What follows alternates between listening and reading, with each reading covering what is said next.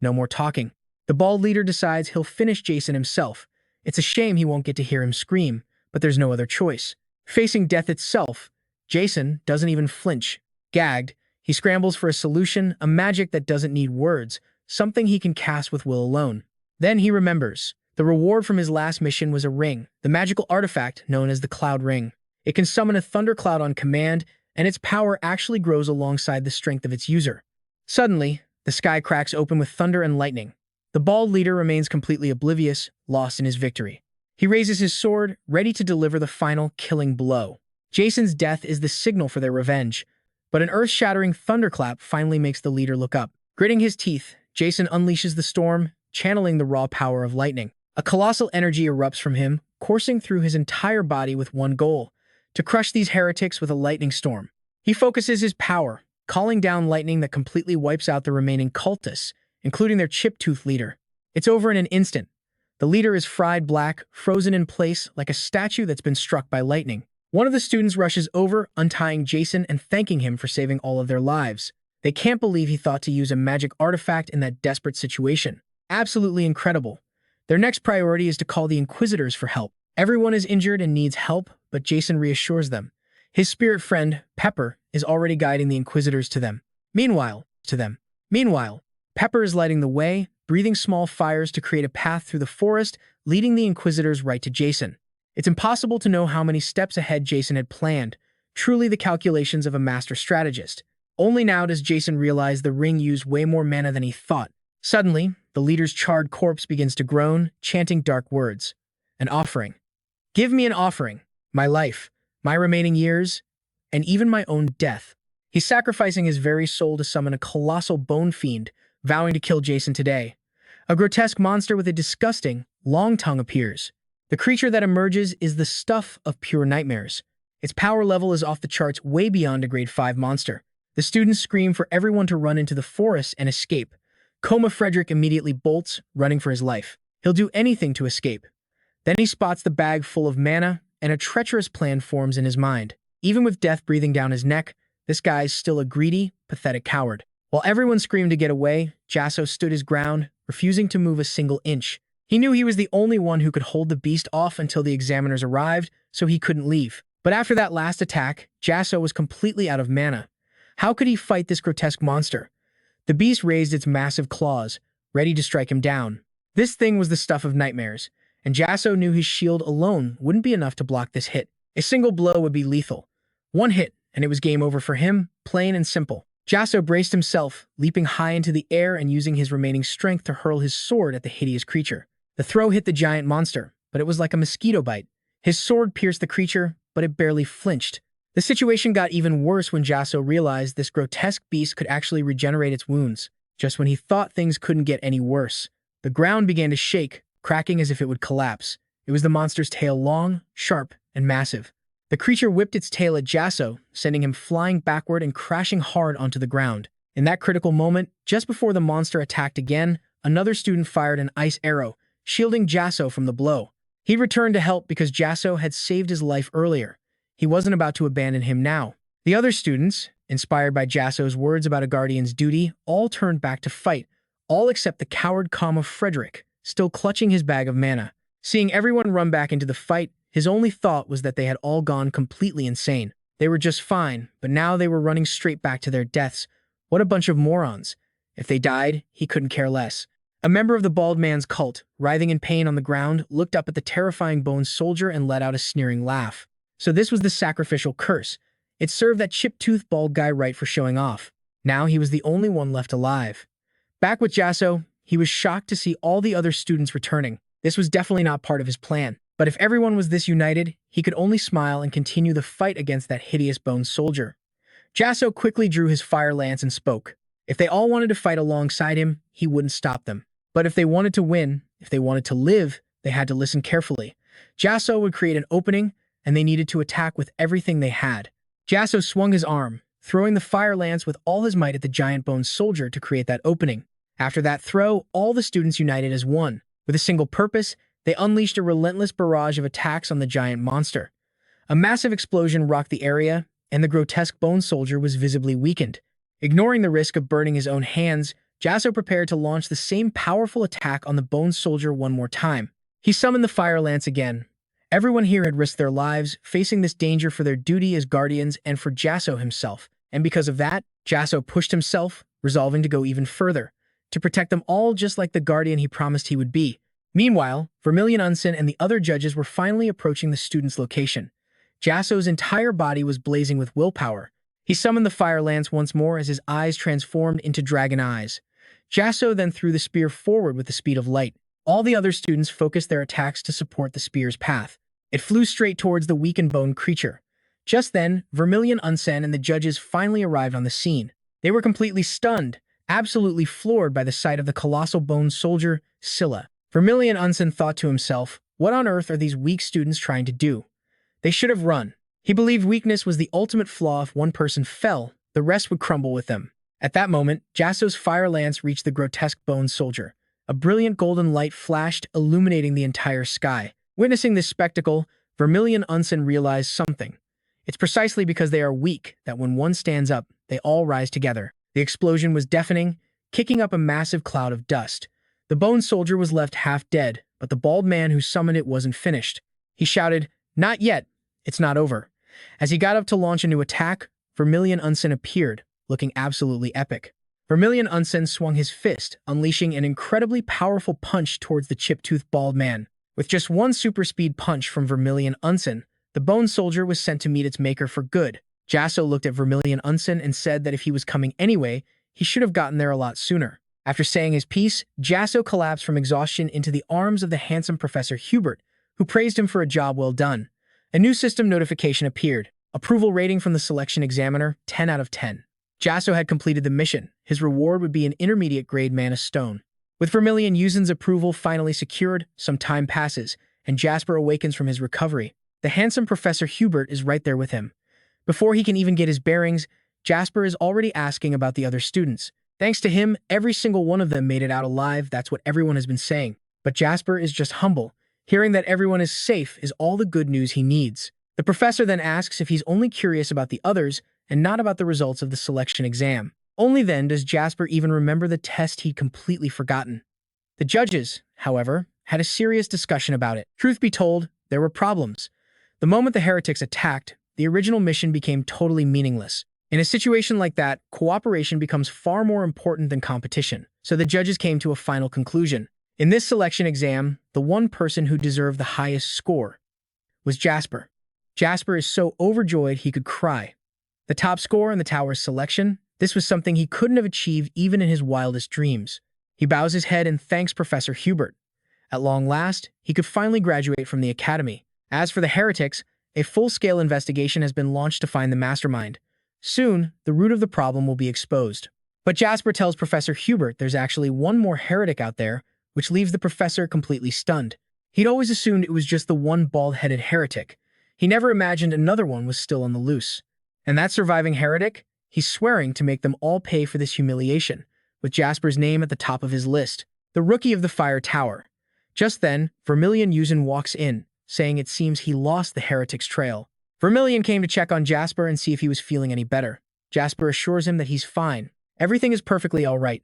Jasper then steps outside with Vermilion Unsen to have a private talk. Vermilion assumes Jasper must have been bored fighting the heretics, calling them a pathetically weak bunch. In his mind, weakness is a sin, a belief that has never changed for him. Jasper actually agrees with that. However, he adds that the weak exist so that the strong can become even stronger by protecting them. And because the weak are protected, they're inspired to grow themselves, ensuring no one gets left behind as they all move forward together. To Vermilion Unsen, this is a very strange answer. He tosses Jasper a small pouch and tells him to open it. Jasper opens it and is shocked to find the official cloak of the Fire Tower inside. But Vermilion tells him not to get too excited. To join the Fire Tower, he still has one more test to pass. Jasper is confused. Wasn't the selection test already over? Vermilion just explains it away as a kind of ancient tradition. Vermilion then draws a circle around himself and tells Jasper to use any means necessary to force him out of it. Any magic is fair game. If Jasper can make Vermilion move from his spot, he wins. But if he fails, Jasper will have to pay a steep price with no room for regrets. Reaching into his spatial storage, Jasper prepares to pull something out. Since Vermilion himself said any magic was allowed, Jasper figures this task might not be so difficult after all. A confident smirk spreads across Jasper's face. He's sure he can win this. But back inside, Professor Hubert is horrified when he senses a massive surge of energy. Jasper is struggling a bit, unleashing both fire magic and his lightning ring to push Vermilion from the circle. But Vermilion is shrouded in a defensive barrier, an armor spell that is at least 5th tier magic. And yet, Jasper is still managing to push him back. The tension is at its peak when Professor Hubert suddenly appears. He rushes over, asking what on earth Vermilion is doing. He shouts that this is way too much pressure to put on Jasper, especially when Jasper's body hasn't even fully recovered yet. Vermilion stammers, claiming it's just an old fire tower tradition. But Hubert isn't buying it for a second, saying this looks more like childish hazing. What kind of tradition is this? Vermilion, not one to back down, snaps back and starts arguing with the professor. In reality, he was just trying to instill some discipline in Jasper before he had to live with the others. The professor retorts that if Jasper needs discipline lessons from Vermilion, then the pillars of the academy must already be crumbling. Professor Hubert apologizes to Jasper on Vermilion's behalf, and that's when Vermilion reveals the truth. Ever since he created this test, the very first person to ever pass it is Jasper, who used a primeval magic artifact to do it, and there was even more to it than that. Vermilion never expected that Jasper could also summon a spirit. Vermilion Unsen simply could not believe what he was hearing.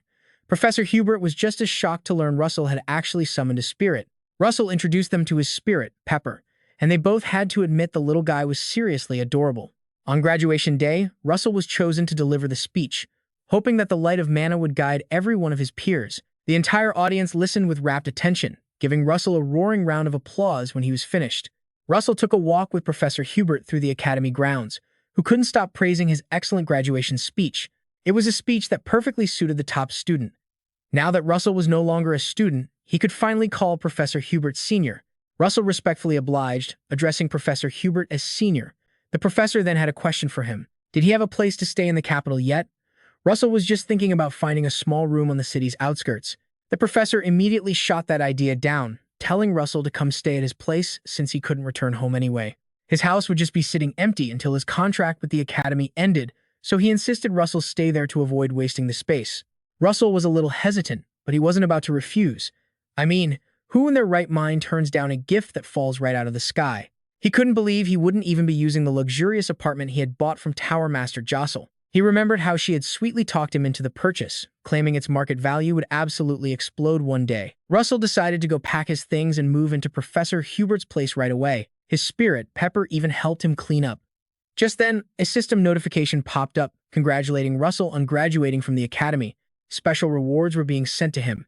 He also received a map, one that looked very similar to the last one he got. The system announced Russell's next mission. Travel to the marked location on the map and resolve the associated quest.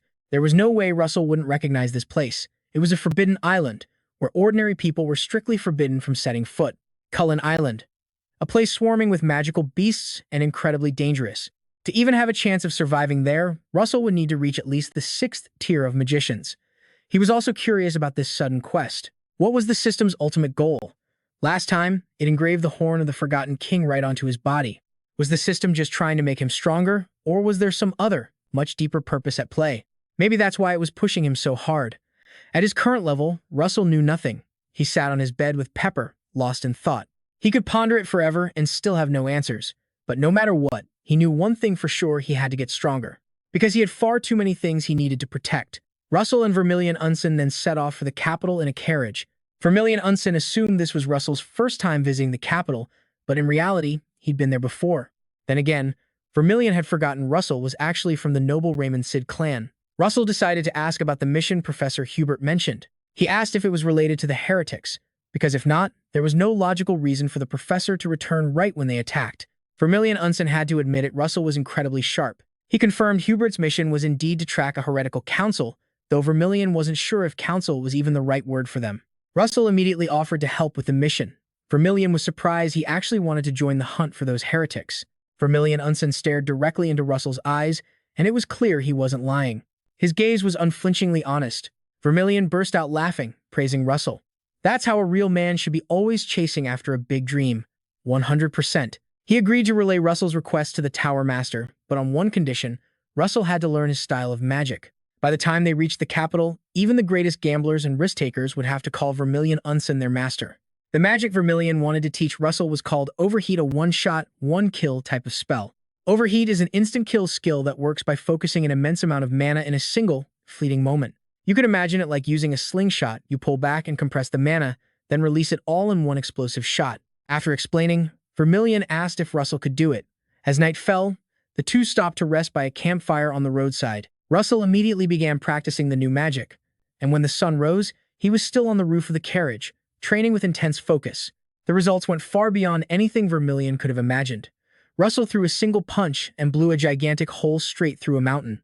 Vermilion couldn't believe Russell had managed to fuse overheat with his own original magic. He had never seen anyone with that level of talent. Russell raised his hand, still trembling slightly. Vermilion commented that he understood how to use it, but overheat requires extreme mana concentration.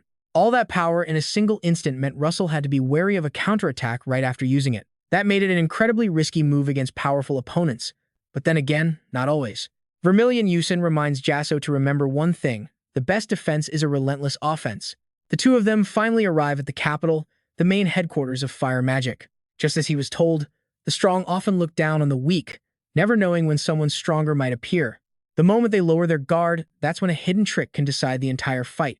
From another carriage, an old man with long white hair and a beard slowly steps down. Who is this guy that he could surprise Jasson so much? Jasson approaches and offers his thanks to the tower master, Daria. It's because of her that he's gotten to where he is today. Daria happily congratulates Jasson on joining the fire tower.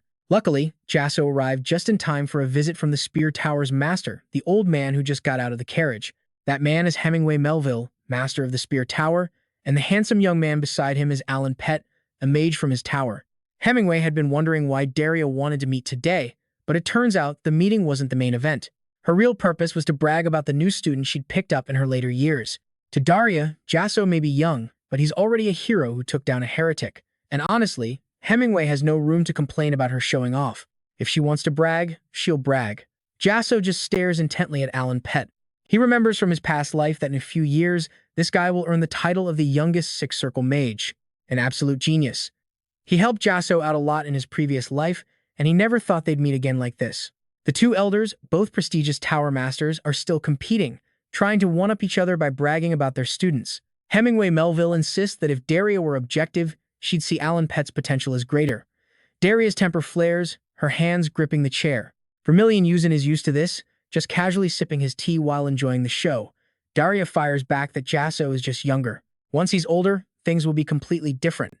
The two go back and forth, refusing to give an inch. Alan Pett just smiles, explaining that his master isn't normally like this, but he always acts childish whenever he meets Daria. Hearing his own student call him childish makes Hemingway's face turn completely red with anger. He yells at him to stop talking nonsense.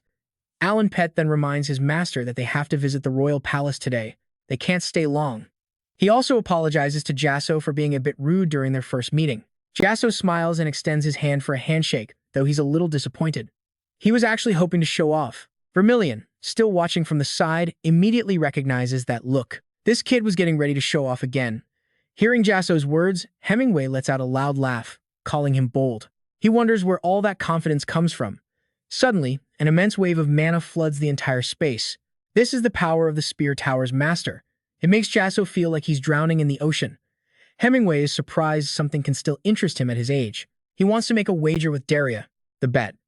If her student can catch up to his prize apprentice within 5 years, he will give her one of his own mythical relics. A mythical relic? Now, Jasson is definitely interested. These are artifacts from a forgotten, mythical age, absolute treasures. From what Jasson has heard, even the weakest of these relics contains mana that's on par with the 7th circle. Faced with such an insane prize, Daria counters with one bold statement: 3 years. If her student can't catch up to Hemingway's in 3 years, she'll give him her own mythical relic. Hemingway bursts out laughing again, telling Daria to take back her boast while she still can, but she just puffs out her chest with confidence. She tells him to get his relic ready. Hemingway turns to leave, saying they've been friendly long enough. It's time for him to go. Alan Pett also bows to his master and asks for leave. Alan Pett catches up to Hemingway, asking if it was really okay to bet a mythical relic. Turns out, he's not so sure himself. He was all talk, but now he's a little scared, so everything is riding on Alan Pett now. He tells him he has to give it his all. Alan Pett nods obediently, promising to fulfill his duty as a senior. Meanwhile, Vermilion Yusin is scolding Jasson for causing trouble on his very first day. Jasson just scratches his head and apologizes. Jasson's thoughts drift, wondering if it's even possible for his family to be revived. Daria, enjoying her tea, asks Jasso about his interest in hunting down the heretical cultists. And as it turns out, a spy just sent a report. They found traces of the cultists who attacked the academy. Their location? The neutral city of Sura. Sura is a known paradise for criminals. The cultists were smart to choose it as a hiding spot, but Jasso has dealt with their kind before. This made him much better at tracking the target than anyone else, but he knew it was a trap. Daria asked if Jasper was really willing to take the risk. He clenched his fist, determined to see the mission through. As a guardian of the kingdom, Daria sighed and finally agreed, telling Jasper to set out the very next day. She promised to prepare a portal for him, reminding Jasper not to forget his equipment. Jasper was relieved Daria had given her permission. This was his first step to preventing Professor Hubert's death. The next morning, Jasper sat in a carriage examining the items Daria sent. He couldn't believe she'd given him 2 high-grade potions. In his past life, these things were so expensive he could barely look at them, let alone own 2. Daria had approved the mission, but she was obviously still worried. After all, he was just a rookie. Jasper glanced out the window, spotting the love-free museum and quickly stopping the carriage. He entered the fantasy room, the place where his regression began. He stared at the dragon's heart and said, "Long time no see." He finally understood why this miracle happened to him to grow stronger and protect more people. Just then, the system issued Jasper a new quest. This time, Jasper's mission was to protect this very heart. His first step, dragonification, awakening the dragon's power with his own will.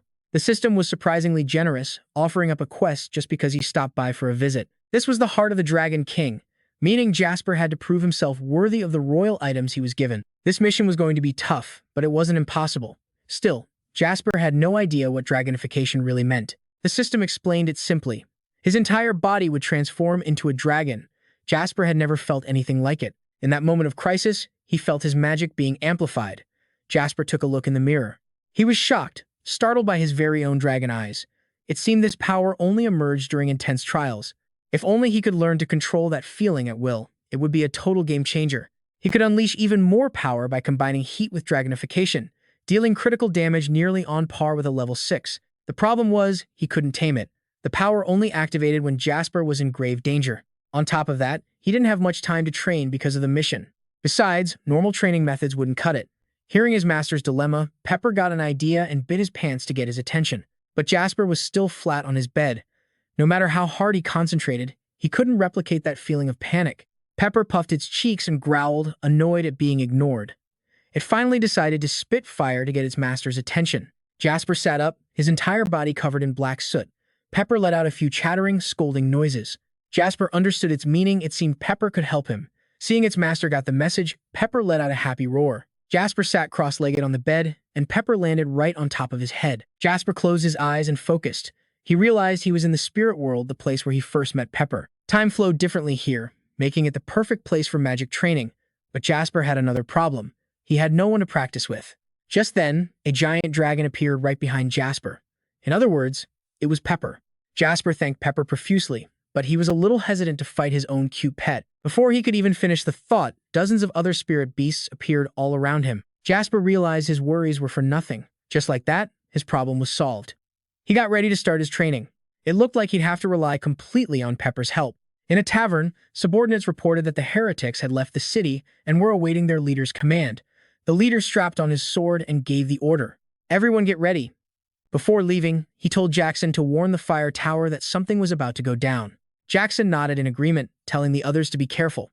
He figured a warrior personally trained by Daria was on the way. This leader wasn't about to let Jasper steal all the glory for himself. 3 days later, an urgent message arrived. The fire tower's spy and Sudra was missing. At that very moment, Jasper arrived in Sura. A few men on the street stared at Jasper, wondering why a kid like him would show up here. If it weren't for the portal in the capital, it would have taken Jasper a whole week to get to Sura.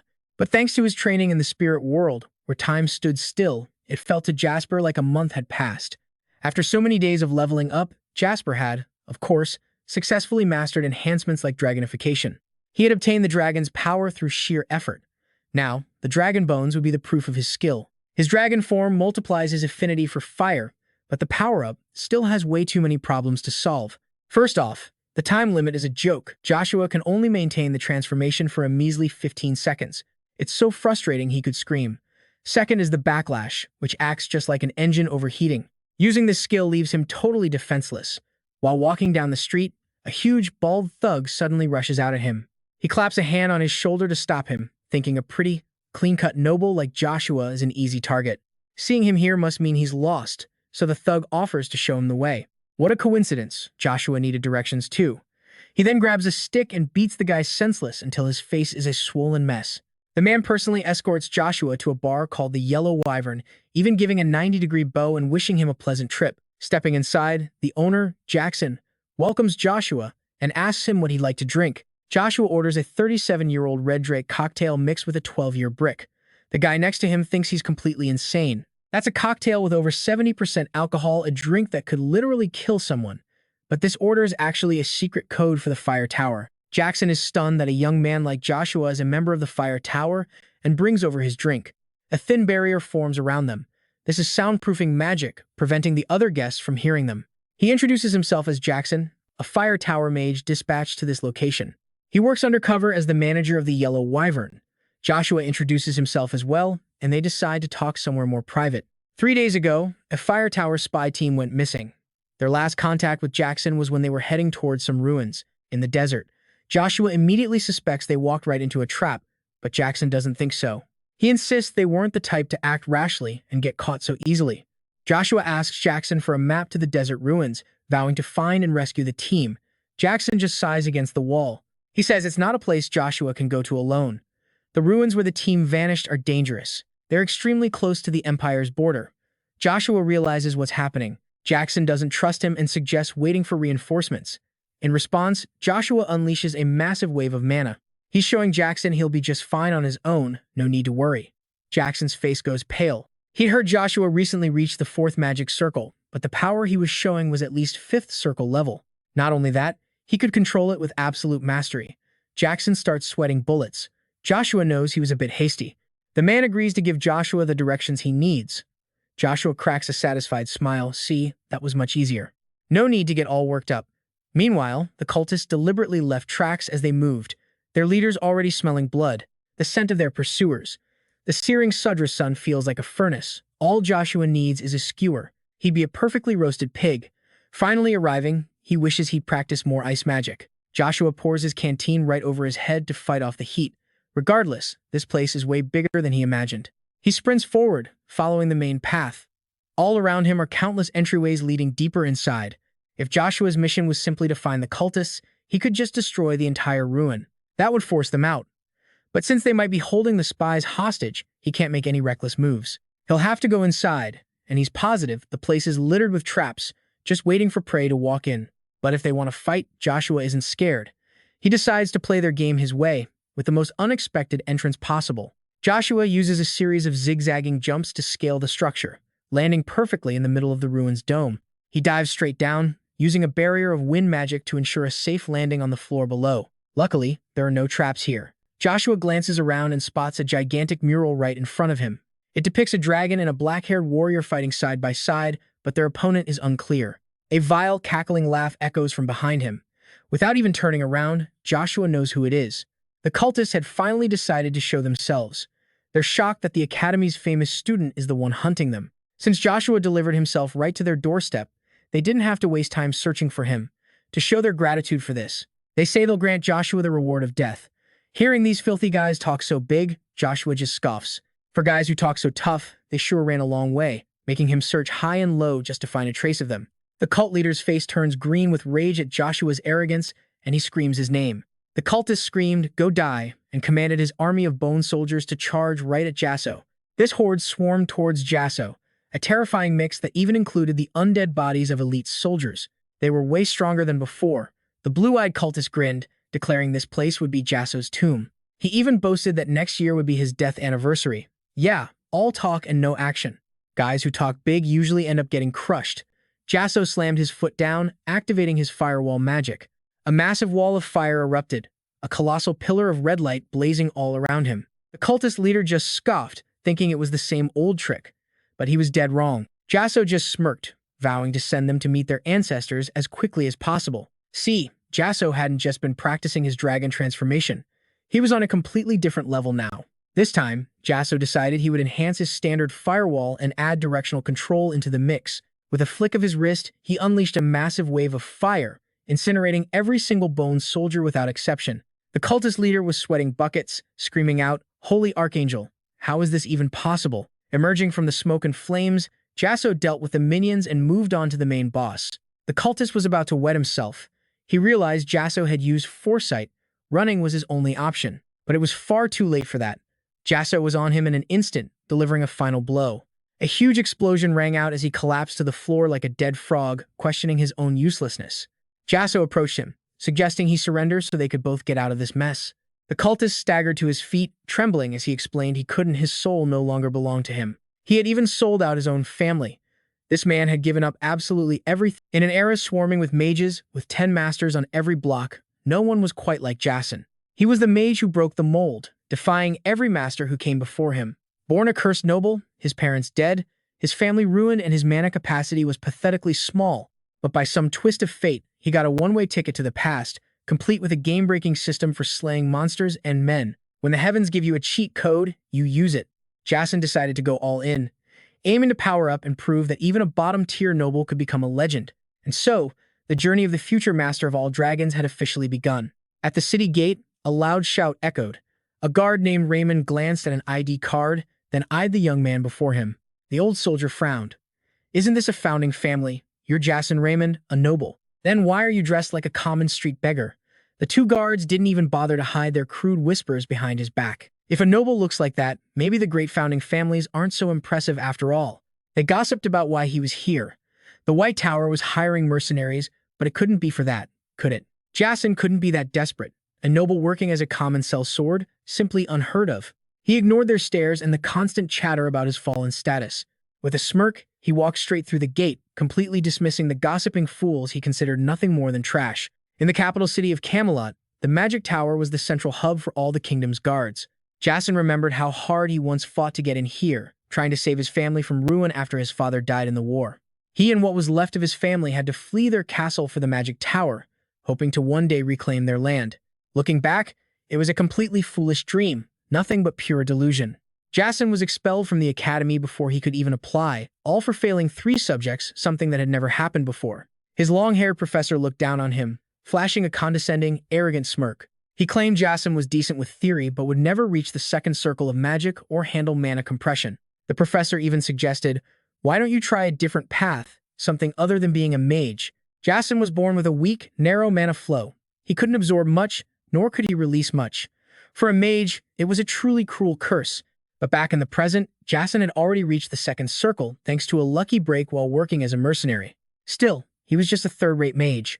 He stood before 3 mages from the museum, as others gossiped that the temp mage job was just glorified cleaning an invitation for humiliation. So Jasson decided to apply. If no one else would, he would. He strode into the grand, luxurious hall of the Luvarium, the largest museum in the kingdom. A blonde man, acting like the boss, demanded the museum be cleaned flawlessly, as nobles were visiting that week. He shot them a warning look. If anyone dared to damage anything, they would face severe consequences. Ignoring the crowd's chatter about the museum being full of fakes and worthless junk, Jasson felt a strange familiarity when he saw a room labeled mythical creatures. All of a sudden, his mother's ring in his pocket began vibrating like a broken alarm. An unseen force pushed him, compelling him to open the door and step inside. The others with him suddenly noticed that Jasson had mysteriously vanished from the group. He was now standing beneath a colossal skeleton, the ring on his hand buzzing like he'd seen a ghost. Jasson closed his eyes, feeling old memories wash over him. He was drawn to a corner of the room, where he discovered the presence of an ancient dragon's heart. He slipped on the ring, the dragon's eye, and just like that, the vibration stopped. 1 second, 2 seconds, 3. Absolutely nothing happened. Just as Jasson thought he was imagining things, a massive explosion rocked the entire room. The heart and the eye connected, awakening a completely different kind of presence. A massive dragon with enormous wings materialized before him. Its voice boomed, declaring him worthy and offering him a chance to become a new legend. Jasson knew the wheel of fate had shattered. The life he'd always dreamed of had finally begun. A status window and a victor's quest were activating. An enraged shout echoed through the air, calling out his name, Raymond Jasson. Lost in his beautiful dream, Jasson was violently yanked back to reality by a book to the head from his nerdy professor, Hubert. Jasson's grades were excellent, but sleeping in the middle of class, the guy had nerves of steel. The entire class erupted in laughter, wondering what kind of comedy routine Jasson was trying to pull off. Jasson was completely baffled by the situation. All of this, it wasn't a dream. This had all happened before, in his distant past. Could Jasson have really traveled back in time, like something out of a sci-fi movie? What was happening right in front of him felt so chaotic, it was completely unreal. The handsome Professor Hubert noticed something was off about Jasson, but that didn't stop him from getting kicked out of class. Jasson was destined to build a new legend, and for that legend's future, a colossal dragon god had granted him a second chance. He glanced down at his hand and saw the ring was gone, lost to the past. He realized his mistake was falling asleep during the lecture. Jasson apologized to the handsome Professor Hubert and agreed to have a private chat with him during the lunch break. He barely had a second to process the school drama before bam. A massive punch from Coma, Frederick, and his two goons sent him reeling. The goons, one with a potbelly and the other with squinty eyes, hated Jasson's relaxed attitude. Potbelly was about to unleash a flurry of slaps, but Coma stopped him. The professors were watching so they couldn't make a scene. Any other move and they would have been toast. This whole bullying routine wasn't anything new, it used to happen all the time. Back in the day, it was a regular occurrence for Coma to summon Jasson to the bathroom, and for not copying his homework, a system notification suddenly appeared right in front of Jasson. The mission was clear: escape the bullying and teach these three goons a lesson. The reward for success was magic, just a low-grade magic stone. He was facing the sheer arrogance of these three punks. Their taunts finally made his blood boil, and Jasson decided it was time to teach them a lesson. He was going to crush these thugs. He decided to turn this bathroom into his own personal arena. After countless years living the life of a mercenary, he'd faced terrifying monsters in life-or-death battles. So compared to that kind of savagery, these punks bullying the weak were nothing more than annoying, buzzing mosquitoes. During the bathroom showdown, Coma called Jasson a maggot, but Jasson fired right back without hesitation. He shot back, calling Coma a damn bedbug. Neither of them was backing down, trading insults without any sign of submission. Jasson's refusal to back down in the bathroom sent the pot-bellied goon into a complete rage. He threw the first punch, trying to get the drop on him, but it backfired spectacularly as Jasson sent him flying. The squinty-eyed one barely got the words "you trash" out of his mouth before Jasson's fist sent him flying, sharing the same fate as his hot-headed friend. That just left Coma, the leader of the two losers, now sprawled on the floor, who started insulting Jasson's entire family. He sneered, "What can you expect from a fallen family anyway?" Of course, in the academy, using magic was strictly forbidden. Because of that, the cowardly Coma decided to use a few small artifacts to try and kill Jasson. But Jasson stopped him with one hand, twisting his wrist until the pain forced Coma down to his knees. Jasson started taunting him, revealing Coma was just an idiot who'd been abandoned by his own family. His own brothers outranked him, so he wasn't the big shot he pretended to be. Against strong opponents, he's known to hesitate. He avoids them, but the second he finds someone weaker, he pounces. So much for being a tough guy. In the end, Coma was nothing but a pathetic coward. But those insults against Jasson's family, that crossed a major line. Jasson finally lost his cool, unleashing a devastating punch and completely ignoring whatever excuse Coma was about to make. The blow sent him crumpling to the floor with his two goons. The final result for these three bullies was being left in a pathetic heap. They were piled up in a corner of the bathroom, unable to move, looking like a pile of dirty rags. Before leaving, Jasson left them with a simple warning: behave from now on if you value your lives. With the mission complete, Jasson received his reward, one low-grade magic stone. It looked like he actually had to eat the thing to activate it, so Jasson decided to just eat it, and somehow, his body actually absorbed the stone. But while he was processing the awful taste, his entire body turned bright red. Right then, a new notification popped up. He had successfully acquired mana. The mana from the stone was overflowing his magic circle, but the circle itself began absorbing all the excess energy. Everything stabilized. Jasson now felt like a walking furnace, confident he could finally overcome any challenge that came his way. His shrunken mana flow, the fall of his family, his expulsion from the academy, even becoming a third-rate mercenary mage. All of it could finally change. The lesson here is if life throws a magic stone at you, you eat it and become a legend. Remembering his promise, Jasson went to have that private chat with the handsome Professor Hubert. And Professor Hubert wasn't just handsome, he was smart and perceptive enough to notice that something about Jasson had changed. In the handsome Professor Hubert's mind, Jasson's unusual behavior could only mean one thing: he was struggling with some kind of hardship. Perhaps he was being bullied. This was the same professor who, in his past life, had helped Jasson until the very end. Jasson knew the professor meant well, but he was a completely different version of himself, now a premium, upgraded VIP build. So the professor really didn't need to worry. But tough love is tough love, and despite his concern for Jasson, a rule was broken and a punishment was due. For dozing off in class, Jasson received his penalty. He had to write a report on pages 62 to 74 of an advanced elemental study, something even the upperclassmen struggled with. So the real lesson here is this: Never fall asleep in the handsome professor's class, even if you are a powerful mage, a walking furnace, or a future legend. Suddenly, a notification window popped up with Jasson's new quest. This time, he had to complete the professor's assignment, and the reward would only be given if he perfected it. And get Professor Hubert's full approval. The reward was a low-grade edible mana stone, along with a secret bonus. This assignment wasn't actually too hard for Jasson. In his past life, his limited mana had forced him to master theory as compensation. He did this even while working as a mercenary. But in this life, something else was just as important as studying. That was mana flow training. The mana flow is the path that mana, absorbed through breathing, travels in the body. It flows through these channels and gathers at the heart, from which it can be released to create magic. In other words, the stronger the mana flow, the more mana you can gather, and the faster you can cast. But Jasson's flow was naturally narrow and weak. It was hard to say if fate took pity on Jasson's terrible luck and gave him this second chance, or if it was just pure luck. A mysterious ancient ruin had appeared, hiding two legendary spellbooks inside. One was Abundant Flow, and the other, Mage's Body. Abundant Flow trained the body and amplified the flow of mana. Meanwhile, Mage's Body actually converted muscle mass into a part of the mana flow itself. In other words, the stronger the body, the more stable the mana flow, and vice versa. When Jasson was in an adult's body, the changes hadn't been that dramatic. But now, in a growing body, the results would surely be far more significant. Jasson was determined to overcome his narrow mana flow this time. Back in the present, he was more focused than ever. He forced himself to train relentlessly, and a new notification appeared. Practice the ancient magic, Abundant Flow. He had to run 5 kilometers, with his progress at 0.05. The reward was a boost to Abundant Flow's manifestation speed, a permanent buff to his training. And this time, there was also a special notice. While training Abundant Flow, Jasson could attempt this mission once a day, with the requirements scaling based on the skill's level. The distance would change, and once Abundant Flow reached a certain level, this specific quest would disappear forever. Jasson had been given an incredible opportunity. There was no way he would just sit by and waste it. He trained and trained and trained. Finally, the quest completion notice appeared, and his reward was delivered. But by then, Jasson literally could not walk another step. He had absolutely no idea how he was going to get back to the dormitory. From a dark corner, a mysterious man watched Jasson with disdain, thinking all his hard work was completely pointless. He should just obediently accept his fate.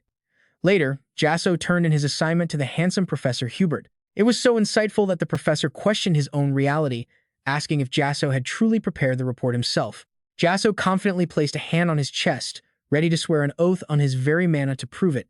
He thought to himself, with a face this trustworthy, how could the professor not believe him? Who else could he trust? With an oath that solid, the professor couldn't argue with him anymore.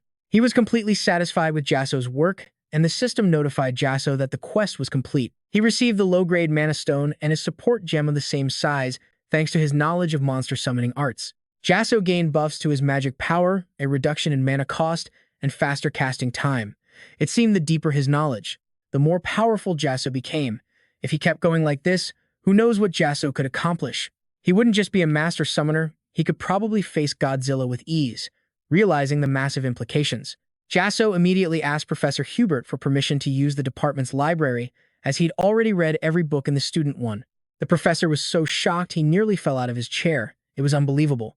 But even if Jasson had read every single book, or even if he was the chairman's son, using the department library was a completely different challenge. The professor would have to watch him closely to see if Jasson was even qualified to step foot inside the department's world of books, because not everyone can just level up to superhuman status. Of course, Jasson wasn't about to argue with that. He could only throw his hands up and agree. But the professor's review was a mountain of homework that made Jasson break a serious sweat. His mission this time around was to complete every single last assignment. The deeper one understands theory, the stronger their magic becomes. Jasson had to get the advanced knowledge in the library, no matter the cost. Even though this was a massive pain, the reward for completing the quest was a mana stone, letting Jasson kill 2 birds with 1 stone. A 2-for-1 deal like this? Yeah, there was no way he was turning that down. While lost in a daydream, the pimple-faced bully Anton Frederick showed up with his 2 goons, clearly looking for trouble. Jasson assumed they were there to get revenge for their buddies, Coma Physics and his 2 lackeys. Turns out, they were just posturing since there was no audience. They decided to save the show for class, where they would deal with him then. But Jasson seemed strangely profound. With a mindset of meet every challenge head-on, he had never been afraid of anyone. The class here wasn't just a lecture, it was a practical magic combat class, a place where students are graded based on sparring matches and also where Jasson was constantly looked down on and bullied. He now had to face not only the bullies but also a brand new mission. He needed to achieve the second magic circle and expand his knowledge of his current skills. When life gives you a role, you might as well play it. Jasson planned to be the main character in a little play called Never Underestimate Others and Leave the Bullies and Everyone Else Completely Stunned. So Jasson hit the books, studying day and night to complete all the tasks given by the handsome Professor Hubert. Even with the Mana Stone, he was still worried sick about whether his own mana flow was strong enough to control it. Jasson had to tell himself to trust in the training he had done so far to succeed. Filled with determination, he gritted his teeth thankfully. He didn't bite his tongue. He unleashed all his internal power, his body glowing red-hot as if on fire. It was time to create the mana stream. He began twisting and creating a new magic circle. If he failed, Jasson's whole world would crumble like dominoes, and it would be game over for good. But he was determined not to lose, pouring every ounce of his concentration into achieving his goal. And then, a brilliant light shone through the window, proving Jasson had succeeded. He had reached the second magic circle. Looks like he wouldn't be meeting his ancestors after all. Before he could celebrate, Jasson collapsed onto the floor, completely unconscious. A notification popped up. Jasson had completed the mission and received his rewards. His knowledge of the fire, water, and lightning attributes had increased significantly. The power of his fire, water, and lightning magic was boosted as well. Once again, Professor Hubert was shocked Jasson had actually finished his assignment. However, the professor still posed a basic but very practical question for Jasson. Of the 4 structures that make up magic, which one is the most important? The professor knew this was a tough one. He'd only recently found the answer himself, but Jasson, he already seemed to have the answer. The professor seemed shocked by this impossibility. He'd have to come up with a tougher question if he wanted to challenge Jasson again. Jasson had the answer to Professor Hubert's question, the mental image. He explained that magic makes something real by using mana. The world classifies this process into 4 different levels. First is synchronization, where one learns the laws of natural phenomena, and then there's the mental image. Then comes construction, where formulas are built to deploy the image, and finally, deployment, where magic is made real through that formula. Understanding, construction, and deployment can be learned through effort and practice. The mental image, however, is not something you can get through hard work alone. Breaking your own limits to reach free imagination through courage, that is what truly determines the level of one's mental image. If there's a fire and one sees that fire as an arrow, it will become a fire arrow spell. Instead, if you imagine something else, it will become something completely different. If a person's imagination is limitless, they can even create things that don't exist in this world. Unrealistic fantasies, like a shadow where there is no light, or even ice that is hot to the touch. It all starts with understanding the world but ends with turning the laws of the world upside down. That is the true essence of magic. After hearing Jasson's explanation, Professor Hubert was at a complete loss for words. This student was a true phenomenon. The professor had to admit that Jasson not only had deep knowledge but was so correct that the student's world seemed too small for his intellect. Jasson was more than qualified to enter the department's library. The faculty library was massive. Jasson was already blown away by the first floor alone, a completely different world from the student library. He was lost in books on 3-dimensional ballistic magic and advanced herbology when a gorgeous woman suddenly approached him. Jasson quickly bowed his head and introduced himself. But her youthful looks were deceiving. This woman was nearly 90 years old. She was basically hacking her age, using a colossal amount of mana just to maintain her young and beautiful appearance. This woman was an 8-circle mage, one of the most powerful people in the entire world. She was Daria, master of the Fire Tower. For some reason, she was here in the library. Noticing how nervous Jasson was, Daria calmed him down with a lollipop. She assured him she was just a fellow traveler on the same path. The moment he saw the candy, Jasson's eyes lit up like he'd struck gold. But she couldn't resist taking a jab at him, asking how an ordinary student like Jasson managed to get into the professor's exclusive library. The secret was the stubborn and fearless Professor Hubert, who had given him the chance to come here. She gave a slight smirk, giving Jasson a dangerous look, and commented that the subjects he was studying were quite interesting.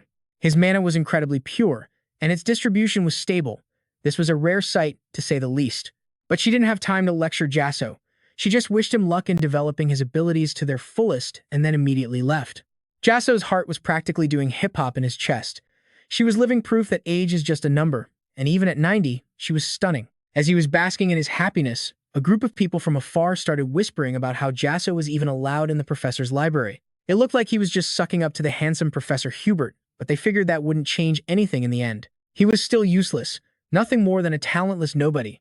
It seemed Jasson was born to attract drama. He never got a moment of peace. The scene changes to the practical magic class. The first student called would step onto the dueling floor and choose an opponent. Professors would usually pick the weakest student first, allowing them to choose someone at a similar skill level. In his past life, Jasson was always the first one called. Everyone expected his name, and some even begged him to pick them. They wanted an easy win to boost their grade for the semester. But life isn't that simple. The first name called was Anton Frederick. Turns out, he'd used his family's Frederick Merchant Guild influence to bribe the professor for this first opportunity. He arrogantly strutted to the center of the arena, chin held high, and challenged Jasson, ready to put on his little show of bullying the weak. Of course, Jasson wasn't one to back down. When life gives you a role, you play it. Who knows what's about to happen next? Meanwhile, Daria paid a visit to Jasson's handsome professor, Hubert. The charming professor stirred his tea, chiding Daria for her surprise visit. He wished she'd given him a heads up, but to Daria, a teacher visiting a student was as normal as anything, nothing to freak out about. She was here today to ask how Jasson got into the library, which made the professor panic. He was afraid his student had caused some serious trouble, but in reality, nothing was wrong at all.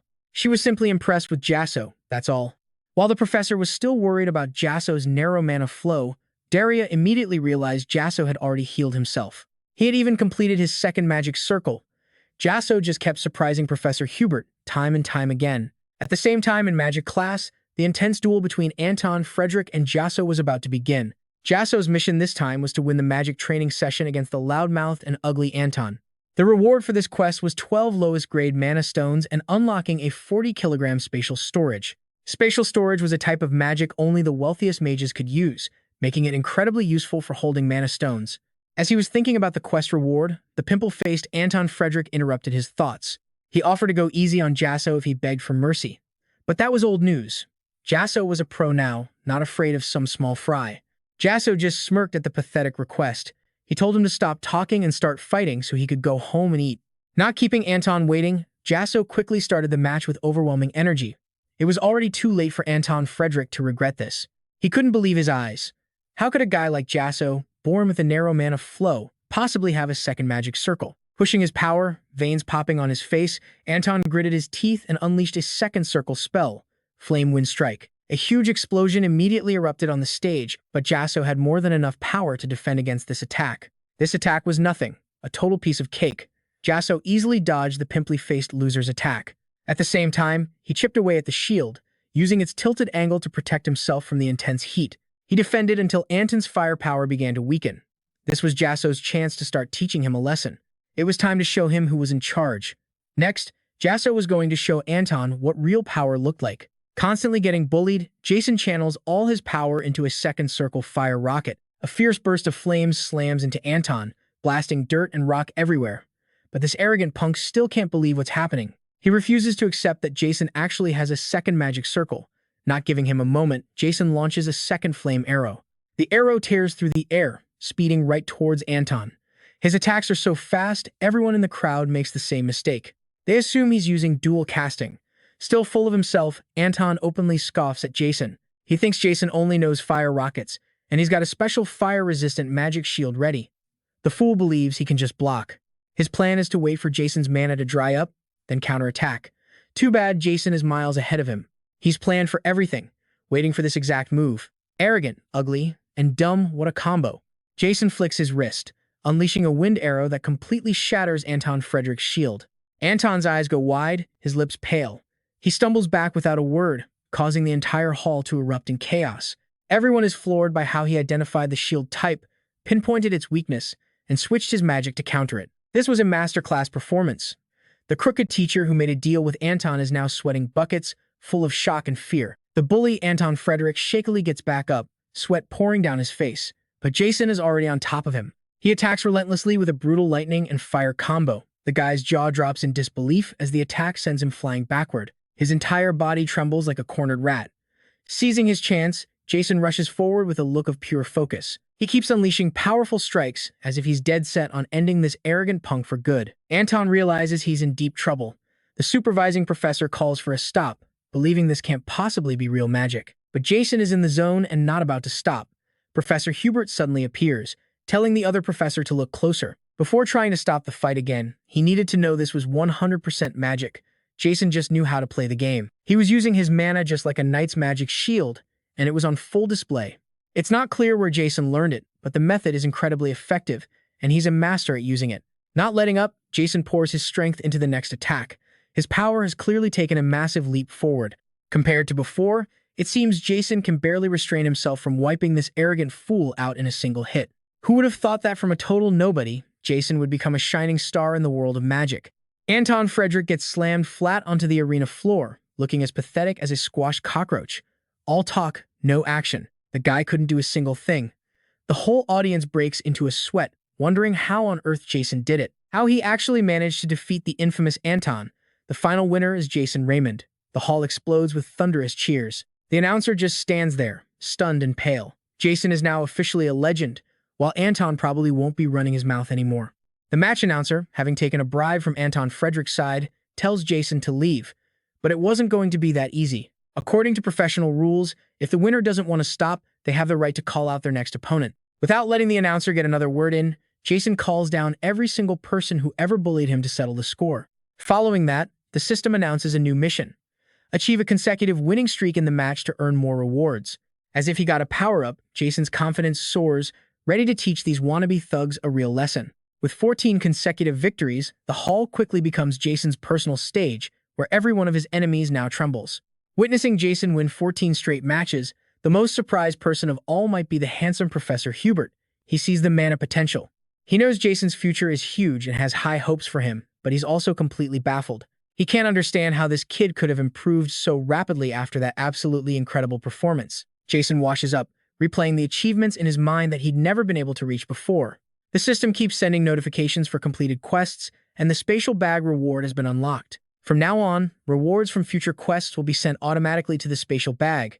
Jasson reaches into his reward space and pulls out a map. Immediately, a new quest pops up. Jasson's mission this time is to go to the location marked on the map and complete the assigned tasks. As he approaches the location, a light will guide him. The reward will be a surprise, a mana stone only usable after he gets his third magic circle. This is a high level that, even before his regression, Jasson had tried to achieve countless times but had never succeeded. Can he actually pull it off this time? It's a tough challenge. Jasson studies the map carefully, but he had no clue where any of these places were actually located. So Jasson dragged himself to the library, deciding to use the professor-level archives to dig up some clues. First, the outskirts of the Endymion Kingdom, then the Imperial Coast. Surely, something in here mentioned overseas territories. After sifting through 3 mountains of books, Jasson was officially ready to give up. He couldn't find a single place that matched the map's location. Realizing he'd wasted way too much time, Jasson decided to focus on reaching the third magic circle first. After his absolutely spectacular performance in the arena the other day, Jasson's reputation had exploded.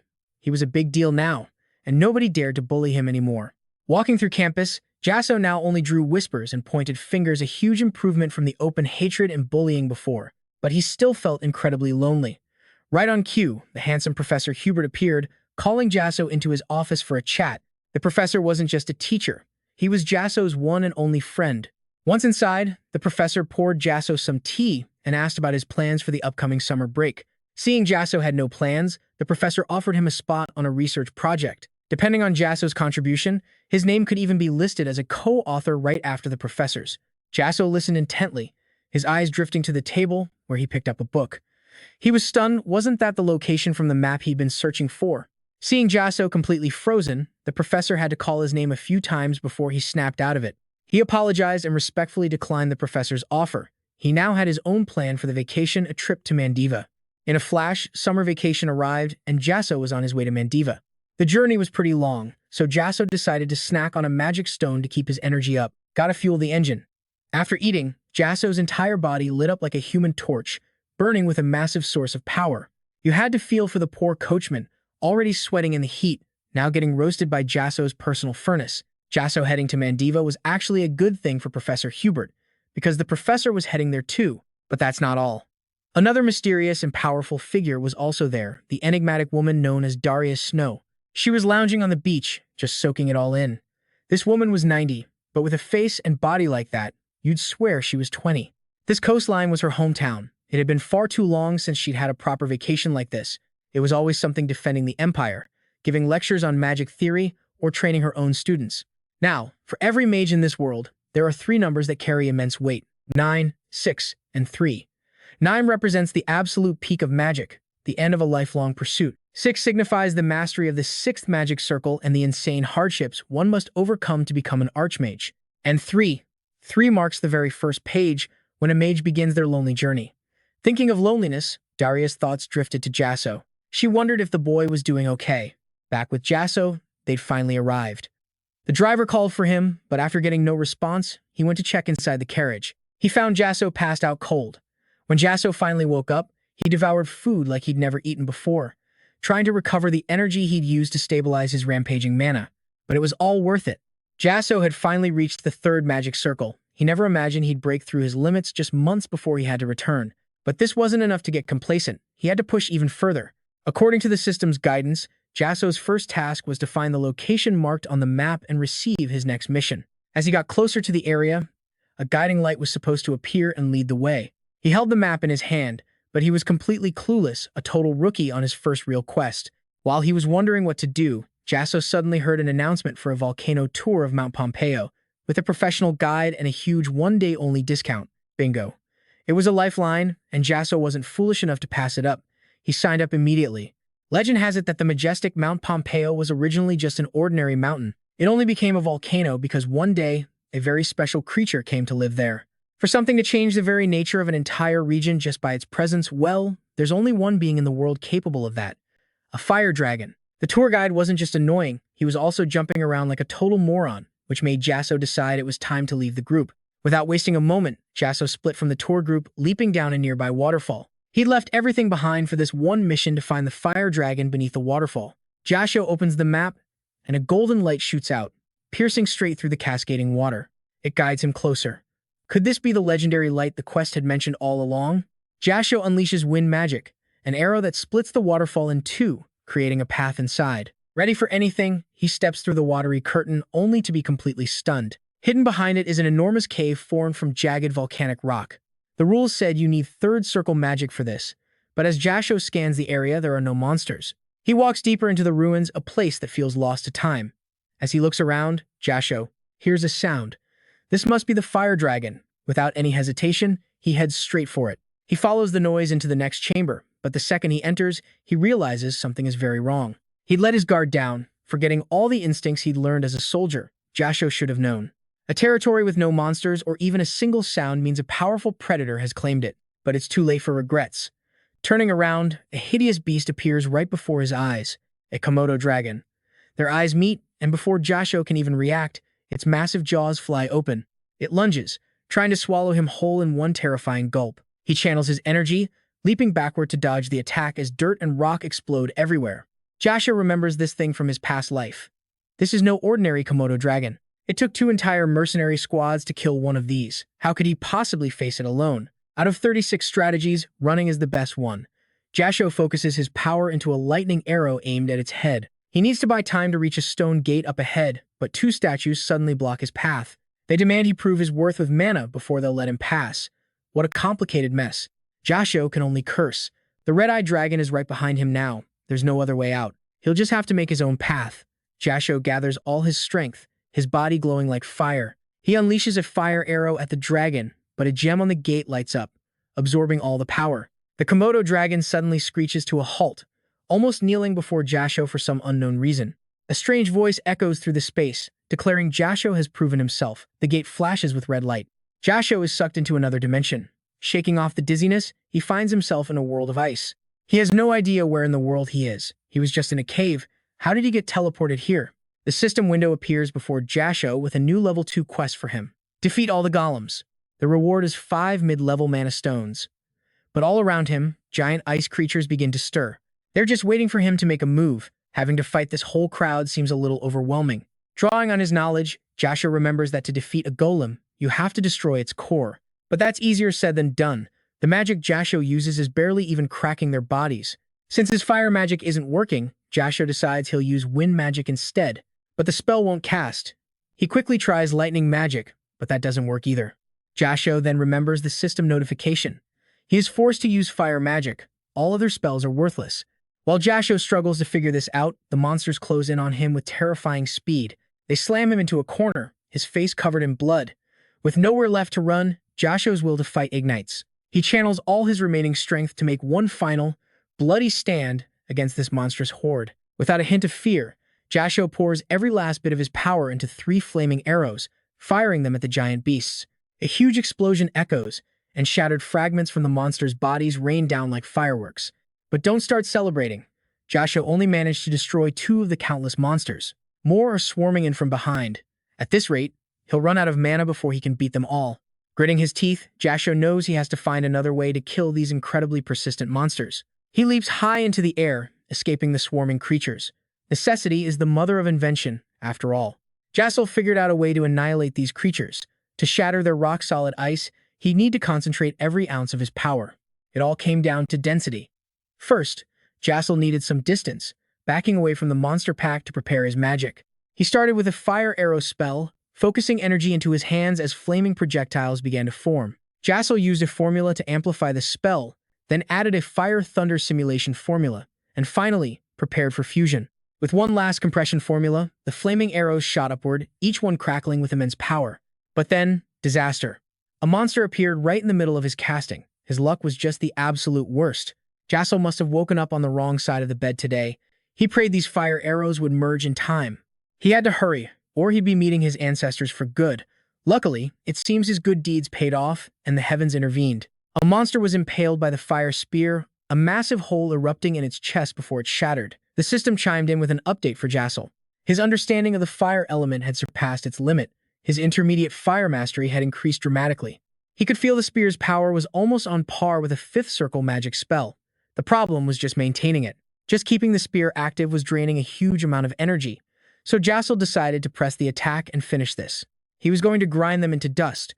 Seizing the momentum, Jasson flashed forward, a blur of motion. He drove the fire spear through monster after monster, each one falling and shattering into pieces. 4 remained on his left. Jasson swung the spear in wide, powerful arcs. 2 left, now only the final one. Just 1 more to go. He could almost breathe a sigh of relief. But of course, the last monster looked like a real piece of work. Not only was it ugly, it fought dirty. The moment Jasson's guard was down, it launched a sneak attack from behind. Thankfully, Jasson's reflexes were lightning fast, otherwise he would have been toast. He knew if he hadn't reacted and blocked that blow with his spear, he'd be checking into a permanent dirt nap right about now. It was just one bad break after another. Now, Jasson only had a sliver of mana left for this final fight. He gritted his teeth, pouring every last bit of his remaining strength into one decisive, final blow. Clutching the fire spear, Jasson uttered a silent prayer and hurled it with all his might at the enraged ice creature. And with that main character plot armor, the result was a given. The monster was pierced clean through. A hole opened in its chest as it fell and shattered into a million pieces. Jasson had done it. Utterly spent, he collapsed unconscious. A notification window appeared. Jasson had completed the quest, and his reward was 2 low-level absorbable mana stones, along with 3 lowest-level absorbable mana stones. But the special reward was the real prize. Jasson was awarded the Horn of the Forgotten King, an item aligned with the fire element. Quest complete. Now for the most anticipated part, the reward itself. To claim the Horn of the Forgotten King, Jasson entered the king's subconscious. He slowly blinked his eyes open. An unfamiliar scene unfolded before him. It was dark and alien. Jasson found himself suspended in midair, his hands bound by golden chains, completely alone. Hearing the name Forgotten King, Jasson had assumed it was the horn of a fire dragon. This method of receiving a reward was unexpected. After completing the whole quest, being strung up like this felt less like a reward and more like straight-up torture. He'd endured the trial of fire and reached the subconscious of a supreme being. But man, his head felt like it was about to split open. A voice echoed out, promising to grant Jasson a fragment of the king. But before he could even process that, a massive horn shot towards him, impaling him straight through the gut as the entire space was flooded with crimson light. Jasson screamed in pure, hopeless agony. A colossal amount of power began flooding his body. He was absorbing it all. In the dim red light, the silhouette of some enormous monster began to take shape. This must be the legendary king mentioned in the notification. He next found himself lying on a beautiful, pristine shoreline. Jasson's eyes slowly fluttered open as he took in his new surroundings. He had absolutely no idea where in the world he was. Before him stood a magnificent castle. Jasson wondered if this was it. Could this be the legendary city of Mandiva? The system chimed in again with another status update. Jasson had absorbed the Horn of the Forgotten King and reached his limit. The mana that now overflowed his limit was pure potential. His intermediate fire attribute mastery had hit its cap and would now evolve into high-level fire attribute mastery. Jasson clenched his fist. He wanted to test just how far his mana had come after this insane power-up. Just messing around for a second, Jasson realized he could feel it. He was close to the fourth circle of magic now. After what Jasson endured in that cave, his rewards were absolutely top tier, no doubt about it. He was just admiring how awesome he was when a voice suddenly echoed from behind him. Hello. It wasn't a stranger, it was the enchanting Daria. Snow White herself was here. But as for where the seven dwarfs were, not even Jasson had a clue. Turns out, Daria had sensed the sudden explosion of mana, so she came to investigate and found Jasson. Jasson never expected to meet Daria in a place like this. It truly is a small world after all. With just a single glance, Daria could tell that Jasson had almost reached the fourth magic circle in such a short time, and his mana was even purer. Jasson was basically a genius. But he was wondering what brought the Tower Master, Daria, all the way to Manhwa. Not many people knew this was actually Daria's hometown, and if you can't go home, where else would you go? That's exactly why Daria comes back here every summer, and now, she had the same question for Jasson. Why was he here at this particular time? But in Jasson's mind, it was way too early to tell Daria the truth. So, he decided to spin a little lie, claiming he was there to see more of the world to hide his real mission. Daria seemed to understand, but she couldn't help but wonder if she should test this kid's abilities right now. Daria asked Jasson to help her with something. Before he could even react, she lightly snapped her fingers. Flames suddenly surrounded Jasson, and the symbol of the fire tower appeared on his clothes. He was definitely starting to worry. He wasn't sure what Daria wanted, but she told him not to worry. This was something well within his abilities. He could totally handle it. A notification panel popped up in front of Jasson, a new quest from Daria herself. He had to help Snow White fight a pirate slave ship at the Manhwa port and pass her test. His reward for completing the quest would be medium-grade mana stones. Jasson was shocked about the pirates, but Daria knew he'd already figured it out. But Endymion strictly forbids slavery, which is exactly why Daria never allows human trafficking ships to dock at her port. Unfortunately, a few brazen fools decided to drop anchor near Manhwa anyway. Of course, Daria could handle these small-timers herself, but the goal was to rescue the victims and seize the ship, which required a detailed plan. Therefore, she needed to bait them into an attack. Jasson was smart and caught on quickly. The two of them were now on a small boat, floating in the middle of the vast ocean. If the Tower Master had asked for help, hundreds of mages would have come running, probably without even stopping to put on shoes. But Jasson was the one she personally chose and asked for help. This was, without a doubt, a test. Their small boat slowly approached the massive pirate ship. Daria knew that what was about to happen might be a little overwhelming for Jasson, but the path of a guardian is never smooth or glorious. This is just another side of a mage's destiny. That even applied to Daria herself. She stepped onto the boat's railing, launching herself high into the air to draw their attention. Meanwhile, Jasson's job was to rescue the people. Daria zipped away, leaving Jasson alone on the boat, his mind filled with her words about a guardian's path. Daria soared high above, preparing to cast her magic around the large ship. Her eyes began to glow ominously. A brilliant purple light erupted from her, illuminating the entire sky. Daria screamed at Jasson, telling him to go now. This was his moment to shine. Noticing Daria's attack, the pirates on the ship scrambled for their crossbows and weapons, preparing to fight back. Every single one of them gripped their weapons, shouting as they fired volley after volley of arrows directly at Daria. Hundreds, even thousands of arrows whizzed through the sky, all aimed at taking Daria down. But she just smirked at their feeble attack. This was nothing to her. It just showed the difference in their levels. Daria hadn't even done anything yet, and these guys were already in a full-blown panic. The truth is, their waves of arrows couldn't even get close enough to touch the hem of her dress. So how could they ever hope to defeat her? These traffickers were amateurs, daring to hide in her territory. They clearly had a death wish. Daria really wanted to see if their skills were as big as their guts. She waved her hand, and flames rained down on the vessel, quickly spreading across the deck into a raging inferno. The traffickers were horrified, having no idea how Daria had managed to do that. They tried stomping out the fire, but the more they stomped, the wider the flames spread. The entire ship was now engulfed in a sea of fire. Using this as his chance, Jasson gripped the railing and vaulted onto the ship. He could feel Daria's magic covering the entire area. He could even see it take the form of a person. Then, in a flash, it all merged into one. His transformation into a massive, terrifying new form didn't just scare the pants off the crew, it left Jasson completely stunned. But there was no time to be amazed. Jasson quietly slipped through a door, heading for the ship's hold to save the prisoners. Down below, a guard heard the commotion from above but couldn't be bothered to move from his post. The kidnapped victims began to clamor with hope. The Navy was here. They were about to be saved. Hearing this, the guard banged his sword against the iron bars and threatened them, saying no matter what happens, none of them were getting out of here, so they better shut up before he got a headache. He barely finished his threat when a cold chill crept up his back. A hand grabbed his neck, nearly making him lose control right there. Before he could even turn around, Jasson hit him with a lightning attack that made him flicker like a broken light bulb, leaving him charred black. Just as Jasson thought, no one else was on guard duty. The captured people recognized him immediately. Jasson was the hero who had come to save them. However, he told them to wait before he let them out. For now, it was safer to stay put. They knelt, thanking the heavens that their rescue was at hand. Their prayers had finally been answered.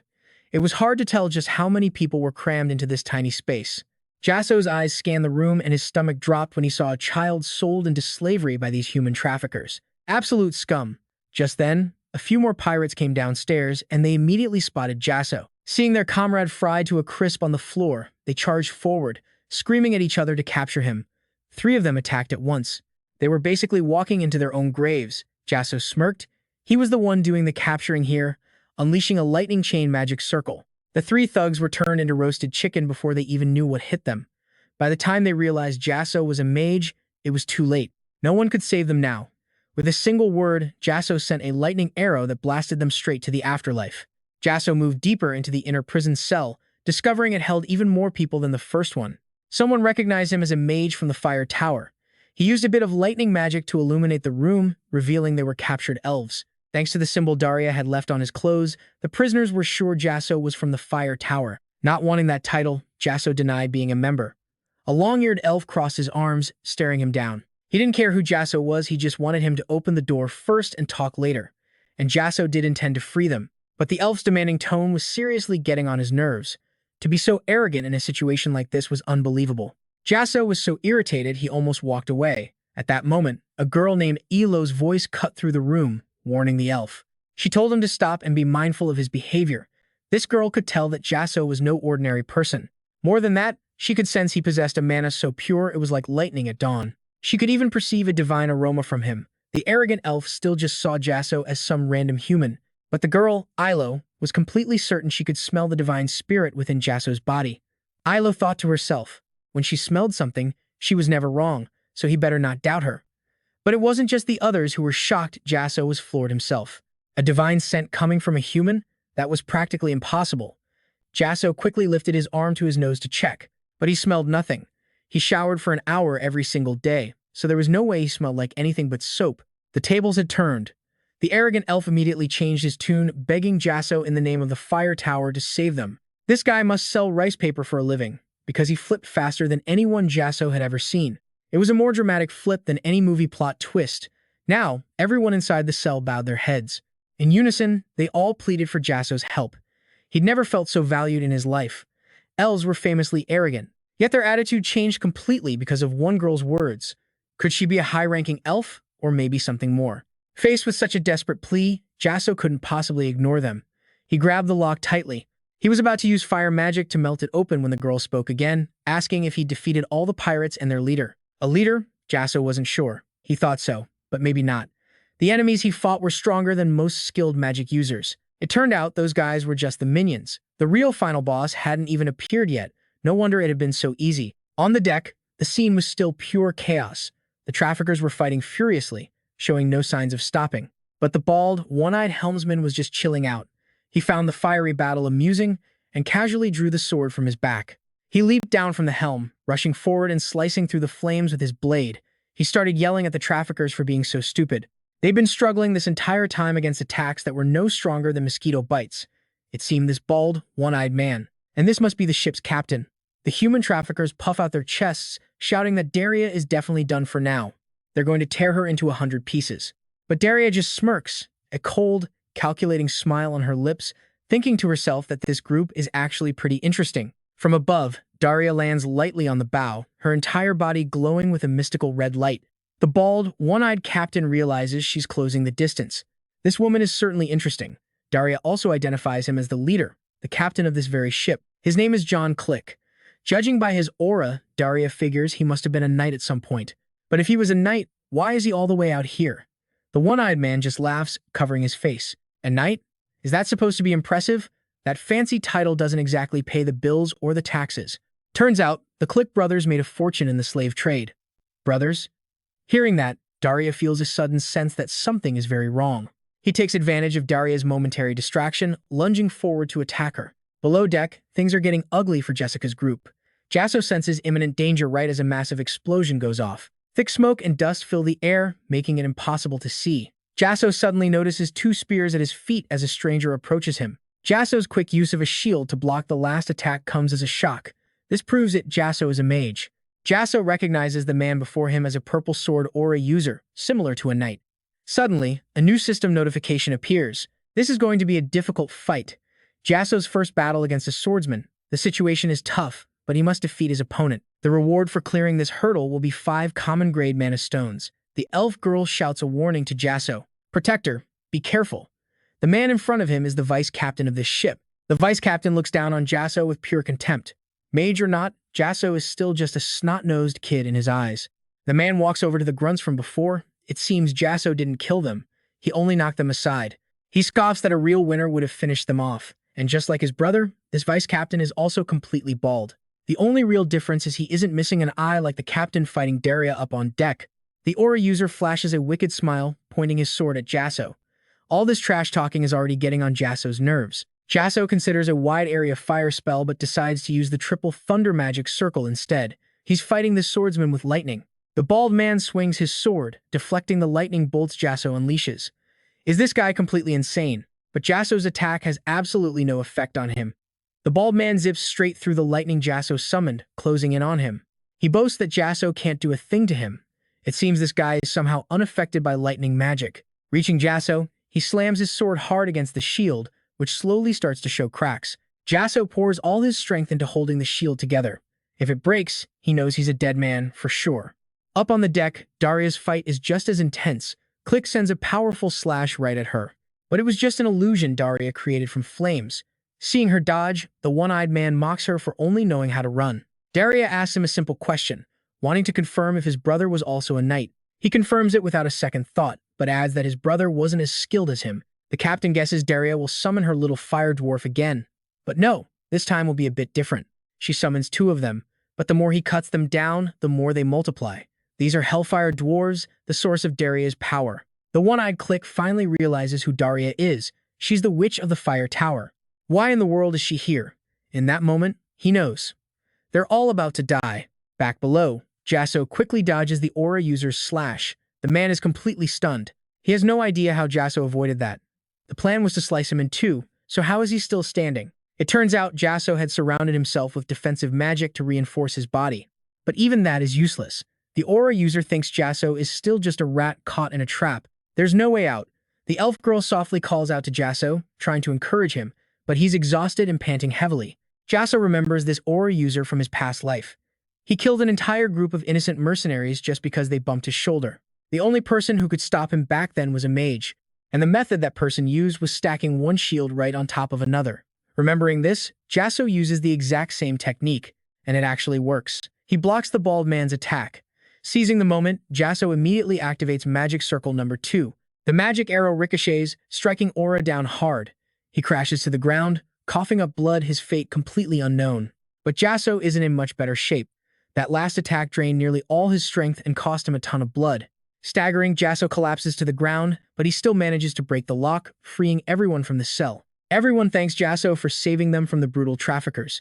He's about to ask the elf girl to join him, but then Aura is back on his feet. He's still alive. Jasson really should have just taken his head clean off. Jasson was sure he'd finished the job. How is this guy still standing? He quickly tells the elves to get the rescued captives upstairs. The bald-headed Aura just laughs. Still have time to play hero for these slaves, do you? And with that, he lunges, slashing straight for Jasson. Stop worrying about others and start worrying about your own life. Jasson's shield flares to life just in the nick of time, but Aura isn't giving him a single opening to strike back. All of Jasson's remaining energy is now poured into that shield. He just has to hold on long enough for everyone else to escape. The moment word comes that everyone is safe, Aura gets even more furious, slamming his power into shattering Jasson's shield. He scoffs, thinking Jasson's struggle is pointless, but he doesn't realize Lady Daria's fire is now spreading across the ship. This is the perfect chance for Jasson to finish the bald creep. The flames around them are getting bigger by the second. The bald warrior suddenly notices a change. Jasson's eyes are no longer red, they've become the eyes of a dragon, and the very air is shifting. Now Aura's feeling the pressure. He halts his attack and takes a step back. Is Jasson finally about to get serious? Fine, Aura decides he'll just run them both through, shield and all, But Jasson reveals his new weapon, the flame spear he just forged. This spear has never been tested in battle, and Aura is about to be its very first guinea pig. The bald warrior dismisses it as a simple fire spear, but he's dead wrong. This weapon is on another level, entirely far more powerful than before. Jasson unleashes his magic, lunging at Aura like a bolt of lightning. A blinding flash, and then smoke covers everything. Meanwhile, back on Daria's ship, the captain is still struggling with her fire soldiers. The more he slashes, the more of them appear. It's impossible to kill them all. What in the world is his idiotic brother doing? Why isn't he here providing backup? If his brother were here, they would have caught Daria already. She, meanwhile, just casually watches him flail helplessly against her soldiers. Suddenly, a problem. A massive, fiery gash tears right through the deck of the ship. A huge explosion rocks the boat, nearly destroying it and almost flipping it into the sea. That was the power of Jasson's flame spear. It had pierced straight through Aura's body, leaving him to do nothing but scream in agony. Even Lady Daria, at nearly 95 years old, has never seen anything quite like this. Talk about a strange turn of events. Turning around, Daria sees that everyone has been successfully rescued. Jasson took care of it all, and a system window pops up. Jasson has completed the mission, and his reward is a medium-grade mana stone. Seeing their leader taken down, the remaining goons rally, forming a defensive circle to surround Jasson and the others. Daria simply sends in her little fire imps to handle the trash. One by one, the defensive boats are met by her fiery servants. Light explodes in every direction, brilliant as fireworks. And just like that, the small fry are sent to meet their maker. Jasson wakes up to find the elf girl healing his wounds, completely confused about what just happened. At this point, Jasson has become the savior of not just the elf girl, but every single captive from that ship. She's treating his injuries, but explains it will be a bit slow since her own mana hasn't fully recovered yet. Lady Daria can't stop praising Jasson's skill in defeating two tough knights. He thought there was only one to deal with, but then a second showed up. Talk about a lucky break. He aimed for one guy and ended up defeating two. That kind of thing only happens once in a lifetime. The elf girl tells Jasson she owes him a great debt, though she can't repay it yet. It turns out her name is Ilo, of the White Wax Tree tribe. On the honor of her ancestors, Ilo swears that one day she will repay Jasson for his kindness. Jasson introduces himself as Jasson Raymond, insisting he only did what was right, fulfilling his responsibility as a guardian. Lady Daria chimes in, reminding Lady Ilo that if she's feeling grateful, she shouldn't forget the people of the fire tower either. Just then, one of Ilo's subordinates finishes checking on the other former prisoners. Daria compliments how efficient Ilo's people are. Jasson notices it too. These people are acting completely different now compared to when he first met them down in that dark prison cell. He asks Ilo what she meant back on the deck. He didn't understand what she meant when she mentioned a scent on him. The mention of a scent immediately piques Lady Daria's interest. She turns to Jasson and asks, does he have dragon blood in him? Jasson admits he has the blood of the Azure Dragon. It's just a tiny drop, he says, but Ilo insists even a little is enough to attract spirits. Ilo could also pick up the strong spirit scent coming off Jasson, making her wonder, was he a mixed dragon blood, just like her? Daria pondered whether his mixed blood was truly the secret behind Jasson's shockingly rapid growth. This boy had the potential to become a force that could upend the entire Endymion kingdom. No, scratch that he could shake the whole continent. As dawn broke, their large ship finally reached the port. The survivors, rescued from the brink, carefully helped each other off the vessel. Lady Ilo had changed into a much more modest outfit. Her face was completely hidden, and Daria had a pretty good idea why she was dressed this way. It seemed she planned to lay low until she recovered all of her mana. Daria then made an offer to Lady Ilo. Her own mansion wasn't far, she explained. If Ilo wasn't opposed, she was welcome to stay there as her guest. In return, Ilo could assist with Jasson's training. At the word training, Jasson just completely froze, stunned for 5 straight seconds. Ilo, of course, was 100% willing to help, eager to repay the debt she owed. Daria then checked one last time if Jasson was okay with this. Of course he was. Special training from the master of the fire tower, you'd have to be a fool to refuse. And with that, it was settled. Daria led the way towards her estate, assuring them their luggage would arrive shortly. Jasson couldn't help but worry the new semester was about to start and he needed back at the academy. But Daria told him not to sweat it. He should just leave everything to the handsome Professor Hubert. Right on cue, a fleet of carriages arrived to take them. Their destination, Daria's mansion. When they finally arrived, a massive estate stood before them. So grand and magnificent, the maids probably spent all day just trying to keep it clean. No one was running out of work here. Jasson couldn't help but stare, his jaw on the floor at the sheer size of the villa. Daria told them all to make themselves at home. They followed her through a sprawling flower garden and into the main building. To Lady Ilo, the place was absolutely beautiful. She had no idea how she could ever thank Daria enough for this. Suddenly, Russell realized something wasn't right. He was sure he'd been here before with his parents as a child. He called out to Daria. This mansion didn't originally belong to her, did it? Daria froze, shocked by the odd question. It almost sounded like he was accusing her of stealing it. But Jasson chimed in, saying he was right. The previous owner was some kind of merchant guild. Daria had only bought the place a few years ago. Just as Jasson suspected this place was one of his family's former properties, he seemed to have something on his mind. Daria pressed him, asking if he wanted to know anything else. He had plenty of questions, but now wasn't the time, so he just shook his head. But wait, there was something. After his family's fall, he had heard about this mansion. It had been sold for an incredibly low price. Jasson truly never imagined he'd one day return to this place. It's a small world, and anything is possible. A week later, Ilo went to see Daria. Daria immediately noticed she looked much more at ease, her mana seemingly mostly restored. Ilo expressed her deepest gratitude, saying her swift recovery was all thanks to the Tower Master, Daria. Daria decided it was time to revisit the topic from before, about Ilo helping to train Jasson. The training she had in mind was related to spirits, but Jasson wasn't here. She had sent him off on another task. The scene shifts to Jasson, who just took a crazy leap from a high cliff into the water below, letting out a huge yell. He resurfaced, realizing he had failed once again. This was the mission Daria had assigned him. Before, Daria had brought Jasson to this isolated place, 2 towering cliffs over a deep river, with no one else around. She wanted to know what Jasson had learned from his fight with the pirate knights, and more importantly, what he thought he needed to improve. For Jasson, the answer was simple: controlling the distance during combat. Distance is a critical element for any mage. Daria told him to watch closely and think about closing that gap. And just like that, with a simple spell, she teleported effortlessly to the other side of the cliff. It was space-time magic. In other words, blink. From now on, Daria's task for him was to cross this chasm using that spell. She said it would become an incredibly powerful tool for him later on. The system's quest board then lit up with his mission.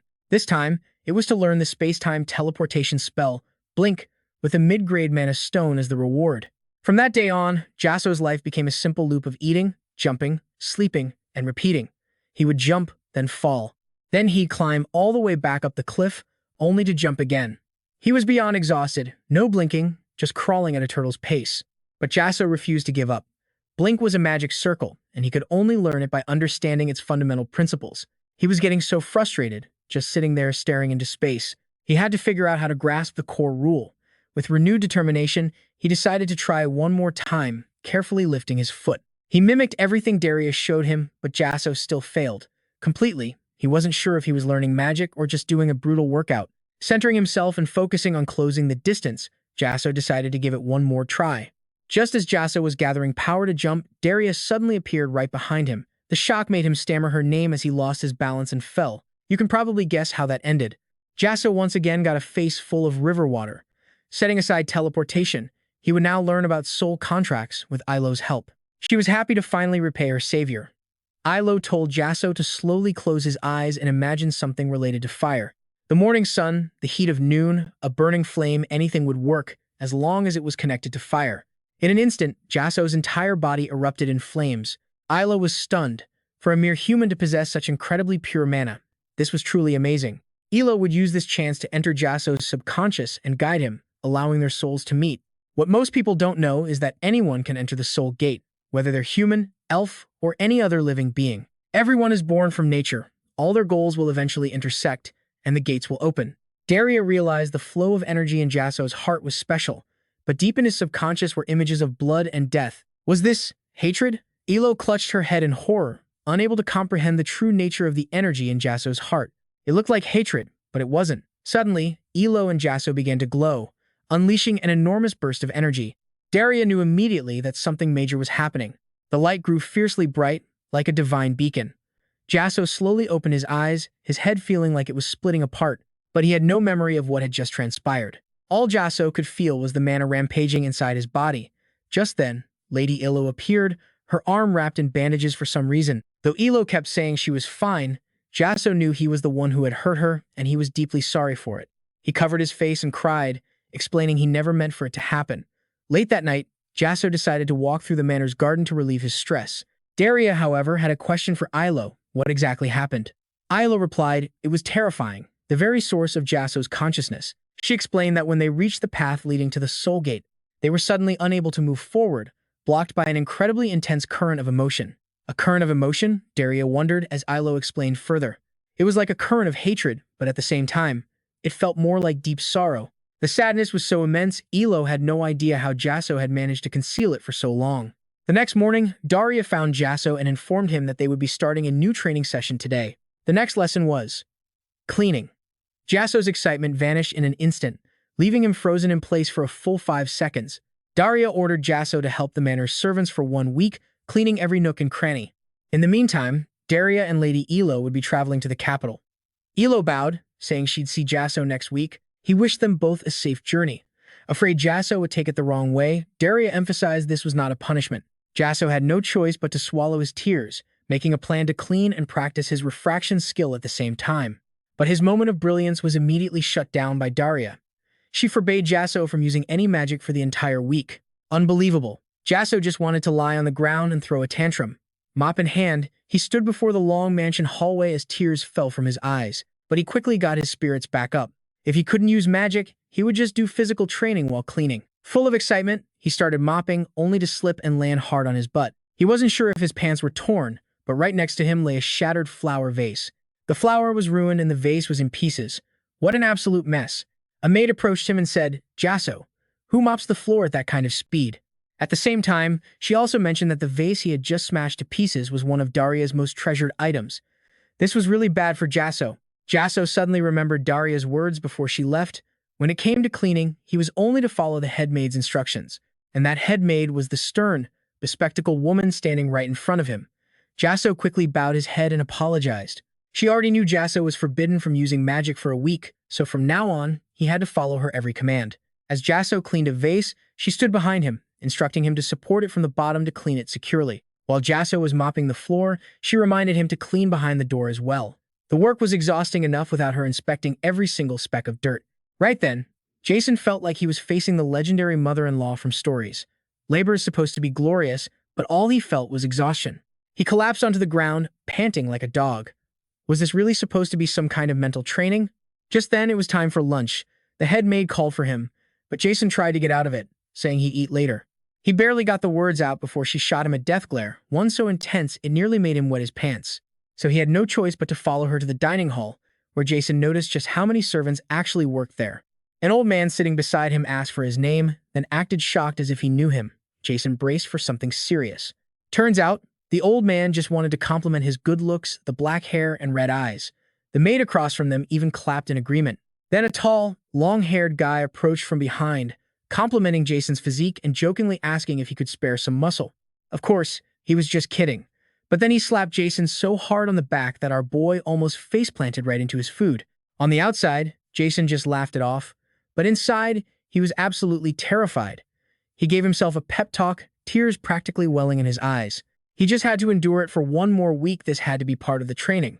Jasson then used his flash step ability. He blasted right through the rushing waterfall. A confident smile spread across his face, a total pro move. The mission window popped right up, announcing that Jasson had completed his task.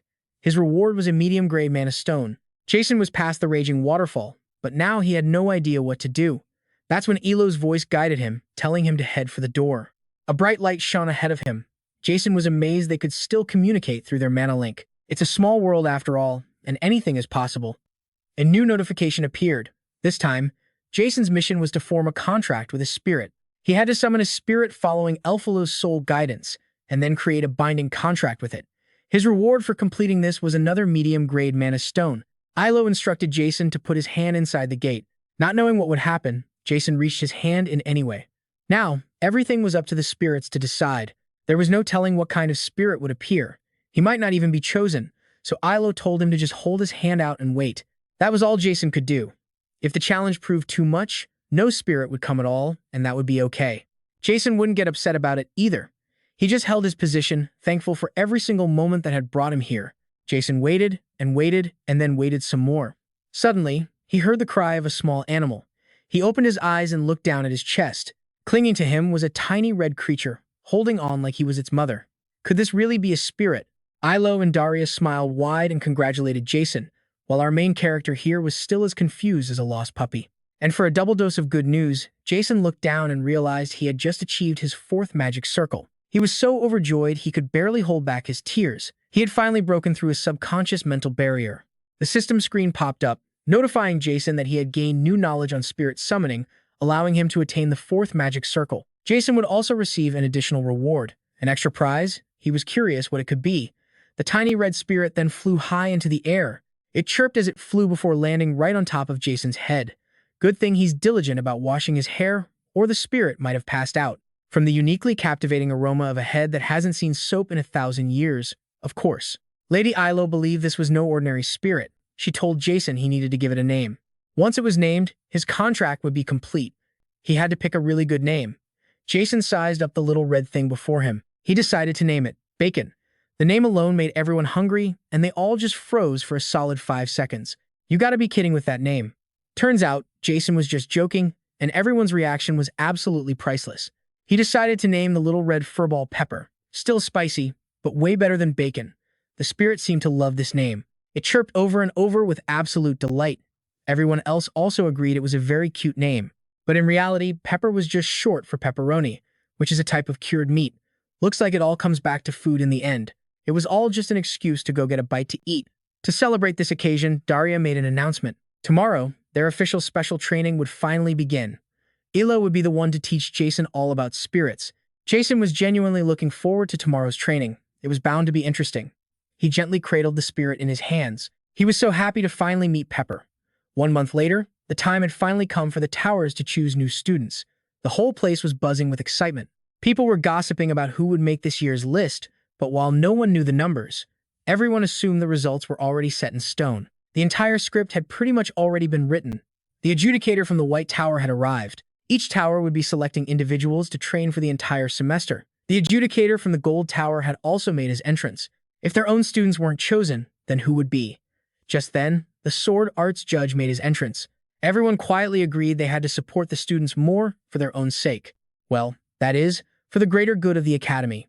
Right on cue, the handsome Professor Hubert appeared. The professor scoffed, who call themselves students if they only favor a talented few. And just like that, the judge from the Fire Tower arrived. Jaws dropped. Everyone was completely stunned. Stepping out was a tall, imposing figure with blazing red hair. This was none other than Vermilion Yusin. Professor Hubert couldn't understand it. Why was he here of all people? Did sending him mean Lady Daria refuse to choose Jasson? And speaking of Jasson, he was nowhere to be seen. But right then, Jasson appeared in a blur, making it just in the nick of time. Jasson was just as shocked to see Vermilion Yusin, who was already striding forward with pure arrogance. He smirked to himself. This was going to be interesting. A good fight with Jasson would be a real thrill. We flash back to Jasson's farewell at Lady Daria's mansion. Jasson thanked everyone for all their help. He then wished Miss Ilo a safe journey back to her homeland. He looked the head maid in the eye, promising he would absolutely return. Until that day, Jasson would be the master of this house. So he asked her to manage the mansion well. Though his time there was short, Jasson was truly grateful to everyone. Lady Daria asked if Jasson needed a carriage. Not wanting to be late, he refused. He decided running would be much faster. But Lady Daria did have one favor to ask of Jasson on his way back. She needed him to deliver a letter to the handsome Professor Hubert. Jasson figured it was no big deal. A simple task like this was a piece of cake. He told Lady Daria not to worry. He would deliver it to the professor personally. In Hubert's office, the professor and student were now talking. Jasson had delivered the letter from Lady Daria. Professor Hubert was just relieved that Jasson had made it back in time.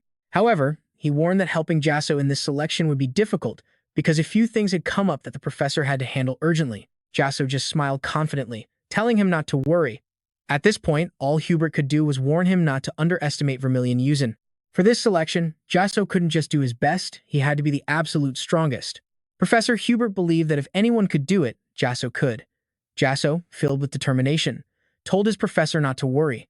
A system notification for a new quest popped up. Jasson's mission this time was the mage selection test. He had to show an overwhelming difference in power and earn the acknowledgement of the judges.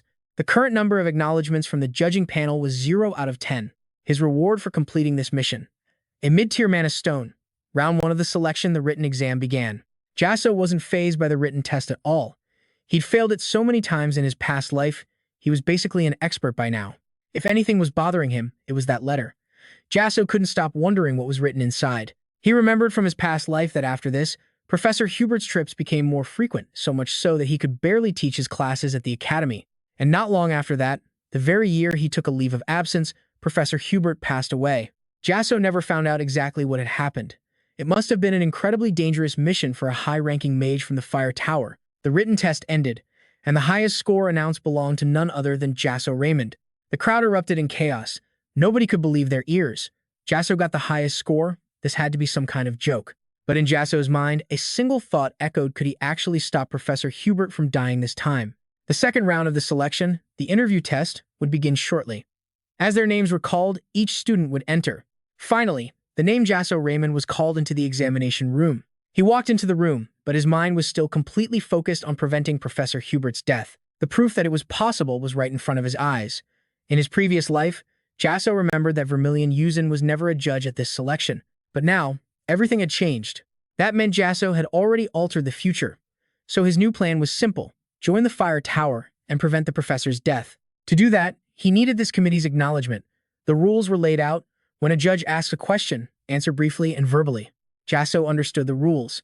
The judges then began to read the questions. 300 years ago, when was the formula by the mage Arugan Gong created? Question after question was fired at him relentlessly. And of course, our boy Jasson handled it all without even breaking a sweat. These interview questions were even easier than the ones on the written exam. However, a hidden part of this second test was enduring the mana pressure. An intense wave of energy radiated from the judges, crashing down on Jasson. In his past life, this was the exact round he always failed. But this time was different. Jasson was a whole new man, radiating pure confidence. He stood tall, answering every question from the selection committee without a hint of fear. Even the judges had to admit Jasson was on another level. His expression didn't even flinch, standing in the middle of a raw mana storm. But Vermilion Yuuzhan seemed unimpressed, thinking, is this it? Can't you do any better? As if to test him, Vermilion Yuuzhan unleashed an even more powerful wave of energy. Even the other judges sitting nearby started breaking a sweat. No doubt about it, Vermilion Yuuzhan was an absolute beast. If this kept up, the prospective student might actually end up dead. But not Jasson. He just stood there, calm, with a smug smirk as if to say, this little trick? It's nothing. Everyone was stunned. Even the newly appointed professors handling paperwork were struggling to withstand the pressure. Jasson was, without a doubt, a genius to be coveted. A flood of system notifications appeared. Jasson had earned the approval of 9 out of 10 judges. The only holdout? Vermilion Yuuzhan. He wanted to see just how long Jasson could last, cranking the mana pressure higher and higher. A silent battle of wills, neither one backing down. Finally, another judge had to step in, tapping Vermilion Yuuzhan on the shoulder and reminding him to stop, as other interviews were waiting. Just when things were getting interesting, it had to end. Vermilion Yuuzhan was clearly disappointed. The other professors let out a collective sigh of relief. It was finally over. That was a seriously close call. The judge admitted Jasson did an excellent job and told him he could leave. Jasson practically collapsed into his seat, thinking he was done for. He looked calm, but inside, Jasson was shaking so hard he was about to pee his pants. Yet the system notifications still showed 9 out of 10 approvals. That guy, Vermilion Yuuzhan, was one seriously tough critic. With the preliminary round over, the judges headed off to rest. But on the way, they couldn't stop buzzing about one name, Jasson Raymond. Turns out, he was the very candidate the Fire Tower Master was watching. Everyone wanted Jasson as their student. Then, they mentioned Vermilion Yuuzhan. He might be the youngest priest, but what was with those training methods? Did he think this was the military or something? Hearing his name mentioned, Vermilion Yuuzhan whipped around. Who did you just call the youngest? The terrified judge immediately started stammering, trying to explain that's not what he meant. But the comments sent Vermilion Yuuzhan into a dark memory. A past where everyone was slaughtered. A time when he couldn't protect anyone. Back then, he had cried so much. The next morning, the third round of selections began. This time, it was a treasure hunt through the dense forest on the hill. The goal, to find the hidden blue mana stones. A student's score would be determined by how many stones they could find and bring back. Jasson realized what this really meant. They wanted the students to steal stones from each other. The candidates all lined up, ready to begin the third test. If Jasson could clear this trial, would he finally earn Vermilion Yuuzhan's approval? The test began, and the candidates bolted into the forest. First things first, Jasson had to give it his all. He found a secluded spot, wondering if he should summon his spirit, Pepper. She'd probably be mad at him for a bit, but he knew she'd get over it. Jasson summoned Pepper, quickly apologizing for keeping her cooped up for so long. Since he couldn't use magic at school, he needed her to do him a favor. He pulled a red mana stone from his storage pouch and let Pepper get a good sniff. A moment later, she zipped off to find the others. Spirits in the world of mana have an incredible sensitivity to magical energy. From Pepper's expression, Jessel knew she'd already found a trail. He immediately took off after her. Deep in the forest stood an old house surrounded by a barrier. A black-cloaked figure was holding an old man by the collar, demanding to know the whereabouts of a mage he had been dealing with. But the old man insisted he only sold the guy a few raw materials for alchemy. He swore he had no idea where the mage actually was. It turns out an alchemist's formula is nothing less than the ritual of a cultist. The old man panicked, but before he could even process that, the cloaked figure slammed him against the wall, saying helping cultists was an act of treason, a crime with a heavy price. He demanded one last time where was the mage. Finally, the old man broke, confessing the mage was following a woman and her disciple. Apparently, the mage was going to confirm what this disciple looked like. Just then, the cloaked figure revealed his face. It was none other than the handsome Professor Hubert. He realized if the cultists were targeting Daria, then not just her, but Jessel was in grave danger too, which meant every single student participating in this test was walking right into a trap. Night began to fall in the forest. One student was still wandering around, having no clue what a mana stone even looked like. He couldn't use light magic without giving away his position. Suddenly, a dark shadow materialized right in front of him. As the creature moved closer, the student fired off a wind arrow to defend himself, assuming it was just another competitor. He nearly turned to leave. In a competition this intense, death was just part of the game. But hold on. Figuring the guy might have a mana stone, he turned back around, but the body was already gone. Just then, a shadowy figure with a gruesome skull appeared right behind him, followed by the contestant's horrifying scream. Jasson finally reached the forest's center where a mana stone pulsed with energy, but why was it all focused right here? This was definitely not normal. Meanwhile, Grasso praised Pepper for a job well done, saying, "As expected of my son." As Grasso examined the mana, he found a destroyed golem core. It seemed the creature was wiped out before it was even summoned. Who could have done this? Suddenly, Pepper started making anxious noises. Something was hiding behind them, and Jasson instantly knew something was wrong. Jasson spun around in a flash. Earth magic, then light magic, a relentless assault that had him sweating just to dodge. He quickly realized he wasn't up against just one person. From behind, a volley of ice arrows shot toward Jasson at breakneck speed. Pepper sensed the danger, unleashing a blast of fire to block the attack. Jasson praised him, "Nice one." He was truly proud, thinking, "That's my boy." The praise went straight to Pepper's head. Jasson, back in form, launched a merciless volley of fire arrows at his attackers. A massive explosion echoed, shaking the entire forest to its core. Through the thick smoke and dust, Jasson realized he was completely surrounded by a huge crowd. These were supposed to be the tower's honored students, yet they were using such cowardly tactics. Coma Frederick leaped out, shouting, "Jasson, shut your mouth. My guild is just smarter." They simply couldn't accept that Jasson, a low-class nobody in their eyes, was the one to discover the first mana stone. They were certain only their guild knew the stone's location. For Jasson to get here first felt completely impossible. But when they saw the spirit Pepper at Jasson's side, it all clicked. Now they understood how he found it so fast. They never imagined Jasson could hide such a high-level skill all by himself. This guy was full of surprises. Jasson just scratched his head with a little smirk. What's the big deal? Finding it this quickly is nothing special. You guys act like you own the place. Jasson thought to himself, I've got way more tricks than you guys can handle. Just sit back and enjoy the show. And that's when it hit him. There had to be some kind of secret deal between Coma, Frederick, and the professors. Jasson's observation was dead on, causing Coma to turn pale and break out in a cold sweat. Ultimately, Jasson had no plans to interfere. He just needed these guys to learn their place and stay out of his way. But Coma had seen enough. He gathered his power, ready to charge in and crush Jasson. Too bad Jasson was on another level. In a flash, he teleported right behind Coma Frederick, whispering mockingly, "Go on. I dare you to try something. I'll make sure you learn the meaning of the word regret." The others just stood there, completely floored by Jasson's insane power. Suddenly, Pepper cried out in alarm. It seemed to sense something terrible coming from the deeper woods. Jasson questioned Coma about the professors. Did they ever mention destroying a golem core? Coma denied it. His group found that weird too. Jasson's sharp instincts told him something was deeply wrong. Something was coming, and birds were scattering from the trees in panic. A terrifying presence was moving through the forest. Then, zombies started rushing out, shocking everyone. Zombies in a testing area? It was impossible. Every single student was sweating bullets, their faces white with absolute terror. Running was the only option, but zombies were everywhere. They were trapped, completely surrounded with no way out. At this rate, their only hope was to magically learn how to teleport, and fast. Jasson reacted instantly, creating a massive wall of fire to protect everyone. Only then did Coma Frederick realize how powerful Jasson truly was. That spell required at least a fourth circle mage to cast.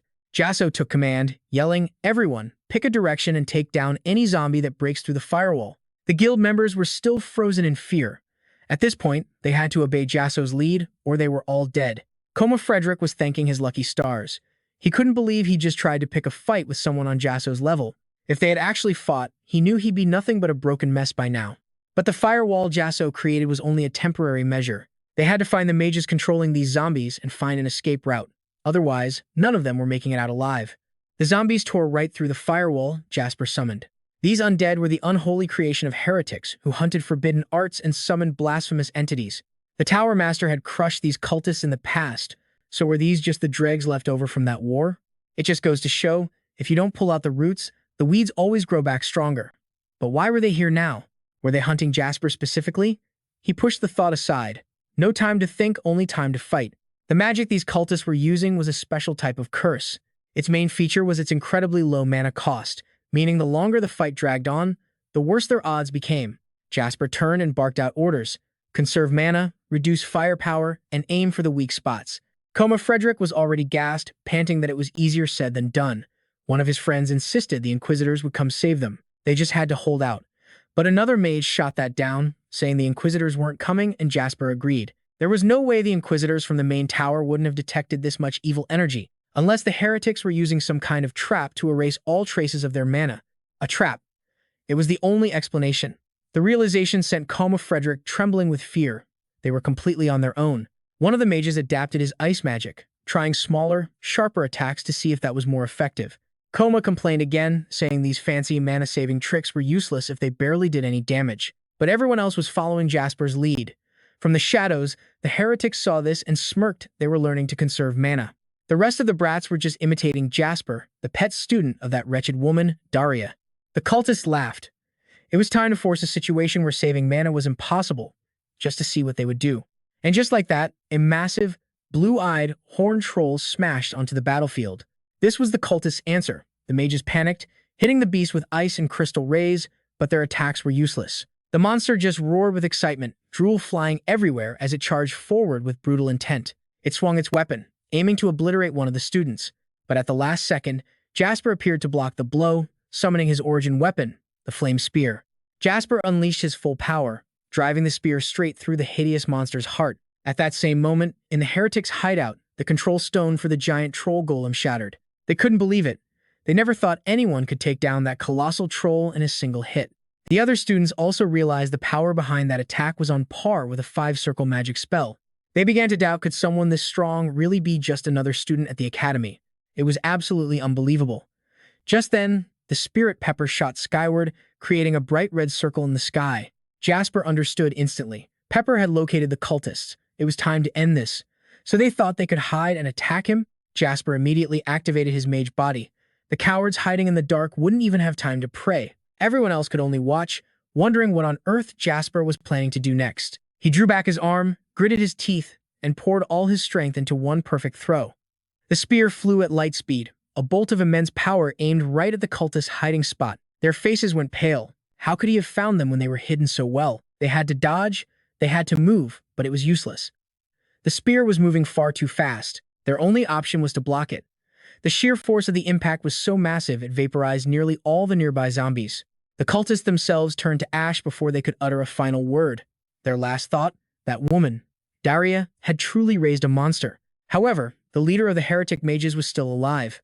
He had been saving this final move for the Inquisitors, but now he would be forced to use it on Jasper. Back at the battlefield, the remaining zombies grabbed the other students, holding them hostage to threaten Jasper. The situation was critical. The handsome Professor Who panicked, ignoring everyone's protests as he sprinted straight for the Inquisitors' resting chambers. He burst in on Senior Vermilion Unsen, reporting that the cultists were here and were now targeting Jasper himself. The other candidates were in danger too. Vermilion Unsen's face turned purple with rage. Those cowardly rats. How dare they cause trouble right under his nose? They were just asking for death. It was time to teach them a permanent lesson. Meanwhile, back in the forest, the cultists were using the students to threaten Jasper. They issue a threat: if Jasper moves a single finger, every hostage dies and gets turned into one of their bone soldiers. The heretics even gagged the students, sealing their mouths to stop them from chanting any spells. If Jason's speed isn't enough to stop him, everyone is dead. The cultist just laughs, telling him resistance is pointless. Don't be a hero, he sneers. Surrender now, and he just might show them a little mercy. He's especially interested in the kid from the fire tower. Jason's fears were confirmed. He was the real target all along. Clenching his fists, Jasson steps toward the heretics. The leader just grins, flashing a chipped tooth to taunt him. He admits he never thought Jasson would actually sacrifice himself to save these people, especially after how they treated him. If you're weak, they call you pathetic. If you're strong, they'll fear you, despise you, and envy you all at the same time. These students just hate anyone stronger than them. The leader's taunts are useless. He just doesn't get what drives Jasson. For Jasson, it's simple. A guardian's duty is to protect everyone. Period. The students are stunned into silence. They never expected to hear those words come from Jasson. But the chip-toothed leader just laughs, like it's the funniest joke in a world where the strong prey on the weak. Duty and justice? He finds the whole concept hilarious in a world like this. What a joke. To him, Jasson's words are nothing but the empty boasts of a weakling. But Jasson isn't having it. He calls him out a coward hiding behind his bone soldiers, too scared to handle things himself. A loudmouth like that has absolutely no right to lecture him. From behind, a skeleton lunges forward and gags Jasson. Just then, two more figures drop from the ceiling, Demon Claw and Nightmare Tail, charging straight for Jasson. He was startled by their sudden appearance. A man and woman appeared before Jasson, oozing arrogance and dark energy as they criticized their fallen comrade. They called him a pathetic hanger-on, nothing more than a miserable piece of bait. To top it off, he lost to a mere kid like Jasson. The humiliated cultists could only scream at them. The kid he lost to was their actual target, the disciple of the Fire Tower's master. At those words, their faces darkened. The woman ground her teeth, thinking, so this is that witch Daria's student. Jasson appeared behind them, a shield shimmering around him as he glared with pure rage. To him, filthy lowlifes like these had absolutely no right to even speak his master's name. A new quest window popped up. His mission was to fight the cultists, either capturing one alive or killing them all. His reward would be a mid-grade mana stone. The pair looked down on Jasson, sneering, someone like you should just die. The woman's lips stretched into a horrifying grin, agreeing that Jasson's death was for the best. But, she added, the disciple of that witch Daria couldn't be allowed to die an easy death. She fantasized about killing Jasson, turning his corpse into a puppet and making it dance outside the fire tower. The thought alone excited her. More trash talk. Jasson clenched his jaw. If he didn't absolutely destroy these two, he wasn't a man. The woman ordered her partner, Xavier, to seal off the entrance. All the nearby bones gathered into a massive pile, completely blocking the exit. Now things were getting interesting. Jasson realized that instead of hiding and summoning undead, they were choosing a direct, all-out assault. This duo was completely different from any opponent Jasson had ever faced. The woman, Beth, began emitting a strange green smoke. Seeing Jasson just watching, she taunted him impatiently. If you won't make a move, we will. Jasson wanted to ask them one thing. What did they do to the scouts who arrived before him? They both looked stunned by the question, thinking he was just trying to buy time. This meant they knew nothing. With that, the two of them lunged forward, relentlessly attacking Jasson with their bizarre techniques. Her demon claws and his nightmare tail flew in a furious barrage, trying to send Jasson to his grave with one combo. Jasson dodged every attack, his mind racing. Were they really just pretending not to know anything? He couldn't be sure, but whatever the truth was, Jasson was determined to find it out. Seeing Jasson only dodging, Beth screamed at him for trying to run. Finally, Jasson summoned his flame spear. With his fire spear in hand, Joshua effortlessly parried their every attack, making it look easy. Beth and Xavier were stunned. How could Joshua possibly block their attacks with a spear? The defeated heretic sees the flame spear and screams out that's the spear that crushed the giant bone monster. Hearing this, Beth just throws her head back and laughs, her whole aura growing darker and more menacing. She clenches her fist, activating her demon claws, then summons her own demon claw spear and taunts Joshua. Let's see whose spear is sharper, shall we? Joshua, however, remains completely unfazed by the threat. Xavier screams at Beth to stop, telling her not to act on her own, but she ignores him, charging forward with bloodlust. Beth just keeps laughing that arrogant laugh, saying being afraid of a kid like Joshua would be pathetic. But Joshua has never been one to back down. He tightens his grip on the fire spear, ready to face her. The two of them charge, their weapons clash, and a massive explosion rocks the entire area. Dust and smoke obscure everything. When it clears, Beth's hand is being scorched by Joshua's flames. She screams in pure panic as the fire spreads, but it's way too late for regrets now. That's what happens when you get too cocky. Watching from afar, Xavier calmly beheads her with his demon tail. And just like that, it's over. Beth's blood splatters everywhere, spraying across a stunned Joshua's face. He just stands there, completely shocked. He can't believe Xavier would execute his own teammate in cold blood. To Xavier, Beth was a fool. He warned her not to act alone, but she rushed in headfirst anyway. At this point, Xavier has to admit that Joshua of the Fire Tower is a worthy opponent whose strength he respects. Xavier tightens his grip on the demon tail. His eyes begin to glow an eerie, demonic green. That same green smoke starts swirling around his body. From now on, he's going all out to tear Joshua apart. He declares that today, this place will be Joshua's grave, and whips up a massive vortex with his nightmare tail. He thinks it doesn't matter how skilled Joshua is. A whirlwind from all sides, he might as well block it with hopes and prayers. Looks like another one getting cocky way too early. Just then, Joshua uses Flash Step and appears right beside him. He clenches his fist, channeling overheat into his sorcerer's body, and slams a punch straight into Xavier's gut. Xavier doesn't even have time to react. The bandaged heretic watches his other teammate get absolutely pummeled, sweating bullets. He can't understand what's happening. How could they be losing again, and so fast? Beth is lying headless over there, and now Xavier is getting his face beaten in by a barrage of Joshua's punches. The heretic collapses to the ground in utter despair, knowing he's next and his end is not going to be peaceful. All his teammates talked a big game, acting like they were invincible, but in the end, they all got taken out. Over on the ground, an artifact suddenly falls from Beth's headless corpse. The heretic sees the item and his eyes go wide with absolute shock. Xavier is now on his knees before Joshua, coughing up blood. He pleads, "Joshua, stop messing around. If you're going to kill me, just do it." But Joshua simply screams back at him, "Shut your mouth." He demands that Xavier answer his question, grabbing his head and forcing him to look him in the eyes. He asks about the current whereabouts of the spies.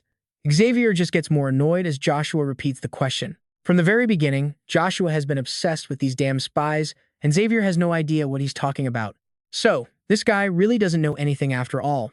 Sensing Joshua has let his guard down, Xavier sees his chance to launch a desperate counterattack. He slowly reaches for a small blade hidden at his side, preparing to strike back at Joshua.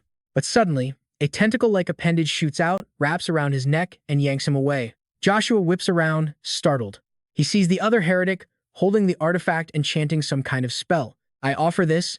I offer my life, my lifespan, and my very soul." Joshua instantly realizes it's a sacrificial spell.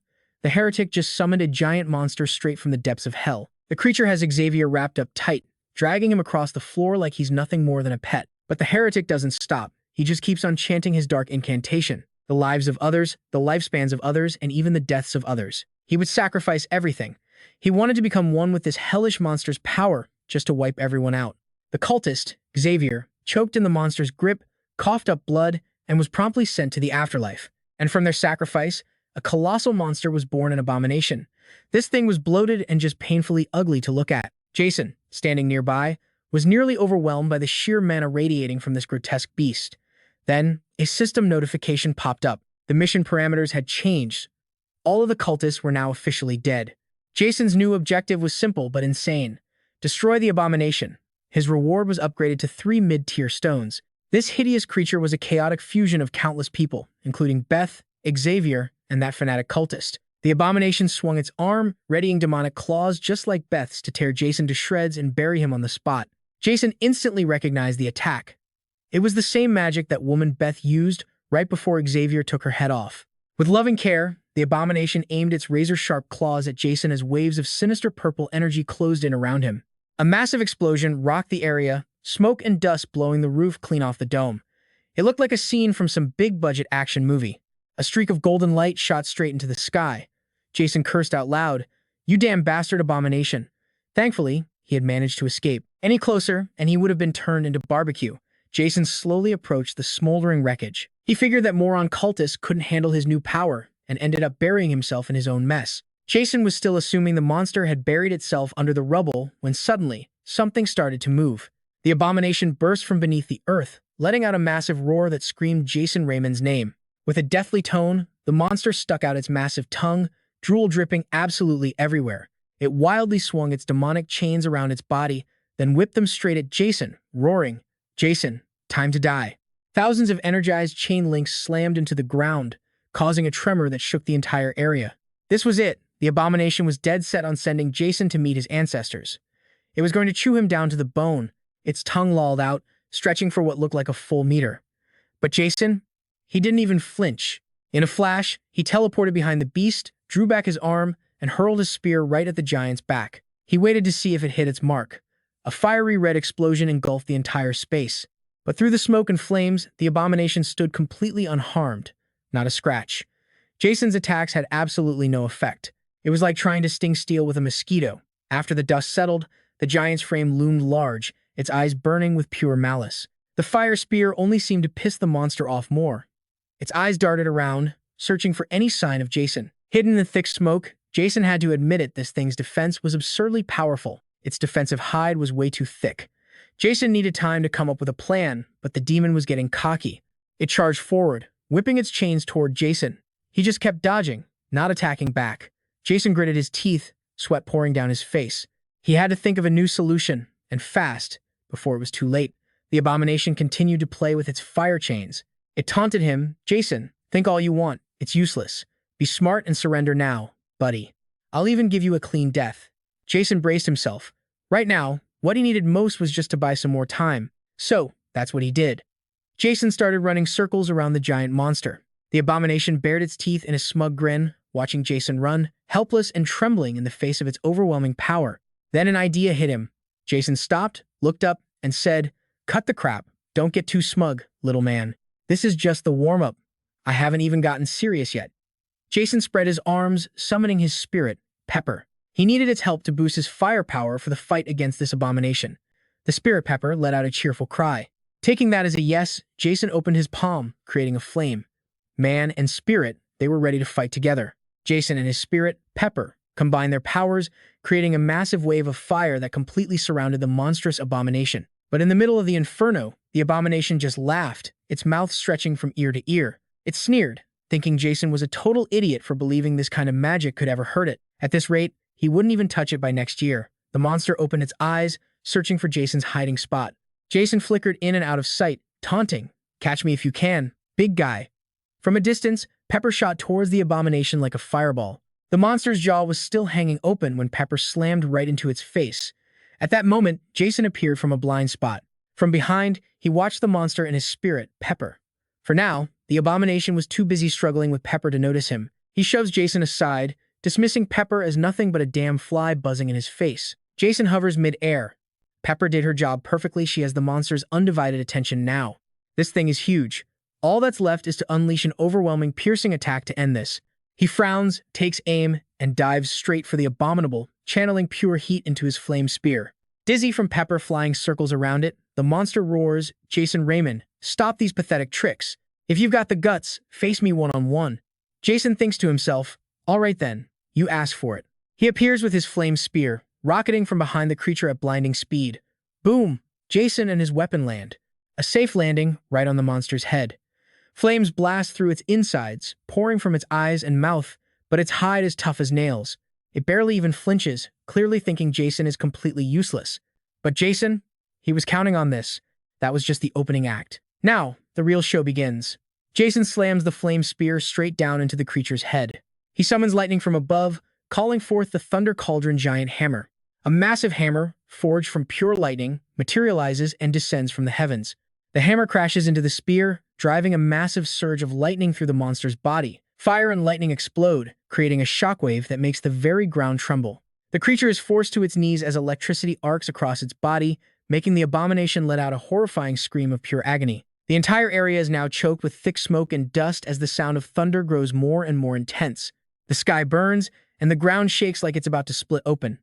Both Jasson and the monster are lost in the chaos. Jasson finally touches down, his face covered in soot, drenched in sweat, and gasping for every breath. He's not even sure if it's really over. Then, from the rubble and smoke, a completely charred black skeleton appears. Right on cue, the system window pops up announcing the mission is complete and rewards are on their way. A wave of relief washes over Jasson.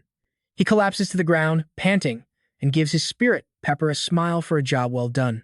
But then, the charred skeleton, which had been perfectly still, suddenly loses its head. The skull tumbles across the ground like some kind of grotesque bowling ball, stopping right at Jasson's feet. It screams his full name, Jasson Raymond.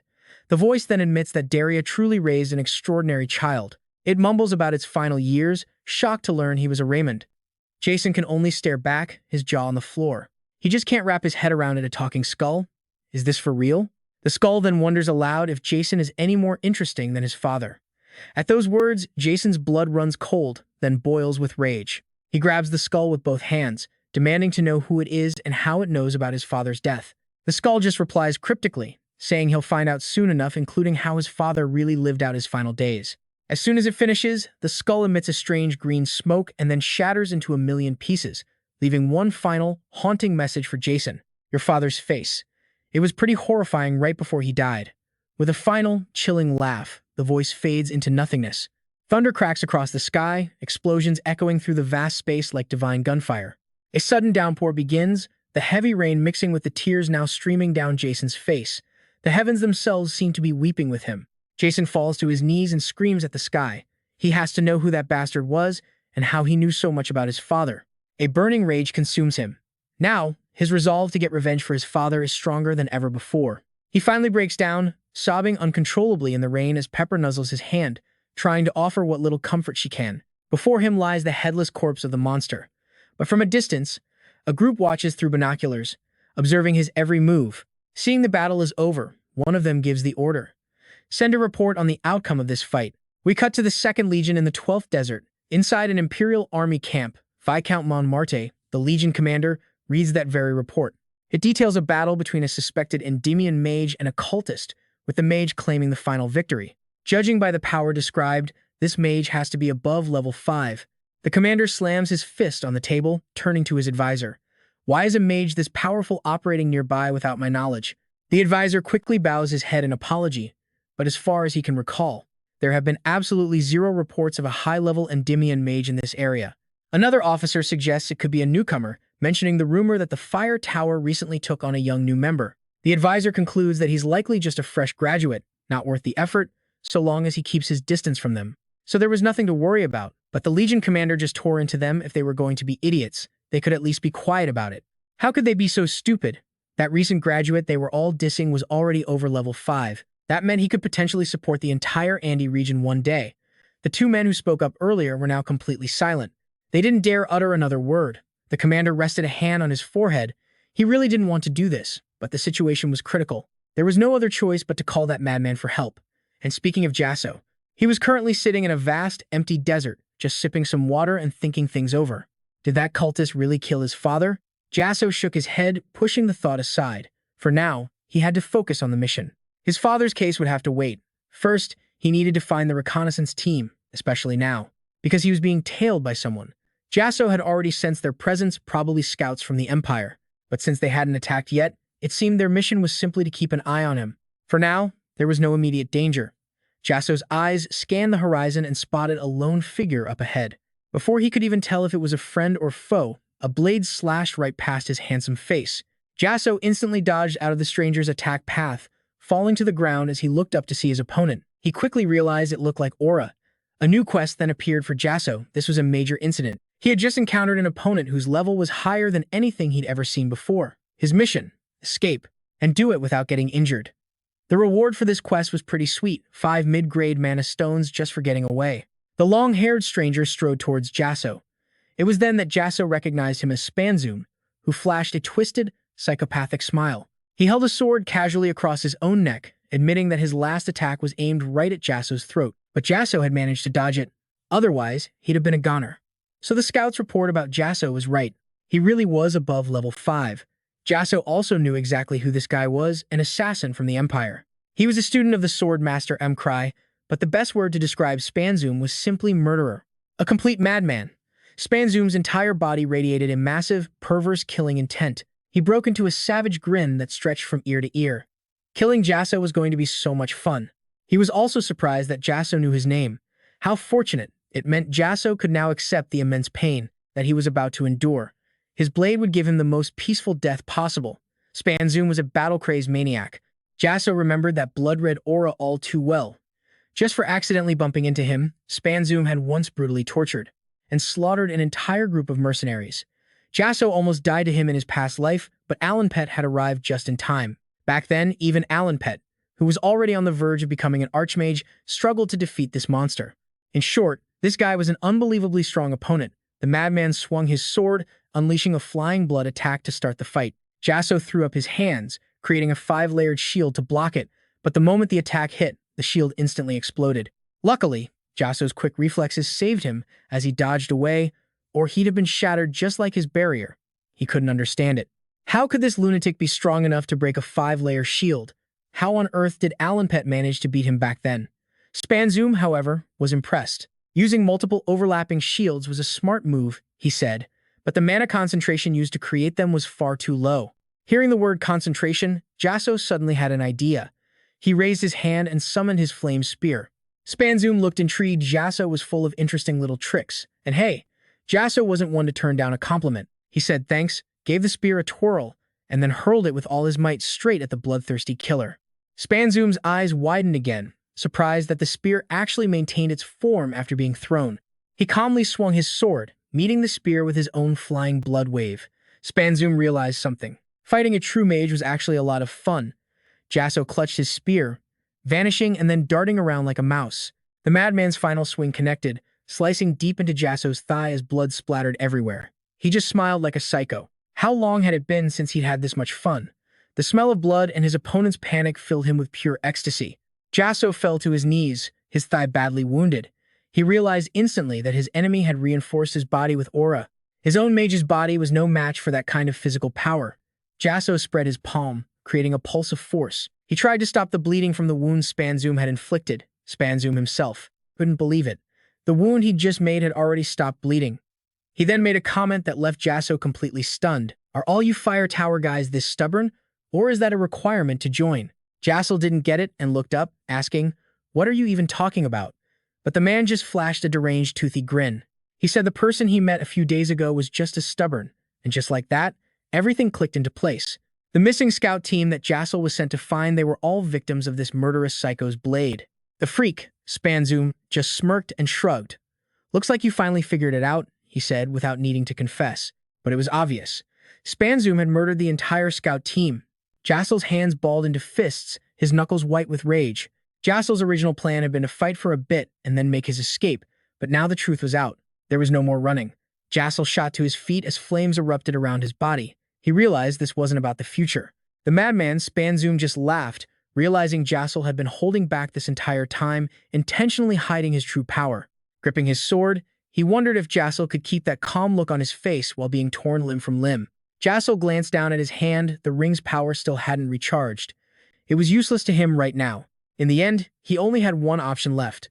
Spanzoom gave him no time to think, lunging forward with his flying blood frenzy to close the distance instantly. But Jasson stood his ground, not moving an inch, not even preparing a defense against the incoming attack. He was going all in. It was win or die. Jasson decided to activate his dragonification. A golden light exploded across the battlefield. Jasson tore right through Spanzoom's attack, leaving the killer completely stunned.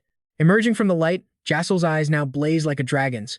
But he was on the clock. He only had 14 seconds left. Every single second had to count. There was no more time to waste. Jasson gripped his flame spear tightly. He charged straight at the madman with his origin flame spear. Even Spanzoom realized the situation had just gotten serious, but he still grinned, fearless. It was clear he already had a counterplan brewing in that twisted mind of his. Jasson dove from above, a blazing meteor with his fire spear. A shockwave of flames erupted, and the attack was over. As Jasson landed, before he could even get his bearings, Spanzoom appeared right behind him, completely out of nowhere. He didn't know what kind of trick Jasson had used, but it didn't matter. He was still standing, totally unharmed. Spanzoom swung for a killing blow, but Jasson somehow managed to block it. He was sure Jasson had used some kind of trick, a trick to temporarily boost his power. With 9 seconds left, Jasson unleashed a furious barrage of attacks with his spear. A huge sea of fire roared towards Spanzoom, but he dodged every strike. The timer ticked down, only 6 seconds left. Just a few short moments. Spanzoom sneered, completely looking down on Jasson's desperate power-up. All that power, and you're still useless. Soaring into the air, Spanzoom decided to end it with his flying blood cyclone. From high above, Spanzoom plummeted straight toward Jasson at an unbelievable speed. Below, Jasson braced himself, pouring every last ounce of his strength into meeting the attack. And then, they collided. The tip of Spanzoom's sword met Jasson's spear, creating a massive explosion. Jasson fought back with everything he had, but in the end, it wasn't enough. He collapsed onto the desert sand at Spanzoom's feet, powerless. 2 seconds left. Spanzoom roared with laughter, gloating over Jasson's crushing defeat and asking if he was done yet. You thought that little bit of power was enough to fight me? Just 1 second remained as Jasson's eyes narrowed. His hands slammed against the ground, summoning the sixth magic circle. Instantly, the entire desert was engulfed in flames. Then, the fire transformed into lava. A molten sea surged outwards, trapping them both in its scorching center. This was the molten magic of the sixth magic circle. Jasson had finally unlocked it.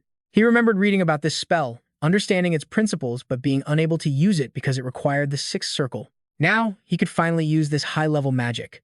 It started with sparks but would soon cover the entire area in lava. Pepper quickly grabbed Jasson's clothes, pulling him high into the air, safely above the roiling magma below. Only when the ground cooled did Jasson land, and there on the hardened rock was Spanzoom, no longer laughing, just a broken mess.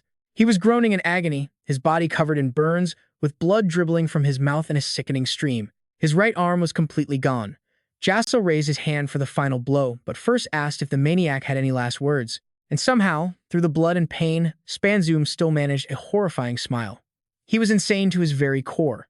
He said they pushed Jasson onto the battlefield to protect the nation, but they never told him the whole truth. How could he possibly escape this? For Jasson, there was only one path forward: kill everyone. The path of a guardian is paved in blood, he sneered, welcoming Jasson to walk that very same road. Jasson paused, processing the madman Spanzoom's words before delivering the blow that would send him to the afterlife. And with that, the depraved Spanzoom fell for good. Right on cue, a system notification popped up. Jasson had exceeded the mission requirements, boosting his reward to 8 intermediate mana stones. Meanwhile, back at the Yanlu Tavern, Jasson listened to a report from one of his spies. Rumor had it that Spanzoom, an Imperial Knight, was operating secretly in the desert, and the disappearance of the scouts was almost certainly his doing. The news hit Jasson hard, he was instantly worried. If this was true, then that disciple from the Fire Tower was in grave danger. It didn't matter how skilled Russell was against Spanzoom. He'd be like an egg smashed against a rock. Just then, a man burst in, slamming a broken sword on Jasson's table. The moment they saw that blade, everyone froze in fear. Because wasn't that the sword of the berserker, Spanzoom? Jasson recognized the newcomer. He asked for a red drake, or even a brick, anything to quench the brutal desert thirst. At this point, the man would give Jasson whatever he wanted. He could ask for the moon and the man would have found a way to get it. That very night, Jasson reported back to the Fire Tower's warriors who were still on their mission. Jasson Raymond killed the heretics and Spanzoom. Word spread like wildfire through Camelot, the capital of Endymion. Jasson Raymond, the last heir of the fallen Raymond family, the rumor was traveling far and wide. They said he defeated the Abomination, the cult's magical beast, and even took down Spanzoom, a knight of the Empire. Considering he'd only just joined the Fire Tower, the rumor was almost unbelievable. It was met with mixed reactions. Jasson returned to the Fire Tower. Waiting to greet him were Daria, Professor Hubert, and Vermilion Unsen. The three of them stood there, all dressed in black, looking like some kind of elite task force. Welcome. Jasson was back, safe and sound. Daria stepped forward, ruffling his hair, just thankful he made it back alive. Some were relieved by his return, but others were not. Case in point, Hemingway Melville, the Spear Tower Master. He and his lapdog, Alan Pett, paid a visit the moment Jasson returned. He could already tell this little bet of his was going to be more difficult than he thought. This junior was far more impressive than expected, and even Alan Pett had competition. But Spanzoom's death had also fueled rage and hatred, namely from the Empire's sword master, M. Cry Hill, Spanzoom's master. His subordinates trembled as they finished their report, heads bowed in fear. He made his decision. A debt of blood must be paid in blood. A disciple for a disciple, and while everyone felt differently about his return, they all agreed on one thing. Jasson Raymond had left a powerful impression. Spanzoom's master swung his blade, slamming it into the ground with immense force. Earth and stone exploded outwards as the ground itself cracked open. It's a wonder the ground itself didn't cry out in protest. But all that rage was focused on one name as M. Cry Hill roared. The name of Daria the White. This time, he would collect his blood debt no matter the cost. Meanwhile, Daria and Jasson were having a conversation in their carriage. Jasson was certain the heretical cult was involved. Involved in his father's death, Daria fell into thought, her arms crossed. She knew so many records had been lost during the war. Trying to piece together exactly what happened back then would be nearly impossible, a needle in a haystack. In other words, finding the real culprit wouldn't be easy, and Jasson knew it. But Daria took his hand, assuring him of one thing. If they continued to track down the heretics, they would eventually uncover the truth. And no matter what happened, she and the Fire Tower would always be by his side to help. Jasson was deeply grateful, offering a smile and his thanks to the Tower Master. The carriage halted, the driver announcing their arrival. Daria led Jasson inside by the hand. She hoped that for today, at least, Jasson could set aside his worries and doubts to simply broaden his horizons. They had arrived at the Council of Magic Towers. This was a magical assembly composed of the masters from over 20 magic towers that existed in Endymion. And thanks to his victory over Spanzoom, Jasson was granted permission to attend as Master Daria's official aide. Jasson walked into the Grand Hall alongside Tower Master Daria. Everyone was dressed to the nines, and even though Jasson was just a rookie, quite a few people already recognized him. He was met with warm handshakes and cheerful greetings, which Jasson eagerly returned with a smile. Just then, the master of the Gold Tower, a bald man with a long scar across his face, approached them. Daria made the introduction. This was Niccolo Machiavelli, the organizer of today's Magic Tower Council. Jasson bowed his head, offering a formal greeting, but Niccolo just let out a booming laugh. He told Jasson there was no need for such formalities after he'd taken down that damned bastard's disciple. Jasson was completely lost, wondering who this bastard was, when Darius seemed to read his mind, ready to explain. Niccolo then revealed the kid he mentioned was none other than Spanzoom's master, Cryhill, the Grand Sword Master of the Empire. He was apparently thrilled to hear Jasper took Spanzoom down. The Gold Tower Master had been absolutely delighted. Niccolo touched the long scar across his eye, a dangerous glint flashing in his gaze. And that's when Gatsby finally noticed the ugly scar on Master Niccolo's face. Just then, the Blue Tower Master, Hemingway Melville, arrived with his own student. He immediately told the Gold Tower Master to stop digging up old wounds and get ready for the presentation. Wasn't there something important to discuss today? The Blue Tower Master then greeted Lady Daria, asking after her and the other master's health. Daria immediately shot back, teasing that he looked jealous of her disciple getting all the praise. He denied it, claiming not everyone was as petty as her. The two then exchanged looks that could probably start a fire. The tension was so thick it made Jasper, Alan Pett, and Master Niccolo break out in a cold sweat. Seeing that a storm was brewing, the Gold Tower Master decided to make a run for it before he got caught in the crossfire. Speaking of which, Hemingway Melville took the chance to remind Daria not to forget their bet over a holy relic from the Age of Gods. Oh, Daria remembered. There was no way she could forget that. He opened his mouth to sing praises for his own dear student Alan, but before he could, Alan quietly whispered that they should sit. The Blue Tower Master then exploded in rage, furious that his own student dared to interrupt him while he was still talking. Jasper watched the whole exchange and couldn't help but crack a smile. Finally, Master Niccolo called out, and the Magic Tower Council meeting officially began. The main topic for this meeting was the ancient ruin being excavated at Keovan Mountain. By all accounts, the ruin dates back to the mythological era and shows no signs of ever having been looted. In other words, there's a very high probability that a holy relic remains perfectly intact inside. This piqued Jasper's interest, so Daria explained they could find a relic that could shake the very foundations of the modern world. The Gold Tower Master declared from the podium that they needed the help of all the Tower Masters to secure the ruin. Alan Pett of the Blue Tower and Jasper Raymond of the Fire Tower were the two chosen by Master Niccolo for this crucial task. The room was immediately filled with the sound of noisy discussion. Most people agreed with the decision, since both men had already more than proven their capabilities. Daria puffed out her chest, holding her head high with absolute pride for her star student, Jasper. But suddenly, a voice of objection cut through the hall. In walked Brainshy Lozy, Master of the Red Tower, followed by his mage, Jerome. The Gold Tower Master demanded he explain his ridiculous objection immediately. The Red Tower Master's reason? Because Alex Raymond, Jasper's late father, had lost the war. Several people below voiced their disagreement with the Red Tower Master's logic. How could you possibly blame a son for his father's failures? Besides, the war with the Empire was ancient history. The Red Tower Master pushed on, claiming Jasper's father was the very reason for that defeat, costing the kingdom its most elite warriors. He claimed Alex Raymond left the battlefield without any permission. The crowd once again erupted into discussion following the damning words of Master Brain Chai Lozi. Hearing this, Darius stood up and yelled that it was nothing more than speculation. No such events were ever recorded. What proof did he have? The Red Tower Master simply said she was sorely mistaken. He was there. He claimed he witnessed Jasper's father deserting with his own 2 eyes.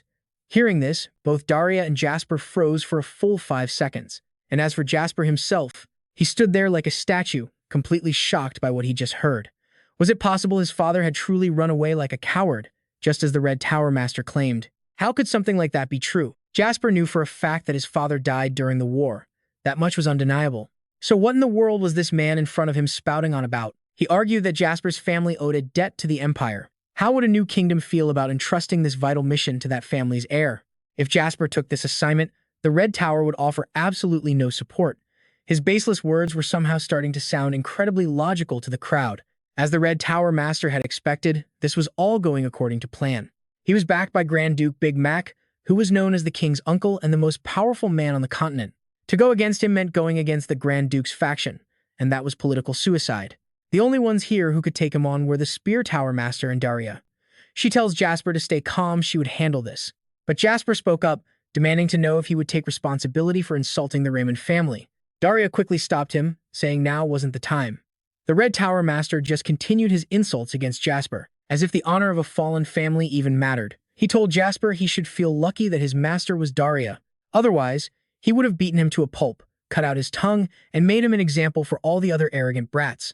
The Red Tower Master was still running his mouth when suddenly, a young woman's voice cut through the noise. She commented that every time she saw the Red Tower Master, he got more arrogant. Someone might just mistake him for the king. A stir went through the crowd as they realized the person walking in was Princess Hecate. Everyone quickly bowed their heads. The Red Tower Master bowed as well, a worried look on his face. He had no idea why the princess was here while he was showing off. She said she'd heard what the Red Tower Master said from outside, and she actually agreed with him. If someone owes a debt, they have to pay it. Daria tried to intervene, but the princess continued, shouldn't people be given a chance to repay their debt? For this mission, she ordered the Spear and Fire Towers to take up defensive positions alongside the Red Tower. The Red Tower Master protested that this wasn't a simple matter, so the princess called out, asking the Gold Tower Master who the biggest sponsor was. Who else could it possibly be for this mission? The Gold Tower Master replied loud and clear, it was the princess. She was the sponsor, so the matter was settled, just like that. After saying her piece, the princess turned and left without another word. He left the Gold Tower Master standing there completely frozen, a foul look on his face after that totally unexpected turn of events. The Gold Tower Master forced a smile and awkwardly continued with the next items on the meeting's agenda. With the excavation plan for the mission set, the meeting ended.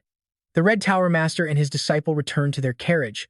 This was supposed to be his chance to utterly crush the Raymond family. He couldn't believe the princess interfered, completely shutting him down. Suddenly, the carriage lurched.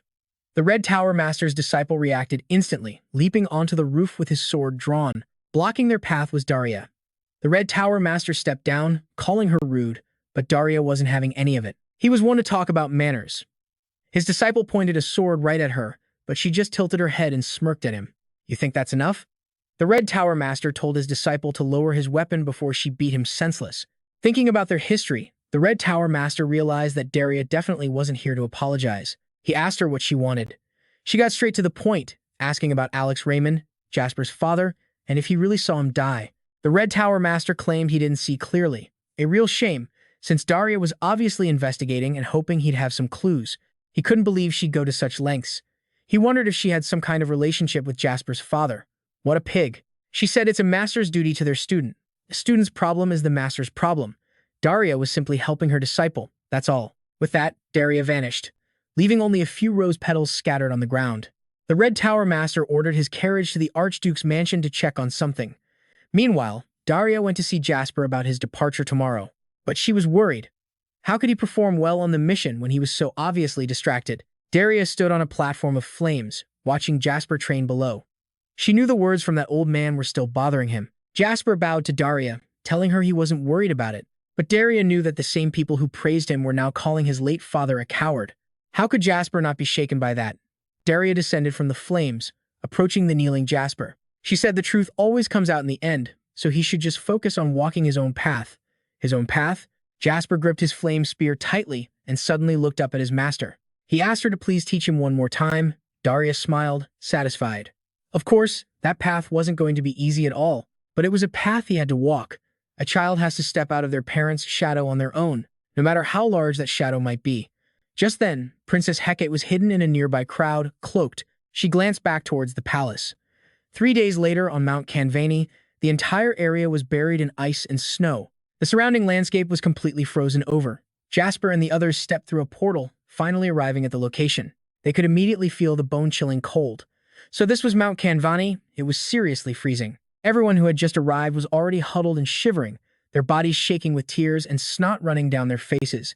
Jasper snapped his fingers, using his fire magic to create some warmth. The people around him slowly began to feel a sudden warmth spreading through the crowd. A cloaked figure holding a box appears, when a young man steps forward to ask if he's Jasson Simon from the Fire Tower. Apparently, they've been waiting for him. The man invites him to follow through another entrance. Jasson follows the stranger. On the way, he notices the banners of the Royal Gold Tower. the Eternal Gold Tower, and the Chaos Gold Tower. It seems like every single Earth magic expert has gathered here. The sheer scale of this operation is pretty impressive. The whole place is even constructed from magic crystal, making it look just like a hall of mirrors. Russell steps up to check his reflection. He can't help but notice how handsome he is, and that's exactly why they call these ruins the Mirror Palace. Russell then moves to shake hands with a man. The man introduces himself as Spiegelman from the Gold Tower, the one in charge of this whole expedition. Jasson respectfully places a hand on his chest to greet the senior mage, introducing himself as Jasson Raymond from the Fire Tower. This Spiegelman is an incredible talent, having risen from a commoner to become an elder of the Royal Gold Tower. He's also a world-class archaeologist and explorer who has excavated more ruins than anyone else in the entire kingdom. Jasson smiles, thinking to himself that this man might finally have the answers he's looking for. Just then, Alan Pett comes over to greet Jasson. Jasson is surprised to see Alan Pett. It turns out he came too. The two shake hands, genuinely happy to see each other again. They chat away like they're old friends, catching up. All they need now is a table and 2 cups of coffee. Now, they just need the defender from the Red Tower to arrive. Then they can finally coordinate their plans and missions together. Mr. Spiegelman watches the two of them, stroking his chin. He feels reassured, seeing the kingdom's finest disciples here to protect the excavation site. But still, what kind of trouble could possibly be expected that requires this much manpower? To him, this seems like a massive overreaction. Suddenly, a massive explosion rips through the air, startling everyone as it appears in the distance. A monstrous crystal golem now stands before them. Everyone screams, scrambling to find a safe place to hide. The golem roars, puffing out its chest and firing a barrage of ice shards that wipes out countless personnel. Even their shields can't take a single hit. Mr. Spiegelman slams his hand on the ground, causing the earth to tremble as rocks fly everywhere and the very ground threatens to collapse. He shouts for all the earth mages to work together and raise a massive wall of earth to block the monster's incoming attacks. The Cloaked Princess is busy helping the injured to safety, constantly telling everyone to just hang on. But somehow, the crystal monster has appeared right behind the princess without anyone noticing. The princess senses it. Just as the monster raises its hand to attack, she gathers her power, ready to fight back. But that's when Jasson appears out of nowhere, in a picture-perfect heroic rescue. Wielding his Origin Fire Spear, Jasson arrives just in time, unleashing a massive wave of fire toward the monster. He turns to ask if she's hurt, and then he spots her distinctive purple hair. Despite her thorough disguise, Jasson instantly recognizes her as the princess. It's all because of those familiar purple locks. He shouts her title in complete disbelief, causing the princess to grit her teeth in frustration. Why does this guy have to be so loud? The monster roars once more and lunges straight for Jasson. Just as it's about to attack the princess, Alan Pett arrives. He unleashes his ice magic, firing a volley of ice arrows at the creature. The waves of ice shards collide, creating massive explosions. Alan was trying to destroy its body completely, but the monster's body is just too hard. Now it prepares to counterattack. Right as it's about to strike Alan, the blood-faced sword appears. It's Jerome from the Red Tower, making a timely entrance. Jasson and him lock eyes, saying absolutely nothing. The scene shifts to 3 days earlier, with the Red Tower Master, Jerome's teacher. He mentioned that Daria had begun investigating the death of Jason's father. He then asks a talking skull for its opinion. The skull just scoffs, asking what there is to even guess about. Isn't it obvious that he was the one who killed him, Jason's father? Is he getting scared of being caught? The Tower Master slams his fist on the table, growling that there's no way that's happening, not even in his wildest dreams. He claims he's just a little disappointed. He then turns to his disciple, Jerome. If he can just get rid of Jasson Raymond during the selection process, Daria won't have any more reason to be suspicious. The skull quickly tries to make an excuse, claiming it received false intelligence that Jasson Raymond was just some nobody. The Red Tower Master is furious that the skull is trying to shift the blame onto him. Just as the two are about to have it out, a man with a scarred face walks in. It's Big Mac Redman, the Grand Duke, and the king's own uncle. He is also the most powerful man in all 6 lands. The Tower Master bows respectfully.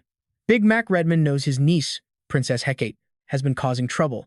The Red Tower Master bows his head and explains that the original plan was much smaller. At first, only a few members of the guard team were supposed to be there. The Grand Duke waved his hand, cutting him off. Enough with the long-winded speeches. He wanted to get straight to the point how they would conquer those ruins. The Red Tower Master then introduced his prized disciple. The plan involved Jerome joining the protection team to create an alternate route. By piercing the Golden Tower's protective barrier, a wave of cultists could ambush the defending mages from behind. But for this plan to have any chance of success, they first needed to neutralize the Tower Master protecting the king. To defeat the Tower Masters safely, without massive casualties, they needed something hidden within those very ruins. This meant they needed a trump card, an ace up their sleeve for this incredibly important mission. Grand Duke Bismarck Redmond then presented an object glowing with a strange blue light. Meanwhile, on a snow-covered mountain, Jasper was trying to convince the princess to give up, insisting the job was far too difficult. The princess simply asked him to keep her presence a secret. Her being here was top-secret information. It had to be kept under wraps, and no one could ever know. All Jasper had to do was pretend. Just pretend he never saw her and let it go. She knew it was a lot to ask. Jasper could only assume that the princess must truly love ancient ruins and artifacts to have come all this way. He thought if he were in her shoes, he would be deeply disappointed to not see those relics with his own eyes, so Jasper made a declaration. If the princess was this determined to go, then she had absolutely nothing to worry about, not while he was by her side. Anything she needed, she just had to ask. But the princess still looked uneasy, thinking of the king and the other nobles. They would never allow her to come to a place like this alone, which is why she needed Jasper to keep this a secret. Still, she had to wonder. As a knight, why wasn't he worried about her? In that one brief moment, Jasper recalled the princess's incredible power he had just witnessed, a power that no ordinary knight could ever hope to match. He saw no reason at all to be worried. Her extraordinary power, huh? Hearing him say it out loud, the princess blushed and flicked him hard on the forehead, making him stumble backward in surprise. Then, she turned around and prepared to leave, giving Jasper a final order. He was to stay put and do his best to fulfill his duty here. She could tell he was still just a rookie, a bit of a novice. Standing there watching her go, Jasper suddenly realized, wait, shouldn't he have asked her to ignore the dragon's heart? Back at the ruins, Elder Spiegelman was yelling at the top of his lungs, rallying everyone to fight back against the monster. Just then, Rattle rushed in, bowing his head and apologizing for his late arrival. But then, something went terribly wrong. All magic suddenly ceased to function. The spatial collapse, one of the most powerful barriers created by the Earth Mages, began to fail. It couldn't hold. It completely shattered. The Elder screamed, punching the air in fury. Damn it, right after they'd finally found the gate to the ruins. Why a spatial collapse of all things? From a shadowy corner, Jerome watched the chaos unfold with his arms crossed. He was already thinking about his report to the Grand Duke.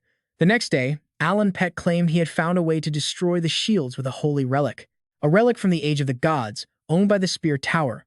They could use it to focus their power and break through. But Elder Spiegelman wasn't so sure. He doubted the Tower Master would simply agree to lend it to them, and that was precisely why. Alan Pett declared he would go and get it himself. The Elder grasped his hand, promising the Golden Tower would repay the favor, if he could solve this crisis, that is. Alan Pett promised to do his best, bowing with a hand placed over his heart. Though he hated the idea, Alan Pett had to rely on Jasper and Jerome. Jasper thought to himself, rely on us? I highly doubt that. Everything would be just fine, he figured. Jerome noted that with Alan Pett leaving, only one combat mage would remain. Jasper said they should discuss the shift rotation. Jerome just smirked, a dangerous glint in his eye, and claimed the first watch that evening. He turned and left, saying he was tired. That sleazy grin of his made both Jasper and Alan Pett want to punch him right in the face. That evening, the personnel on night duty were gathered around a campfire, trying to stay warm. Suddenly, loud noises echoed from the darkness, and a group of black-robed figures appeared. The legendary cultists had arrived. The two guards didn't even have time to warn them that this was Golden Tower territory before Jerome appeared from the shadows. He dispatched them with a single deadly blow. Then, he stepped forward and used his magic to open a path for the cult. He informed them that the plan had changed. A spatial collapse was now protecting the ruins. To get the relic that could destroy it, Alan Pett had already left for the Spear Tower. The masked, blade-wielding cultist spread his arms wide, savoring the aroma. The smell of the two freshly burned corpses Jerome had just created. To threaten Alan Pett, all they needed was to take Spiegelman hostage. A masked leader asked what Jerome planned to do about Jasper, the Fire Tower disciple. Kidnapping him seemed a bit messy. Jerome's response was chilling. He would kill Jasper. He would not tolerate a single mistake this time. At that very moment, a giant monster stepped forward and spoke. All he does is stand there and complain. Too many demands. If he's so great, he should get in there himself instead of just talking. Jerome's face darkens with rage. He's about to unleash hell on this punk when one of the cultists steps in, reminding him they're allies. The cultist says to calm down but then keeps poking the bear, calling Jerome the beloved bastard son of Lord Brain. So how could he possibly get hurt? Jerome's jaw tightens. He's had enough. He lunges, ready to strike. Jerome's blade thrusts straight for the cultist, but the guy uses a portal to instantly redirect the sword's tip somewhere else entirely. Jerome dares him to repeat those words one more time. The cultist just backs down, claiming it was all a joke. Lighten up, buddy. We're all one big, happy, dysfunctional family here. We should be a little more generous with each other. Behind them, the other cultists finish their ritual. A massive summoning circle, with blood-red intersecting stars, glows ominously on the ground. From that unholy circle, monstrous arms and grotesque demons begin to crawl out. The lead cultist offers a reminder, even though it would never happen. But if things do go south, Jerome shouldn't forget about the item the Grand Duke gave him. The Red Tower Master also told Jerome that after this mission, he would have to live as a ghost until the Grand Duke finally takes the throne. Not a single survivor is allowed to return from this expedition. If things get ugly, Jerome is to use the item the Grand Duke provided. The Red Tower Master asked, was it just his approval that Jerome wanted? And then he just threw his head back and laughed. He simply believed that no matter what happened, there was no way Jerome could possibly fail. Jerome stares into the sea of flames and the hideous monsters before him. Fine, he'll do exactly as his father wants. He will become a ghost that spreads fear and despair. At the same time, Jasson goes to ask Mr. Spiegelman a few questions. He's looking for information about a dragon with many horns. The old man has no idea why Jasson would suddenly care about such a thing. Jasson explains that he saw a strange painting during a previous mission, and its bizarre appearance completely captivated him. It depicted a human and a dragon fighting together against some unknown enemies. Honestly, Mr. Spiegelman can't give a definite answer, but it reminds him of the Holy Dragon King. The Holy Dragon King? Jasson never even considered that such a creature existed. With so few historical records, Mr. Spiegelman doesn't have many clues either, but legend says it was raised specifically to deal with some great evil force. Just then, Pepper appears, flying to Jasson and nibbling his head. Mr. Spiegelman is absolutely stunned that Jasson can even summon a spirit. Pepper growls, flying towards the door as if sensing something. And right on cue, the monsters summoned by the cultists appear, ready for a fight. A sea of fire erupts from the ground. Jasson and the others have walked right into an ambush. A colossal monster emerges from the smoke and flames. Immediately, the Earth Mages yell for everyone to combine their strength to take it down. The monster just casually rests its weapon on its shoulder, ready for the attack. In truth, these pathetic skills are nothing more than mosquito bites to them. Everyone is frozen in shock. He took so many direct hits but came out without a single scratch. The giant monster winds up for a brutal counterattack. He slams his massive club into the ground, determined to pulverize the mages. Luckily, they all managed to dodge. A second too late and they would have been paced.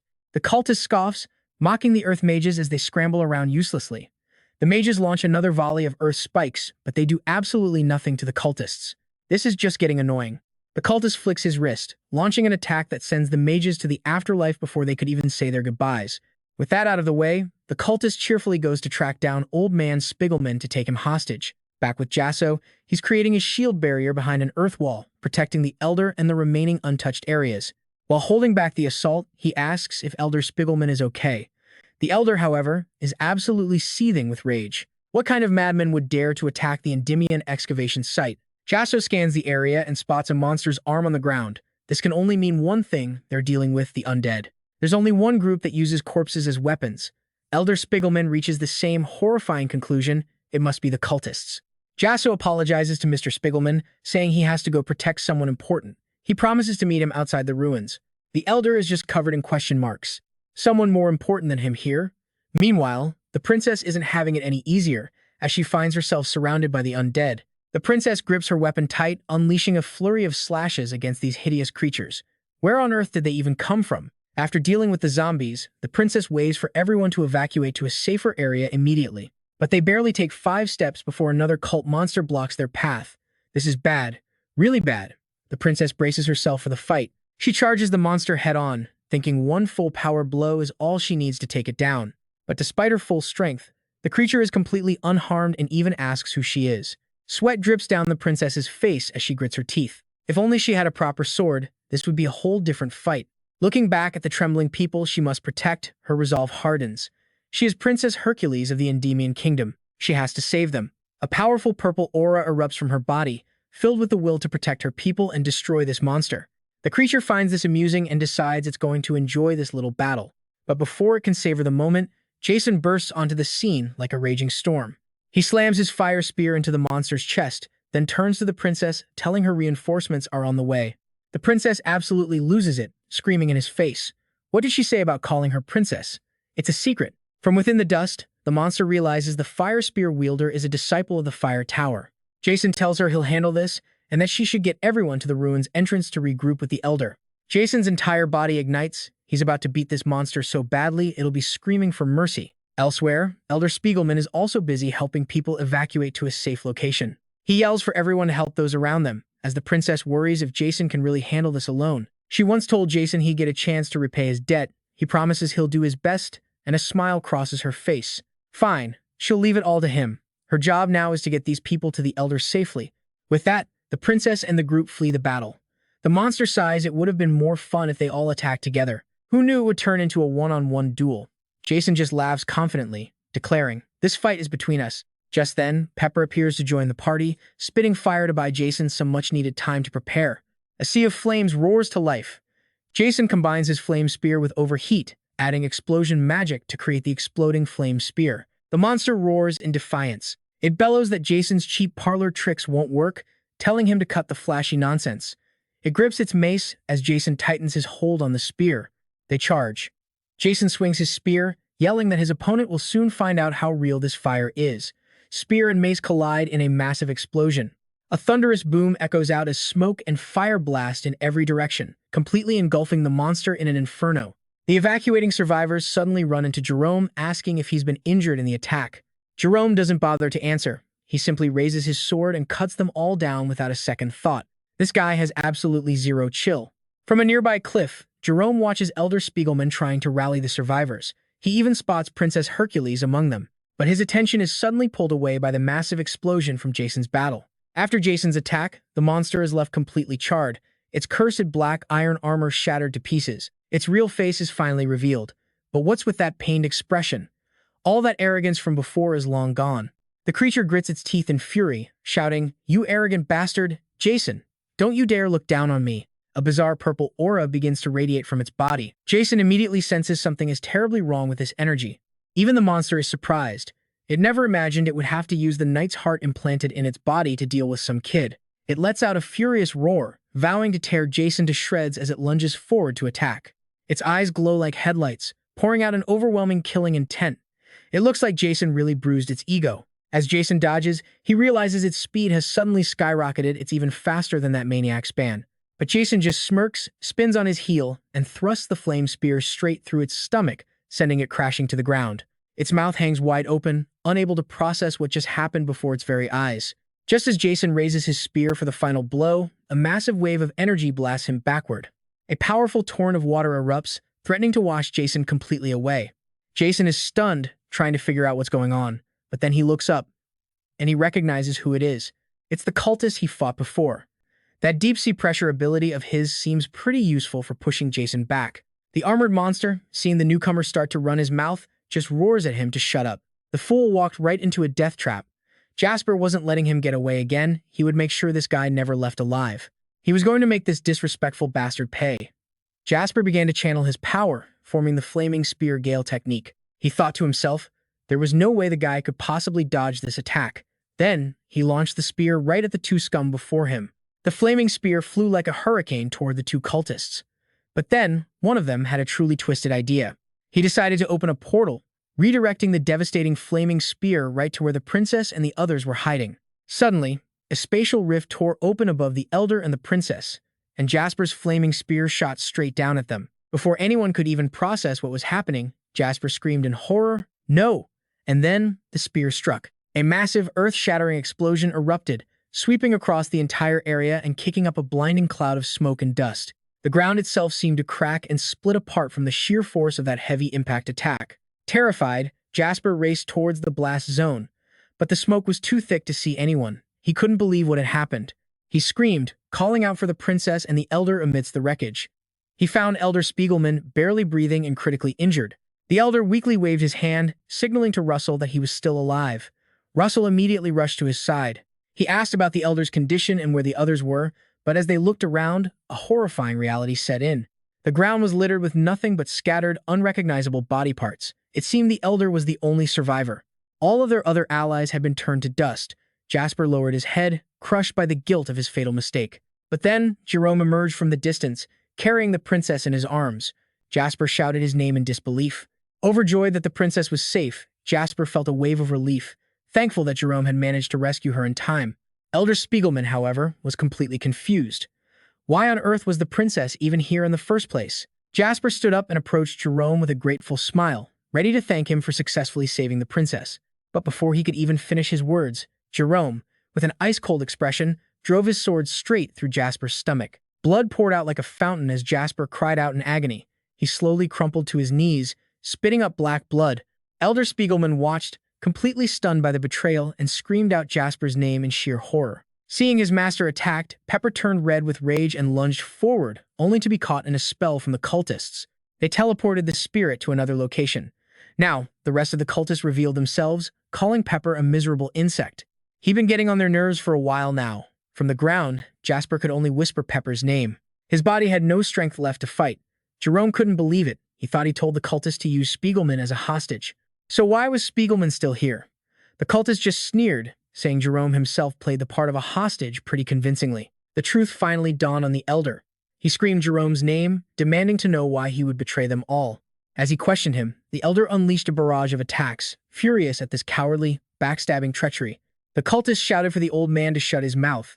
The one in monstrous armor swung his arm, launching an overwhelming counterattack at Spiegelman. The elder was slammed to the ground, unconscious, his fate unclear.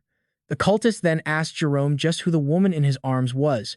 Jerome revealed that she was Princess Hecate, and with her under their control, they could seize the entire Endymion kingdom. Jerome then berated the cultist, saying his stupid stunt almost ruined their entire plan. The cultist just chuckled. As long as she wasn't dead, it was all good, right? But Russell, still on the ground, spoke up, vowing he would never let that happen. He told them they would never achieve their goal to stop daydreaming. The monster then stepped forward, eager to finish off Jasper himself. At the exact moment the monster raised its weapon for revenge, Jasper lifted his hand and activated his ring, calling forth his power. As he tore the monster apart, a thick fog suddenly enveloped the area, and Jasper's eyes began to glow, transforming into the eyes of a dragon.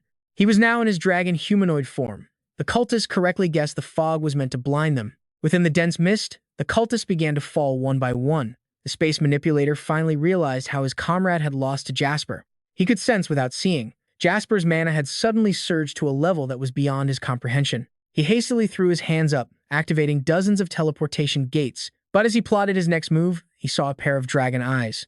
Before he could even think, Jasper's flaming spear ran him straight through the gut. Even at death's door, the man laughed, mocking Jasper for looking like a monster with those bizarre dragon eyes. Jerome gently set the princess down. If he abandoned the survivors now, the mission would be a failure. Jerome decided he had to fight Jasper himself. He summoned his twin fire-blood swords, called out Jasper's name, and prepared for battle. Jasper just gritted his teeth. He knew the situation was critical. His dragon transformation was about to give out. Jasson went for broke, betting everything on this one attack. A massive explosion erupted, turning the entire area into a sea of fire. The attack took its toll. Jasson collapsed, coughing up black blood. But Jerome, a gaping hole now torn through his chest. Jasson had sent him to the afterlife. The cultist from before, who everyone thought was dead, suddenly started laughing. Damn, he's finally gone. He taunted Jasson, calling him simple-minded. Jerome wasn't the only one who could take him on. There was another, he revealed, with power that rivaled a dragon's. The cultist gestured behind him. Jasson looked over, and what appeared before him was the heart of the chimera. Jasson realized with a shock this was the chimera's heart. The magic radiating from it was immeasurable. But then Jerome walked over to the cultist, lifted him up by the throat with one hand, and started to choke him. Moments ago, they were allies now. A complete betrayal. Jerome accused the man of hiding his own strength, forcing him to use the heart. But the cultist just laughed, saying it was Jerome's choice. Nobody forced him. After all, didn't the chimera's heart instantly grant him access to countless new magic circles? Besides, the cultist pointed out, he never told Jerome to go and lose the fight against Jasson. Jerome loosened his grip, dropping the man to the ground like a sack of trash. Fine, he'd misunderstood the mission. Then, he turned his attention back to Jasson. He decided to end things right here and now. In a flash, he rushed forward, using his overwhelming magic to pull Jasson in close and choke him with incredible force. Jerome praised Jasson's performance, but said it was a shame he couldn't protect anyone. Today, he declared, this place will be your grave, Jasson Raymond. Lifting Jasson with one hand, he channeled magic into the other, creating a slash that shattered the spatial barrier. Watching from the sidelines, the masked cultist smirked. Jerome is pretty good, a true son of mine, but of course, it wouldn't end that simply. In the exact moment the barrier shattered, Jasson grabbed the hand choking him and unleashed a massive burst of flame, but it had absolutely no effect. Jerome reconsidered. He'd give Jasson a more fitting end, kicking him into the spatial rift to suffer the agony of having his very soul ripped apart. Now, carry the shame of your failure for all of eternity. Helpless, Jasson fell into the rift, pushed into another dimension entirely. Everything faded to black, leaving only the sound of his desperate screams. He jolted awake, gasping for breath. He wasn't in a rift. He was in a hospital in Camelot. Jasson immediately asked about the battle at the ruins, about the princess and everyone else. But the nurse had no idea what he was talking about. He grabbed her by the shoulders, desperately asking if the princess and the others were safe. The nurse, startled by his frantic state, was completely terrified. A male doctor rushed over, pleading with Jasson to calm down. They explained that while he was cleaning at the Louvre Museum, he suddenly had a seizure and was rushed to the hospital. Hearing this, Jasson started to panic even more. He shouted for Pepper, but his companion was nowhere in sight. Jasson struggled so hard it took 2 staff members to restrain him, and that's when it hit him. He had returned to the time before his regression. He couldn't believe it. Something had to be wrong. Just then, a doctor used a magic circle to bind him tightly, yelling at him to quiet down. He was still a patient, and they needed him to calm down so they could get him back to his bed. Later, in the doctor's office, she explained what the nurses reported. He'd fainted at the museum and experienced severe hallucinations upon waking. Jasson insisted that he'd never had symptoms like this before in his life. The doctor listened and seemed to understand, sympathizing with what Jasson was telling her. She then asked Jasson if he'd ever heard of the dream-eating tree. It lures victims with beautiful hallucinations, leaving them to starve to death so it can feed on their bodies. But Jasson had no idea what any of that had to do with him. The doctor explained that pollen from a dream-eating tree exhibit at the museum had leaked into the air the day before. Apparently, Jasson wasn't the only one. Many other people had experienced similar hallucinations. The good news? The museum was covering all the hospital bills. But Jasson just froze. Could it all have really been just a dream? The doctor handed Jasson his medical report, telling him he could also seek further compensation from the museum's management. She placed a hand on his shoulder and said, "This is your time to wake up now, Jasson." But Jasson refused to believe it was all a dream. He was certain Daria would know something about what really happened. So he left the hospital, dragging himself through the pouring rain towards the fire tower. No dream could ever feel that real. But as he arrived, a gate guard ordered him to stop. He told the guard he was there to see Daria. If she truly was his master, then she would definitely have to recognize him. The guards just laughed at Jasson, wondering who he thought he was to demand a meeting with Lady Daria. Jasson stared up at the sky, his whole world crashing down. He just wished someone, anyone, would appear and explain what was happening. But this was no dream. He had to try, so he told the guards his name was Jasson Raymond, and he was once Lady Daria's disciple. Lady Daria's disciple? The guards had never heard that name.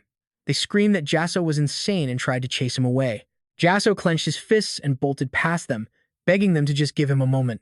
But to get to Lady Daria, he'd have to get through them. A single blow was all it took to slam Jasson to the ground. Just then, Lady Daria's carriage returned. She asked the guards what all the commotion was about, and they quickly explained the situation. They told her Jasson kept claiming to be her disciple. Surprised, Lady Daria looked down at him and asked, "Am I supposed to know you?" Hearing those words, Jasson froze completely. Lady Daria left in her carriage, leaving him kneeling alone in the pouring rain. Jasson decided to go back to the museum, a place he'd been before. This had to mean that everything was real.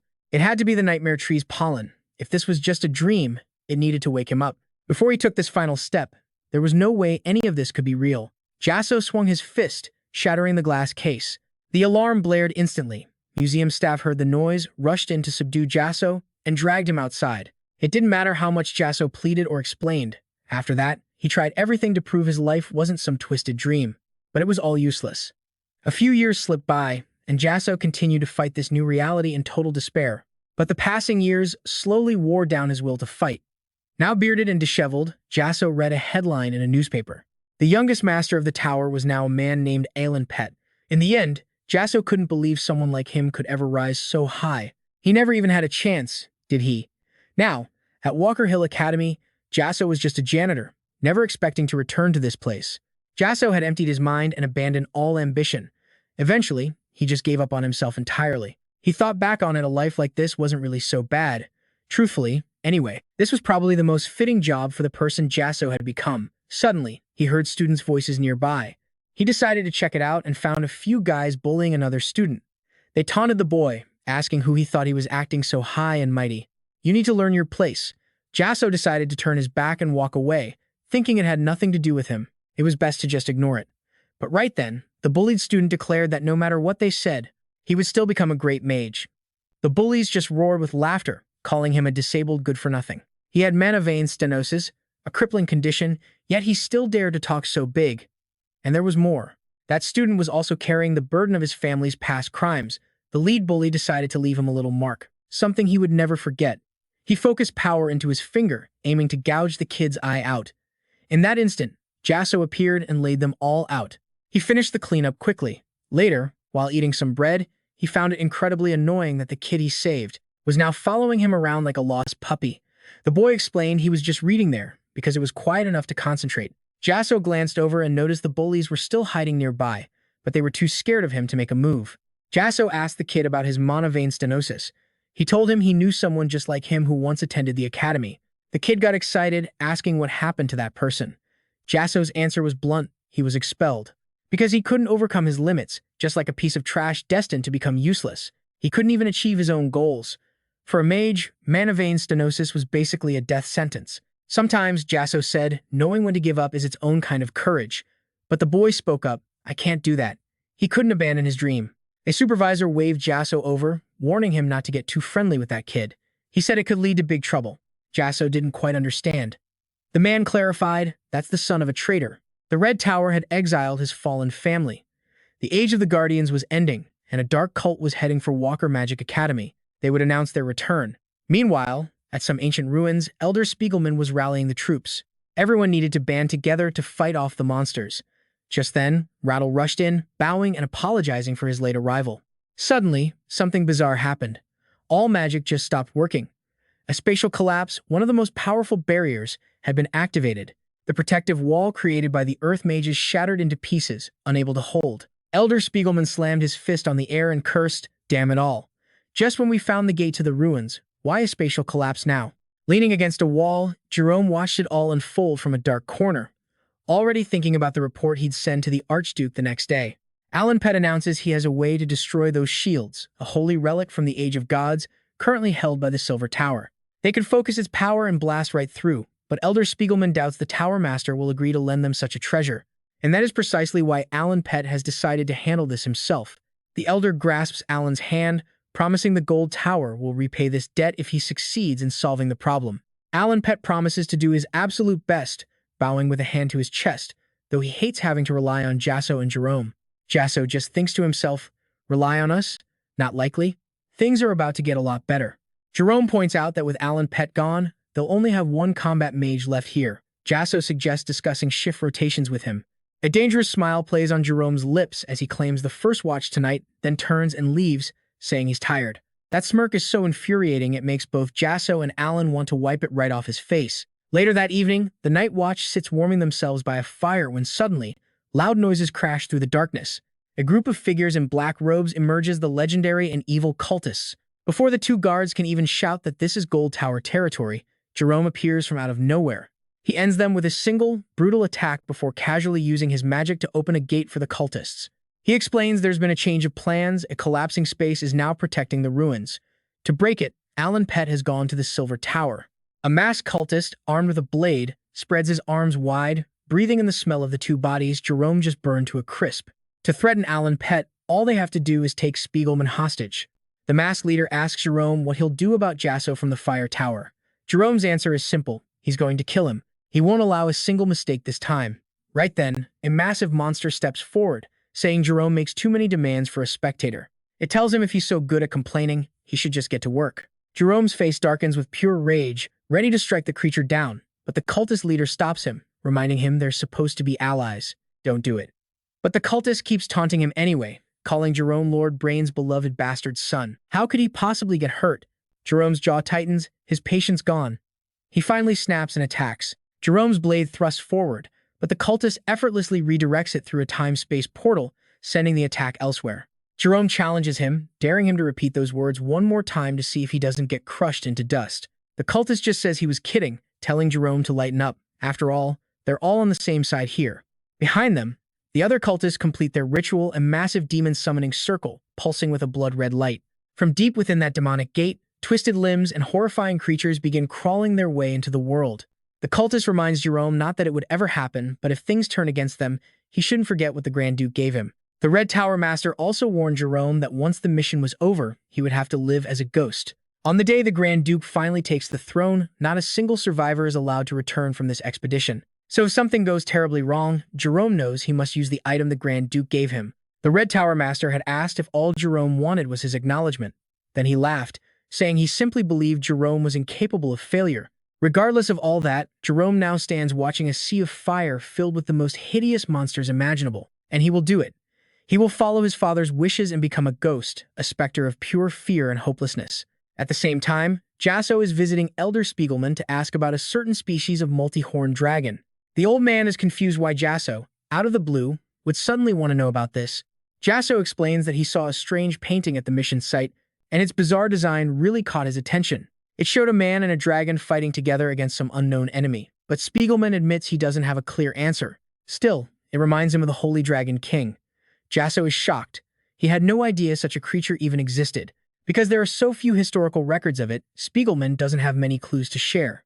But legend says it was raised specifically to fight some great evil. At that moment, Pepper appears, flying over to Jasson. It playfully nibbles on his head. Spiegelman is floored, realizing Jasson can summon a spirit. Pepper suddenly starts growling, flying toward the door as if sensing something. And right on cue, the summoned monsters appear.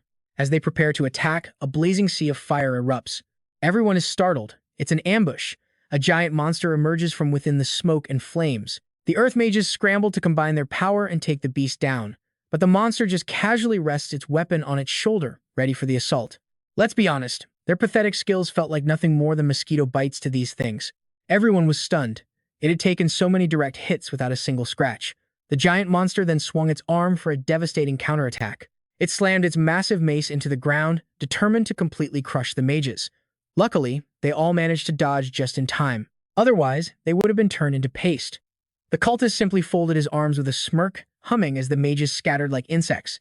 And still, not a single bit of damage. The Earth Mages launched a barrage of earth arrows, but it was completely useless against the cultists. Getting annoyed, the cultist casually flicked one hand, launching an attack of his own right back at the mages.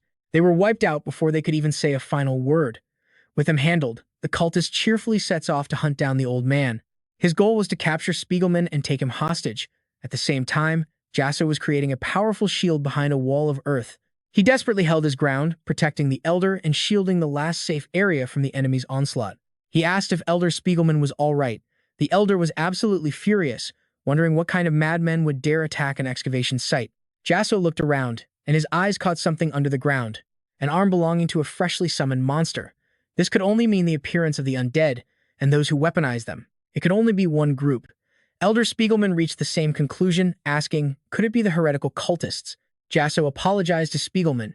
He had to go protect someone important, promising to meet him outside the ruins later. The Elder was just left completely confused. Was there really someone here more important than him? Over with the princess, things weren't much better. She was facing down a horde of undead, gripping her chain weapon tightly. She slashed through the hideous monsters, wondering where on earth they came from, before finally finishing off the last of them. The princess waved for everyone to evacuate to a safer place, but they hadn't taken 5 steps before a hulking cultist monster blocked their path. This was looking bad.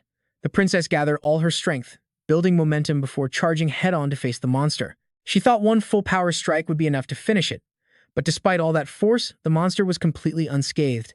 It even opened its mouth to ask who she was. The princess, drenched in sweat, clenched her teeth, hoping against hope. If only she had a proper sword right now. She glanced back at the very people she was trying to protect. They were trembling and stumbling behind her. The princess resolved not to give up. She is their princess, Princess Hercules of the Endymion Kingdom, and she had to protect her people. A vibrant purple aura exploded from her entire body. She was filled with determination to protect her people and destroy this beast. The monster, meanwhile, found the princess rather interesting. It decided it would enjoy this fight with her. But before the fun could even begin, Jasson appeared out of nowhere like a storm. He drove his flame spear straight through the monster's chest, then immediately turned to check on the princess. He told her not to worry because help was on its way. But the princess just flew into a rage, screaming, "What did you just call me?" She told him to keep her identity a secret, but he just keeps shouting princess. From the dust, the monster recognized the flame spear user. He was a disciple of the Fire Tower. Jasson, with a serious face, said he would handle this and told the princess to get everyone to the ruins entrance. They would regroup with the Elder there. Jasson's entire body began to glow red, ready to teach this monster a lesson it wouldn't forget. Over with Elder Spiegelman, he was also busy helping people move to a safer area. He shouted for everyone to help those around them. The princess looked back, worried. She wasn't sure if Jasson could really handle this monster all by himself, but she had once offered him a chance to repay his debt, and Jasson had sworn he would do his best to repay it. Remembering this, the princess smiled. All right then, she would leave it all to him. She would evacuate the people and meet up with the elder. With that, the princess led the group away from the intense battle. The monster rubbed its head, a little disappointed. It would have been more fun to fight the whole group, but now it's just a one-on-one duel. Jasson just laughed confidently, declaring, "This fight is between you and me." Just then, Pepper appeared to join the party. The little creature opened its mouth and spat fire at the monster, buying Jasson the precious time he needed to prepare his ultimate attack. A sea of flames erupted once again. Jasson combined Flame Spear with Overheat, and then added Magic Burst to create a brand new skill. Flame Spear Burst. The monster simply shouted that Jasson's cheap little tricks wouldn't work on him. He told him to cut the flashy nonsense. The beast gripped its mace, and Jasson readied his flaming spear. The two of them charged. Jasson swung his spear, yelling, "Let's see if this fire is real." As their weapons collided in a massive explosion, a thunderous boom echoed as smoke and fire shot out in every direction. A raging sea of fire completely engulfed the monster. Soldiers were scrambling for their lives, trying to retreat, when they suddenly ran into Jerome. They stopped to ask if he was hurt, but Jerome didn't say a single word. In one swift motion, he raised his sword and cut them all down without a second thought. This guy's temper is definitely something else. Perched on a cliff, Jerome simply watched. He saw Elder Spiegelman trying to regroup the evacuating forces, and even spotted Princess Helga among them. But his attention was quickly pulled away by a massive explosion from Jasson's battle with the monster. After that last attack from Jasson, the monster was completely scorched. Its cursed dark iron shell shattered, finally revealing its true face. But why the long face? Just a moment ago, he was all arrogance and big talk. Now he just grinds his teeth, muttering, "You arrogant fool." He warns Jasson not to push his luck. A strange purple aura erupts from his body, and Jasson senses something is very wrong with his energy. Even the monster himself seems surprised. He never imagined he'd have to use the knight's heart implanted in his body just to deal with this kid. He roars, promising to tear Jasson to pieces. Then he lunges forward to attack. His eyes glow like headlights, radiating an immense and terrifying bloodlust. Looks like Jasson really bruised his ego. As Jasson dodged, he realized the monster's speed had spiked, way faster than that iron freak Spansum. Jasson just smirked. He spun around and drove his flame spear straight through the creature's stomach, sending it crashing to the ground. The monster stared in disbelief. Just as Jasson raised his spear to finish the job, a huge surge of energy blasted him backwards. A powerful torrent of water erupted, threatening to wash Jasson away completely. Though Jasson had no idea what was happening, he quickly looked up. He recognized him instantly, that cultist he'd fought before. That deep-sea pressure attack was strong enough to shove Jasson back. The armored monster saw the newcomer spouting nonsense and just yelled at him to shut up. He just walked right into his own grave. Jasson wasn't about to let this one escape again. He was determined to end him here and now. He had to put this disrespectful punk down. Jasson began to wind up, preparing his blazing spear cyclone technique. He thought to himself, there's no way this guy can dodge this move. With a powerful thrust, he launched the flaming spear at the two of them. The spear tore through the air like a fiery tornado, heading straight for the two cultists. But the new guy had a wickedly clever idea. He decided to open a portal, redirecting the blazing spear straight toward the princess's hiding spot. Suddenly, right above the elder and the princess, a spatial rift tore open in the sky. Jasson's blazing spear shot right through it. Before anyone could even react, Jasson screamed out, "No!" In an instant, the flaming spear slammed down, causing a massive, earth-shattering explosion that wiped out everything in the area. Dust and debris filled the air, and the ground itself seemed to crack apart from the sheer force of that devastating attack. Jasson sprinted in terror toward where everyone had been, but the thick smoke made it impossible to see anyone. Jasson couldn't believe his eyes. He screamed out their names, searching frantically through the rubble for the princess and the elder. Elder Spiegelman was barely hanging on, severely injured, but he weakly waved his hand to show Jasson he was still alive. Jasson rushed over to his side, asking about the elder's condition and where the others might be. The two of them looked around, only to see scattered, dismembered body parts littering the ground. It turned out only the elder had survived. The other soldiers had been completely vaporized. Jasson bowed his head in guilt. His mistake had cost everyone their lives. But then, from a distance, Jerome approached, carrying the princess in his arms.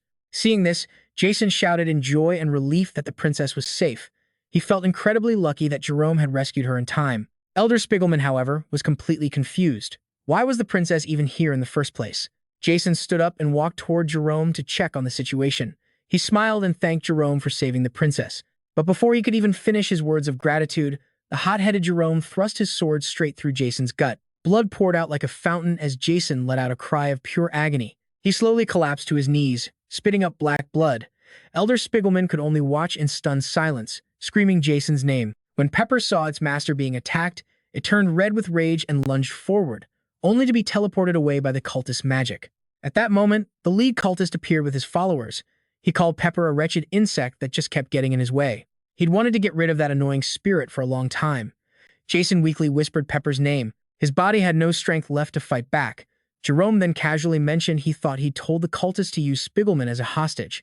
But wait, why was Spiegelman still here? The cultist just figured Jerome was playing the part of a hostage, and playing it pretty convincingly.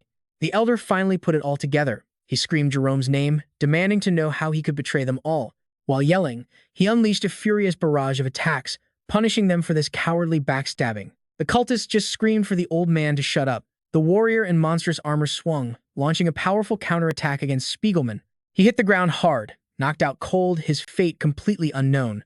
The cultist then turned to Jerome, asking about the woman in his arms. Jerome answered that she was Princess Hecate, and if they managed to save her, they could control the entire kingdom, the kingdom of Endymion. Jerome snapped at the cultist, saying his stupid actions nearly blew their whole plan. The cultist just laughed it off, saying as long as she was still breathing, it was fine. But from the ground, Russell suddenly spoke up. He swore he wouldn't let it happen. They would never achieve their goal, not in a million years. That monster of a man volunteered to handle Jasson himself. Jasson just raised his hand, activating his bone-summoning ring. Just as the beast raised its weapon, ready to get some payback for the last time Jasson absolutely wrecked him. A thick fog suddenly rolled in, blanketing the whole area. Jasson's eyes changed, they were dragon eyes now. He was in his dragonification state. The cultists assumed the fog was just to block their line of sight, but from within the mist, they began dropping one by one. One of the cultists, a space warper, realized how his comrade lost to Jasson. He could sense his targets without even seeing them. Jasson's sudden surge of mana was beyond anything he could comprehend. He frantically opened up a dozen teleportation gates, but as he was thinking, he saw them. A pair of dragon eyes. There was no time to react. Jasson ran him through with his spear made of pure flame. Even at death's door, the cultist just laughed mockingly. With those unnatural dragon eyes, Jasson looked less like a man and more like a monster. Jerome carefully placed the princess on the ground. If he abandoned the survivors now, the mission would fail. He decided to fight Jasson, summoning his flame blood sword. He called out to Jasson, ready for the fight. Jasson gritted his teeth, knowing the situation had just gotten way more dangerous. His dragonification was about to wear off. Jasson decided to go for broke, betting everything on this one final attack. A massive explosion erupted, engulfing the area in a sea of fire. When it cleared, Jasson collapsed, coughing up black blood. There was now a gaping hole straight through Jerome's chest. Jasson had done it, but that one cultist who everyone thought was dead was still breathing, laughing his head off. Damn it, he's finally gone. He sneered at Jasson, calling him a simpleton. Jerome wasn't the only one who could stand against Jasson. There was another with power that rivaled a true dragon. The cultist gestured behind him, telling Jasson to look. Before him was the chimera's heart. Jasson recognized it instantly, absolutely stunned. Its magical power was off the charts, totally immeasurable. Jerome walked over to the cultist, grabbed him by the throat, and lifted him up. Talk about a sudden turn. 1 minute they were allies, the next he's being choked out. Jerome accused him of hiding his true strength, all to force him to use this heart. The cultist just laughed, saying Jerome chose to use it himself. No one held a knife to his throat, did they? Besides, the chimera's heart had already given him a major power boost. Didn't it instantly grant Jerome countless new magic circles? The cultist added he never told Jerome to fight Jasson in the first place, let alone lose to him. Jerome loosened his grip, dropping him like a sack of trash, claiming he must have misunderstood the mission. Jerome turned back to our hero, deciding to end things with Jasson right here and now. He lunged forward in a blur. Using his overwhelming magic, he yanked Jasson close and choked him with immense power. Jerome complimented Jasson's performance so far, but it was a shame he couldn't protect a single thing. Today, this place would be Jasson's grave. Jerome lifted him with one hand. His other hand pulsed with magic, creating a slash that tore open the spatial barrier itself. The masked cultist watched from a distance. He was impressed. Not bad, Jerome, he praised. Truly my son, but things weren't going to end that simply. At the exact moment the barrier shattered, Jasson grabbed the hand choking him and set it ablaze with a massive torrent of fire. But his opponent was completely unharmed. Jerome thought for a moment, then decided he would give Jasson a more suitable death, kicking him into the spatial rift where his very soul would be torn to pieces for all eternity. Carry the shame of the incompetent to the end of time. And with that, Jasson fell helplessly into the crack in space. He was cast into another dimension. Everything faded to black. The only sound left was Jasson's horrifying, desperate scream. He jolted awake, gasping for air. He was in a hospital in Camelot. Jasson frantically asked about the battle at the ruins, and about the princess and everyone else. The nurse had no idea what he was talking about. Jasson grabbed her by the shoulders. Shaking her, he begged to know if the princess and the others were safe. The nurse could only stare at Jasson's terrified state. He's panicked, completely agitated. A doctor rushes over from a distance, pleading with Jasson to stay calm. They explain that while Jasson was cleaning at the Louvre Museum, he suffered a sudden seizure and was brought to the hospital. Jasson hears this and panics even more, desperately calling for Pepper, but there's no sign of his companion anywhere. He thrashes around so much that 2 medical staff struggle just to hold him down. Jasson realizes he's back before his regression. He can't believe it. Something must have gone horribly wrong. In that moment, a doctor binds him tightly with a magic circle, shouting at him to stop making so much noise. He's still a patient, and they need him to calm down so they can get him back to his bed. In the doctor's private office, Jasson now sits and listens. According to the nurses, he fainted at the museum and woke up severely hallucinating. Jasson insists he's never had symptoms like this before in his life. The doctor listens and seems to understand. She sympathizes with what Jasson has shared. Then she asks if he's ever heard of the dream-eating tree. This tree uses the most beautiful illusions as a trap, leaving people to starve to death as it feeds on their bodies for nutrients. But Jasson doesn't get it. What does that possibly have to do with his situation? The doctor explains that yesterday, pollen from a dream-eating tree on display at the museum had leaked into the air. Besides Jasson, many other people experienced similar, intense hallucinations. The bottom line is, the museum will be covering all his medical expenses. Jasson is stunned. Could it all have been just a dream? The doctor hands Jasson a medical report, telling him he can demand compensation from the museum's management. She tells Jasson that it's time for him to finally wake up, but he still refuses to believe his experiences were just a dream. He thinks Daria would definitely know what happened. Jasson decides to leave the hospital alone, dragging himself through the rain to the fire tower to see her. Jasson just can't believe any dream could feel that real.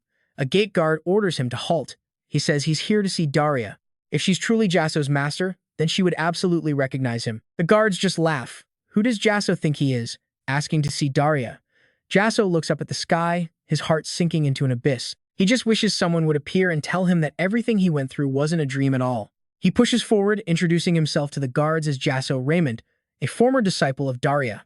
A disciple of Daria, huh? The guards have never heard that name before. They scream at him, calling him a lunatic and telling him to get lost. Jasson clenches his fists and makes a break for it, begging them to give him just a moment to see Daria. A guard takes Jasson down with a single blow, throwing him to the ground.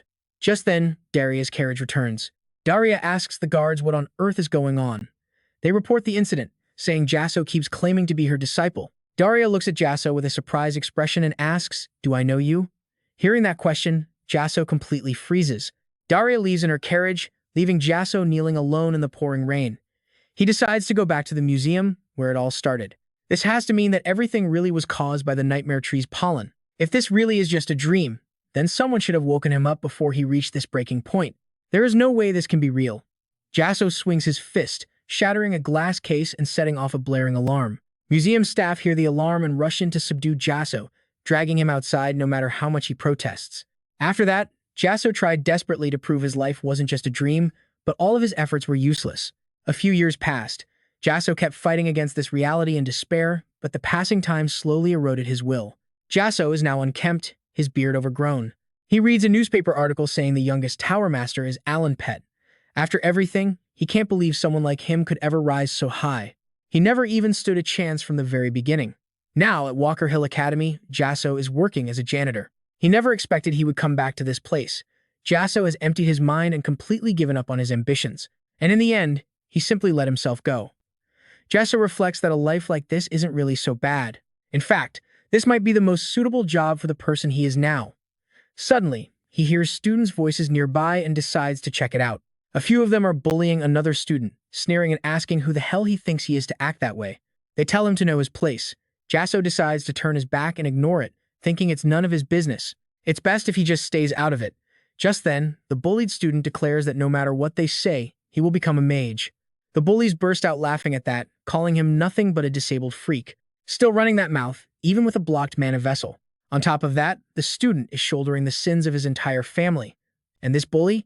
He plans on leaving a permanent, painful reminder of that shame, a mark he'll never forget. He channels power into his finger, aiming straight for the poor kid's eye. But just in time, Jasson shows up and serves them a proper beatdown. He deals with them fast, grabs a bite, but gets annoyed when the kid he just saved starts following him around. Turns out, the boy was just reading there. The quiet, he says, is good for concentrating. Jasson glances over, noticing the bullies are still lurking nearby, but they're too terrified to make a move.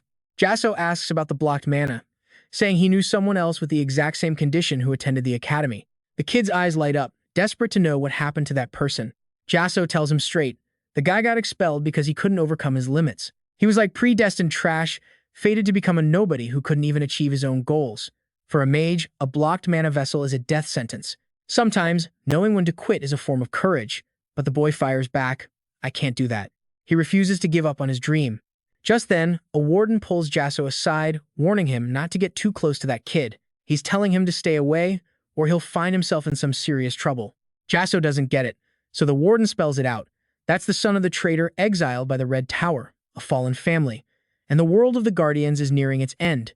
An evil cult is about to march on the Walker Hill Magic Academy and announce their grand return. The kid with the blocked mana flow is still struggling just to maintain a magic circle. Jasson is fascinated, wondering why on earth he won't just give up. He genuinely wants to know what drives him. The boy's answer is simple, a promise he made to his mother. And right on cue, the bullies from before reappear, looking for revenge.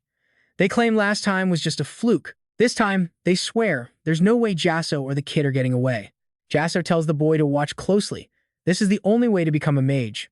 With that, Jasson clenches his fist, unleashes his power, and lunges at the delinquents, causing a massive explosion.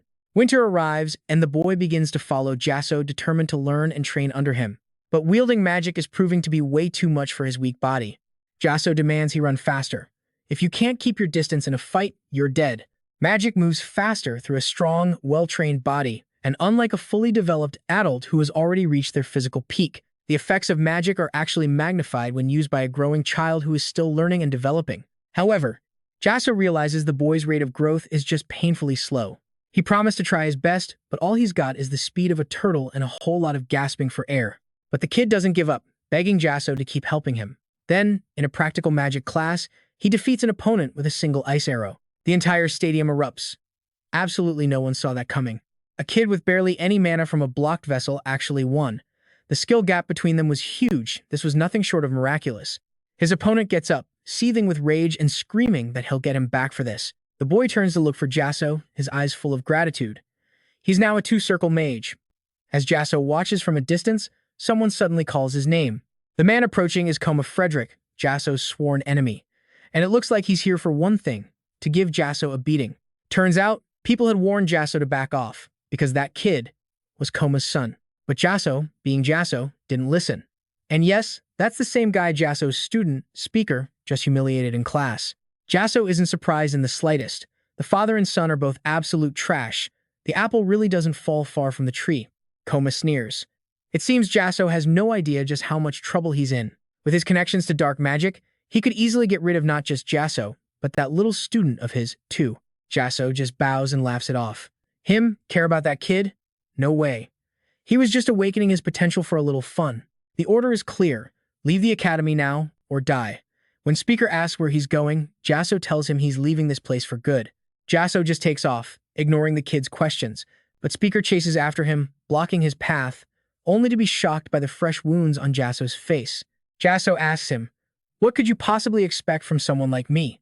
He tells Speaker to stop being delusional and turns to leave, leaving the boy completely heartbroken. The only person he saw as a master was now abandoning him. Meanwhile, Coma sits in his carriage, gloating over his victory. This, he thinks, is why he craves money and power. Everything is easy when you're rich. But suddenly, his carriage is blocked by members of that evil cult. He was furious. Who in the hell was foolish enough to stand in his way? A massive explosion erupted. Jasson, watching from nearby, witnessed the whole scene as the entire academy was engulfed in flames. Today's attack declared the cult's return. They were here to carve fear and despair into everyone's hearts, giving them a taste of blood. But right then, Speaker appeared out of nowhere. He unleashed a volley of ice arrows against them, but the attack was like flicking away dust. The cultists just cackled, amused by this little mouse. Seeing that he was still alive, they figured it was time to get down to business. Jasson, still hiding, watched his students step up. Speaker had been spotted. A pink-haired cultist found the boy amusing. Jasson wondered why on earth he wasn't running for his life. It wasn't that he didn't fear death, it was that buying time for others to escape was more than enough for him. From a distance, Jasson could feel it, a terrifying wave of magical power coming from that cult member. Not even the professors could handle a guy like that. Jasson remembered his own past, right after he became a defender. He too had promised to become stronger, to protect as many people as he could. Whenever the time came, he would appear. But waking from that dream, Jasson was just a weakling. He didn't know what he could possibly do. Maybe he should just run. Yes, that was it. There was no reason to sacrifice himself. The black-robed cultist was still laughing, telling Speaker that a weakling should know his place. Know your limits. But Speaker stood firm, replying he knew better than anyone that he couldn't win. But protecting citizens is the duty of a defender. At that moment, Speaker was a reflection of Jasson's past self, holding the very same ideals. Hearing those words, Jasson froze. The man in black declared that innocence would get him killed, raising his sword to end it. But just then, Jasson burst from the shadows like a gale, plunging his blade deep into the black-robed man's stomach. The cultist had no time to defend. Another one swung his arm, blasting Jasson away as he clutched his bleeding gut. How dare a bunch of insects actually wound him? Speaker then unleashed a level 3 ice arrow, freezing the injured man solid. Seizing this once-in-a-lifetime chance, Jasson charged forward, driving his spear straight through the man's neck and finishing him. After dealing with the immediate threat, Speaker rushed over to Jasson to check on his injuries. The young Speaker panicked when he realized the blood from Jasson's wound wasn't stopping at all. Jasson urged Speaker to leave before the others showed up, but Speaker, with tears in his eyes, refused. He said he couldn't go alone. If they left, they had to leave together. Jasson placed a hand on his shoulder. He told Speaker he refused to be a useless teacher who couldn't even protect his own student. Hearing the word student, Speaker froze for a solid 5 seconds, trying to process what Jasson had just said. Jasson wanted Speaker to survive, to escape this place and become a great defender. This was the promise he needed the boy to make. Before leaving, Speaker tightly gripped Jasson's hand, promising through his tears that he would absolutely become a defender. As he left, he called Jasson master twice. Jasson realized Speaker was like his own lost dream. He was the courage that Jasson had abandoned, which is why he'd hated the kid, and also why he'd come to admire him. Thanks to Speaker, Jasson could truly live again. Now, he stood alone to face the remaining cultists, one of whom stepped forward, mocking him. Just a piece of trash. Using even level 2 magic on him would be a waste. Jasson leaped back, spear in hand. This time, he was determined to fight to his last breath against the 2 cultists who had just arrived. Jasson could only learn so much magic. Noticing a flaw in their magic circle, he decided to use a flash step to attack one of them from behind. But the black-robed heretic quickly sensed the sneak attack and spun around to face him. He threw his hand out, creating a bizarre green light and blasting it towards Jasson. At that moment, Jasson had only one desire. Let his student, Speaker, live. And then, space and time shifted, and Jasson slowly opened his eyes. He was surrounded by a cosmic void filled with nothing but stars. A voice echoed, "It is time for you to go." Jasson came to his senses, with absolutely no idea where he was. A tall man stood before him. His face was hidden by a mask. He asked Jasson how he felt about that world. Jasson replied that he had lost the dream he'd always pursued, but in the end he found that dream again and protected it. Before he could finish, Jasson saw an image of Speaker. Don't tell me the kid didn't escape. Jasson rushed towards the boy but slammed into a transparent barrier. Jasson fell to his knees, blaming himself for being too powerless to protect anything. The man said Jasson was mistaken. As Jasson Raymond, the heir to the dragon's power, he had accomplished a great deal. Hearing this, Jasson turned his head and asked who this man was to know so much about him. He was the master of this cruel world. People also called him by another name. Gatsby, the Mirror Lord. The Mirror Sage was full of surprises. The place Jasson was in forced him to face his deepest, darkest fear. And Jason's greatest fear wasn't some monster, but his own self-worth. Did he truly deserve the power he possessed? But the sage was certain Jasson had found his answer. He could become even stronger and protect even more people. His purpose was to become a guardian who could shield everyone. Jasson planted a hand firmly on the floor. He wondered aloud, so everything that had happened was nothing more than a series of tests for him. The Mirror Sage confirmed it, announcing that Jasson had conquered the fears lurking within his own mind. He proved that even without power, he would still choose to protect others because that was his choice to make. Because of his courage and determination, the boy Speaker appeared before him behind the glass, vowing not to forget their promise. Jasson touched the glass, whispering the boy's name, and in an instant, the barrier shattered into a million pieces. The mirror sage explained that the speaker before him was no illusion. He represented everything that Jasson was protecting, and what he would spend a lifetime protecting. Finally, the mirror sage's vow was fulfilled. Jasson had officially become his heir. The sage removed his mask, handing it to his new successor. It was time for Jasson to step out into the brilliant light. The system announced that Jasson had absorbed the blood dragon, his body was reconstructed, and he would receive the first golden mask. Back on the snowy mountain, the ferocious attack was still raging on with no end in sight. Jerome and Alan Pett were clashing. After transforming, Jerome wielded enormous power in a completely different form with massive wings. Alan Pett was struggling to fight him with the last of his strength, slowly starting to collapse to the ground. He apologized to the princess for failing his duty. The princess and the elder were being held hostage by the black-robed cultist. They say Alan Pett is a genius, able to grasp the flow of battle instantly and act with perfect reason. Even with little intel, who could have guessed Alan would use that artifact as bait to save the princess? But in the end, even those efforts were not enough. The cultist declared it was time to clean up the trash. Jerome flew high into the air, holding another powerful artifact. It looked like a giant crystal. The maniac's first move was to shatter the magic barrier to get to the divine relics. The elder heard his plan and screamed in absolute horror. Those are relics from the age of the gods. The princess listened, utterly powerless in this hopeless situation. Was this really how it all ended? Jerome declared that after he found the item, he wouldn't be handing it over. He himself would show the world what he could do. He would prove he was better than Bran, the master of the Red Tower. He raised his hand and let out a roar. Then, he unleashed a colossal wave of energy to shatter the barrier. But the holy relic had absolutely no effect on it. Jerome, the black-robed cultist, the princess, and the elder were all stunned by this turn of events. The holy relic was now stuck inside the magic barrier. Alan squinted. Pushing himself up, he could see someone on the other side. And who else could it be? It was Jasson, making a handsome return, now wearing the mask of the Mirror Sage. Both the black-robed cultist and Jerome recoiled in horror when they saw the mask Jasson was now wearing. He charged forward without hesitation, swinging his flame spear in a decisive strike to annihilate the cultists. The black-robed man quickly summoned a portal to escape the fierce attack, but Jason's overwhelming power made him scream for his mommy. The cultist was sent flying backward like a bag of garbage. Jerome could only watch, his jaw dropped in utter shock. He couldn't believe Jasson had just torn a portal in half. After dealing with the cultist, Jasson quickly moved forward to rescue the princess and the elder, who were tied up as hostages on the side. He spoke in some strange alien language that left both of them completely baffled. So, Jasson removed his mask. He was just so glad that everyone was still safe. The princess and the elder finally realized the masked man was their beloved Jasson. They were both amazed by his epic return. When Alan Pett realized Jasson was back, he let out a huge sigh of relief. Now he could finally let himself collapse. He thought the battle was lost, but now Jasson was here. The princess reached out a hand to touch Jason's face. She couldn't believe that Jasson was still alive. He reached up and took her hand. A truly romantic scene was unfolding. Suddenly, Jerome flew toward them, a colossal killing intent polluting the very air around them. Jasson said they would talk later. Right now, he had to deal with this disrespectful traitor. Jerome rose high, radiating a deadly hatred. He was sick and tired of this cowardly rat, Jasson. He screamed that Jason's return wouldn't change a single thing. He snarls, vowing to kill Jasson and take back that mask right here in the snowy mountains.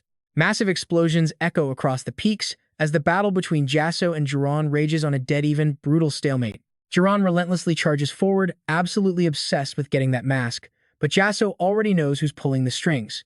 It's Ben. Jasson flickers in and out of sight, attacking Jerome and telling him to just stop, and to finally admit he's nothing more than Brandy's shadow. This, of course, sends Jerome into a deeper rage. He is Jerome, the dawn of ruin, not some copy of anyone else. And with that roar, the fight resumes. The tension is absolutely insane, the ground itself cracking beneath them. If Jerome gets that mask, then even the great brain will end up as nothing but his shadow. He screams that power is the only truth, something Jasson hardly needs him to point out. But Jasson fires back that power isn't the most important thing. He puts on the mask, ready to prove his point. The system board flashes to life. Mask, assisted thinking, and dragon's blood signet activated. The second dragon transformation is ready.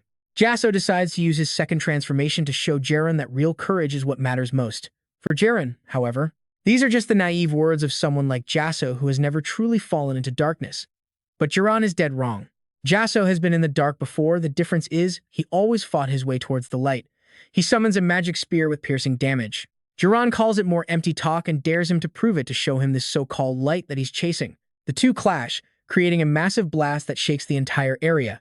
This time, Jasson falls first, his arm completely severed. Jasson is in pure disbelief. He even has the heart of a chimera, so why can't he even touch Jasson? Jasson warns him to give up before it's too late, but Jasson just screams for him to shut up, roaring that he can't possibly lose like this. It's beyond humiliating. The system announces Jasson's dragon form has only 10 seconds remaining, but Jasson declares he won't lose either. Fueled by a massive surge of killing intent, Jasson charges in, refusing to accept defeat, especially not at the hands of Jasson. Jasson counters his blade with explosion magic, and a brilliant light engulfs the whole mountain. The snow makes the entire peak look like an erupting volcano. When the smoke clears, Jasson has collapsed to the ground. He's coughing up huge clots of blood, a truly pathetic sight. This guy is unbelievably stubborn. Even with his limbs torn apart, his mouth is still shouting that he hasn't lost. The chimera who wanted to become a dragon failed in the end. Perhaps this was his fate all along, something he could never hope to change. From afar, Jasson watches the crater smolder. Behind him, the princess, the elder, and Alan Pet wave, celebrating his victory. Pepper suddenly slams into Jasson's back from out of nowhere, crying his eyes out. Jasson is thrilled. He thanks God that his little spirit has returned safely. The princess offers a gentle smile, telling Jasson it's time to go home, back to Endymion. But this isn't over yet. A black-robed cultist appears out of nowhere, picks up the severed arm of Jasson, and vanishes using some kind of time-warping magic. Meanwhile, in Endymion, the High Court is in session. They are reviewing the incident at the Snow Mountain.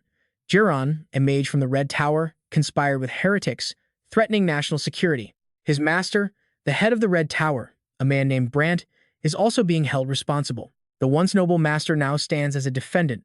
The judge asks if he has anything to say for himself. But he refuses, accepting full blame for his irresponsibility in not noticing his student's actions. A student's crime is the teacher's burden. As Tower Master, he accepts all responsibility.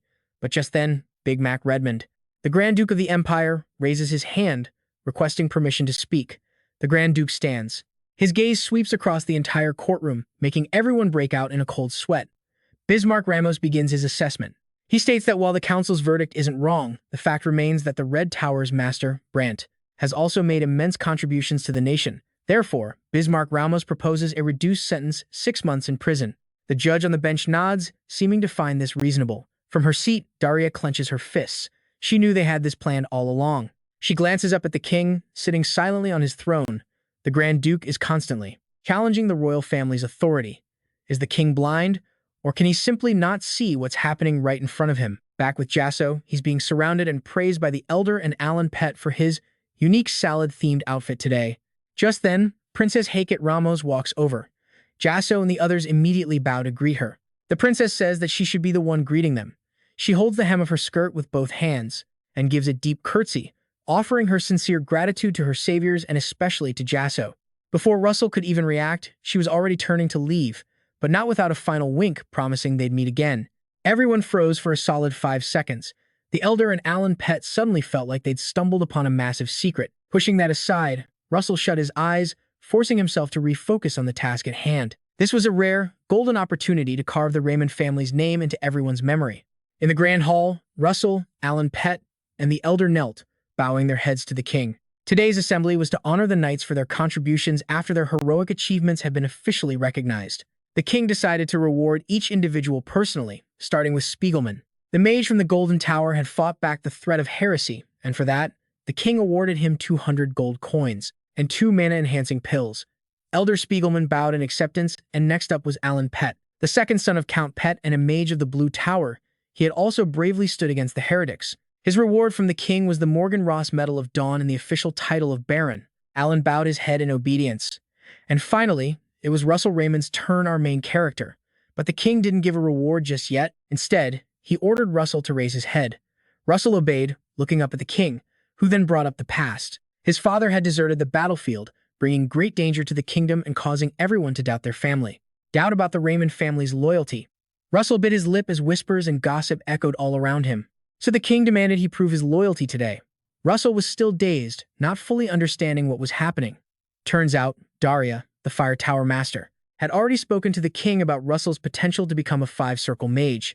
It's true, the deeper the darkness, the more dazzling the light. With an achievement like this, no one could possibly doubt Russell again. Daria, watching from below, instantly understood the king's intention to make Russell a national hero right in front of everyone, weakening the Grand Duke's faction in the process. Russell rose gracefully, channeling his internal power to manifest a magic circle for all to witness. A one-circle spell reveals a person's element, but to those who know nothing of magic, it was the most incredible sight. The crowd below stared, jaws on the floor, at the display. Russell had advanced all the way to the fifth magic circle. It left everyone completely stunned. The king once thought Russell's father was a withered flower, but who knew he was hiding a seed as beautiful as Russell. Russell, for his part, recognized the king's praise was genuinely kind. The king's voice boomed as he made a formal declaration to the knights about the Raymond family's special circumstances. He decided to grant Russell the title of Count along with a third-class military merit medal. But the king wasn't finished. Russell was also granted the right to collect taxes from 10,000 households near the city. He knelt, accepting the decree as the crowd roared his name. The king placed a hand on his shoulder, telling him to rise. He then thanked Russell for saving his daughter, Princess Hykett. These were the words of a father, not the king of a nation. The king said he wanted to repay the favor.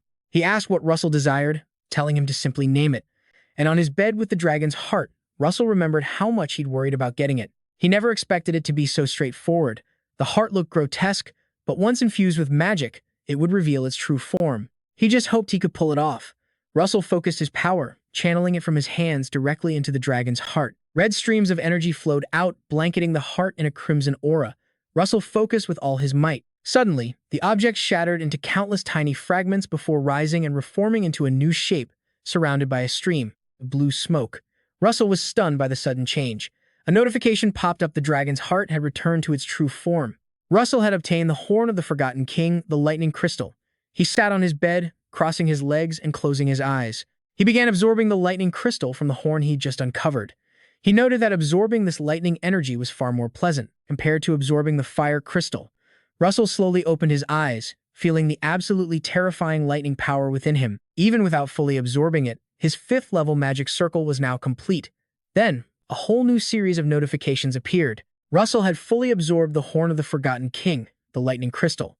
Any excess mana beyond the limit was converted into potential. His intermediate lightning element mastery reached its limit and successfully evolved into high-level lightning element mastery. Pepper flew in out of nowhere in a new form, leaving Russell completely shocked. It had also been affected by the lightning power. No longer small and cute like before, Pepper now looked exactly like a tiny red dragon. Mid-reunion, Pepper suddenly turned and zipped straight outside. Then it flew right back to the window beside Russell. He realized it wanted him to follow it up there and wasn't waiting for permission. Pepper snatched Jasson up, launching them both into the air. When Jasson opened his eyes, he was surrounded by a breathtaking, star-filled sky. He realized Pepper hadn't just gotten bigger, its flying skills had improved dramatically. Suddenly, it let go, sending Jasson into a freefall to activate his new gear, flexible wings made of spirit fire, which he called Soul Wings. The intermediate lightning mana crystal from the fifth circle spell had become his Soul Wings. With this power, Jasson felt he could face any foe without fear. Meanwhile, back at the fire tower, Daria gave Professor Hubert a mission. Escort Count Kimberly, an envoy from the Kian Kingdom. Though their nation was militarily weak, it remained neutral thanks to its abundant mana production. But of course, Marquis Rory Connacht of the Empire faction was already trying to drag them into the war. Rather than fall into the Empire's grasp, Count Kimberly figured teaming up with Daria was the better move. Stepping outside, the professor knew this mission would be anything but easy. Jasson approached from a distance, greeting Professor Hubert with a happy handshake, glad to see his mentor was as strong as ever. Jasson asked if he was heading to the Kian Kingdom. Before Hubert could even ask how he knew, Jasson was already requesting to join him. Turns out, the Tower Master had already approved it. Jasson remembered it clearly. Professor Hubert was supposed to die during this mission. Just then, a notification screen confirmed it. Jasson's new mission: survive the upcoming danger alongside his professor. Since he couldn't stop him from going, he had to go with him. The next morning, Master and students set off. Professor Hubert was actually glad Jasson was there, feeling less alone and much more secure. But he still had no idea why Jasson was so determined to come along. Jasson claimed he wanted to earn some achievements and had never completed a mission with his teacher. So this time, he was coming no matter what. With that decided, he shot ahead to scout, his new wings carrying him forward at incredible speed.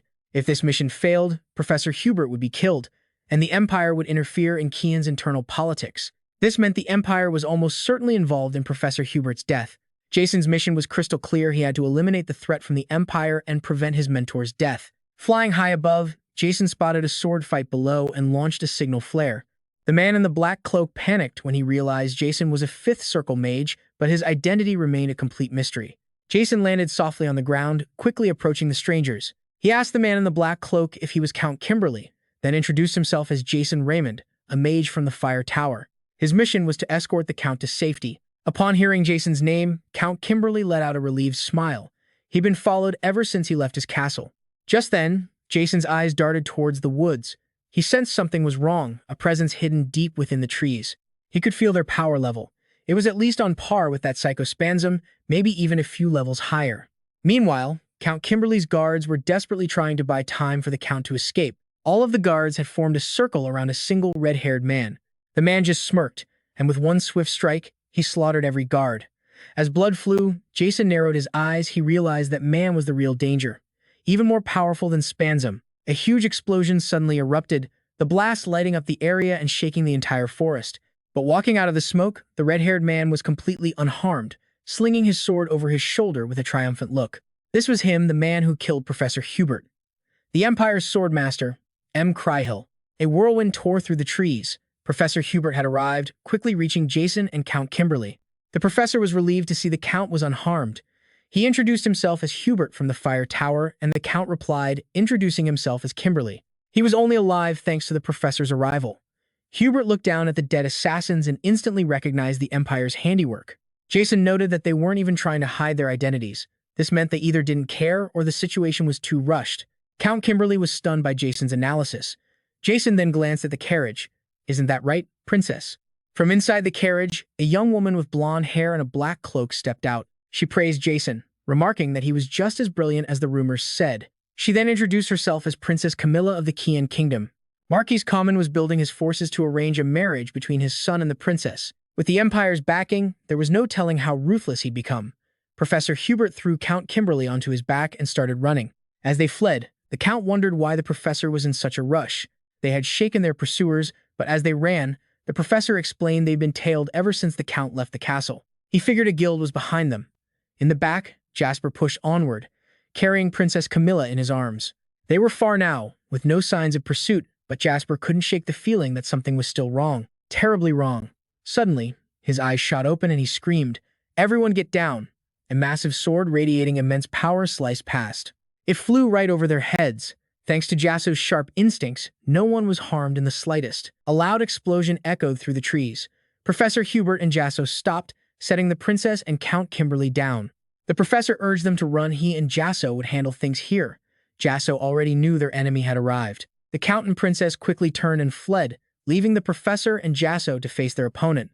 Professor Hubert was in shock. He realized the man before them was a monster in human skin, the great swordmaster of the Empire. Cryhill. The swordmaster also identified his target immediately. Black hair, red eyes, this had to be Jasson Raymond. A notification window popped up with a new quest for Russell. This time, his mission was to survive this danger alongside Professor Hubert. Russell could feel the killing intent pouring off the man from his gaze alone. It was insane.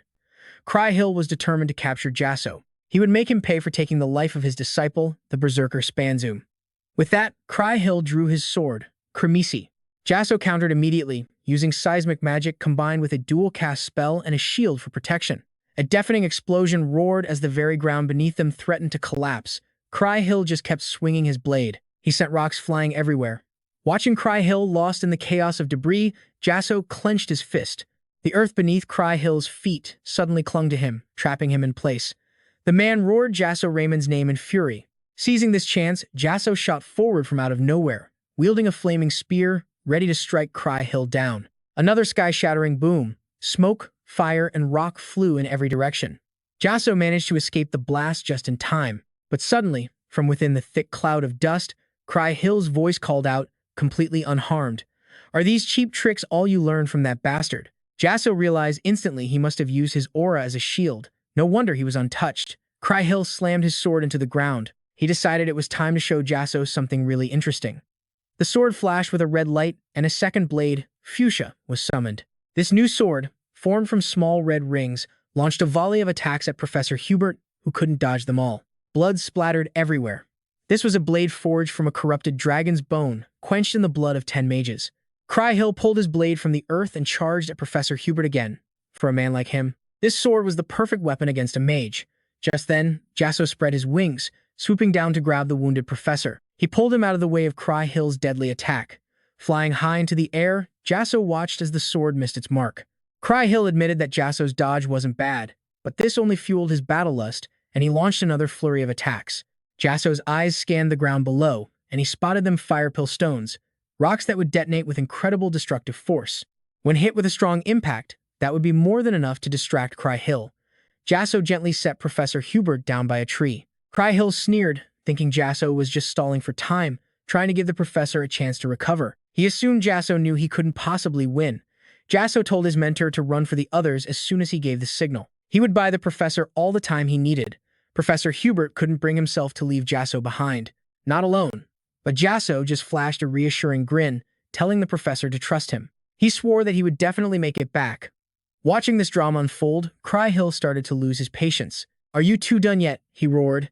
Jasson turned back to face him, a powerful surge of lightning gathering in his palm. He poured all his power into both hands, unleashing a lightning chain spell directly at Cry-Hill.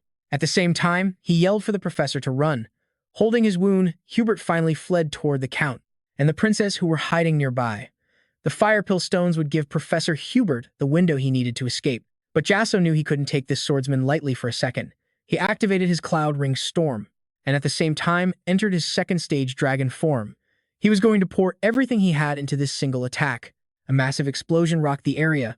A pillar of fire shot from the ground straight into the sky, burning down a huge section of the forest. Nearby, Professor Hubert was creating a shield to protect the Count and Princess from the impact and flying debris. Jasson collapsed to the ground, exhausted.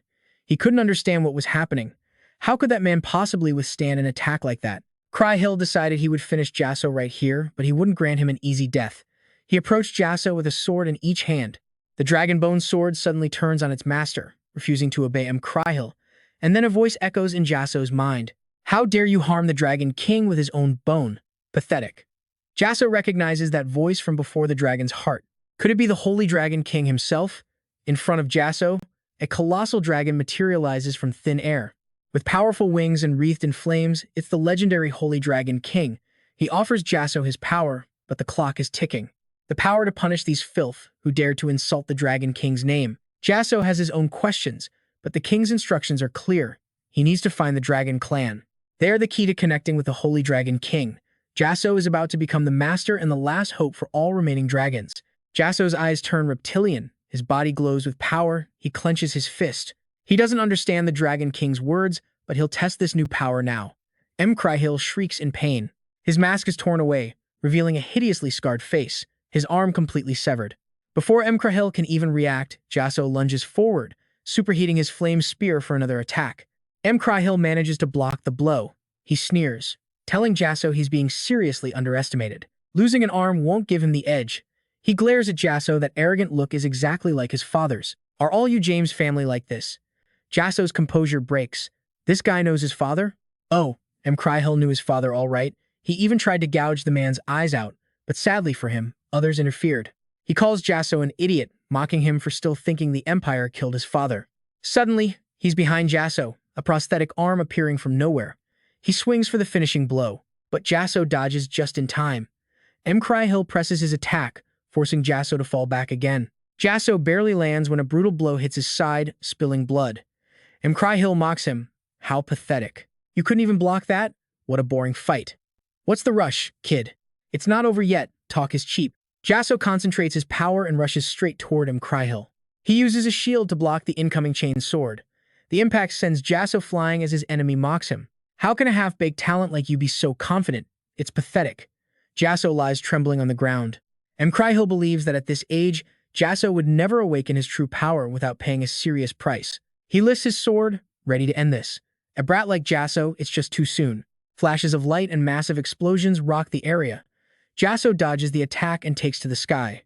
He has to admit it, Cry-Hill is abnormally strong. Jasson dashes off in another direction. Cry-Hill gives chase, hot on his heels. Jasson weaves his hands, creating a raging storm of energy between them. But the relentless Cry-Hill plows forward, slashing through every wave. Jasson desperately fights back in a flurry of attacks. He realizes he's out of options. Is this really how he loses? Jasson frowns. He can't give up like this. Jasson channels his gravity magic, determined to show this guy. He plants his spear in the ground, lowering his center. Now, it's time. He'll show Hill the true power of a sorcerer. Jasson commands the flames on his hand. This is it, a death match against Hill. Jasson rushes forward, flame in hand. He combines it with his storm magic, creating a massive explosion. A sea of fire erupts with terrifying force. Jasson collapses, gasping for breath. But from the raging inferno, a disfigured Hill emerges. He rushes Jasson, sword to his throat. To him, these were just pathetic little tricks. He's going to finish him. Jasson understands now. To advance, he must be willing to sacrifice everything, even his own body. Jasson pulls out the cloud ring, deciding to channel lightning through himself. Jasson unleashes the terrifying power of lightning. He escapes Hill's blade by stimulating his own body with pure electricity. Jasson's speed skyrockets. This was his hidden trump card. He now wields the quick spear. He combines it with his death strike, charging straight for Hill. But Jasson collapses, coughing up black blood. Hill stands, roaring in triumph. He's a monster. He grabs Jasson's head and slams it down. Jasson begs one last time. But then, a voice rings out, calling Hill what he is, a monster. From the distance, a massive fireball slams into Hill's gut, sending him to his knees. Before him stands a mysterious bald man. Recognizing the man, he's left completely speechless. The stranger asks how it feels to crawl before pathetic insects, and unleashes a single blast, blowing him to pieces. He couldn't believe it. Jasson alone had pushed Hill to the absolute brink. Jasson had done well, and his effort changed everything for Endymion and Kian. Now, no one could possibly doubt his strength. Just then, the Count, the Princess, and the Professor rushed over to check on Jasson's condition. Jasson opened his eyes and managed to smile for Professor Hubert. This was it, the rise of a true hero. 10 days later, Jasson was still recovering. He realized that even with his powerful magic flow and mage's physique, he was nowhere near strong enough yet. The power gap was still just enormous. If that bald man Nicolo hadn't shown up in time, Jasson would be dead. He thought he'd gotten stronger, but the road ahead was still incredibly long. But Jasson still couldn't understand what the Dragon King Saint meant by "find the dragons, they will connect us." How was he even supposed to find dragons? Everyone knew they were extinct. There weren't any left in the world. Professor Hubert came to talk with him, and Jasson recounted what Hill said, that the Empire might not be behind his father's death after all. His teacher thought the man was probably just trying to provoke Jasson, but he agreed that a little caution couldn't hurt. He promised to secretly investigate the matter at the Fire Tower, and Jasson was incredibly grateful. The professor also mentioned Daria, the Tower Master, had been worried sick. It was a relief that he had returned safely. Before leaving, the professor handed him an invitation to a royal banquet. At the party, Jasson felt completely stuffy in his formal attire. He normally wore loose-fitting clothes and just couldn't get used to this style. Just then, Daria appeared, calling him young master and praising his recent heroic deeds. As both his teacher and the Tower Master, she said nothing could have possibly made her prouder. At that moment, a man stepped forward to greet Daria. She was surprised. It had been a very long time since he'd made an appearance. He claimed he couldn't stand his disciple being the center of so many rumors, so he had to show up. A shocked Jasson asked if he was the legendary Jillian Person. The man was glad Jasson recognized him, saying it would make things much simpler. This was the master of weapons himself, Jillian Person. He could wield 18 different weapons and was a transcendent level aura master. Jasson couldn't believe someone of his status was actually approaching him directly. Jillian asked about his recent fight with Hill, and Jasson humbly replied that he just got lucky. But Jillian insisted that with great skill, luck tends to follow. He was just glad that Scumbag was finally gone for good. In his eyes, both Emil and all of his disciples were nothing but garbage. It was the first time Jasson had heard such brutal words from anyone in the palace who wasn't a mercenary. The man then touched Jasson, praising how solid his muscles were. He asked if Jasson practiced with the spear. Jasson admitted he did, but only the absolute basics. Jillian grabbed Jasson's hand, explaining that while basics are important, a real breakthrough requires proper, systematic training. He then handed Jasson a ring, telling him to bring it to him when he felt the time was right. Jasson was stunned and had to ask why this legendary master was being so kind to him. Jillian simply told him to think of it as helping a promising young sprout grow. Daria watched from the side, smiling at the exchange. Jillian was a fearsome warrior, yet he was dressed like a perfect nobleman. Jasson promised himself he would definitely visit him. Just then, a grand entrance. The ruler of Endymion, His Majesty the Emperor, arrived, holding the princess's hand as they entered. As she passed by, the princess gave Jasson a quick, knowing smile. He looked up, meeting her gaze. Jasson and Professor Hubert knelt in the center of the hall. The king called out Jasson, Raymond, and the professor, praising their massive contributions to the Kian alliance and the nation's recent victory. Professor Hubert was rewarded with 500 gold coins and 100 horses, plus the right to tax 1,000 households in southern Endymion. As for Jasson, his reward was 3,000 gold coins and 3 entire cities in the western region. For his service, he would be handsomely rewarded, and he was also granted the official title of Count. The king then handed him the documents containing the names and locations of the 3 cities he would now govern. At long last, a new domain. Jasson had taken another huge step on the path to rebuilding his family.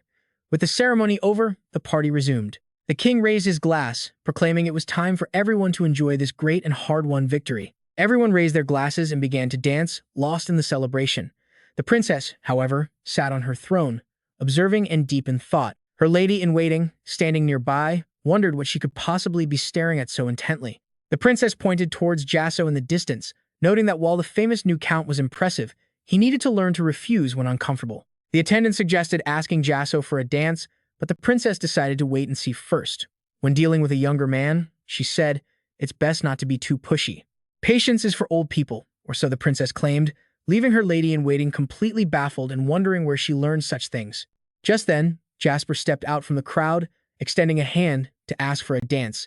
The princess shot a triumphant smirk at her attendant. Looking vindicated, she and Jasper moved to the center of the hall to dance, where she asked if he had any questions for her.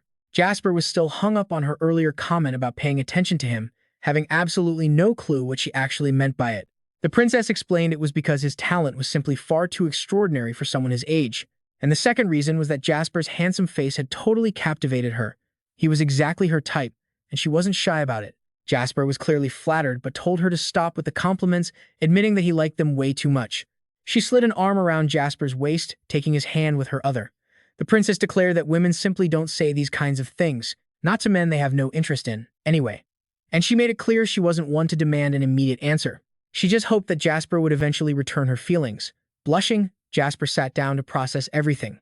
Jasper thought he understood the princess's personality, but he never imagined she'd say something so incredibly bold directly to his face.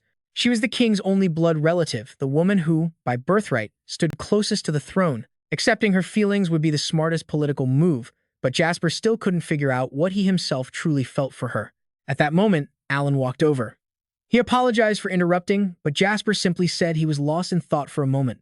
Alan was there to propose a change to their bet, suggesting they settle it early at the residence of Tower Master Daria. She herself was wondering why the Commerce Tower's master was sending all these letters. Turns out, he wanted to end the wager. Jasper recalled Alan's words about informing the Tower Masters. He had been expecting this. It just happened a lot sooner than he thought. Daria turned to ask Jasper's opinion, since the bet was set to last 3 years. Jasper figured there was no reason to wait. A new quest popped up, reach Alan's level within 3 years. Hearing Jasper's response, Daria smiled. In that case, they would both be heading to that place. The arena operated on a 6-circle magic spell, a dueling ground with a shield so strong it could even block an experienced aura swordsman. In his past life, Jasper had only ever become a 2nd-circle mage. He never dreamed he would one day set foot in a place like this. Daria turned to the Commerce Tower Master. "Let's get this show on the road now." The man smirked, eager to see how long Daria could keep up her confident act. They touched hands, erecting a massive shield around them. A barrier personally woven by 2 Tower Masters using high-level magic. This meant there was no need to worry about collateral damage. They could go all out. Jasper and Alan stepped forward, facing each other. While Alan was a genius hailed as the Mage of Mages, their current skill levels weren't actually that far apart. And the single most important factor when fighting an opponent on your level is, and always will be, distance. Jasper knew he had to close that gap. He launched himself straight toward Alan, but his opponent quickly retreated a step. Alan felt as if he was facing a knight or a swordsman, not another mage. This proved just how much faith Jasper had in his own firepower and endurance. The Fire Tower's magic was notoriously brutal, meaning its raw power likely surpassed that of the Commerce Tower's spells. Alan fanned his hand out, unleashing a storm of ice at Jasper. Yep, that's Alan all right. His casting speed was absolutely monstrous. But Jasper was no slouch either, swinging his arm to create a matching rain of fire to meet the ice storm head-on. Neither of them was willing to give an inch. Daria just watched with her arms crossed, saying nothing at all. But Hemingway Melville, the Commerce Tower Master, seemed quite impressed that Jasper had instantly copied Alan's casting method. A thick cloud of dust and smoke obscured everyone's vision. Then, Jasper burst out from the haze. It was his turn to attack with fire lightning. But Alan just kept backing away. His plan was simple. Don't let Jasper get close until the very end of the match. Fine. Jasper decided he would just have to cut off Alan's escape route.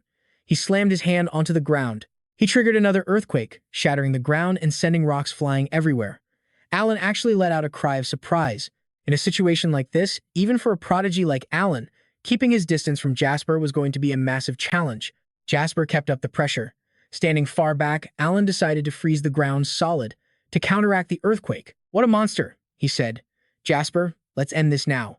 Alan then summoned another storm of ice to crash down on him. Jasper moved to create a wall of fire to block it, but then he suddenly stopped cold.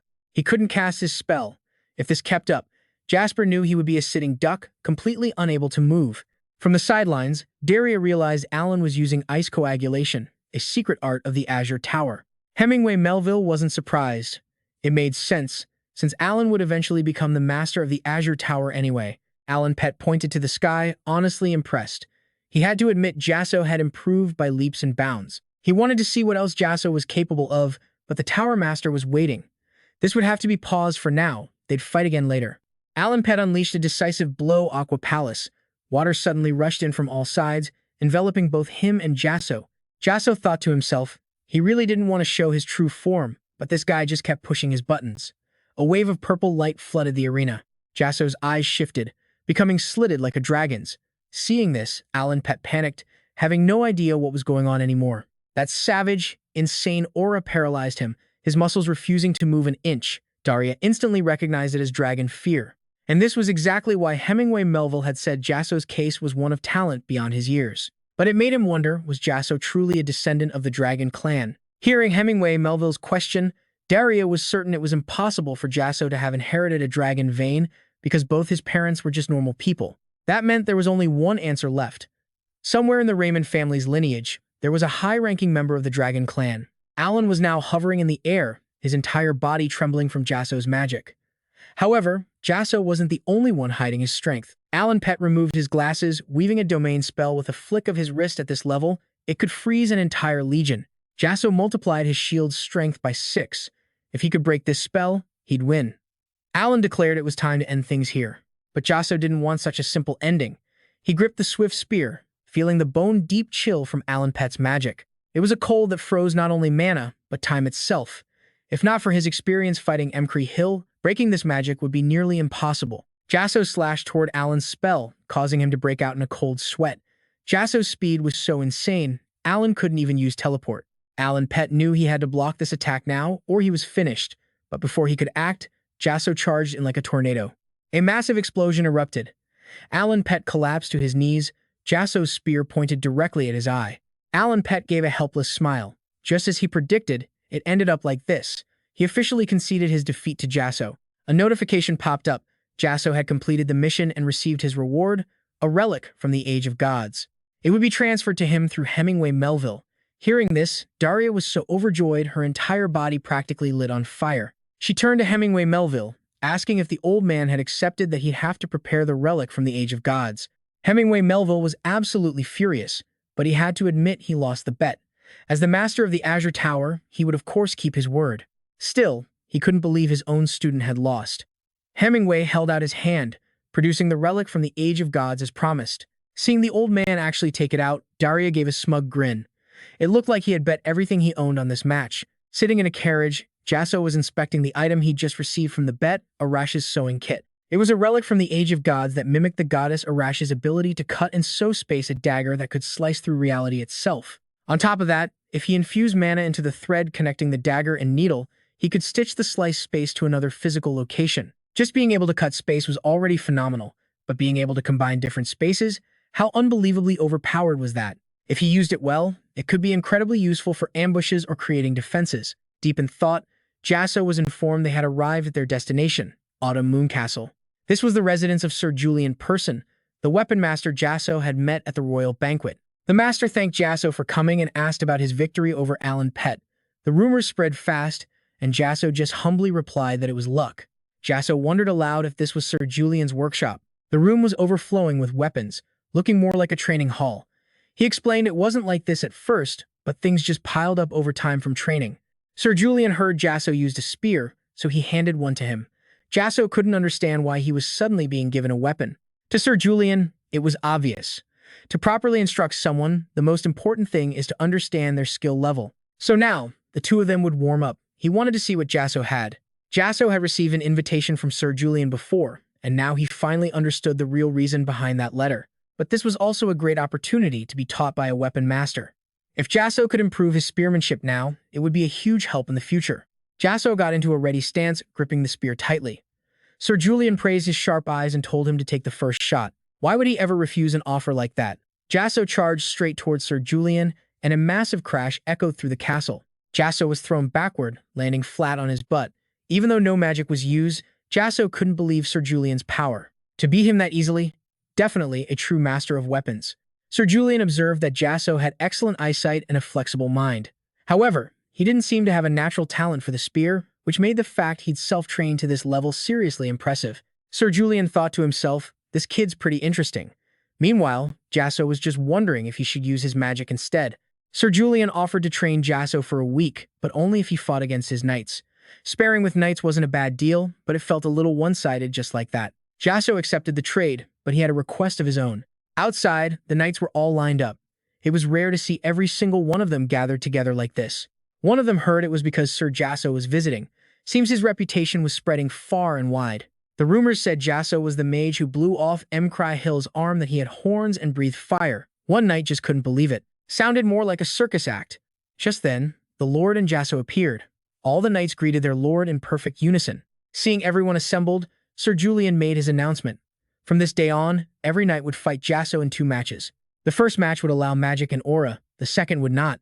Everyone just stood there, completely stunned for a solid 5 seconds.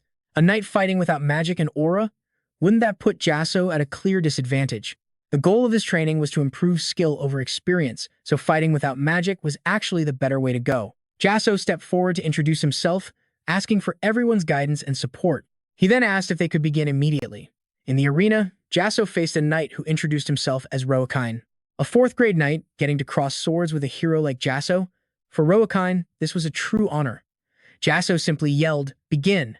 Their eyes changed in an instant as they rushed each other. Jasson immediately realized this guy was pretty fast. His form was perfect, like something straight out of a swordsmanship manual.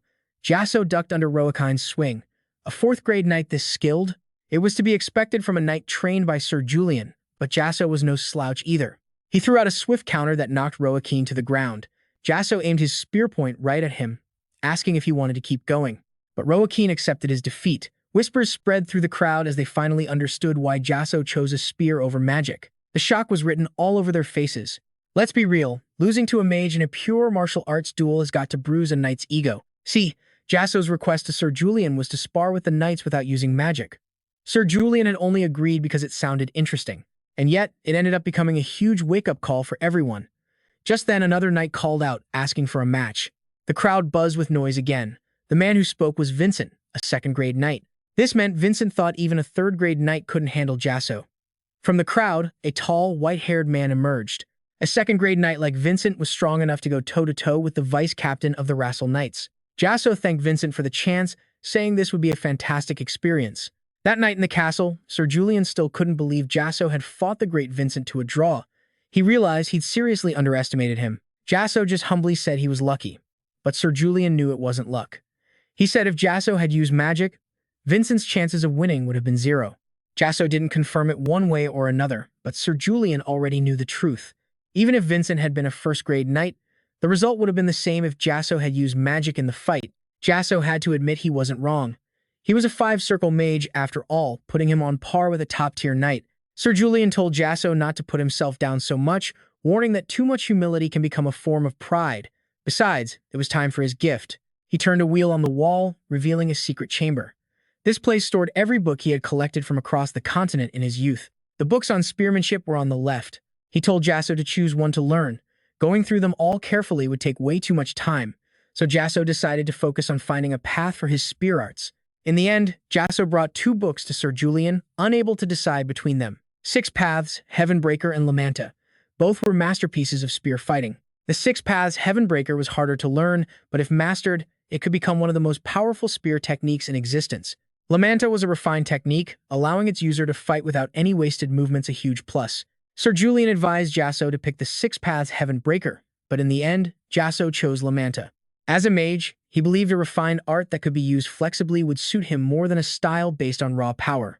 And so, Jasson chose strategy and synergy over pure, overwhelming strength. That's the thinking of a true mage, Julian remarked. He placed a hand on Jasson's shoulder, respecting his choice, and handed over the book without hesitation. Jasson felt this every time he met Julian. The man was incredibly generous, but then he remembered he still had to spar with the knights. And suddenly, that generosity felt a lot less free and a lot more like a painful down payment. Winter arrived. Inside the carriage, Russell was practicing the forms from the La Mancha manual, swinging, slashing, and parrying, creating a flow. But at that moment, Jasson was completely stuck. It had been a year and a half since Jasson got the La Mancha manual from Julian. Just remembering the forms was an achievement in itself. But to perfect this spear art, Jasson needed to grasp its true meaning. To do that would require his absolute, undivided focus. The problem was, there were just too many external distractions. Right then, Jasson received a new notification. His next mission? Become a six-circle mage. It was time to break through the wall he was facing and become a true six-circle mage. Becoming a six-circle mage was a matter of training and enlightenment. There were no shortcuts. Jasson remembered the words of the Holy Dragon King. He still had no clue how to find traces of a dragon. He'd already checked the ancient texts and found 4 possible locations. He had checked 2 places with no luck, which left only the Red Mountain Range and the island of Kurin. Of the 2, Kurin seemed like the more logical choice, but exploring it at Jasson's current level would be far too dangerous. Jasson decided to postpone the trip to Kurin until after he became a six-circle mage. For now, he would check out the Red Mountain Range. He was going to explore this place. This time, he would explore the world deep underground. Daria was surprised to hear Jasson's plan. The underground was the home of the dwarves. It wasn't a place humans could just easily enter. Jasson already knew this well. Daria said if he absolutely had to go, he should ask YG, the master of the White Magic Tower. She's a half-elf with elven blood, so she might know something. Jasson stood before the White Magic Tower. YG being part elf made Daria's advice sound pretty solid. Just then, from behind Jasson, Unsen appeared and locked him in a headlock. "Long time no see," he said. It turns out Unsen had also signed up to research the underground world. He thought he'd be lonely since it wasn't a popular research site, but now that Jasson was here, it wouldn't be boring anymore. Jasson asked Unsen if he'd ever met the master of the White Tower. What kind of person was she? Unsen, of course, had met her. He described her as cute but rather eccentric, saying Jasson would understand once he met her for himself. Jasson and Unsen walked into the White Tower together. Jasson froze for a solid 5 seconds. Why? Because the room was unbelievably cute. Sitting on a chair was a girl hugging a teddy bear who greeted both Unsen and Jasson. She was Amelia Merwin, master of the White Tower. Amelia Merwin, master of the White Tower and a wielder of the spirits of the wind. Jasson wondered something. He couldn't help but question if she was truly a hybrid of an elf and a human. From her, he could sense an incredibly pure mana, the kind you could only feel from elves with untainted souls. Unsen laughed, praising the White Tower master for being skilled enough to remember the names of everyone important. This must mean Jasson was quite important too. Amelia Merwin lifted off her seat and floated towards Jasson. Compared to Unsen's words, Jasson seemed to have many more amazing qualities. In particular, Amelia Merwin could sense a very powerful magic coming from Jasson. Now that she was up close, she understood why. Jasson had formed a spirit contract with a spirit. Jasson cheerfully confirmed it. Until now, not a single person had ever realized that Jasson had a contract with a spirit. Amelia asked if he wanted her to summon it. Jasson wanted to know why she would do that. Amelia Merwin explained that the underground world Jasson wanted to visit wasn't a normal place. You couldn't just enter it by normal means. Basically, you needed a special method. For Jasson to get there, he would have to be lucky enough to find a hidden spatial gate, or he'd need a meticulously detailed map of the location, which would then reveal the spatial gate he was looking for. But as of right now, Jasson had none of those things. What Amelia Merwin was saying was that Jasson would need to awaken his spirit's power to be able to get there. Just then, Pepper appeared. When Amelia saw Pepper, she let out a little squeal, calling it cute before hugging it tightly. She praised Pepper for being a variant spirit beast. This spirit beast's power level was intermediate. She asked for its name, but Pepper only growled in response. That night, Big Mac Ramos, the Grand Duke of the Empire, was trimming his bonsai trees while talking to a skull. He knew the person before him. This one, Karen, was different from Hypnos. She knew how to act appropriately and wouldn't bother him without reason. So why was she here today? And at this hour, Karen spoke through the skull, explaining it was simply about work. Hypnos, the one in charge of Big Mac's dealings, was busy, so he had to come as a substitute. Blaine understood. 5 years had passed already. Blaine took out a black apple that was emitting a green smoke. The skull agreed, saying it was time for Big Mac to finally use that item. Bismarck, of course, understood this perfectly. If he kept finding treasures like these, immortality wouldn't just be a distant dream. But for now, the side effects were still a major issue, creating a ton of limitations. He then asks about Daria's disciple heading to Blood Mountain Gorge and the incident with the person who was burned to death. The skull, ever watchful, knew exactly what was worrying Bismarck. That gorge, you see, sits right next to the massive Amazon forest. The skull guessed Bismarck was worried about the trouble that kid might cause, and it was right on the money. Seeing Bismarck's anxiety, the skull tried to calm him down, telling him not to worry. The ritual's location is deep in the mountain's core, miles from the forest. Without a guide, no one could ever find it. Still, the situation was getting complicated with so many people heading that way, so nothing was guaranteed. This startled Bismarck, who wanted to know more, but the skull just told him to relax. That's all it was going to say for now. Besides, it had plenty of other things to deal with. It thought to itself, who has time to sit here and chat? Truly, talking to these dark god worshippers was always a pain. Bismarck promised that if he became king, he would reward everyone who helped him, but the skull wasn't listening. It just urged him to get things done. Meanwhile, Jasson and Unsen were on the move, and Unsen felt lucky to have Jasson there. Thanks to Jasson's guidance, they were about to reach the underworld. Emilia had mentioned that with his spirit beast Pepper, Jasson could find the way. Jasson just told Unsen that really, it was all thanks to Pepper. Hearing its name, Pepper let out a little growl before settling in for a head rub from Jasson. Unsen looked around. They'd arrived. Blood Mountain Gorge. Even from the carriage, Jasson could feel an immense mystical power flowing through the very earth and rock here. This land was absolutely teeming with spiritual energy. If they were lucky, Jasson might even find a clue about the dragons here. Yuzin figured they should head straight for the gorge, no time to waste in the city. Jasson agreed completely. The two of them got out of the carriage and walked into an open clearing. Jasson tossed Pepper into the air, telling it to find the dwarves' spiritual energy. Pepper cried out and shot off into the sky. Unsen wondered if Pepper could really sense anything underground from so high up. Jasson simply reassured him. Trust me, he'll find it. Suddenly, Unsen noticed a flock of eagles moving in to attack Pepper. He declared he would handle those birds himself, but Jasson quickly grabbed his arm, telling him to wait. Those weren't ordinary eagles. Just then, Pepper dove straight at the strange eagles, shocking Unsen completely. But Jasson had seen this coming. Pepper twisted in the air, unleashing a torrent of fire that incinerated the birds around it. A true fire dragon, no doubt about it. Suddenly, Pepper seemed to sense something, letting out a series of low growls. The two of them, along with their spirit beast, descended into the gorge. It was filled with over 300 caves, way more than their intel suggested. This was going to make finding the entrance to the underworld even harder. Pepper flew straight to one cave entrance. It seemed to have found the spot. Unsen pulled out a massive pearl to light the way. This was no ordinary cave. There were no stalactites, no cool air, just waves of oppressive heat. This cave was definitely man-made. It could be the entrance, or it could be a clever decoy to throw people off the trail. Either way, they had to go in and check it out for themselves. Unsen ruffled Jasson's hair, telling him to relax and not be so serious. Still, if it was a trap, things would get messy. Jasson just smiled. Now that they'd found it, they had to see what kind of welcome the dwarves had prepared for them, right? Moments later, Jasson and Unsen came sprinting out of the cave. Damn it! They had no idea how many traps were in there. They'd dodged at least 15 so far. Such show-offs, acting like they owned the patent on traps. They thought they could just break the traps with magic. Turns out, the cave was filled with magic-suppressing tools. Jasson was out of options and decided to transform, but then he felt a faint trace of magic. Unsen wondered why Jasson was suddenly wandering around. Jasson realized the magic-suppressing devices must be scattered throughout the caves, not just in one spot. He summoned his fire spear. Then there was only one explanation. He hurled the spear forward with all his might. Finally, he'd found it. Before Jasson and Unsen was the path to the underworld, a teleportation gate.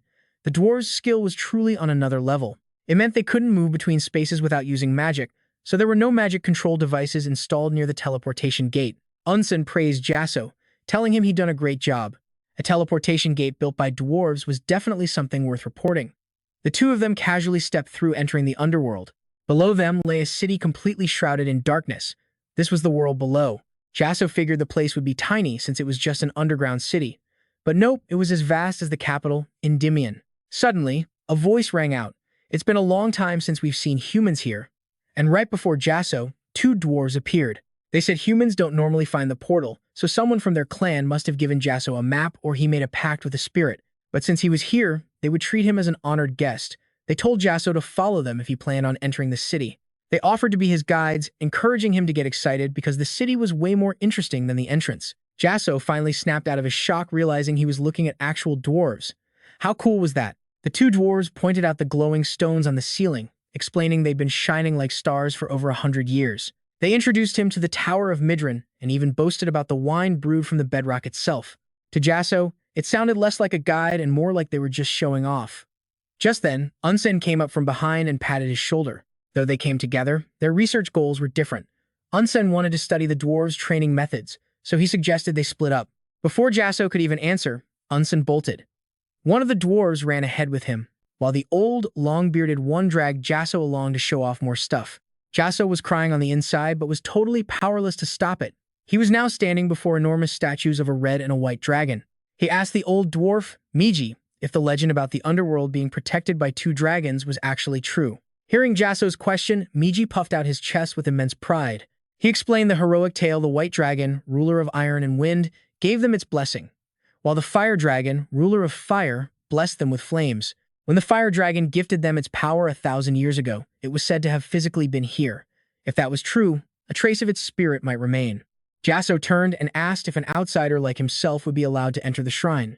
Miji had planned to take him there last, but since Jasson was so interested, he decided to go now. Along the way, Jasson saw many people forging weapons. The weapons sold in the underworld were on a completely different level from those found in ordinary blacksmith shops. Miji proudly declared that the favorite weapon of the famous Beast King Kurin was forged by his own ancestor. Jasson then noticed it wasn't just dwarves here, there were elves, too. Most elves lived in the forest, only coming here to trade or purchase materials.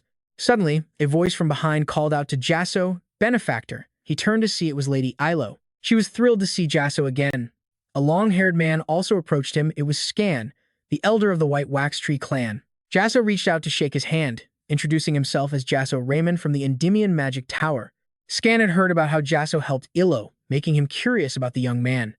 He felt as if he were standing before a living volcano. He couldn't believe a human could possess such pure magic. Jasson, seeing Ilo here, wondered why she had come. She explained she was here to buy weapons, which took Jasson completely by surprise. The peace-loving elf tribe was buying weapons. It turns out the battle between monsters in the Great Forest and the Amazons had grown incredibly fierce. Ilo's eyes welled up as she blamed herself, saying none of this would have happened if her blood were normal. The elder put a comforting arm around her shoulder, telling her not to worry so much. Jasson remembered hearing that Ilo carried the blood of a blue dragon. He used this chance to ask her if the White Wax Tree tribe had any legends about dragons, but Ilo could only apologize, explaining that she knew nothing beyond the fact that she had inherited dragon's blood. Jasson said it was no problem and asked how long she planned to stay. He then offered to help if her tribe ever needed anything. Finally, Miji brought Jasson to the fire dragon's shrine. He looked up at the giant statue but didn't find it particularly special. So, he decided to check out the white dragon's shrine. The size and placement were identical to the fire dragon's. It seemed the only real difference was the color. The stone statue of the white dragon was the final stop on the tour. Miji said he'd wait outside the gate, telling Jasson to take his time. Jasson moved closer, touching the first step. He wondered if there was anything special here. And then he saw it. The stone statue reacted, and one of its eyes opened. A blue light completely enveloped the statue as a voice echoed from the stone. "I have waited a very long time. I am glad you have come before my life ends. Please, come here, progenitor of dragons, our one true master." Jasson stared at the magic circle on his hand, hesitating. The voice was faint, but it continued to call out to him. He couldn't afford to waste any more time, so Vassal channeled magic into his legs for a sudden burst of speed. Moving like a bullet, Vassal shot forward, diving straight through the barrier to save every last second. He could sense it. The creature he was tracking was on the verge of death. Vassal sprinted through the waiting teleportation gate. The portal threw him out into a desolate land of rock and mountains. He had to hurry, taking flight while glancing down at the compass in his hand. The needle was pulsing, telling him the target was extremely close. Vassal landed on a peak, only to launch himself forward again. Vassal pushed his speed even further. He was closing in on the dragon now, the sunset making the scene absolutely epic. He leaned forward and finally saw it, a lone house. He'd found it. The last rays of sun glinted off his armor. Vassal approached the tiny house with caution. A dragon's home? It was far too small. Unless, of course, it was a disguise. He carefully pushed open the ancient door, and what he saw inside confirmed it. The entire structure was a facade for a gigantic stone cavern, just as he suspected. A colossal iron gate stood at the far end. Vassal strode forward, wondering if that was the real entrance. Just then, a familiar voice echoed through the chamber. So, you have arrived? Vassal flinched. The voice continued with deep reverence, Master of our dragon clan. The massive gate began to glow before slowly swinging open, revealing an enormous white dragon lying wearily on a stone slab. Sylvester welcomes you here, the ancient dragon rasped weakly. I wish we had more time to speak, but my time is now short. Vassal had just arrived, and this was the greeting? What are you talking about? He demanded. The dragon narrowed his eyes. Dust returns to dust. That is what I mean. My time has come to return to our ancestors. Vassal was stunned. He was speaking of his own death with such calm dignity. The dragon clan was on another level entirely. Sylvester then produced a horn carved from stone, presenting it to him. This power. I received it from my master, my previous master. And now, I pass it on to you. A system notification popped up, inheriting the power of the white dragon, Sylvester, the horn of the wind god. It finally clicked for Vassal. This horn would grant him power over wind and fire, recalling the red horn from his memories. So this was its counterpart? How strange. With great effort, Sylvester dragged his massive body closer. Will you accept the power from this horn? Vassal had absolutely no reason to refuse. Thank you, he said, knowing full well. This horn was a shortcut, offering an understanding of magic that would normally take a lifetime of slow training to achieve. It was essentially an instant level up. Once he reached the sixth circle, he could wield these new powers with devastating effect. Suddenly, Sylvester let out a mighty roar, forcing himself to stand tall. Simply unbelievable. After absorbing so much power, you remain completely calm, as if nothing has happened. Master, you are truly the one we have been waiting for. It is destiny. Please, carry on my will and save the dragon clan. And just like that, another heavy burden was placed on Vassal's shoulders. Wait, I need to ask you, but Sylvester wasn't listening. Though my body will fade, my mission is not yet over. My power will follow you and protect you on your path, my master. Only when you meet the child who carries the blood of the dragon clan will my duty finally be complete. Vassal was left confused. A child with dragon clan blood? At that moment, a stream of pure energy shot out from the cavern. It soared across the city, a streak of light, finally reaching a window where Elo stood, gazing at the moon. The stream of energy spiraled down and landed gently on her hand, and Ilo gasped at the sudden, unexpected surge of power. A powerful aura settled on the rooftop. At the exact same moment, Vassal stepped back out of the gate. He emerged majestically from the cave. He let out a long breath, his mind still reeling from the wild events that just transpired. He couldn't believe how quickly Sylvester had vanished before he could ask anything. That's when a lone figure approached him. It was Ilo, but something was wrong. Her eyes, glowing bright green, were wide and unfocused under her black cloak. Lady Ilo? She gently pulled back her hood. Ilo of the Divine Tree Tribe. But as she spoke, Vassal's eyes widened in utter shock. He wasn't shocked by her identity, but her appearance. Lady Ilo, there's a horn growing from your head. Ilo didn't seem to notice or care, simply dropping to one knee before him. Greetings, Dragon Emperor. She began to bow again, but she suddenly staggered, then collapsed sideways to Vassal's absolute amazement. Lady Ilo, what's happening? Wake up. The scene cuts to a rented room in town. Vassal sits at a bedside, watching over the woman he just met. Ilo was completely unconscious, and then it hit him. Was she the child the white dragon spoke of? He pictured Sylvester's mighty form. Then he looked back at Ilo. It seemed her true power hadn't fully awakened yet, not by a long shot. A moment later, Ilo's eyes began to flutter. Vassal shot to his feet, asking, "You're awake?" She opened her eyes and bolted upright. His benefactor's sudden lucidity caught Vassal completely off guard. She was awake and no longer calling him the Dragon Emperor. Then, a system window suddenly flashed into existence, startling Vassal. It read, Second Dragon Tribe Lineage. An elf with draconic blood had awoken, but her power was still latent, her true lineage not yet fully unleashed. Once she truly awakens her power, she will finally realize the mission she was destined to fulfill. After reading everything, Vassal stroked his chin.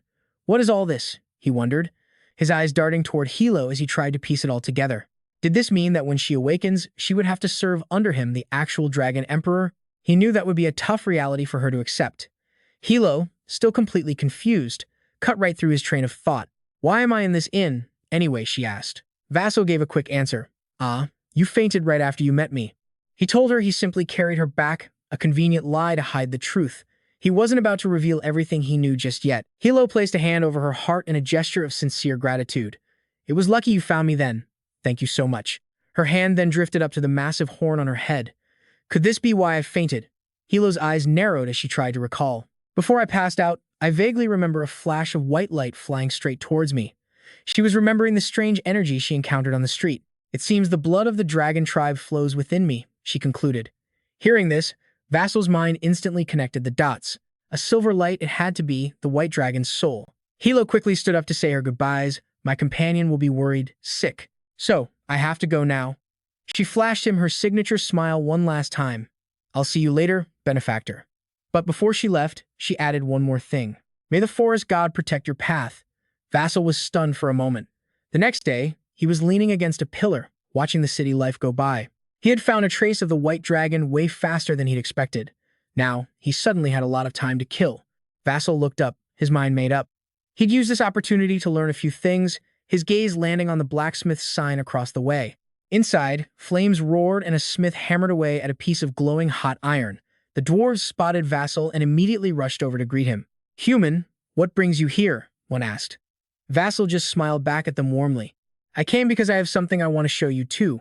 They guessed immediately. Seems like you need something appraised, huh? Vassal chuckled as he pulled an item from his spatial storage. Something like that. Could you take a look at this? He presented a deep red stone. The moment they laid eyes on it, they recognized it as pure magic.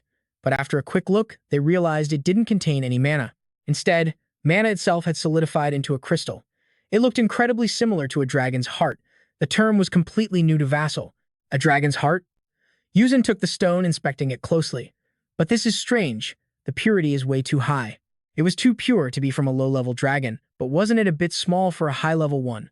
Still, the challenge was too good for them to pass up. Miji held the stone firmly. Hey, why don't you leave this with us and come back for it later? Yuzin quickly backed him up. We promise we won't let anything happen to it, I swear on my iron and fire. Vassal looked at the two of them, considering the offer. He was a little suspicious, sure, but he couldn't think of a good reason to say no. So, he just smiled back at them. All right then, I'll leave it in your care. Those were apparently the magic words the two dwarves were waiting to hear. They both leaped into the air with excitement. Excellent. We have to consult the Encyclopedia of Dragons right away. Vassal was speechless. They were acting like a pair of mages who just received a massive research grant. A friendly man hurried out to greet him. So you're the one Miji was talking about. Welcome to the Grand Library. I'm Vassal, he replied, looking around the place in total awe. Strange.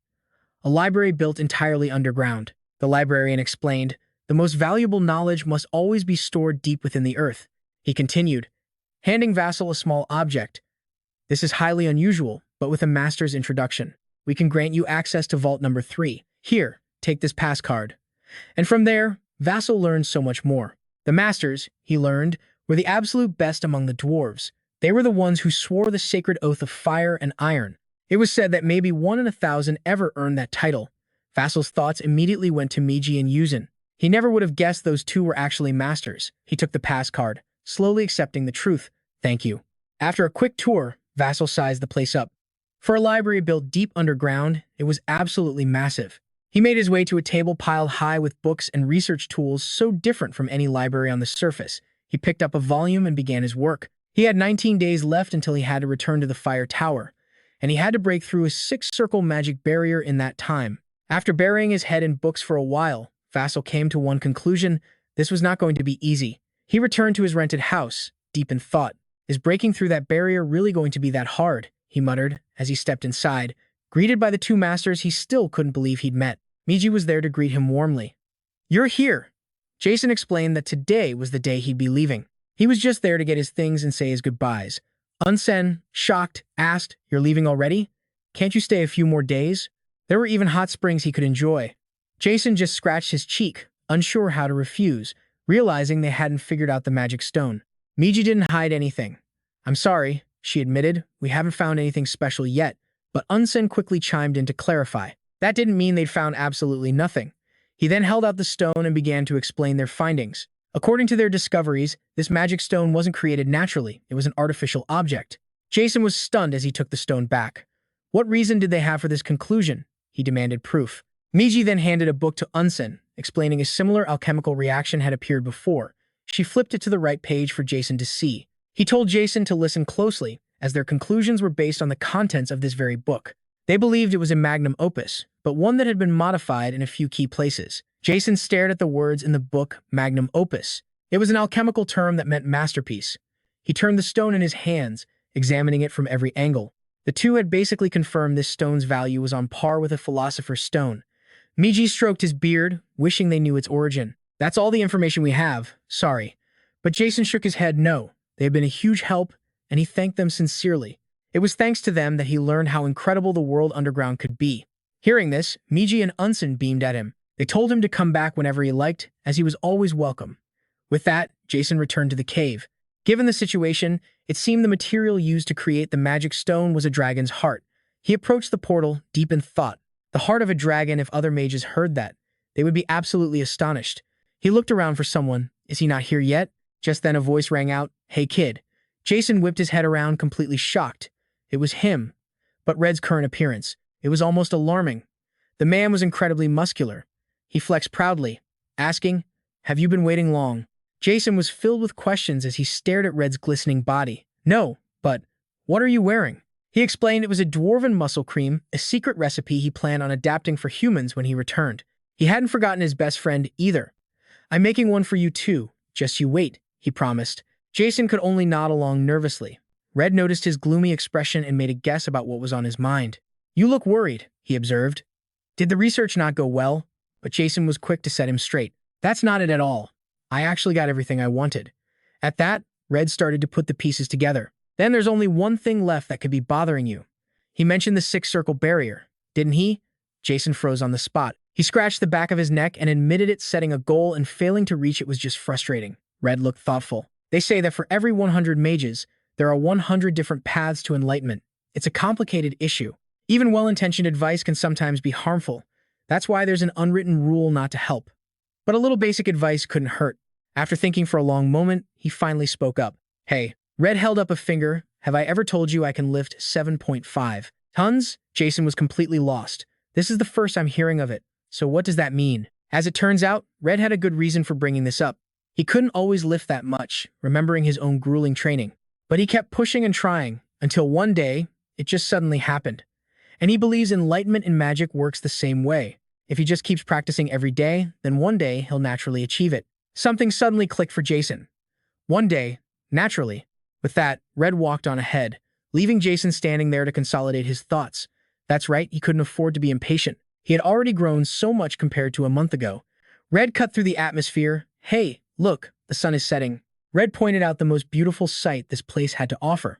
Every time he saw this, he thought the sunset at Red Mountain was truly gorgeous. Jasson had to agree. As the horizon faded with the setting sun, his own mind felt like it was expanding, opening up. Everything he had learned and experienced began sorting itself into sections, as if beyond the barrier he was chasing, an even greater knowledge was waiting to be discovered. Was he inside his own consciousness right now? Everything he had learned and seen was manifesting right here. Jasson became completely lost in the fiery sunset. What if he added a formula to the image of the sunset? Without thinking, Jasson suddenly raised his hand, his eyes falling closed. A stream of fiery energy erupted from him. It was Jasson Raymond's signature move, the blazing red sundae, but suddenly, Red grabbed his arm, stopping him. Unleashing a spell like that was no different from playing with fire. He pulled Jasson back to reality, cast a spell on him, and gave a simple command. "Sleep." Jasson instantly collapsed, leaving Red to deal with the aftermath. He talked about enlightenment, but he never expected the kid to reach this level. Still, his incredible growth left the old man deeply satisfied. This event was going to rock the entire alchemy world. He watched Vaso, who slept soundly, surrounded by a golden aura. The birth of the youngest six-circle mage in history. A system notification popped up. "You have reached the sixth circle of magic." The rewards came flooding in. High-grade magic stones, more high-grade stones, mid-grade, and even a few low-grade ones. Were all these just a gift for leveling up? Before he knew it, the next morning had arrived. In the Flame Tower, Vaso sat alone in his room, just looking down at his hands. He stared at them without blinking, remembering the feeling of controlling that new power, and a thrill of excitement washed over him. He clenched his fist. He'd finally reached 6 circles of magic. Activating a magic circle on his hand, he could feel the power flowing through him was on another level. This was a world away from when he only had 5 circles. And what's more, he noticed a new question mark reward had been added. This got him wondering if he might receive the golden mask for a second time. He realized the reward for reaching the 6th circle was completely different from the attack-type magic he'd gotten before. This time, it was a spell to remove debuffs and boost his power. Vaso quickly dispelled the magic from his hand. Fighting the Black Mage would be much simpler now. At that moment, Daria entered, greeting him with a gentle smile and asking, "So, you're back. How was your trip to the underworld?" But then she suddenly froze. "You've broken through the wall, haven't you? You reached the next level?" Vaso stood up shyly and admitted it, saying he'd learned a great deal while he was away. She couldn't believe it. Just a little while ago, he was at the 5th circle, and now he was already at the 6th. It seems she had seriously underestimated his talent. She thought it would take him at least a few more years to level up. The kid was a true genius. Daria gently took his hand, filled with pride. She had to acknowledge it again, he was truly her disciple. Vaso was overjoyed, telling her he'd need her help even more in the future.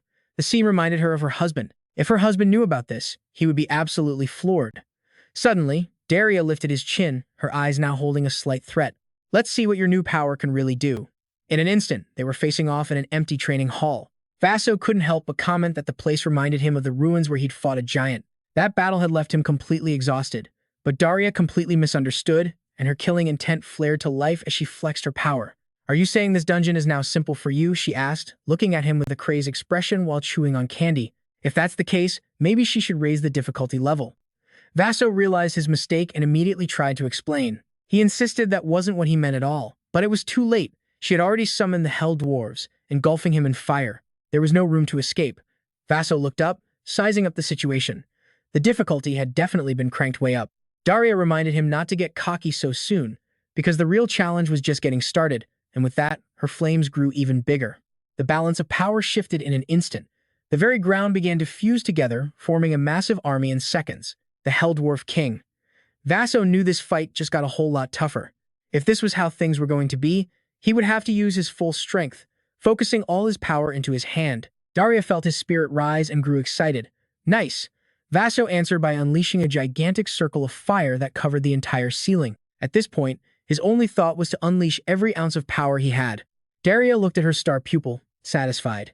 All right, show me everything you've got. Vaso shot back a defiant smile. Master, this magic is what I've awakened. With that thought, he attacked the stone figure she created for defense with every bit of his strength. A blinding light flashed right in front of them, as bright as a bolt of lightning. It was Vaso's new ultimate move, Flash Fire. A massive explosion erupted, wiping out everything in its path. The flames continued to rage on, even after the huge blast. The entire floor was now a wreck, covered in massive craters from the attack.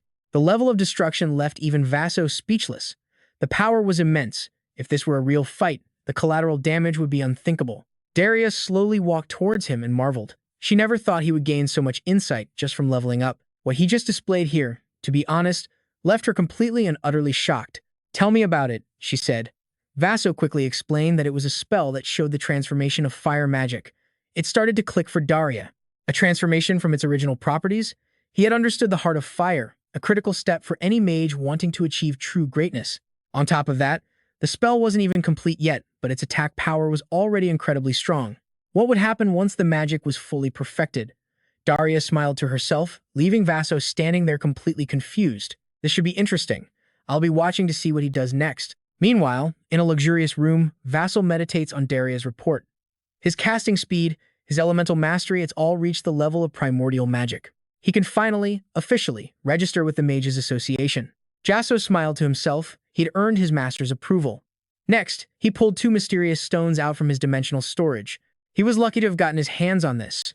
He took out a horn, knowing he had to absorb it before the holidays began. This was definitely going to take some time. The horn immediately flared with a golden light. All right then, he gripped it tightly. Time to see what happens. Sunset fell, then the sun rose. Then night, then day again. At long last, a system notification popped up. He'd finished absorbing the dragon god's horn. For 2 straight days, Jasson had been levitating inside a ring of pure power. He'd fully absorbed the new strength from the wind attribute. His magic power had skyrocketed. His hidden potential surged as the wind attribute was massively enhanced. His understanding of the wind element had deepened immensely. Jasson could feel the power flowing through him, a major upgrade for his wind affinity. This meant his future spells would be far more powerful, and as a side effect, his whole body felt incredibly light. Jasson jumped and threw a practice punch. He was shocked his fist moved so fast. If his physical speed was this quick, how fast would his spells be now? Just with his body's strength alone, he could probably take on second-tier knights now. Suddenly, a knock on the door. A servant announced he had a visitor. Jasson's face lit up. Could it be her? The one who promised to see him when she got back. In the parlor, a woman's voice asked, "So, you visited the underworld?" Jasson sat awkwardly as she set down her teacup. "That's right," he admitted. She tucked a strand of hair behind her ear, her eyes curious. "I'm very curious about what you learned down there. I rushed over as soon as I heard you were back, she said. Jasson hurried to explain. Well, there were many caves and a lot of dwarves. But she cut him off. That's about what I expected. Her words made Jasson freeze, and right then, a new system notification appeared. Quest. Answer according to the princess's wishes. Princess Hackett Ramos has been waiting. You must answer her promptly. The rewards. An intermediate mana stone and an elemental magic ring. Hackett then asked him, did you think of me at all during your little adventure? Flustered, Jasson quickly covered his face with his hand. Princess, you jest. Hackett just sipped her tea. Your reaction is reassuring. You rarely show emotion, so teasing you is my only real pleasure. She seemed quite pleased. At least my efforts weren't completely in vain. Jasson was confused. Efforts. As if reading his mind, Hackett answered with a bright, knowing smile. I may tease you, but I'm not cruel. I'm not demanding an immediate answer from you. But please know this, ever since the night of the ball, I haven't stopped thinking about you. Jasson just stared at the letter on the table. He remembered pushing her away, using his revenge as an excuse. Now he realized it was just pure cowardice on his part. No wonder this had turned into a system quest. He read the mission details again, but Hackett didn't seem to notice his change in mood. Oh my, look at the time. She closed her eyes, disappointed. When I'm with you, time just seems to disappear. I admit, I'm a little sad I didn't get an answer today. Jasson, silent until now, finally spoke up. Forgive me, princess. Could you give me just a few more moments? And with that, Jasson dropped to one knee. Princess, as humans say, I'm basically a dense block of wood. He then took out a small ring box. Inside were 2 rings. With all his heart, he confessed. So, all I can say is this. I truly look forward to our future together. Hackett froze for a second, completely taken off guard by this sudden heartfelt confession. But the surprise quickly melted into laughter. You really don't have a single romantic bone in your body, do you? And yet, she slowly reached for his hand. Your words might be clumsy, but to me, they're the sweetest I've ever heard. Just like you, I can't wait for our future together. Hackett slipped the ring on her finger, smiling softly. You'd better be ready. With that, she threw her arms around him. For making me wait this long, I'm going to tease you for the rest of our lives. Meanwhile, the entire capital city was bustling with activity. Be careful. Do you have any idea how much that bottle costs? Where is that shipment of pork supposed to be? Today is the princess's engagement ceremony. There can be no mistakes. An elephant appeared in the middle of the city, causing a massive commotion. Look, an elephant. It's the envoy from Kyoto. A voice cut through the noise. What an extravagant waste of resources. The old man behind him smiled. This is our chance to introduce the new level 6 mage to the people. That young man was none other than Crown Prince Cirium from the Golden Sand. And the old man was the wise sage Kasa. But Cirium wasn't buying it. You actually believe that? This seemed more like a strategic alliance against the Empire than a party. Kaiser agreed. It has to be. Otherwise, they'd never have invited so many different nations. He continued, however, whether that young mage is truly exceptional, enough to make them ally with Endymion is another story entirely. Cirium found him rather irritating. Did he really need to talk so much just for an assessment? He turned away, saying, enough idle chatter. Let's get on with the ceremony. He wanted to see the face of this man named Jasson. At that moment, Jasson was buried under 4 different suits and a cloak inside the castle. Are engagement ceremonies always this complicated? He asked. Alan closed his book to reply, brother, today isn't just an engagement. Today is also a gathering for all the envoys from the neighboring non-aligned nations. Vassal adjusted his clothes as he spoke to Jasson. His Majesty doesn't want this to be a simple celebration. It seems he's using this engagement to achieve a political goal. Alan had to agree. Of course, it's about consolidating royal power and showing off Endymion's strength. Vassal paused. Showing off our strength, you say? So he was the bargaining chip they planned to show off. Realizing this, Jasson sighed heavily. That's a huge burden to carry. Alan just smiled, encouraging him. We're sure you'll do great. Then, he went right back to lecturing Jasson again. Since you understand the stakes, why don't we review the code of conduct? Jason's silence was a firm refusal. By late afternoon, everything was finally in place. All the guests and loyal subjects had arrived. They were all gathered to witness this historic moment. Even the red-haired man and Daria came to join the festivities.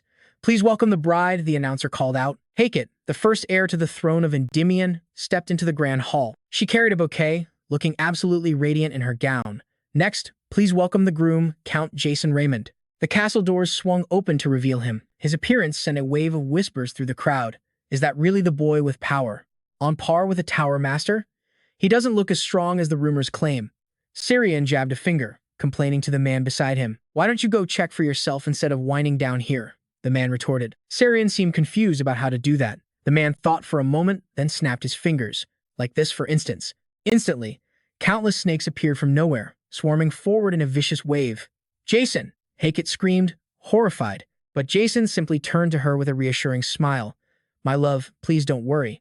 He thought to himself, I was wondering how to make an impression, but since the stage is set, why not perform? With that, he unleashed his power, a massive circle of fire magic engulfing Syrian's snakes. In a single moment, the entire crowd stared in awe as they counted the magic rings. 1, 2, 3, 6. Finally, they had to admit it, he was a true six-circle mage. Vassal proudly raised a single finger. A festival is always more fun with a bit of a show, right? Instantly, columns of his water magic shot skyward, the power tearing through the clouds. The display rocketed high into the air, a sight that left Syrian completely speechless with shock. Jasson's power then burst into a shower of beautiful fireworks. Syrian couldn't believe he'd hidden such overwhelming strength. He was far more powerful than the rumors ever suggested. His part of the plan complete, Vassal was energized. "Hackett, shall we continue?" But far away, in a dark forest, a voice echoed. "The disciple of the one who's about to be burned is getting engaged to a royal of Endymion," a cloaked figure muttered while walking through the dense woods. "So, another mage with near Tower Master level strength is joining their family?" Suddenly, a monster charged right at him. But for him, it was no threat at all. He defeated it with ease. A voice called out, "What was that sound?" He answered lazily, "Nothing special, just a little rat baring its fangs." He relayed a message through his contact. "Anyway, congratulations to them. Having such a strong new royal member must be very reassuring." But the person on the other end was clearly disgusted. "I never imagined that someone like that would join my family. They're nothing but a filthy mob fighting over the throne." A white-haired man cut to the chase. "What's the progress of the excavation in the Great Forest?" The cloaked figure gave a quick report. "It's honestly going to take at least another year. Even then, we're not sure how much we can even restore." "The keystone?" the white-haired man asked. "Is the keystone's power still guaranteed?" The cloaked figure looked confidently at the dead monster behind him. "The Tatanus keystone sealed away the giants who once tried to conquer this continent. Just a few shards can imprison an eighth circle mage." It was a stone with a stunning blue glow. The cloaked man crossed his arms, voicing his concern. "The problem is the Tatanus seal itself. If we touch it, the monsters in the Great Forest will lose control." But to the white-haired man, that was hardly a problem. "That's good news," he said. "If we can attract the attention of those raging monsters, we can accelerate our plan." The cloaked figure chuckled to himself, delighting in the sight of his own people dying just to weaken Endymion's army. He was a natural-born tyrant. Of course, this was all thanks to his efforts smearing and erasing the history for the next generation. That included the story of humanity's savior who defeated the giants, a black-haired hero who came from another world. Teaming up with dragons to seal the giants was one of that hero's most legendary achievements, a story that was forbidden from being passed down. Just then, the cloaked figure was reminded of Jasson. Come to think of it, that disciple of the man about to be burned also had black hair, and his power was growing abnormally fast. Could he have inherited the savior's bloodline? Even so, 1,000 years had passed. He couldn't have inherited that power perfectly. The cloaked figure smiled slyly and decided, still, just in case, I should probably threaten him a little. The scene then shifts. After the engagement party, Jasson found himself completely swarmed. "Congratulations, Count Damon, I've come from the far south. The Walker Hill Academy you enrolled in is in our territory. I'm from the Nagi Union." One introduction after another hammered down on him, and Jasson felt overwhelmed by all the information. Nobles and lords from every region and nation had shown up. It looked like he'd be stuck at this party for a full 3 days. Suddenly, a voice cut through the noise and caught his attention. "Count Jasson Damon." Syriam approached him without any trouble, bowing as he introduced himself. "Syriam, Prince of the Golden Sand Hills. Greetings. I celebrate your marriage, a union that will be spoken of for centuries." Jasson immediately recognized his face. It was the instigator who had challenged him just a little while ago. But for the sake of diplomacy, Jasson forced a smile and a handshake. "Thank you for the gift, but please, something else next time. I'm not exactly a fan of snakes." Syriam shook his hand and promised, "I'll keep that in mind." Jasson decided to let it go and asked politely, "So, are you enjoying the party?" Syriam admitted he was genuinely impressed with Jasson. Most people would have been furious at that comment about their gift, no matter how patient they were. He then properly introduced himself to Jasson. "As the Prince of the Golden Sand Hills, I desperately want an alliance with Endymion." "Does that answer your question?" The Golden Sand Hills was one of the richest nations on the continent. An alliance with them would be a huge boost in the fight against the Empire. Syriam smiled, resting his chin on his hand. "But more than a national alliance, I want to invest in you, Count Damon." He spoke as if placing his full faith in Jasson. I'm better at investing than politics, so please, become the youngest 8-circle mage. At this, Jasson's resentment faded, realizing that even a prince was just a person. And after all that, here they were, shaking hands in peace. Jasson said excitedly, I hope we can work together. Sirium felt the same way. As do I. To our long-lasting friendship. After the party finally died down, Jasson let out a huge sigh of relief. It was finally over. He didn't have the energy to think. He just collapsed right onto the bed. What a long 3 days, a voice called out. No wonder you're so exhausted. Heket gently opened the door and walked in. You've never experienced anything like this before? Seeing her, Jasson's energy returned. He bounced over to her side, taking the stack of documents from her hands and asking curiously, What are these? She replied, It's work. A lot of it piled up because of the wedding.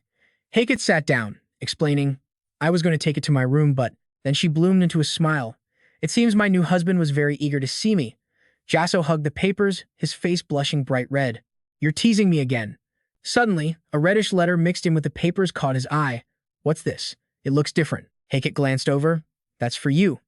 He read it, word by word, realizing it was an external research permit. Heket had gotten it for him. I thought you want to leave soon, but you seemed hesitant, so I took care of it for you. She asked worriedly, Did I overstep? But this made him happier than ever. Not at all. Jasson hugged Heket tightly. Thank you. Seeing her husband so happy made her happy too. You're pleased by such a small thing. I'm glad I did it.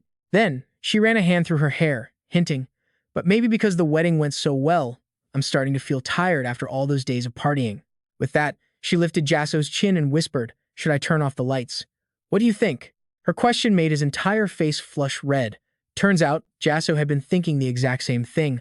Wow, I was just thinking that. What followed was a sweet and romantic night for the two of them. The next morning, in the city of the Nagi Union, someone was already complaining. Oh, come on. I told you, there's no one. At the employment office, 2 men were in the middle of a heated argument. Don't tell me there's no one.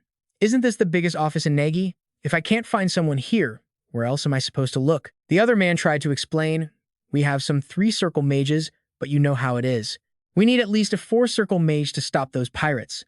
Just then, a cloaked figure opened the door, interrupting their conversation. Are you looking for a 4-circle mage? The blonde man whipped around, startled. Yes, I am. Who are you? The man pulled out an ID card for him to see. It read, Name, Rittman Lewis. Age, 38. Occupation, freelancer. But it was the line above that caught his attention, 4-circle mage. The man quickly removed his cloak, saying, Allow me to introduce myself. My name is Richmond Louis. He was a rather middle-aged man with green hair. It was actually Jasson in disguise. He was looking for a mission to Curran Island. The sky was clear, the wind was gentle, and seagulls soared overhead. So far, everything was peaceful. The flag on the ship even bore the symbol of a seagull. Vassal stood at the bow of the ship, observing everything. As long as no trouble started before they reached Curran, they were golden. Suddenly, someone called his name. Hey, Richmond. A bald man holding a beer gestured towards him. Don't just sit there alone. Come have a drink with us.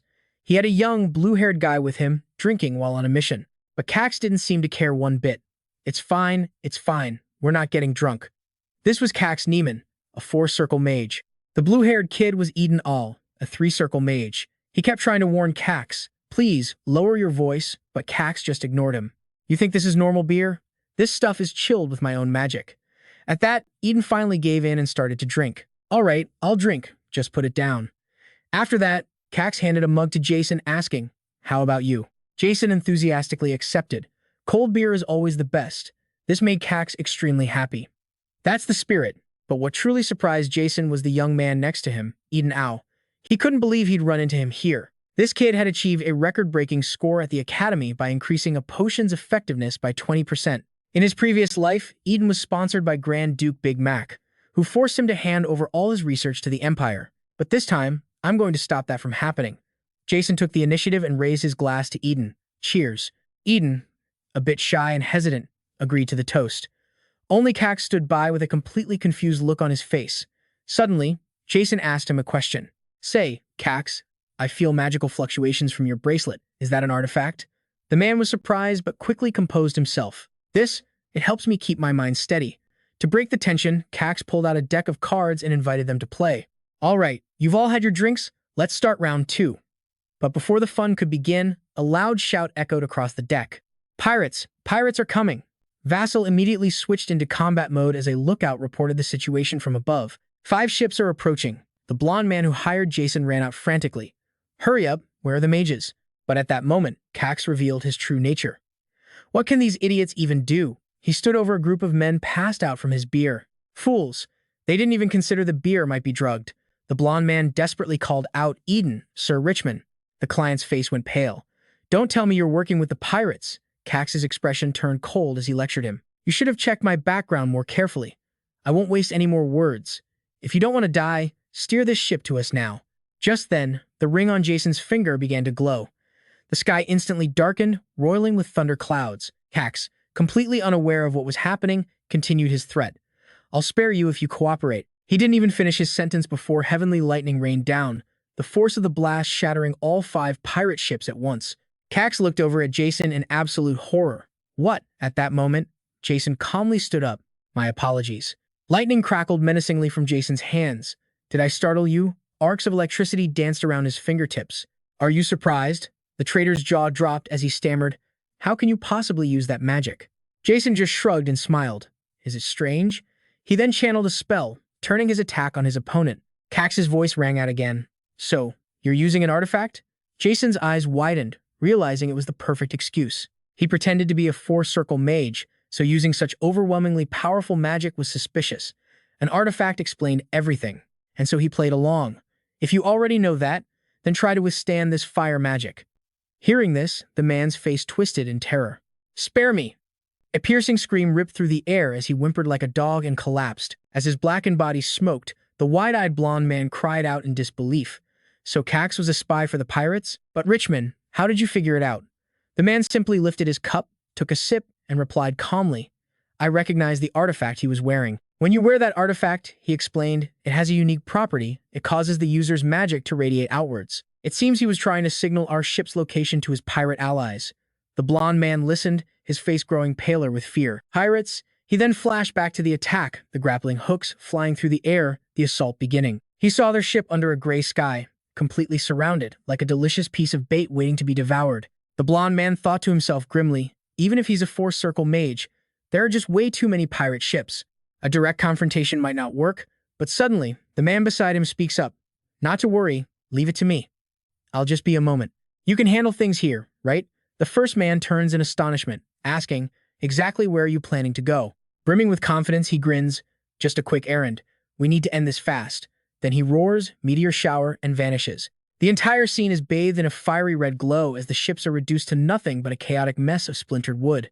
Now, only shattered debris floats on the surface of the sea. The scene then cuts to a room somewhere else. Eden's eyes snap open as a voice asks, You're awake? He shoots up in bed, panicking. What happened to the pirates? Richmond, holding a map, calmly reassures him, It's fine. Just get some rest. I brought you here. You're exhausted, so don't worry about anything. Hearing that, he settles back down, admitting, I tried my best, but I wasn't strong enough. Richmond comforts him, It's okay. Then he holds up a sheet of paper, asking, Did you write this book? Eden confirms, Those are my documents. Richmond explains, I just happened to see them. Is this research on increasing the effects of a revival potion? Pretty novel stuff. At this, Eden bolts upright, buzzing with excitement. You think so? His companion replies, Yes, I do. I'd like to help you with this topic. If that's all right. Eden replies, I appreciate the support, but you've already read it.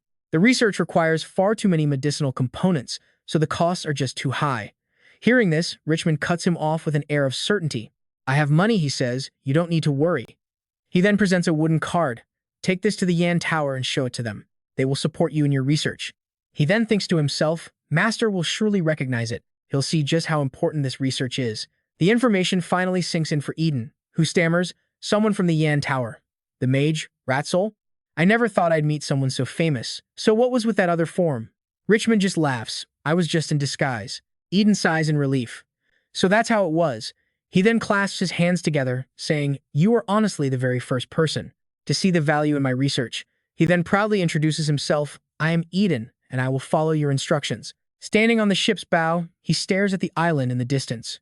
Richmond thinks, that's Curran Iceland, but something feels different. Comparing it to the map in his hand, he recalls there used to be a dot, but now the dot is gone, replaced by a line of text.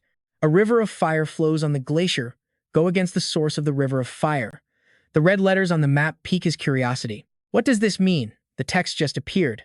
It seems approaching Kieran Iceland has revealed a new clue, a river of fire on a glacier. As the ship prepares to land, a voice calls out, "Prepare to drop anchor." Standing on the pier, a man with blonde hair clasps his hands. "Thanks to you too. The ship arrives safely. Thank you both very much." Eden, slightly flustered, raises his hands in protest. "I didn't really do anything. It was all Richmond." Standing nearby, Richmond just smirks to himself, but the man offers them a large bag of gold. "This is for your services and your reward. Please, accept it." They say money talks, and Richmond is listening. He quickly takes the bag with a handshake and a wide smile. "Thank you, and I wish you success on your future voyages." Beside him, Eden is lost in thought. I still want to stay by his side to learn more. But, at that moment, Richmond calls out to him, startling him. He quickly responds. He tells the young man, "You should head to the Yan Tower." Richmond pulls up his hood, returning to his rat soul form with a smile, then heads deeper into the island. It's true, he thinks. Humans rarely appear in Beastman territory. It seems I need to go further in. He continues on, observing his surroundings. Suddenly, he spots a monkey carrying something on its back, dashing nimbly across the rooftops. He thinks to himself, is that the monkey tribe? They're so fast. After trailing the monkey for a while, he stops and looks around, wondering, where exactly am I? The monkey has also stopped, now watching him from a nearby roof. But then Ratsoul makes a decision.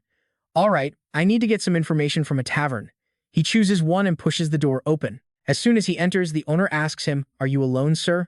Placing a gold coin on the counter, he speaks clearly. "I'll have one cold beer." The owner is stunned. That gold coin is far too much, sir. Ratsoul sits down at a table with a friendly smile. "It's fine, you can keep it. I also have some questions. A deal like this, who wouldn't be happy?" The owner quickly slides the gold coin over, smiling back. "Please, ask away." And so, he asks his question. "I was wondering, is there a river of fire anywhere around here?" The owner places a foamy mug on the table. A river of fire? There are a few places with lava flows. Sipping his beer, he says, "A few places?" He explains that the island was originally formed from volcanic lava. Of course, in those places, the lava flow isn't very strong. Hearing this, Ratsoul nods. So that's how it is. What about a river of fire that flows on a glacier? Do you know? At the question, the owner's face goes blank for a moment before he bows his head. "That's too difficult for me." Ratsoul waves his hand. "Don't worry about it." Stepping out of the tavern, Ratsoul sighs. "Looks like I'll have to find this myself." "All right, first things first. Since I'm here, I need to investigate the main issue." And with that, Ratsoul begins to explore. As he ventured deeper into the woods, taking it all in, a voice suddenly piped up from behind. "Excuse me, sir. Do you need a guide?" Vatsaso turned, surprised to see the very same monkey from that morning. With big, shining eyes, it held up a finger. "For one, maybe two silver, I can take you anywhere you want." Looking at the creature, Vatsaso couldn't shake a bad feeling. These little monkey folk were a bit too bold. The monkey saw him thinking and flashed a syrupy sweet smile. But Vatsaso simply glanced around and said, "For two silver? Seems I've got a few too many guides already." All around them, glowing red eyes appeared in the shadows. The monkey's face fell. It stumbled back. "How long did you know?" "From the moment you walked up to me," Vatsaso said. The monkey was shocked. "Oh, really?" Then it snarled. "It's because I need more servants." It glared at him with a terrifying, unhinged look. "I was going to let you live if you just gave me what you had, but I've changed my mind." Then it shrieked an order. "Skin him." In an instant, the other monkeys were ready for battle. They swarmed down from the trees, rushing him all at once. Vatsaso just raised a hand as magic formed. "Did you really think I'd walk into this trap, completely unprepared?" The leader's eyes bulged with pure, dawning horror as he yelled, "Domain magic." "Everybody freeze!" Vatsaso's voice cut through the chaos. "This is going to sting a little." And then, a massive explosion of blue light erupted. The servant monkeys who'd been charging him were now scattered across the ground. In the middle of it all, the leader trembled. Impossible. Did he wipe them all out completely? Vatsaso's voice echoed through the clearing, making the monkey whip its head around in pure terror. "You all must be pretty tired, huh?" Magic still crackled in his palm as he continued, "I have a few questions, and I'm sure you'll be happy to answer." The scene now calm, a question was asked. "Is this the place where the lava erupts?" Vatsaso clarified. "That's right, where a river of fire flows over a glacier." The monkey and its cronies were now kneeling before him. It replied, "I'm sorry, but I've never heard of a place like that." Vatsaso's hand glowed ominously. "So when you said you knew Curran best, you were lying?" The monkey shook its head wildly. "It hurts. A place like that doesn't exist on the island's outskirts." Vatsaso processed this. If it's not on the outskirts, then it must be on the main island, correct? Under the barrage of questions, the monkey finally broke, lowering its head in defeat. Honestly, I have no idea what's on the main island. Vatsaso pushed himself to his feet. Well then, I guess I have to go to the main island. The monkey yelped, "Wait, really?" Vatsaso looked down. "Why? Is that a problem?" It stammered, "I know you're incredibly powerful, but the ones on the main island are on a whole other level. They're unbelievably aggressive. Plus, the moment they find out a human has set foot there, they will attack instantly." That night, sitting alone before a crackling fire, Vatsaso mulled over the stark warning he had received. But suddenly, a voice boomed through the darkness. Is he the outsider stirring things up? 3 bull-like beastmen watched from a distance. He looked smaller than I thought. Vatsaso, of course, already knew they were there. He thought, well, that was fast. The air was thick with killing intent. Was this just the raw instinct of beastmen who only cared about strength? Vatsaso finally looked up. "You came here to test me, didn't you?" They chuckled. "So you already knew why we came?" "Sorry. It's just our nature." The black bull got into a ready stance, its eyes glowing as it cracked its knuckles. "All right then, if you're ready, come on." Vatsaso stood up, condensing blue light in his palm as he simply said, "Let's begin." The bull immediately charged him. "Always so calm and collected, aren't you?" it roared. "Let's see if your strength backs that up." A magical light flared to protect Vatsaso. But he knew right away a simple spell like this wouldn't be enough to stop that attack. Condensing as much mana as he possibly could, he thrust his palm toward the bull and yelled, "Shockwave." Seeing the attack coming, the bull grinned with excitement. "Not bad, but when it comes to strength, I don't lose to anyone in Kirin. A little magic spell like this is nothing to my power." He couldn't even finish the sentence before Vatsaso's shockwave slammed into him, knocking him flat on the ground. The others watching were stunned into silence. He sent the chief flying in one shot. This human mage is no joke. The two then rushed toward Vatsaso, arguing. "This time you fight me." "No, fight me first." Vatsaso just chuckled at their bickering. Just then, the leader struggled to his feet and roared. "So noisy, both of you, back off." His fighting spirit blazed as he stared down Vatsaso. "He's not an opponent you two can handle." Vatsaso watched, mildly surprised. "He's not even injured?" That attack should have been strong enough to shatter bones. It seemed this guy's body was just built for combat. If he knew how to properly handle it, he could become like a Superman. No, maybe even something far beyond that. The two faced off again. Vatsaso spoke first. "You want to keep going?" The bull let out an arrogant huff. "Of course. I mean, I'd love to, but my whole body is aching. I don't think I can fight anymore." The two shook hands as a sign of mutual respect. The bull bowed its head. "I lose. You are truly strong." As they sit around the fire, the old beast finally asks what he's doing here. According to him, humans are only supposed to operate on the outskirts of the island. Vatsaso explains he's looking for a place where a river of fire flows over a glacier. He asks the old beast if he's ever heard of it. The beast crosses its arms, not even bothering to look at him. In all his 85 years, it's the first time he's ever heard of such a thing. Vatsaso is a bit disappointed. Of course, it was never going to be that easy. Things in the underworld had just been going way too smoothly. Suddenly, the beast speaks again, saying he might find a clue if he can reach the sanctuary. Vatsaso's eyes widen in shock. What on earth is the sanctuary? The sanctuary is a sacred land inhabited by gods, but the beast can't go there himself. He has no connection to the place. He tells Vatsaso that outside of that sacred land, it's almost impossible to find the place he described. Vatsaso rests his chin on his hand, thinking hard. He recalls some records about Fantasia mentioning the first Beast King was a dragon hybrid, and he already found proof of that at the underworld's altar. This was definitely a risk worth taking. Thinking it over, he asks aloud, "Where is this place? This sanctuary?" Early the next morning, a massive explosion rocks the entire forest. A nearby turtle is knocked out cold, dazed on the ground. Vatsaso looks exhausted, panting as he thinks, has it really been 17 battles in just one day? He remembers what the Buffalo Chief told him. If he wants to enter the sanctuary, he must first gain the recognition of the great sages or the great elders. And that recognition, of course, could only be earned by proving his strength. Wiping the sweat from his face, Vatsaso thinks about how he's been doing this for half a month straight, all because of those words. But surely this has been enough to get someone to take the bait. Right on cue, a voice rings out, "You're the rumored human from another land, aren't you?" Vatsaso looks up in surprise at a cheetah. It looks at him and says, "Follow me, someone is looking for you." He immediately notices the red cord tied around its waist. He thinks to himself, is that red cord the symbol of a great sage? Vatsaso looks the beast dead in the eyes and asks, is it a great sage or a great elder? The cheetah replies, it is Lord Mia. Vatsaso's eyes go wide in disbelief. The Beast King Mia. He had expected a great sage or an elder to show up eventually, but he never imagined the Beast King himself would summon him. This was a much bigger fish than he ever anticipated. The scene shifts to a hazy, almost eerie throne room as a cold voice echoes. I'm sure you've all heard the stories about the outsider causing chaos on our island lately. The servants quickly reply, yes, Beast King. One of them quickly reports that he heard the gatekeeper general of the lion tribe was attacked. Hearing this, the Beast King bares his sharp fangs. Even those on the verge of becoming great sages are being targeted? I want to meet this person myself. The cheetah tribe kneels on the ground. One of them speaks up respectfully. We, the cheetah tribe, will drag him here to kneel before you, my lord. But the Beast King simply says, no, that won't be necessary. Just bring him here quietly. The cheetah, confused, asks, you mean the kid?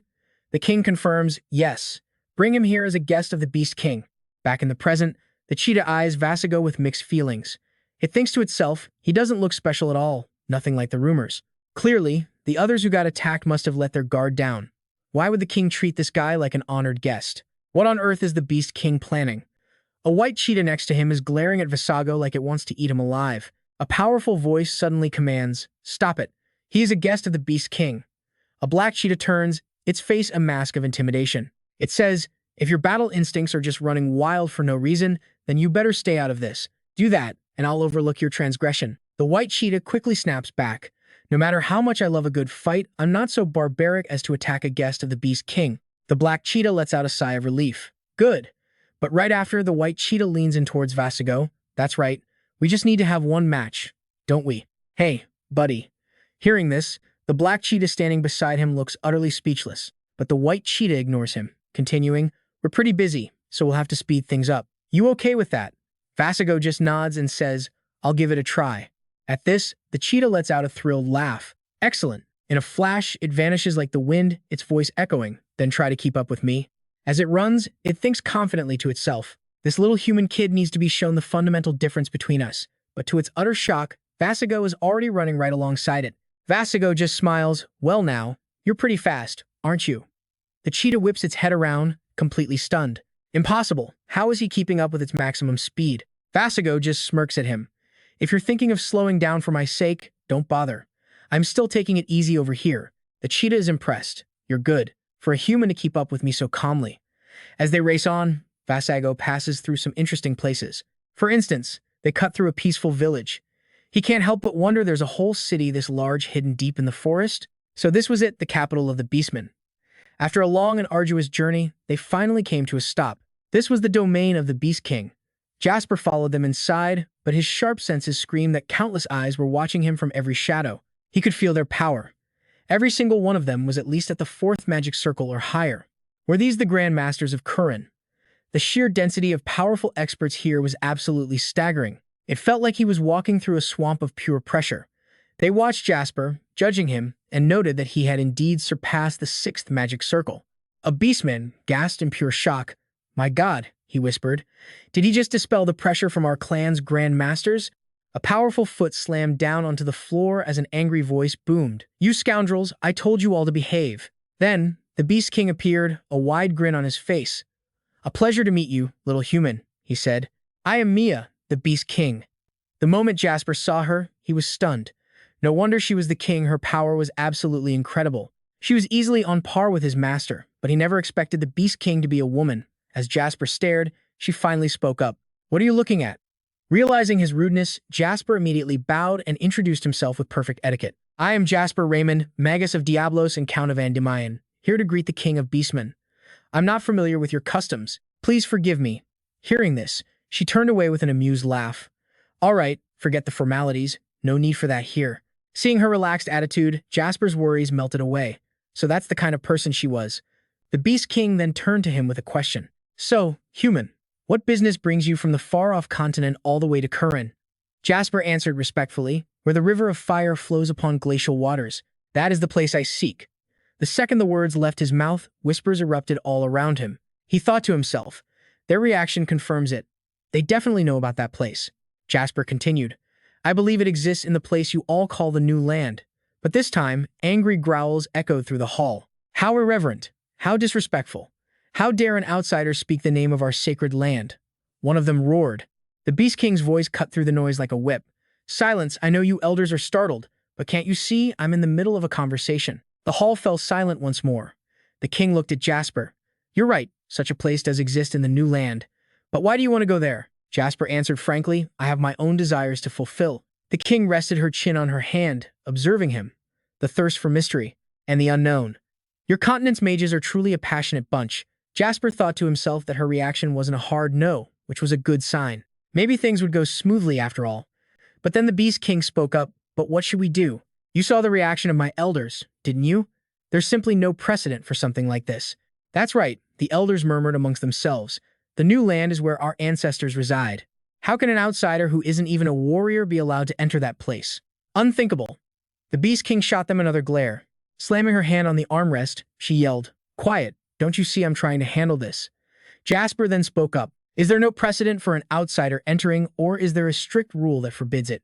Hearing his sharp question, the Beast King was impressed. He saw the core of the issue instantly. His insight and power were on par with a grandmaster. He could be a huge asset to the Beastman clan. Now, truly intrigued, the Beast King gestured for him to continue, a smirk on her face. Just now, one of the elders said that someone who isn't a warrior cannot enter the new land, Jasper began. Doesn't that imply that even an outsider could enter, as long as they were recognized as a warrior? The warrior's trial? An outsider wants to challenge it, one beastman exclaimed. The king asked, looking amused, Little human, are you serious about this? Jasper clenched his fist, his voice firm. If that is the only legitimate way to enter the new land, then yes. So be it. The rules of the trial are simple. You must survive in this canyon for 10 days. You'll receive no food or water. You must find everything you need to survive, and every day you must face 5 grandmasters and defeat them. After hearing the rules, Jasper quickly analyzed the challenge. They were testing his practical skills. They wanted to see his mental fortitude and his survival abilities. Plus, he could feel a faint energy flowing from that canyon, a strange, sinister aura. He knew he'd have to be careful not to get distracted. The Beast King declared, It is time. You will now enter the Canyon of the Warrior's trial. Let it officially begin. With that, Jasper didn't hesitate for a second, leaping straight down into the chasm. Jasper landed safely on his feet.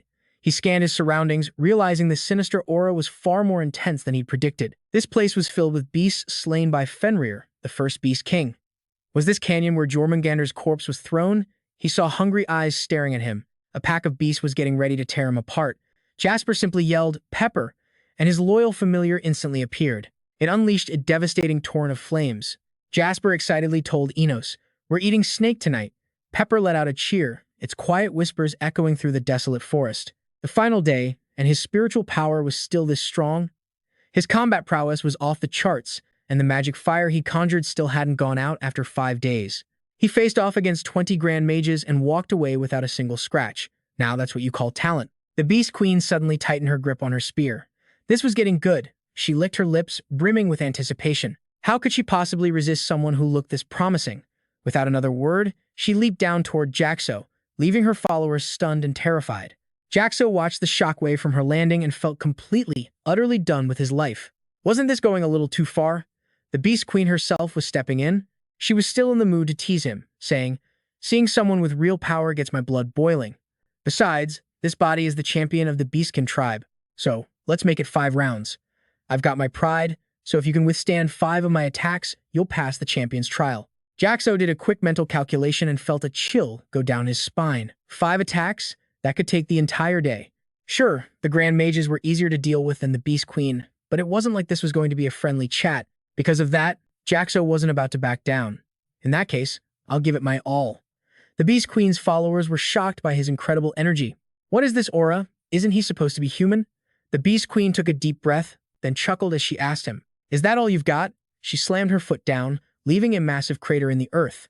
Good, very good. I'm going to enjoy this. Jaxo gulped hard. Here it comes. The moment he finished the thought, the Beast Queen charged. Her spear was aimed right at his chest, forcing Jaxo to quickly summon a shield for defense. But against the Beast Queen's spear, his shield might as well have been made of fragile glass. She was clearly on another level entirely. Just blocking her was hard enough, let alone fighting her head-on. Jaxo switched up his strategy first. He tried to stall by freezing her movements. The Beast Queen just let out a hearty laugh. Interesting. Very interesting. She ripped a chunk of earth from the ground with her bare hands and hurled it right at Jaxo. At this point, even his legs started to tremble a bit. Tearing up the ground with just her arm strength, The Beast Queen wasn't treating this as a fight for her, it was just a walk in the park. That last move was fun, so I'll adjust my power for this round. Jaxo's head was spinning after hearing her declaration. Did she mean they had to do this 3 more times? This is insane. Before he could even react, she rushed in, throwing a punch right at his face. He barely managed to block it with his spear. Any slower, and he would have been completely wiped out. He called on Pepper to unleash a firestorm from the 19th level of hell, giving the Beast Queen a taste of some serious heat. The Beast Queen seemed to feel the burn, launching a lightning-fast kick that sent Jaxo flying into a mountain behind him. But this was just 1 step back to take 3 steps forward.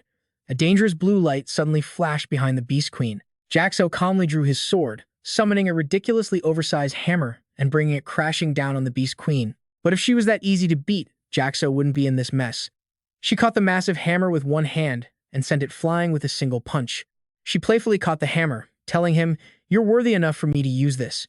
Jaxo immediately launched another attack to stop her. She stopped, leaned back, and swung the hammer toward the flames. Jaxo used the bright glare to hurl his spear straight at the Beast Queen. The fire exploded, burning hotter than ever. When the party was over, the flames died down to reveal a scene of absolute devastation. All this destruction, caused by just 2 people. Jaxo no longer had the strength to maintain his skills and collapsed, gasping for air. The Beast Queen, however, still had enough energy to walk over to him. "I wanted to play a little longer, but it looks like that's not possible now, is it? Regardless, it was a lot of fun, so I'll let you pass." Before she could finish, Jaxo's eyes rolled back and he completely blacked out. The scene changes to a small hut, with Jaxo lying unconscious on a bed. He suddenly jolts awake, taking a sharp breath. Seeing its master awake, Pepper whimpered and nuzzled against his head. The Beast Queen stood at the door, smiling at him. "That little one hasn't left your side for a moment, you know?" Jaxo simply greeted her. "Ah, you're here." Suddenly, his voice shot up 8 octaves as he shrieked at the Beast Queen. She just stood there at the door, utterly confused. "I'm just taking a few things off. What's the big deal?"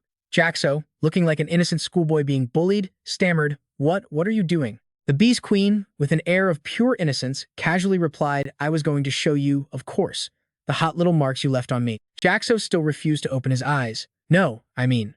But the shameless Beast Queen excitedly pulled Pepper away from him and said, "Look." Jaxo, blushing like a bride, finally opened his eyes and froze when he saw the burn mark on her shoulder. "Is that it?" She admitted she never expected him to make his spear explode like a setting sun. If she dodged a second later, the burn would have been much bigger.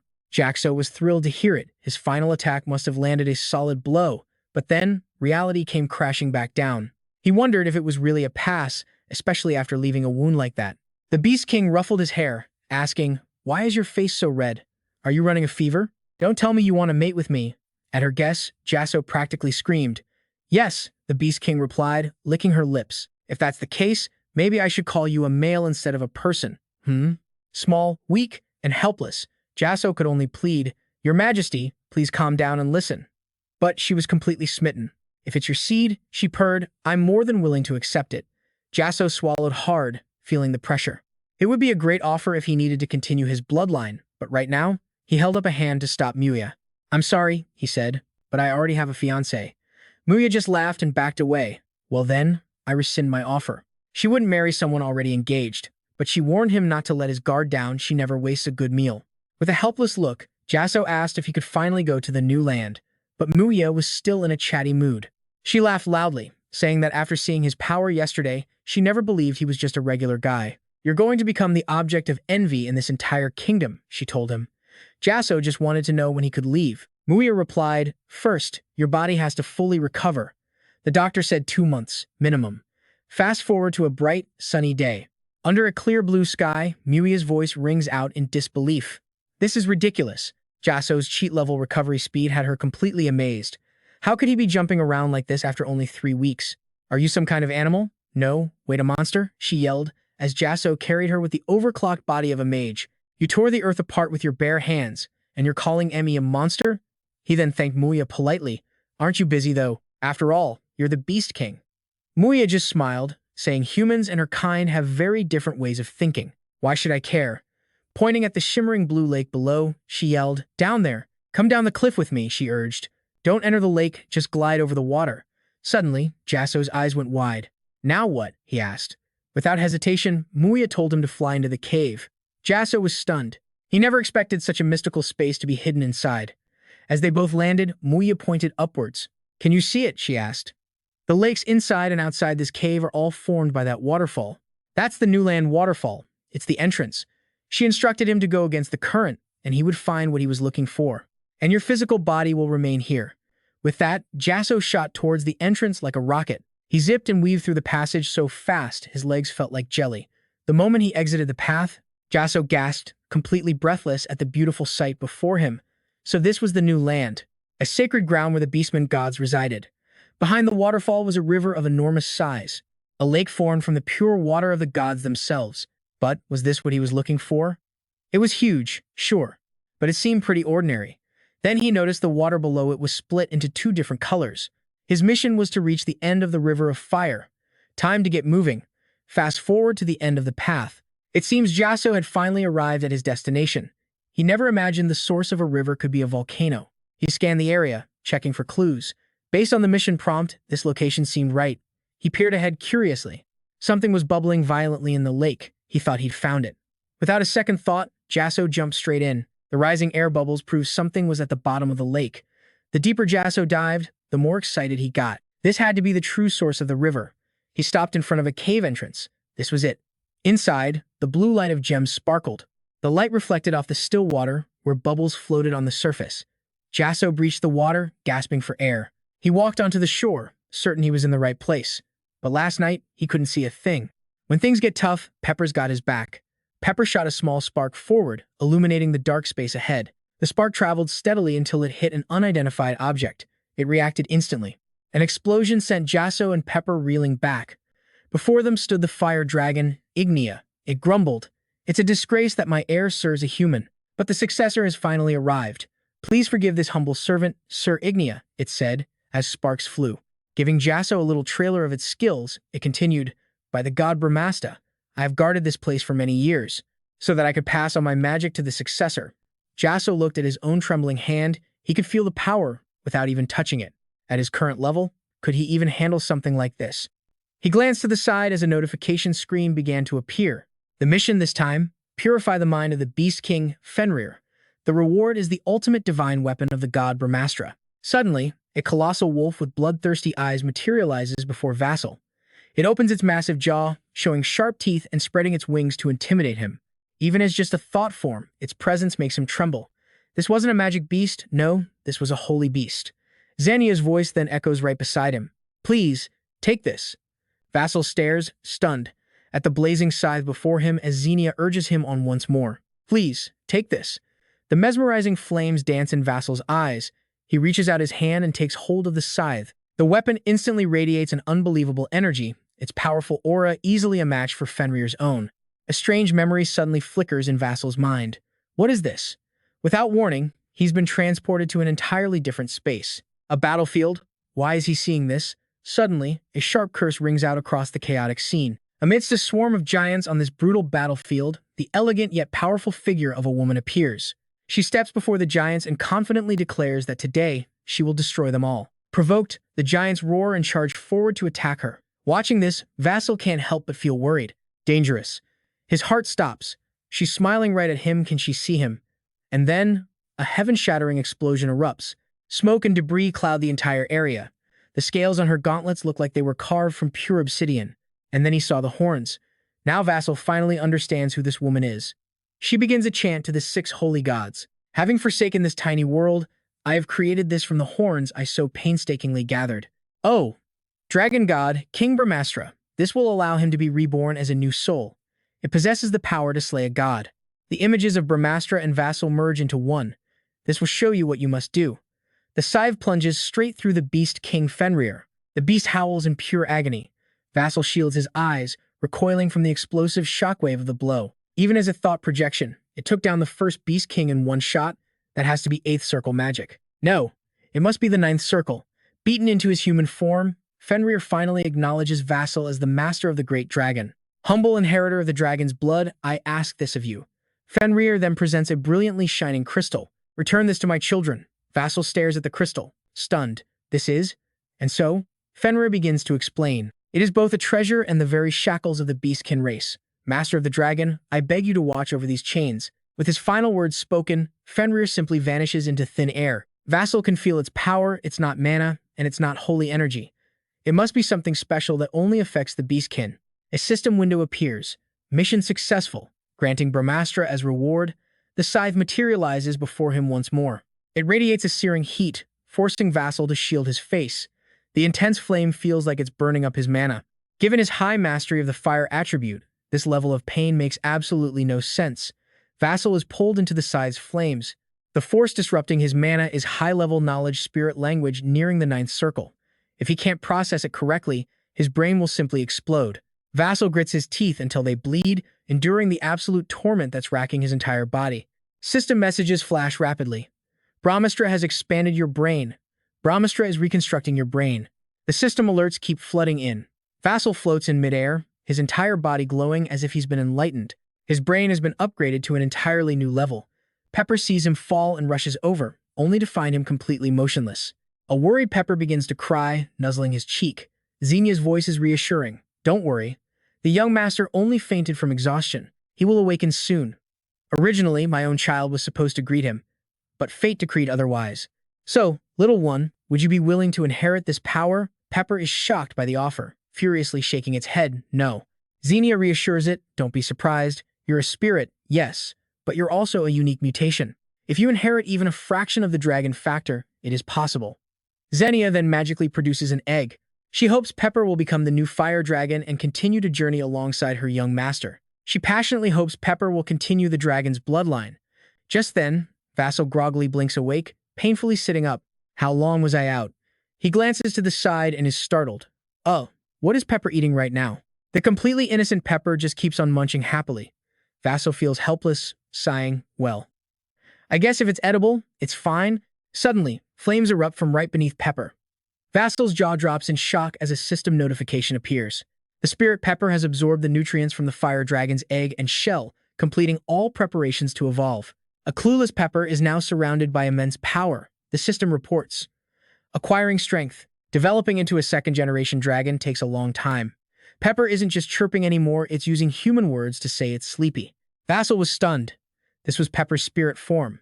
As Pepper officially entered its slumber, it politely said goodbye to him. See you later, my master.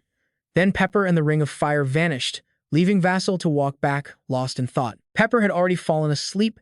If he'd known it would happen so soon, he would have played with it more often. Muya was already waiting outside, waving him over. Male, over here.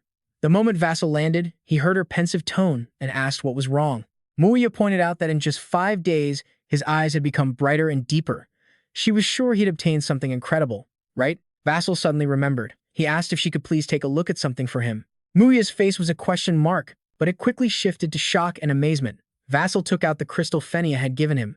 Her entire demeanor tensed. In a strained voice, she demanded to know where and how he got his hands on that. From now on, he had to explain everything in detail.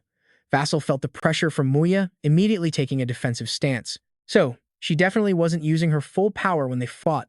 Seeing his posture, Muya just smirked. What's this? You think you can handle me from this range? She wanted to play around a bit more, but the Moonforce crystal was far more important. She got straight to the point. She asked him if he knew the real reason the Beastmen were bound to live on Korea Island. Vassal mumbled an answer. To protect the minority Beastmen tribes. Muya screeched as if he'd stepped on her tail. Nonsense. The other powerful races live freely on the continent. Did he really think they were trapped here for a reason as simple as that? That crystal belonged to Fenia, the first Beast King. They stayed on this island to find the very thing he was holding. It finally clicked for Vassal, so this was the meaning of their chains. He wondered what was so special about this item that she would depend on it so completely. Muya then asked him if he had heard of the primal state. Vassal replied, yes, it awakens the beastly nature ingrained in our blood and unleashes our true fighting ability. Don't tell me this is related to the primal state. Muya confirmed that under the full moon, their power could triple the lunar eclipse primal state. However, the lunar eclipse primal state was a power that could only be used on the night of a full moon. But with the Moonforce crystal, they could activate the primal state anywhere, anytime, even without a full moon. As Muya spoke, she tossed the crystal into the air, expecting some kind of epic transformation, a brand new power-up. Instead, the crystal just fell back down, leaving both Vassal and Muya completely dumbfounded. She awkwardly clicked her tongue. The moonlight stored inside must be depleted. Shifting gears, she turned to him. Anyway, now it's your turn to talk. Where did you find this? Vassal began to recall what happened. The two walked and talked as he explained how he jumped into a sulfur spring, curious about the source of the red water. What?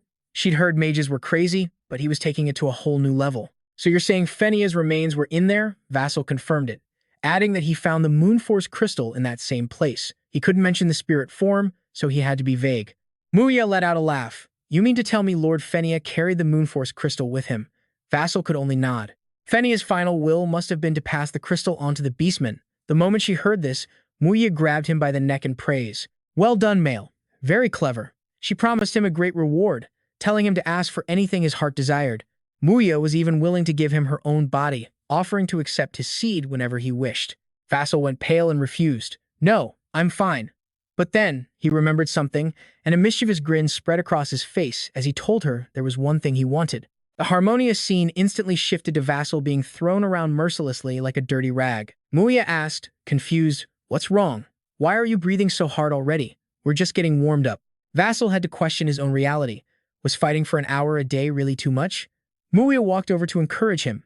Come on, try a little harder. If he kept acting so weak and pathetic, she warned him she might just eat him. A weakling like him probably couldn't even satisfy the partner he promised his future to. Hearing that, she hit a nerve. Vassal's fighting spirit ignited as he shouted, that's not true. He unleashed a 5-tree skill at once, proving he still had plenty of energy. He launched his deadly wood demon attack, which got Muya genuinely excited. Excellent, male. But it seemed Vassal's 5 trees were still far too weak. With a single slash, Muya finished them all off. Vassal sat stunned, sighing. She was an absolute monster. Was fighting without his other powers really this impossible? The Beast King walked over curiously. What? Is it over already? That was so boring. She suggested he try changing his form like he did before. Vassal let out a wry laugh, reassuring her that he was just trying to build up his basic foundation right now. That has nothing to do with this training. The Beast King pouted, annoyed. That's your reason. I'm just not having any fun. But then, an idea seemed to strike her. She glanced over at him and said, Male, I have a favor to ask you. Jasson looked confused. A favor?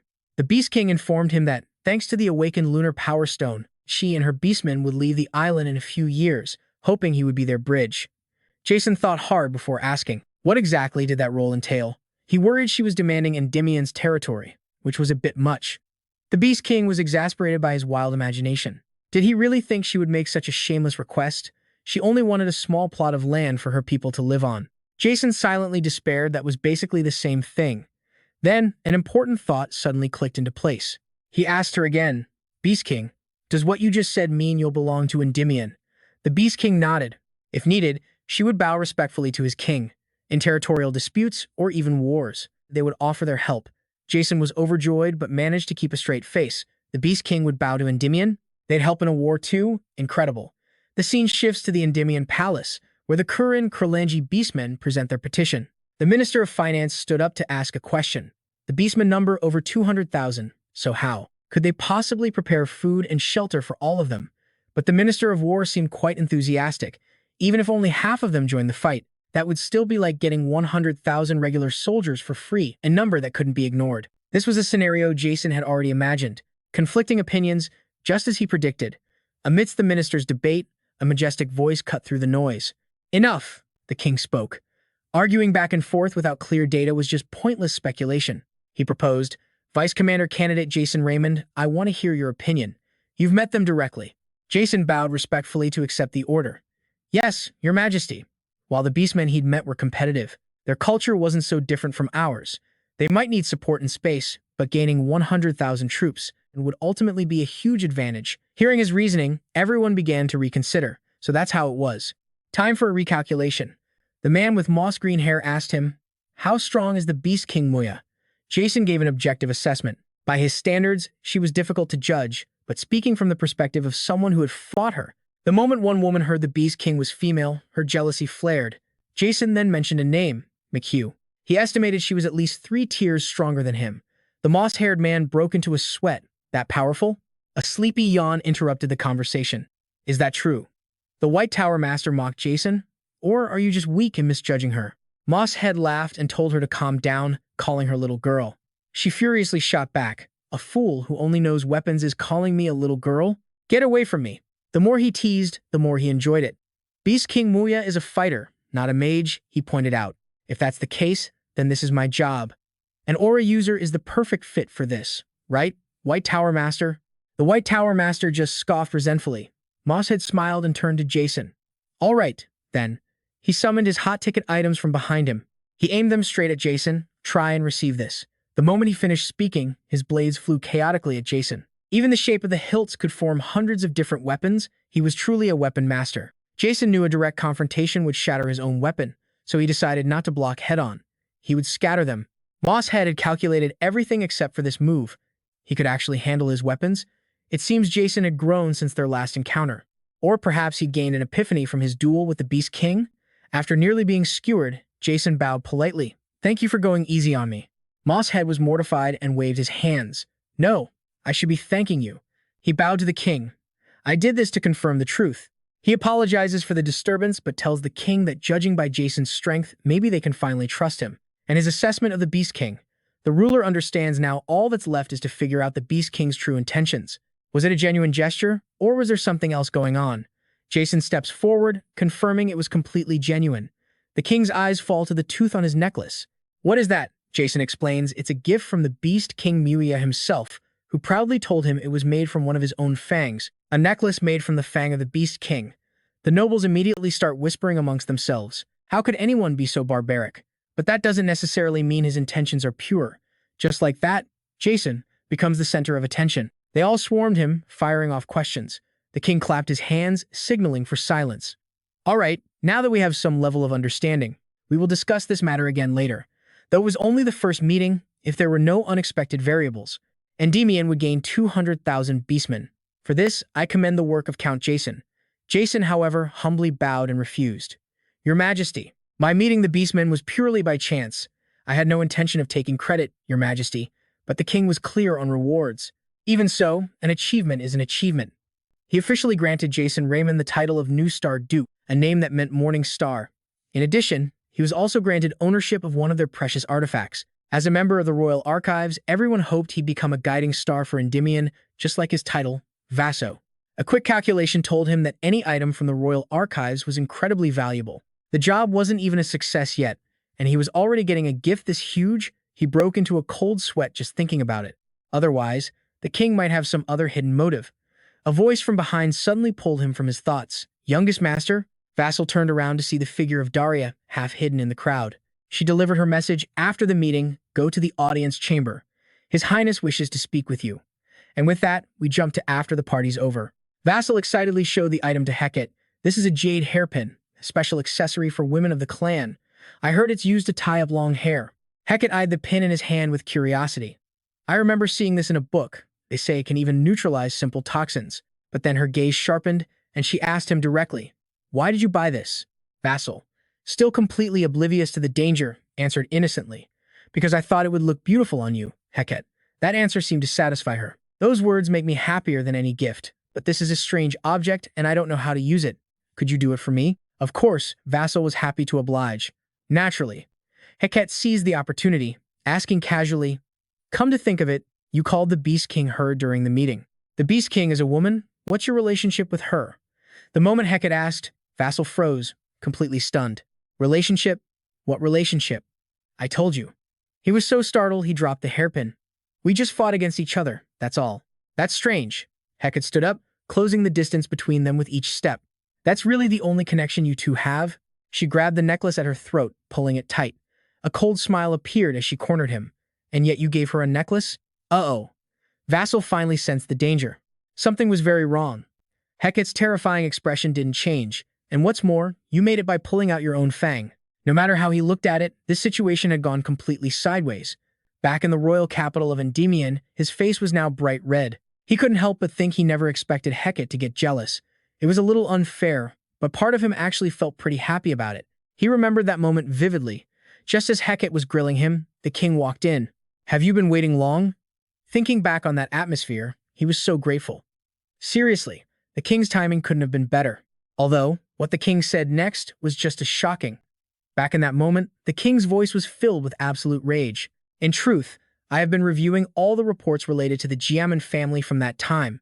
I've discovered that a portion of the reports, which claimed the guard had to seize the Jasson territory, were completely fabricated. To be precise, they seized your land without cause and forced you out. Hearing this, Vassal quickly tried to explain, the situation was. But before he could finish, the king bowed his head in apology. I am sorry. This was clearly my mistake. I must apologize to you and the Jaimin family. This sudden action completely stunned him. Your Majesty, please don't do this. A furious voice from his past echoed in his mind. Fool, why would you think the Empire killed your father? In that moment, a chilling thought hit him. If documents reported to the king were fake, then his father's killer was inside Endymion. Mikhail's words, they might have been true all along. As he processed this, his hands clenched into tight fists, shaking with anger. But then, Hecate gently placed her hand over his, her eyes full of warmth and tenderness.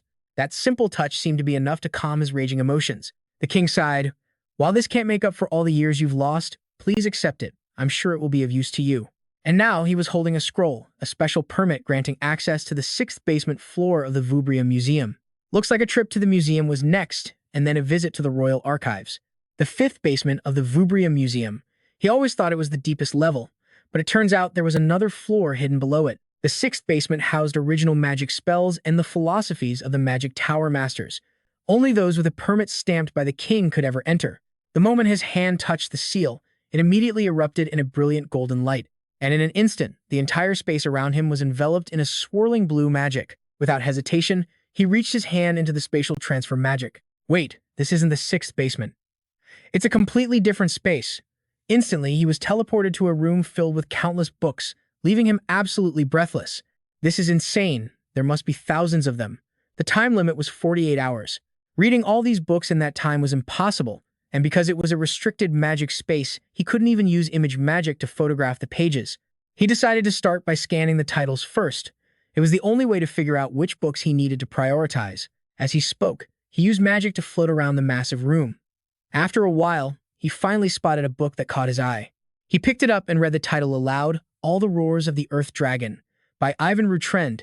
This was the Royal Tower Master from 400 years ago. This is insane. He modified a suppression spell, boosting a 5th circle magic all the way to 7th circle standards. His mind is already racing, figuring out how to gather mana from the surface and push it deep underground.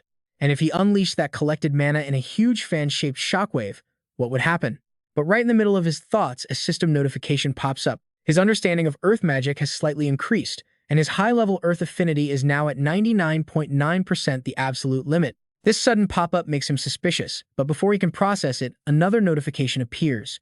A new quest. The objective is to increase his understanding of the earth attribute, pushing his proficiency to its absolute maximum, the highest tier. The rewards: a high-grade milestone, 2 dragon hearts, and the footprint of an earth dragon. He can't hide his excitement. An earth dragon's footprint after the Yun and Fire dragons, its trail went completely cold. He had no idea how to even begin tracking one. To think a legendary item like this would be a quest reward is unbelievable. But a quest reward has to be real. He snaps back to the problem at hand, wondering, but how do I even max out my earth affinity? Is memorizing everything really the only way to do it? After hours spent buried in a massive book, it's clear, simple memorization isn't increasing his proficiency at all. He rests his chin on his hand, thinking back. They did say he could take one book he wanted when leaving the library, but which book should he pick? Just then, something special catches his eye, a statue across the room holding a single book. He can't help but wonder what kind of book the statue is holding. He hurries over, thinking, why put a book on a statue instead of a shelf? The book is titled Transcendent Dream by the Founding Duke. His eyes go wide when he sees the author's name. What? His mind reels. The Founding Duke is the title of loser Ryumon, the great ancestor of the Ryumon family. Plus, Transcendent Dream was his ancestor's signature magic. Looking at the statue again, he realizes this must be a statue of him.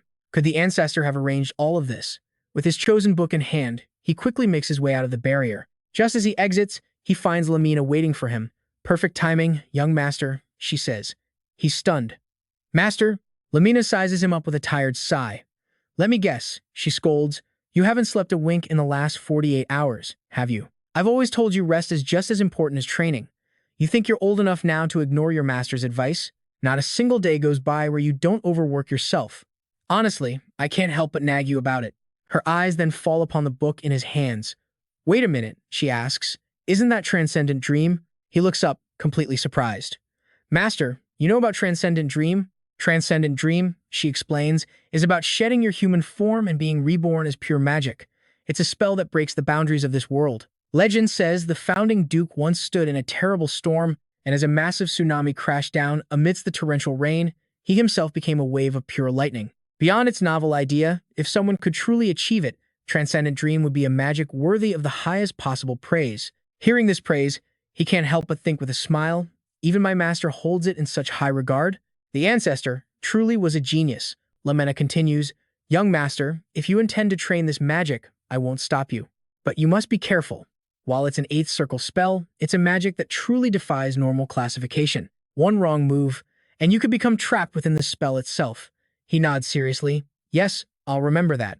All right then, Lamena says as they walk, it's time we head to the 7th Emperor's Note. As twilight falls, they find themselves walking through a lush green forest. He speaks up, confused.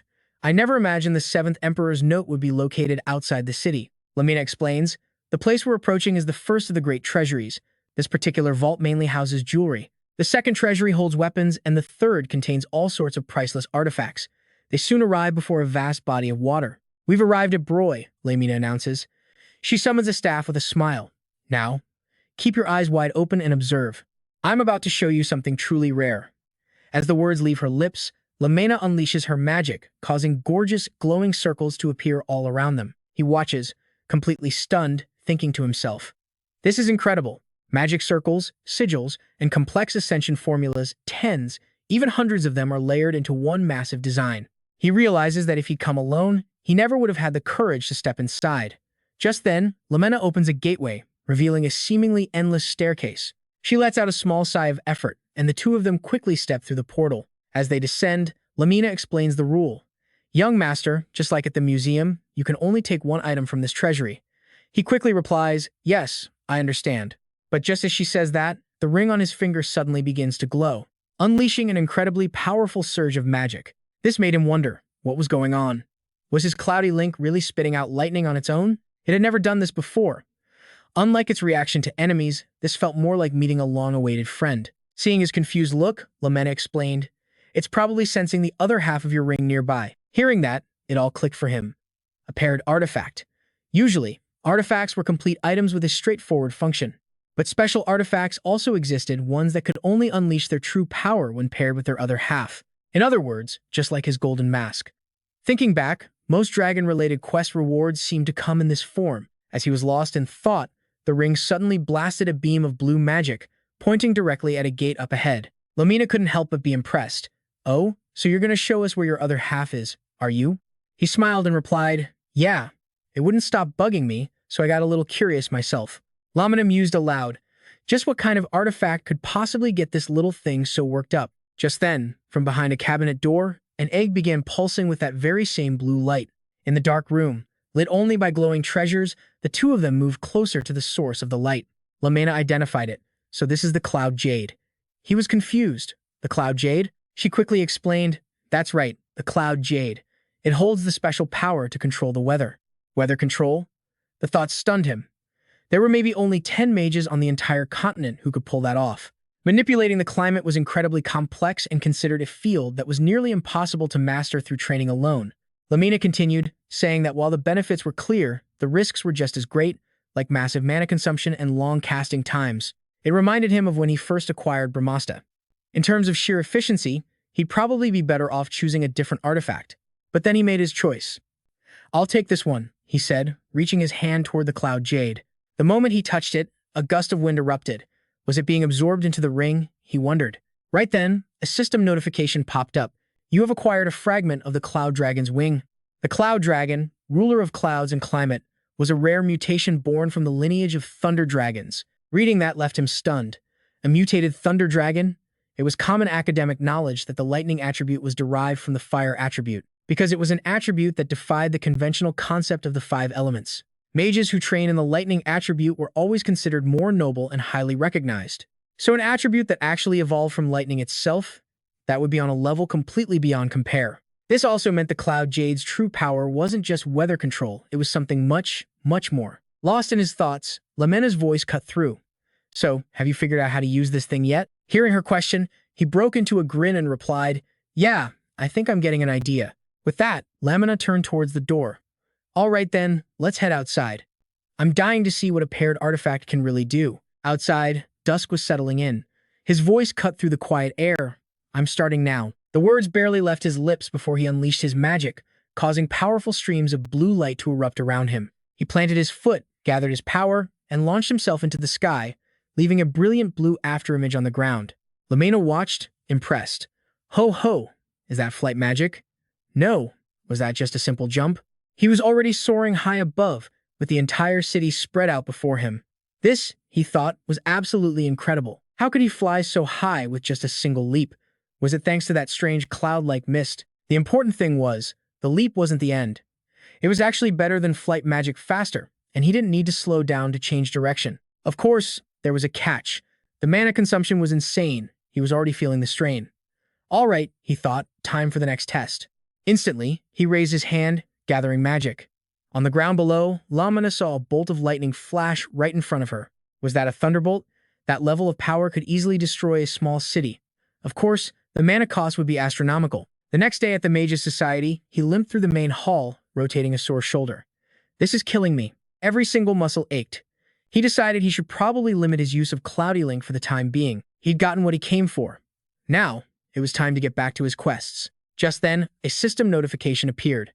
Increase understanding of the Earth attribute to the highest level. His mind went to work. The place for that in Endymion was the Yellow Tower. His first step was clear. Find a 6th-circle mage or higher who was affiliated with the Yellow Tower. I hear you've been quite active lately. Hearing this, he quickly replied, I should have come to greet you more often. My apologies. Elder Spiegelman just smiled warmly. Greetings. As they say, no news is good news. Still, he thought to himself this was all a bit sudden, especially after everything that went down at the Incense Shrine. A 5th-circle mage had just broken through to the 6th circle. Elder Spiegelman continued, You said you wanted advice on Earth attribute magic, correct? He quickly answered, Yes, because the Earth magic I read about in the 6th-floor basement left a massive impression on me. At this, the old man replied cheerfully, A request like that? Of course, I'd be more than happy to help. If you're ready, we can begin immediately. Those were the words he had been waiting for. He slammed a thick stack of papers on the table, grinning, Then I'll be in your care, master. The elder was helpless. What did I ever do to you? That night, in a grand mansion, a voice announced, The number of traders has increased significantly. Weapon production is proceeding smoothly, and we don't need to worry about supplies. The man speaking, it was Big Smack. His face grew grim as he thought to himself, Now, all I have to do is wait. The throne of Endymion will be mine. A supremely confident smile spread across his face. But in that moment of self-satisfaction, a sudden gust of wind blew in from outside. With it came a voice, My apologies for arriving at such a late hour. This immediately made him turn around. He thought to himself, Green eyes. Is that Kehan? Kehan then spoke up. It seems this is our first time meeting in person, isn't it? Greetings, Duke Bigsmack. He bowed politely and introduced himself. My name is Kehan. As Bigsmack returned to his desk, he rested his chin on his hand. You're being unusually polite. Are you trying to mock someone by showing up this late? Kajin waved his hand. Of course not. I came to see you for one reason only to show you this. As he spoke, he raised his hand, revealing a deeply sinister object. Seeing it, Bigsmack couldn't hide his surprise. This is, Cajon quickly explained, it's the sample you requested, Duke. The keystone of the demon's seal, the very thing that has blocked the gate to Tartaros for ages. This was no ordinary artifact. Was this wicked ore really buried in the abyss of Tartaros all this time? But Bigsmack eyed the object with deep skepticism. He spoke up. So, it's just an ordinary stone. Something like this could never hold back the ancient monsters of Endymion, the pact you made. It surely wasn't for something as worthless as this. Streams of purple magic began pouring from his body. His face turned cold. Seeing this, Kahan thought to himself, that violet aura. It belongs only to the Endymion royal family. Even exiled to the frontier, he's still of royal blood. Then, with this thought, Kahan spoke up. Duke, do you know just how many monsters and giants are sealed within Tartaros? In the ancient war started by the giants and the gods, the Gigantomachia, the gods were victorious. After a long war, they sealed hundreds of monsters and giants in Tartaros. It took countless pillars to seal the giants with their transcendent powers. We only need to unearth 2 of the hundreds of pillars, and we can completely restrain the Mage Tower Master. As for the Master himself, once the excavation speed increases, we'll naturally find the true pillars soon enough. Hearing this, Bigsmack let out a smirk. I wondered why you brought a sample. Turns out it was just a progress report, eh? Kahan continued, We will absolutely uphold our end of the agreement, so you must also honor the promise you made us, Duke. Bigsmack's face grew serious as he said, Of course, if I win the throne, I will help you kill that Daria woman. But he didn't forget a warning. But mark my words, if you fail to keep your promise, you will all face my wrath. Cajon placed a hand on his chest in a show of respect. I will remember that. Once Cajon was gone, Big Smack muttered, joining forces with me to kill Daria. He stood up, walking to a chessboard, clearly amused. A story so absurd even a child wouldn't believe it. But as long as I get the throne, I don't care what happens. As he spoke, he picked up a chess piece and slammed it down, shattering another. His voice turned ice cold, no matter what tricks they use. When the hunt is over, the dog is simply boiled and thrown away. Back with Spiegelman and our hero, the old man was slumped over, exhausted. A voice called out, "Master, are you sleeping?" He tiredly replied, "I answered 40 of your questions just 2 days ago, and now there's another pile this big." But even as he said it, he couldn't help but think, what's more, every single question is incredibly sharp. I used to think he was just a genius, so this was it. All that insane effort was what allowed him to evolve his human form so far. He turned to the elder with a smile, but still looked a little hesitant, asking, "Am I taking up too much of your time?" The elder immediately shut that down. "If you don't pour everything into this, you will absolutely be surpassed." Later that night, back in his room, he sat before a massive pile of documents. As he studied, it clicked. The Earth Dragon's roar wasn't just a release of magic, the true core was harnessing the planet's own heat. Which led to the next question, would it be possible to combine that with his fire attribute? He should let the Earth attribute spread out, not limiting the output to just fire, but wind and lightning too. If he could unleash it all at once, a stunning vision suddenly appeared before him, leaving him completely wide-eyed in awe. And right on cue, a system notification popped up. Due to your efforts, your comprehension of the Earth attribute has increased. High-level Earth attribute comprehension has evolved to highest level, but the system wasn't done with him just yet. You have completed the quest. The rewards were insane. 2 dragon foods, a high-grade magic stone, and the footprint of the Earth Dragon. He stared at the item in total shock. The Earth Dragon's footprint? He reached out and grabbed it, wondering how on earth to use it. He even tried swinging it around like a sword, assuming it was a companion item like the reward he'd gotten before. But a weapon? As far as weapons went, this thing felt incredibly weak. He held it up for a closer look when something caught his eye. The pattern. His eyes widened. Could it be? Acting on a hunch, he quickly grabbed a bottle of ink and poured it right over the surface, just as he suspected. It wasn't just a simple seal, but a raised relief map, and the dots marked on it were constellations. This is basically a celestial chart, he realized, right as the system pinged with a new quest. Find the location on the chart, and enter the Earth Dragon's lair. When you get close enough, a light will guide you. The rewards simply said, clear. The rewards listed were wild. Forest of the Dragon God King, Purify the Great Earth, a high-grade magic stone, 5 dragon foods, and 7 low-grade spells. So the new quest confirmed his guess was right, but he still had to wonder, why a raised celestial chart? If it was just about directions, a normal map would have worked just fine. He figured he'd only get answers at the Earth Dragon's lair. With that, he cast a spell, using the ancient footprint to project the map. First, I need to pinpoint my position. He focused on the North Star and was suddenly pulled into a vast galaxy-like space. He stopped short, taking in the scene. Is this the Nadia Desert? Before him stretched an endless ocean of towering sand dunes. Meanwhile, back at the royal palace, Hecat's voice cut through the silence. I heard from Daria you registered for another research trip. He immediately put on his most pitiful expression, saying, I'm sorry, Hecat. She set her pen down, speaking with a cool indifference. As I've said, I'm not so petty that I can't understand my man's affairs. I only act this way because I'm worried about you. She looked at him, her eyes filled with nothing but pure affection. So, for my own peace of mind, I expect you to provide me with regular updates. He walked over and kissed her cheek, saying softly, Of course I will. Hecat just smirked. That alone won't be nearly enough.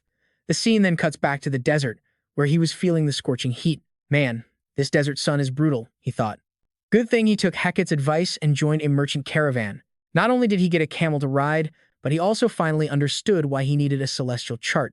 The shifting dunes made normal maps useless here. Suddenly, a girl from the caravan spoke up. If you're feeling the heat, I can lend you a cloak. It might look thick, but it's actually really cool to wear. He just smiled and politely declined. Thanks for your concern, but I'm doing fine. But then he felt something, whipping his head around. What was that vibration? It wasn't coming from the sand. It felt like something absolutely massive was swimming just beneath the surface. The thought barely crossed his mind before a gigantic monster erupted from the ground. The merchant screamed in terror. It's a ho-ho. If we fight that thing, we're done for. Run for your lives if you want to live. But while everyone else was panicking, our hero just stared calmly at the beast, musing. So, they call sandworms ho-ho out here. The girl yelled at him, "What are you staring at? We have to run."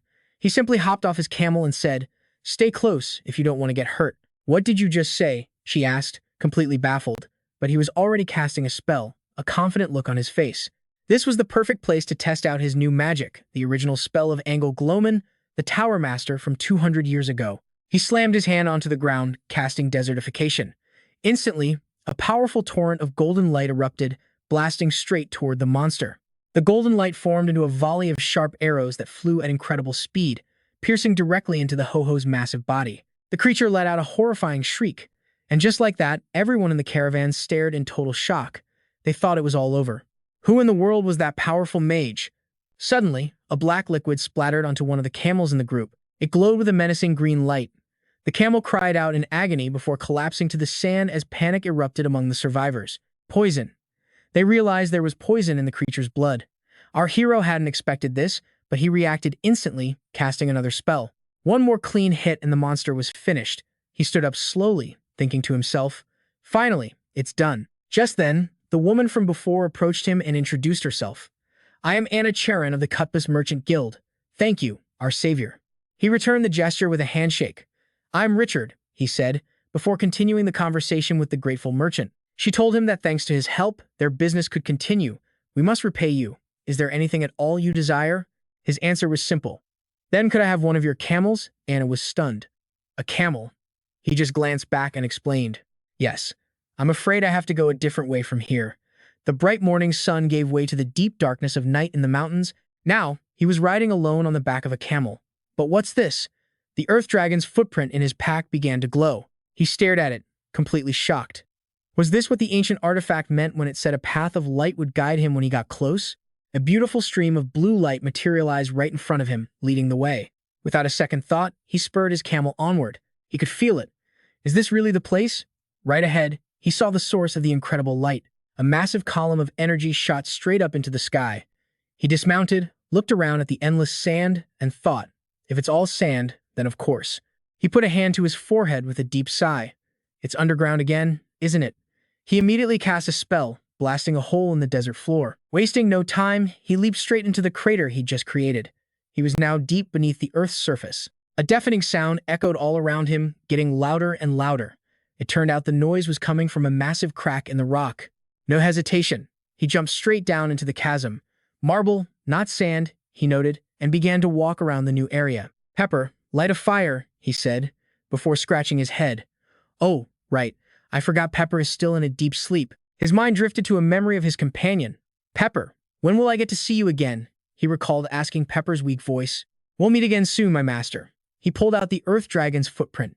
"Well, it looks like I've found the right path." The Earth Dragon's footprint pulsed with a steady blue light, cutting a path through the darkness and pointing straight ahead. The next room was swarming with countless venomous scorpions, all just waiting for fresh prey. Seeing this, his mind raced. The monsters can wait, he decided.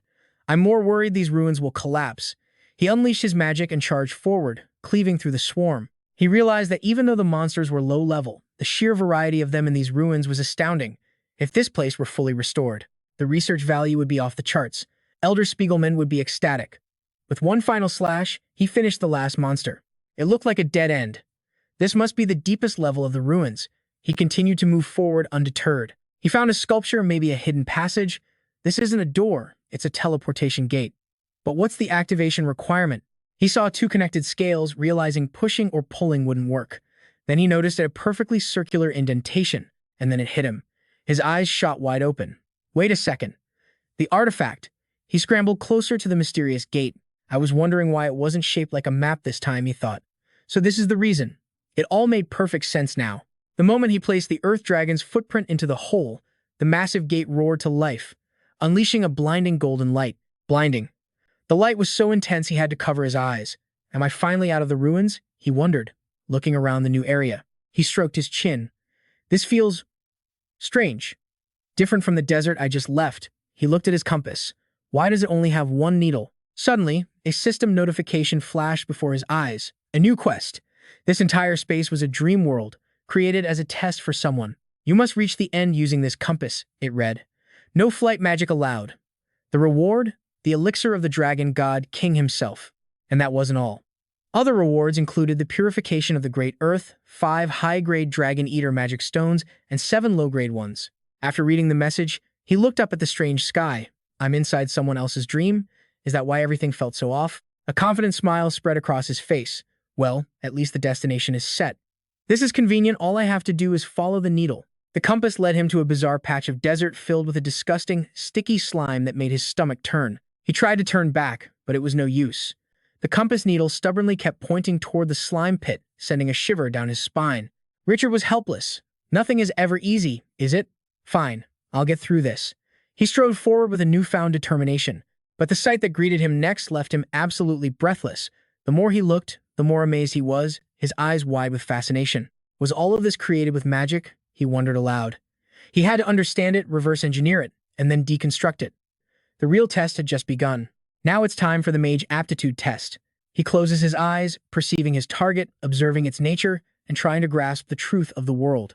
Suddenly, a beam of golden light shoots straight into his head, causing a flash of pain that makes him clutch his temples. He thought he was about to break through the wall, but in the end, he was just short on mana. He just smiles. It's a shame, but there's nothing he can do about it now. He just has to remember the feeling from before.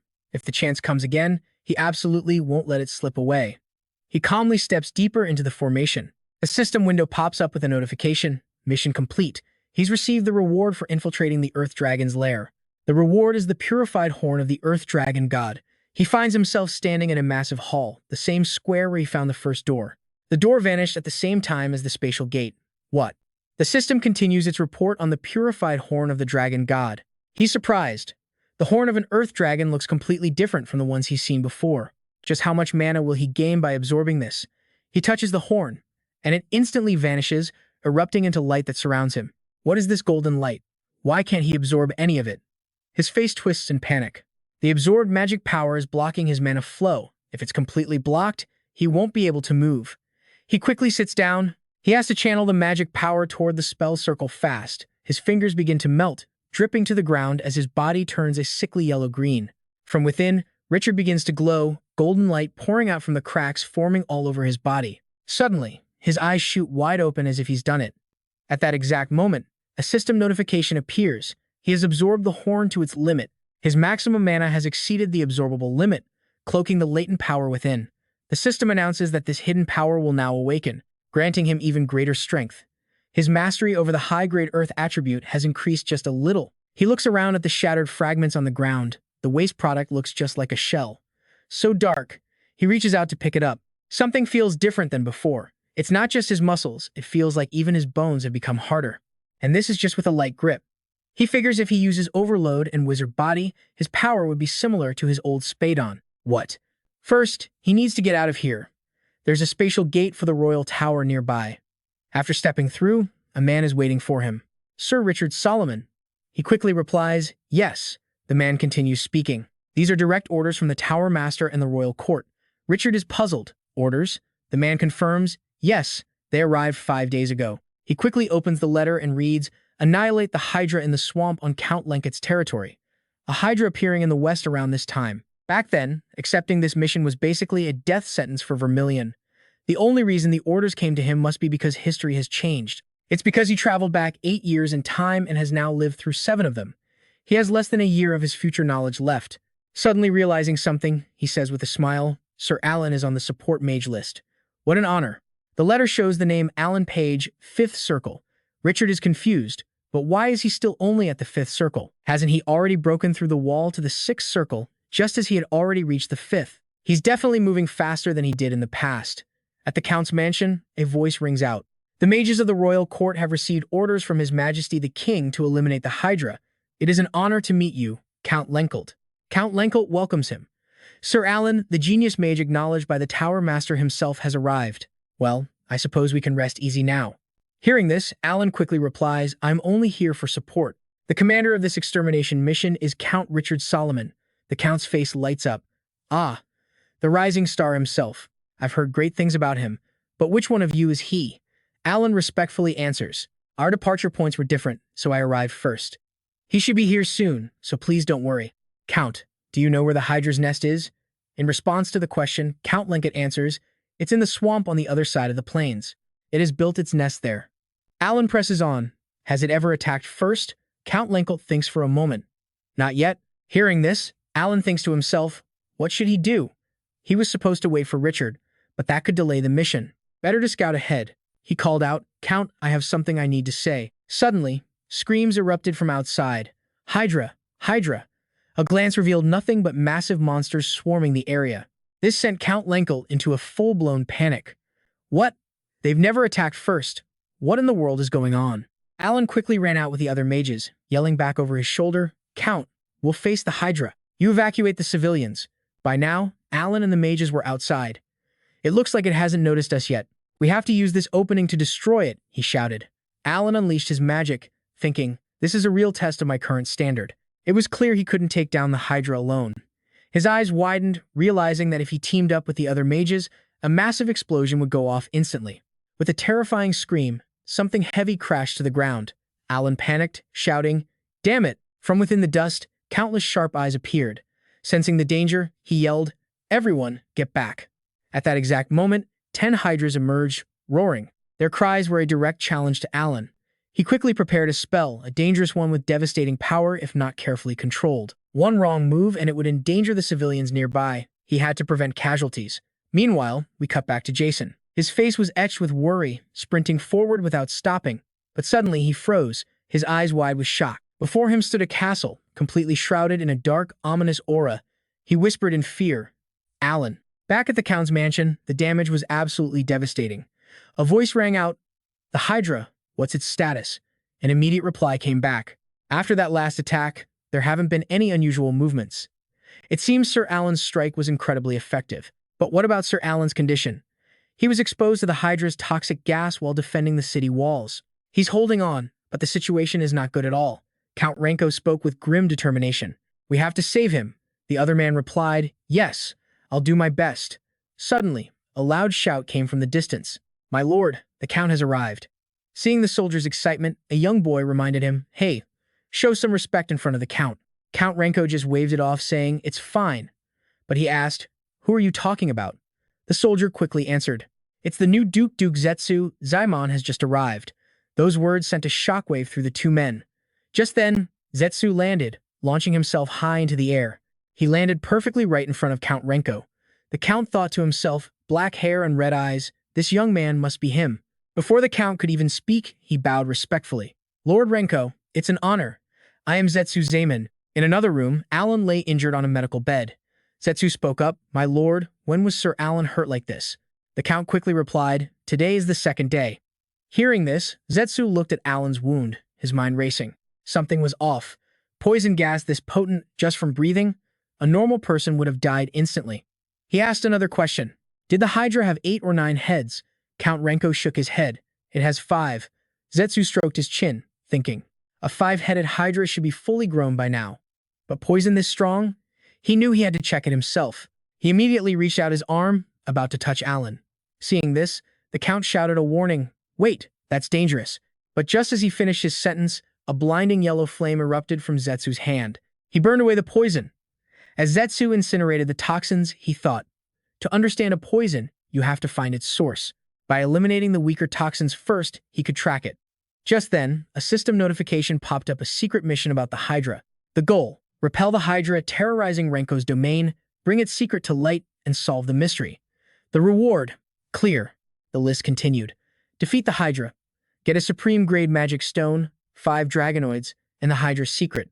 Zetsu was puzzled. Why are the rewards separated like this? He had to defeat it, sure, but what was this secret? Count Renko asked with concern, Sir Zetsu, what is it? He just smiled and replied, it's nothing. More importantly, I've found a way to cure Sir Alan. The Count was doubtful. Are you serious? Zetsu affirmed, yes. During the treatment, there's a risk of exposure to the poison, so everyone needs to get out. His mind was already on the next step. Normally, you'd use healing, magic, antidotes, or holy energy to cure poison. It's the standard way. But his method was different. He could either burn the poison away completely or forcibly expel it from the body. Standard treatment was one thing, but for Alan, he had to do both at once. Pushing the poison out would be met with massive resistance. And even if he succeeded, the poison was so potent there was a high risk of reinfection. This had to be done perfectly, even if it took more time. Removing the impurities would help his mana flow as he repeated the process. He sensed an energy from Alan that felt strangely familiar. Had Sir Alan achieved some kind of awakening while fighting off this poison? He gave a slight smile. Well then. He placed Alan into a blue magic circle and said cheerfully, "Congratulations on reaching the 6th magic circle, Sir Alan." As Alan regained consciousness, he thanked him immediately. "Sir Zetsu, I owe you my life yet again, thank you." Zetsu just waved his hand dismissively. "Think nothing of it. Thanks to you, the people of Renko are safe. As the commander of this extermination force, I'm the one who should be thanking you." By now, everyone had gathered in the room. Count Renko spoke up. "It's truly a relief that Sir Alan has been completely cured." A man nearby replied, "My deepest apologies for all the trouble I've caused." The Count just smiled and waved it off. "Trouble? Not at all." Just then, Zetsu interjected, "My lord, there's something I must confirm before we can destroy the Hydra." The Count nodded. "Please, go ahead." He didn't hesitate. "I need intel on the skills and number of knights who'll be hunting the beasts around the swamp." Count Raniko quickly replied, "We have 30 knights, but if you include the regular soldiers, the total is 500 men." Jasson pressed on, "How many have specialized skills?" The Count's response was disappointing. "Unfortunately, none." Hearing this, Jasson thought to himself that the Count likely wasn't holding back forces during a crisis like this. There was no other choice. He'd have to use the knights as support troops. The Count continued his explanation. "The swamp is 1,500 hectares. I can't give you specific or exact numbers of the creatures, but after the Hydra made its nest, the entire swamp became a den for monsters." Alan chimed in, "An area that size must hold thousands of them." Count Raniko rested his chin on his hand. "The numbers are one thing. My biggest worry is the terrain. It severely restricts our soldiers' movement." Jasson immediately jumped in. "I have a solution for that. I just need your help with the preparations. We'll be ready to march in 3 days." The Count's face lit up. "Oh, is that so?" Jasson just smiled. "Yes, I have a foolproof plan." He placed a hand on Alan's shoulder, a gesture that left Alan completely confused. 3 days later, at sunset, the Count addressed his soldiers. "Do you remember last fall, when half our land was covered in gold? I remember that field, those smiles, that peace.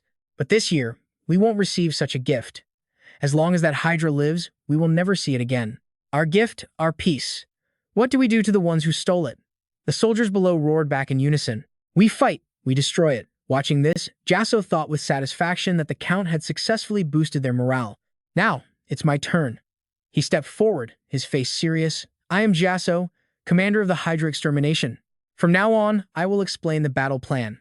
First, we split the knights into 2 teams. Their mission is to protect and support the 3rd and 4th circle mages from behind, carving a path through the beasts. They'll work with the 5th circle mages to stop any monsters from escaping." A soldier voiced his concern. "Just moving in the swamp is hard enough. How are we supposed to face the monsters head-on?" Jasson answered with a cheerful smile. "Don't you worry about that." Just then, the entire army arrived at the monster-infested swamp. The beasts were already going wild at the sight of fresh prey. Suddenly, a flash of golden light appeared before them and exploded. Jasson emerged from within the blast. "This huge gate. I will be responsible for opening it." The entire forest erupted into a massive fire, sparks flying everywhere, illuminating the whole area. The soldiers, having witnessed his power, all shared the same thought. How could he handle countless beasts so easily? Their eyes were fixed on the commander of this assault. Was this the true power of a 6th-circle archmage? Jasson's opening strike was complete. He turned to his second-in-command. "Alan, I'm counting on you for what comes next." Alan nodded. "Understood. Though I can't freeze an area of this scale all at once." But Jasson just laughed. "It's fine, because I'll be counting on you again later." Alan took a small step, and ice began to spread. Just like a ruthless master, Sir Jasson. He then levitated, channeling his mana, and the entire forest turned a sparkling, icy blue. "Well, I have to follow my master's request, so I'll give it my all." A magic fanatic like Jasson watched with intense fascination as Alan cast his spell. Was this the magic from back then? Any creature that touched the ground was instantly frozen solid. Snowflakes fell like a new ice age as glaciers shot up from the ground. The ice completely trapped the low-level monsters. Raniko raised his sword high and commanded, "Use the ice as a foothold and advance." The massive army began their charge with a thunderous war cry. "All troops, forward!" Marching through the frozen swamp, the monsters could only stand there, helpless, waiting to be executed. A warrior slid past, shattering the ice with a swing of his sword. He turned to his comrades, oblivious to movement below. "Cut down the frozen ones." At that moment, a monster's head burst from the ground, its huge red eyes glaring. It violently threw the warrior into the air, who screamed in panic.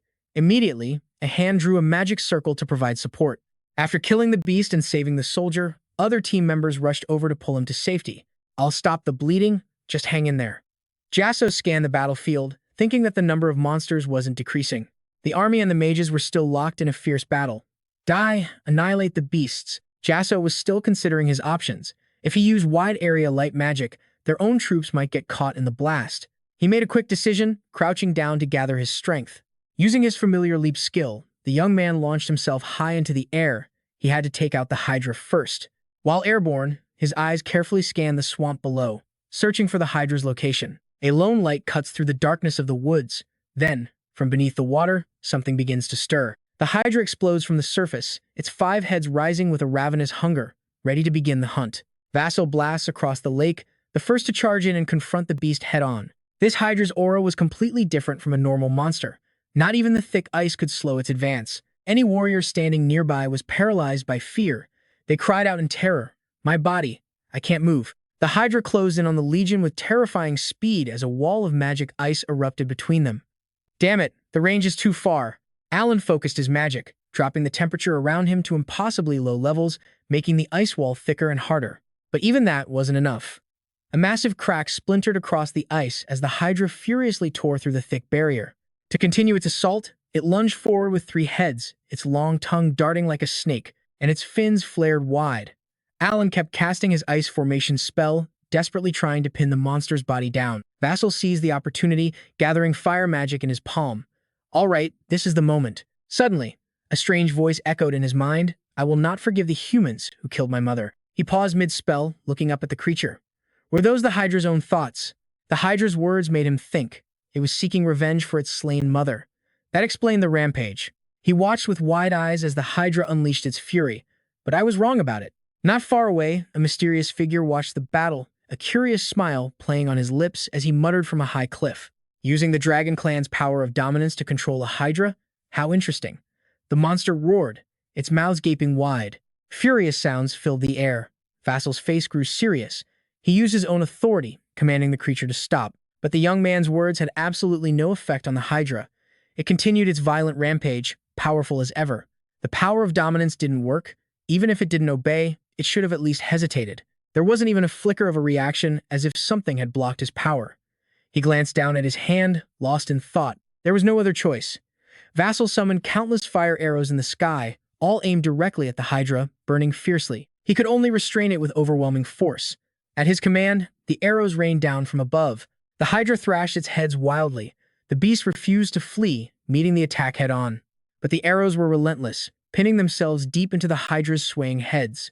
The assault wasn't over. The sky twisted into a vortex of fire, gathering immense magic. Vassal looked up, thinking, stray magic. His ring shot into the air, amplifying the power. Once the preparation was complete, he saw the lingering sparks on it with a hint of regret. That would have been one hell of a spell, but what a waste. He clenched his fist, a confident smile spreading across his face. For a mana source of this magnitude, that should also be possible. His familiar spear appeared, and he reached out to grab it. The hammer of the Thunder Giant, the most powerful of the 5th circle spells. He pushed forward with the plan in his mind. He hurled the spear with all his might, and it tore through the flames, adding to the monster's agony and setting off a forest-shaking explosion. The immense wave of mana washed over Alan, who let out a groan. He stared at Vassal, truly in awe of his skill. The young mage himself just let out a heavy sigh, his expression grim as he watched the blast. We're both 6th circle, so why is there such a huge difference? The 5-headed Hydra was scorched black. It coughed up blood, appearing severely weakened. Just as the monster seemed about to collapse, a voice pierced through its mind. It would be a shame to end the fight like this. A strange, dark magic erupted around the Hydra's heavily wounded body. The power of the dragon's blood that I shared with you isn't just at that level. Vassal's eyes widened in sheer disbelief at the scene unfolding before him. A pillar of energy slammed down on the Hydra, sending rock and debris flying. A strange purple light threw everything into chaos. Rise, my beast. Vassal could only stare, dumbfounded. The wind howled, swirling with that dark magic. This was incredibly dangerous. He instantly cast another spell, creating countless spears. I cannot let it finish this. The sharp spears shot forward, piercing the creature's slimy protective skin. Vassal's eyes glowed a deep crimson. He poured even more power into his magic. Another one. A massive explosion was triggered. It completely engulfed the area in a sea of flames. The Hydra's body was riddled with wounds as it struggled to spit out blood. There was no sign of regeneration. But this still wasn't enough to let his guard down. Two flames ignited in Vassal's palms. All right, let's end this for good. Suddenly, a torrent of dark magic erupts, tearing through the sky. A magical anomaly forms over the swamp, spitting out bolts of black lightning charged with immense power. This dark energy, it reminded him of those crazed cultists he'd faced before, just for a moment. But this was different, thicker, darker. The sheer power of it sent a jolt right through him. His consciousness recognized something chillingly familiar. Could it be coming from that core? Twisted currents of energy churned and swirled within it. Alan stared, stunned, at the sphere of black magic, sweat dripping down his face. Even Jasson's crimson eyes were locked on it, unblinking. Tendrils of pure darkness began to seep out from the orb, spreading across the land. The world went silent. Then, a faint blue light pierced the darkness, leaking from a crack in the orb's shell. The crack grew larger and larger, threatening to shatter its prison at any moment. A hydra's head burst forth long fangs, bloodthirsty eyes. It looked even more monstrous than before. Jasson counted the heads as they emerged, writhing and snapping their jaws as they confronted him, drool dripping from their fangs. This was a monster on a whole new level, its powerful aura pressing in from all sides. A total of 6 heads. It had grown another head. Then the Hydra spoke, its voice filled with rage. Filthy humans, blocking my path to avenge my mother. I will chew you all to pieces with these heads. The threat was so intense Alan and Jasson were forced to throw up a barrier instantly. The situation had just gone from bad to worse. As commander, Jasson had to make a call, and fast. Sir Alan, evacuate the troops to the rear. I know. And just like that, Jasson was left alone to face the beast. He glided across the ice, narrowly escaping its pursuit. The Hydra that Unsen defeated in the past only had 5 heads. His incredible reflexes helped him dodge the Hydra's deadly lunges. 6 heads. This could only mean one thing. History had been altered. Someone, or something, had interfered. The battlefield exploded into chaos as the Hydra began its rampage. Meanwhile, the mysterious figure watched the show, completely unbothered. Jasson unleashed his signature wind-slashing attack once again, but this time, it simply struck the dark beast's chest and vanished without a trace. An attack of that level, and not even a scratch. It looked like the evacuation was complete as the mages and warriors were in full retreat. Following his orders, Jasson was now forced to activate his dragonoid transformation. A glint of light flashed in his dark eyes. Even though the transformation shouldn't be detectable from this distance, he still had to be cautious. The Hydra switched tactics, launching a long-range attack by spitting streams of deadly poison. Jasson deflected the toxic spray with a sweep of his spear, then countered with a lethal strike to one of its necks. One head down. But the wound healed almost instantly, revealing its terrifying regenerative power. He knew he had to concentrate his power. He summoned multiple spears, pouring every last drop of his mana into a single, decisive attack. Jasson's immense power flowed into his weapon, causing the spear to ignite in a blaze of crimson fire. And then, he vanished. The Hydra's head snapped and roared where he'd just been. Jasson dodged another dive, gripping his spear tightly as he closed the distance. The distance was now dangerously close, making its attacks almost impossible to dodge. A claw raked across his abdomen, forcing him to grit his teeth through the pain. This ends now, Jasson declared. Dropping to the ground, he planted the tip of his weapon into the ice as an anchor. He channeled his magic, supercharging the spear. Then he leaned back, gathered his strength, and launched the weapon with all his might. It shot forward like an arrow, piercing clean through another one of the Hydra's heads. The monster thrashed in agony, its remaining mouths screaming curses at them. I curse you all. Blood poured from its eyes as it shrieked madly. I am his authority beast. The day he descends upon this land, you bastards will all meet your end. Jasson heard every word clearly. He froze in shock. Authority beast? Someone had definitely interfered with the Hydra's arrival. His amber eyes lit up, as if he'd just found a critical piece of the puzzle. The mysterious figure simply watched the pillar of fire rise and whispered to himself. No wonder that power felt so familiar. Could it be the Dragon Emperor? Ashes from the inferno drifted on the wind, sweeping past Jasson's grim and focused expression. After the great battle, the capital celebrated with a massive, extravagant party. This victory party is quite large-scale. Alan didn't look pleased at all. I'm grateful, really. But just recovering from the damage is going to be a nightmare. Jasson, standing beside him, simply raised an eyebrow in response. You don't seem like the ostentatious type, Jasson noted, so this is probably a bit much for you, isn't it? From across the room, the young ladies of noble families watched Jasson, their faces flushed with admiration. Suddenly, Jasson spoke up. Sir Alan, he said, you're about to suffer for a bit. Alan was taken aback. Huh, me? Before he could ask another question, he was suddenly swarmed by a flood of noble ladies. What was going on? Sir Alan. They all cried in unison, surrounding him with sweet talk, each one desperate for his attention. It is an honor to meet you. My father is the Quells. He just stood there, completely petrified and screaming on the inside. Sir Alan, where are you going? One of them cried. But Alan just gave a quick smile and made his escape. He figured the other young mages were in for some torture. Luckily, he was engaged to the Black Knight, so they'd leave him alone. A smile touched his lips as he thought of his beautiful fiancée. He hadn't contacted the Black Knight in a while. He'd fix that tomorrow. Suddenly, his senses screamed with a violent warning. The hairs on the back of Jasper's neck stood on end as he whipped around toward the danger. A strange, cloaked figure was staring right at him, making no effort to hide. Their eyes seemed to glow intensely in the dark. The figure gave a mysterious smile, and a wave of dark magic surged forward, threatening to swallow Jasper whole. He was instantly trapped in a void of black magic, but the face-off only lasted a few heart-pounding seconds. Then, the mysterious figure simply turned and walked away. Jasper watched him go, his hands clenched with worry. That feeling, it was unmistakable. Acting on pure instinct, he immediately turned and followed the stranger's path.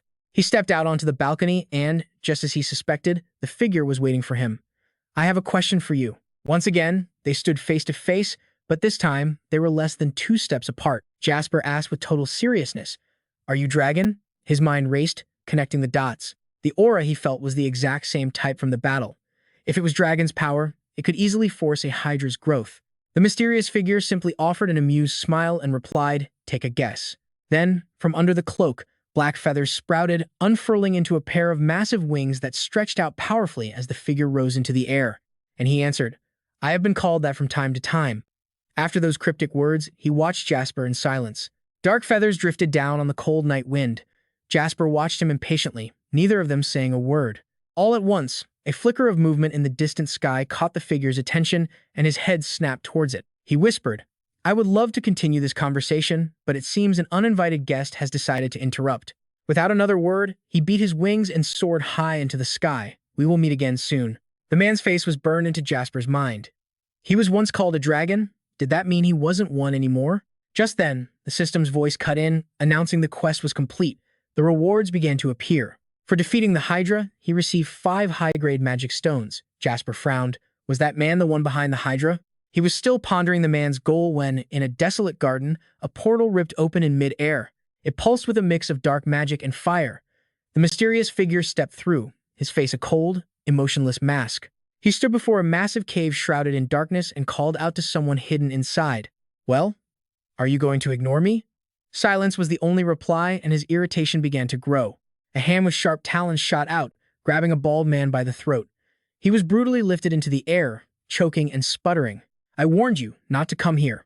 His eyes blazed with a fury that could incinerate the man on the spot. Do you want to die, Hypnos? The man's neck was turning purple, but he managed to choke out. There isn't much time. When will you? The mysterious man cut him off with a short, contemptuous laugh. Absurd. Since when did you think we were equals? Do you actually think you can give me orders? This man was the fallen dragon's spirit knight. Though terrified, Hypnos, still crushed by dark magic, managed to ask a question. You're planning on betraying him, aren't you? The knight paused, then casually tossed him into the bushes, sending him flying with a yelp. Then he added, But I have no interest whatsoever in his plans. But remember this. His eyes flashed, warning Hypnos. Just because half of my body comes from him, that doesn't make you my master. Hypnos struggled to his feet, defiantly retorting, You're going to regret this. With that, Hypnos vanished into thin air, now alone. The knight whispered quietly to himself, Jasper Raymond, are you strong enough to win back even a little of my freedom? The next morning at Ginevra Palace, an attendant announced, Your Grace, Count Jasper Raymond has arrived. Let him enter. Dressed impeccably, Jasper walked in. A young woman read the morning paper as servants did her hair. Seeing him, she said, Come here, Sir Jasper. He bowed respectfully to greet her. I am Count Jasper Raymond of the Kingdom, Your Grace. But he never got to finish his sentence. He glanced up sheepishly at the newspaper she held. A rather stiff portrait of his face was printed, right there on the page. Hackus cheerfully said the drawing was detailed, but he looked way better in person. The maid beside her quickly agreed. She laughed. Ha ha, that's definitely true. Then she set the paper aside and asked gently, So, why did you come see me today? Jasson hesitated for a moment before forcing a natural smile. I have a mission soon. I'll have to leave the capital for a few days. Hackus was clearly not happy. She crossed her arms and pouted. Himph, You're always abandoning me, she grumbled under her breath. No matter how important his missions were, he couldn't just abandon his fiancée. Jasson quickly waved his hands, explaining, "That's not what I mean. I'm heading out to inspect the Damon district." The unexpected name made Haka's look up in surprise. "Your district? The one the king granted you, right? That's the one." She covered her face, suddenly embarrassed. "Oh my gosh, that's right next door. You don't need my permission for that." Then Jasson continued, "If you'd like, would you want to come with me?" Jasson knelt down, extending his hand in a sincere invitation. In the capital of Westo, a peaceful city nestled by a waterfall, the market was alive with the bustling voices of its people. "We've got premium spices imported directly from the south. Honey cakes, famous in the capital, get your specialty dragon candy right here." The two of them, dressed in casual clothes as if on patrol, walked and talked together. "Don't you have a meeting near here tonight?" "I do," he said, "but I made a few adjustments to our schedule to make this date happen." Hakes hugged his arm tightly. She said, "We can stroll through the city before that, just the two of us." But suddenly, Jasson's senses flared, warning him of danger. His eyes glowed a fierce red. In a flash, he pulled Hakes into his arms, holding her protectively. Just a second. A carriage shot past them like a bullet. Some of the nearby civilians were actually soldiers in disguise. Agitated, they moved to draw their swords, but Jasson simply waved a hand and commanded, "It's all right." Of course, with the princess out and about, her royal guard was bound to follow. He turned back to his fiancée. He could feel their eyes watching them intently. He'd allowed them to guard her in secret, but this was just too obvious. He released her with a small laugh. "Are you okay?" Embarrassed, Hakes quickly turned away. "I'm fine," she replied, trying to shake off the awkward feeling. She quickly changed the subject. "So, where are we going now?" Jasson smiled and made a suggestion. "If you're up for it, how about we take a walk through Westall Academy?" Hakes nodded, smiling happily. "If you want to, I'm up for anything." As they walked through the crowd, she spoke up. "Were either of us former students at Westall?" "Nope, not us. And over there, that's the statue of Lord Niccolo." Meanwhile, in a much darker place, a misty, ancient forest, an elven warrior stood on a tree branch, bow in hand. He spoke quietly. "This is far enough. Begin observation." His comrade behind him immediately responded, "Roger." The leader sank into his worried thoughts. The monsters had suddenly become abnormally strong lately. This was bad. Abruptly, a figure appeared beside him. "Captain." Startled, he turned and asked, "What's the situation?" The young man reported quickly, "A massive fog bank is rolling through here. I've never seen a mist this thick in my life. We asked the lesser spirits of the forest, but none of them know where it came from." The captain had gathered enough information to confirm his fears. This is it, the demon fog, a mist that can create powerful illusions. It triggers the primal fears of all spirits. This feeling was unmistakable. "Everyone, pull back now." But the moment the words left his mouth, the branch they stood on began to shake violently. Countless monsters of bizarre shapes appeared. The creatures swarmed them at once, causing the elves to panic. "Damn it, we're under attack. The monsters are here. They're on us." The elves had no choice but to desperately flee from the pursuing horde of monsters. A voice boomed out, "Everyone evacuate the village, now. Women and children get to safety first. Protect each other." The elven archers did their best to hold them back, loosing volley after volley of arrows. Flames erupted, spreading fiercely through the forest. A strange cultist floated high above, laughing wildly at the endless screams for help. Destroying this village gave him a rush. In his hands, he held two familiar geological artifacts. This scene of carnage, it's magnificent. Only one of his eyes could see. Hypnos bared his teeth in a grin and said with confidence, "Soon." A sphere of dark energy began to form. It gathered in the heart of the forest, accumulating a massive amount of mana. The Tataros will open. An army of monsters poured out like ants. Their numbers were overwhelming, their power not to be underestimated. And those little ones were just the beginning. Soon, every single one of these ceiling pillars will be shattered. He slammed several strange pillars into the ground, creating a magic circle. And then the real monsters would finally be unleashed. His voice grew ecstatic as he imagined the chaos to come. Monsters on par with the destructive gods known as Titans. A cruel smile spread across Hypnos' hideous face. The view from Endymion right now is just divine. In just a few moments, this entire kingdom would drown in a sea of fire. He grew even more excited to kick off the destruction. This brutal massacre, deep in the ancient forest. How fun. This is going to be absolutely thrilling. Meanwhile, in the capital city of Westo, the sunset was brilliant. Hakich and Jasson were on a balcony, enjoying the view. But he was anxious. Is it almost time, he wondered, a faint smile playing on his lips. This was a huge milestone in his life. He remembered his academy days, how humanity's downfall was drawing ever closer. The knowledge he overheard about the ancient pedestal would be the key to helping him now. Back then, he looked at it with naive eyes, but his position was different now, and that made him hesitate. What should he do? What kind of future should he aim for? Hackett noticed Jasson's troubled expression. She glanced over, asking, "What are you so deep in thought about?" Jasson forced a smile. "Just thinking about the path I've chosen." He was wondering if he could do better in the future. Hackett tilted her head. "Do you know why the king gave you this city?" Jasson admitted he hadn't really thought about it. They looked down at the bustling crowds below. Hackett explained that while wealth and power are important, the true nature of strength lies in its people. This academy would raise the next generation of leaders for the kingdom. The king wanted to guide his future. Hackett's hand gently cupped Jasson's cheek as she continued, "Are you worried about what's to come? Don't be. I'll always be by your side." They gazed at each other before sharing a passionate kiss on the stairs leading to the balcony. Just then a messenger rushed over. Holding out a decree, he said urgently, "Count Jasson Demon, a royal edict for you." Jasson immediately opened the scroll to read it. What could be so urgent at this hour? But after a few lines, his face went pale. Hackett asked curiously, "What does the letter say?" Jasson handed it to her, explaining, "All master-level mages and above, or any light mages level 6 or higher, must return to the palace immediately." "Has the war already started?" Jasson said urgently to Hackett.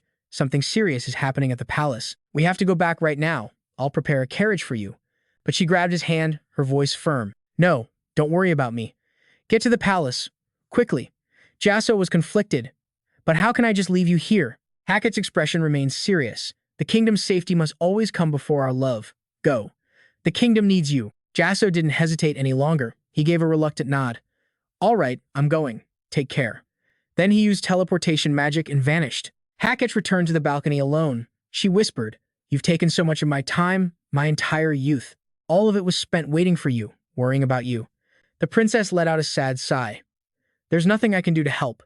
At that moment, Jasson was already focused on returning to the kingdom. Such is the fate of a woman who loves a hero.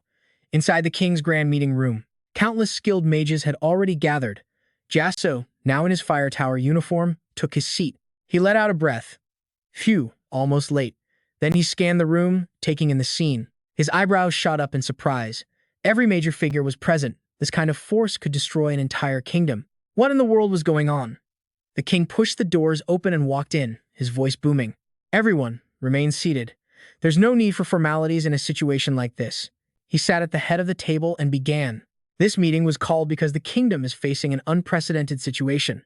It's better to let these two explain." He announced, "I've made special arrangements. Bring them in." Jasson's eyes were fixed on the doorway. "What is this?" Two representatives from different races were walking in together, an elf and a dwarf. The elf bowed politely. "I am Aslan, first protector of the Westoria tribe. Greetings to King Endymion." Mothas, representing the Dwarven Kingdom, also spoke. "The dwarves of the underworld greet King Endymion." A murmur went through the crowd. "Elves and dwarves, here together? The Great Forest and the underworld are both in the southwest, right? Did something happen?" The king waved his hand, ordering, "Let me show you all what I have witnessed." A projector flickered on, showing images of rampaging monsters. This device was a new invention from the underworld. It could project recorded images. Everyone who saw it gasped in shock. Monsters! There must be at least 10,000 of them. The numbers were simply unprecedented. Even Jasson was stunned. How could there be so many? Aslan began to report. He explained that a horde of monsters had suddenly attacked the Great Forest, forcing the elf tribe from their homes. Someone else added that they'd even invaded the Red Alley of the underworld. No one knew why it was happening. Then, Jasson raised his hand. The king acknowledged him. "Count Jasson Demon, you may speak." Jasson rose to his feet, his face grave. "There's something strange here, your majesty. The sheer number of monsters is unnatural. Even if every monster in the forest gathered, it wouldn't be this many." An old man stroked his beard, asking the critical question. "Then where did they come from?" The woman beside him spoke up, asking if a summoning gate had appeared. Just then, a spirit girl cast a light onto a screen, saying, "These monsters are a real problem, and they're all species that went extinct 10,000 years ago." At that moment, both Aslan and Mazers dropped to their knees, pleading with the king. "As the first protector of the Westoria tribe and representative of the Great Forest, I beg you to protect our homeland. I ask the same. As the master of the underworld, please protect our Red Alley." The king stepped down from his throne, telling them, "Stand up, my brothers." He then turned to his mages. "A horde of countless monsters has suddenly appeared. We don't even know where they came from. If we don't take control now, the damage will be unimaginable." Then, with a sweep of his arm, he declared, "In the name of the king of Endymion, I order you to aid the great forest and the underworld. Ensure that not a single monster escapes my control." Everyone in the room roared in unison, by the king's command. Jasson, however, was carefully considering his next steps. The fate of this world was on the line. From here on out, everyone had to forge their own path. Outside, the woman who was Jasson's master gave him a stern warning. "I truly wish I could join this battle, but I must stay to protect our people, and this kingdom as well." A thin man beside her simply said, "It's all right." The other man standing nearby added confidently, "Trust us, we'll wipe out every last one of them." She sighed, leaning on her hand. "I have faith in your strength, but on a battlefield like this, a single stray arrow is enough to be fatal. I just can't help but worry." She seemed especially concerned for Jasson, stepping right in front of him. "But I'm most worried about this kid. This is your first time on the front lines, so be careful. It's going to be completely different from the battles you've faced before." Jasson just smiled back, "Yes, master, don't worry." He figured fighting wouldn't make him nervous. His master could only smile, thinking, this kid is something else. If they were still alive, they would surely be just as courageous. The two other men simply stood by, observing in silence. The woman stepped back, a bit of bittersweet self-reproach in her voice. "It's nothing, I'm just being silly." She then flashed a huge smile to boost their morale. "Come back safely. I'll be waiting right here for my beloved disciples." With that, the three of them set off. Before leaving, they said in unison, "Understood, master." Niccolo, the commander of the Gold Tower, was already waiting for them at the rendezvous point. "Is everyone here? Has the entire group arrived?" Meanwhile, Jasson's eyes locked onto someone sitting nearby. The commander of the Spear Tower and the people from the White Tower still hadn't arrived yet. "I think this gate is about to reach its limit." Jasson walked up to Aslan, who looked up and asked, "What is it, Sir Jasson?" He stammered a bit. I wanted to ask, do you happen to know Lady Io of the Az tribe?" Aslan immediately shot up. "How do you know Lady Io?" Thanks to their conversation, he finally noticed the jet black hair and red eyes. He leaped to his feet and grabbed Jasson's hand. "Sir Jasson, are you the one who saved Lady Io and her clan?" Jasson replied, "You two must be close." Aslan, bursting with excitement, said, "Of course. Even though we're not from the same tribe, she is the protector of our allied tribes." Hearing this, Jasson was genuinely shocked. A protector? Not just for the Az tribe, but a protector for all the elves. He never dreamed Lady Io was that important. He remembered the last time he saw Io. She had taken on a dragon form, just like him. "Did she awaken her dragon clan blood?" Jasson asked. "Is she okay?" Aslan hesitated. "I'm not sure. When I left the forest, she was still on the front lines." Jasson immediately fell into deep thought. So, 5 days ago, she was safe. He needed to get there as fast as possible. It had been a while since he'd used a teleportation gate. Alan Oliver of the White Tower and Amelia, the White Sage, finally arrived. Amelia let out a long, tired yawn. What a pain. Jasson turned to look at them, placing his complete faith in his companions. Half of the kingdom's forces were gathered here. He couldn't imagine them losing. His group was finally assembled. Niccolo immediately pulled out a map and began the briefing. "All right, let's make this analysis quick." On the map, the red dot marked the Great Forest, with an arrow showing their current migration to the Dwarves' Red Alley. The center of the elf tribe was confirmed to have moved southeast. They could easily be cut off by monsters during their migration. Aslan and Mazers looked absolutely horrified by this news. Amelia, leaning on her stuffed rabbit, added, "And it'll be at least 10 days before the 5th and 7th legions arrive. Moving such a massive force takes an incredible amount of time." The mission was simple. Lure the monsters into the Great Forest while the elves relocated. They had 2 days, day 1 to reach the border, day 2 to the elf center, and by day 3, the mission had to be done. Niccolo clenched his fist. Can everyone handle it? And with that, the brief discussion came to an end. An elite force of genius mages and warriors set out together, their march to battle beginning. They traveled for hours. The sky darkened and the bright moon cast its light down upon the stony path. The group pressed on along the empty road, the silence of the night heavy around them. Amelia was scouting ahead. She soared through the sky on her beast, her eyes scanning everything. Suddenly, her platinum eyes flickered. She noticed something. She was the first to halt, raising a hand to signal the team. "Everyone, stop." A faint, bloody scent hit her sensitive nose, growing stronger and stronger. "I smell blood, and it's getting thicker." Niccolo looked up, worried. "Trouble already? We're still a long way from the heart of the elven lands. We're splitting up now," he ordered. "Spirit Masters of the Fire Tower, you're with me. The rest, head towards the mountains." The red-haired man watched them leave before saying, "Let's go." The team split off, launching themselves high into the air. All 3 of them landed on top of a cliff at the same time, their movements impossibly light. But when they looked up, they saw an army of monsters was already there, waiting. Killing intent radiated from them. Below, the bird folk were desperately fighting back, hurling rocks at the monsters' heads to little effect. A little longer, aim for their heads, they cried out. The elven warriors fighting alongside them were already wounded, but still they fought on, drawing their bows and aiming true. Guardian spirits, give us strength. Dwarven warriors charged headfirst into the fray, swinging their massive hammers. Die. You stinking beasts, I'll smash your skulls. Vassals scanned the battlefield. This was nothing compared to Hydra's monster army. Still, it was an impressive sight. Niccolo gritted his teeth, his face darkening as he let out a powerful roar. The ground around him shattered, sending fragments of rock flying against the crumbling walls of the canyon. A chilling wind whipped past as Niccolo's magic seized the stone shards, causing them to hover in the air. Then he brought them down multi-ton boulders that crashed onto the monsters' heads, crushing them flat. Perish.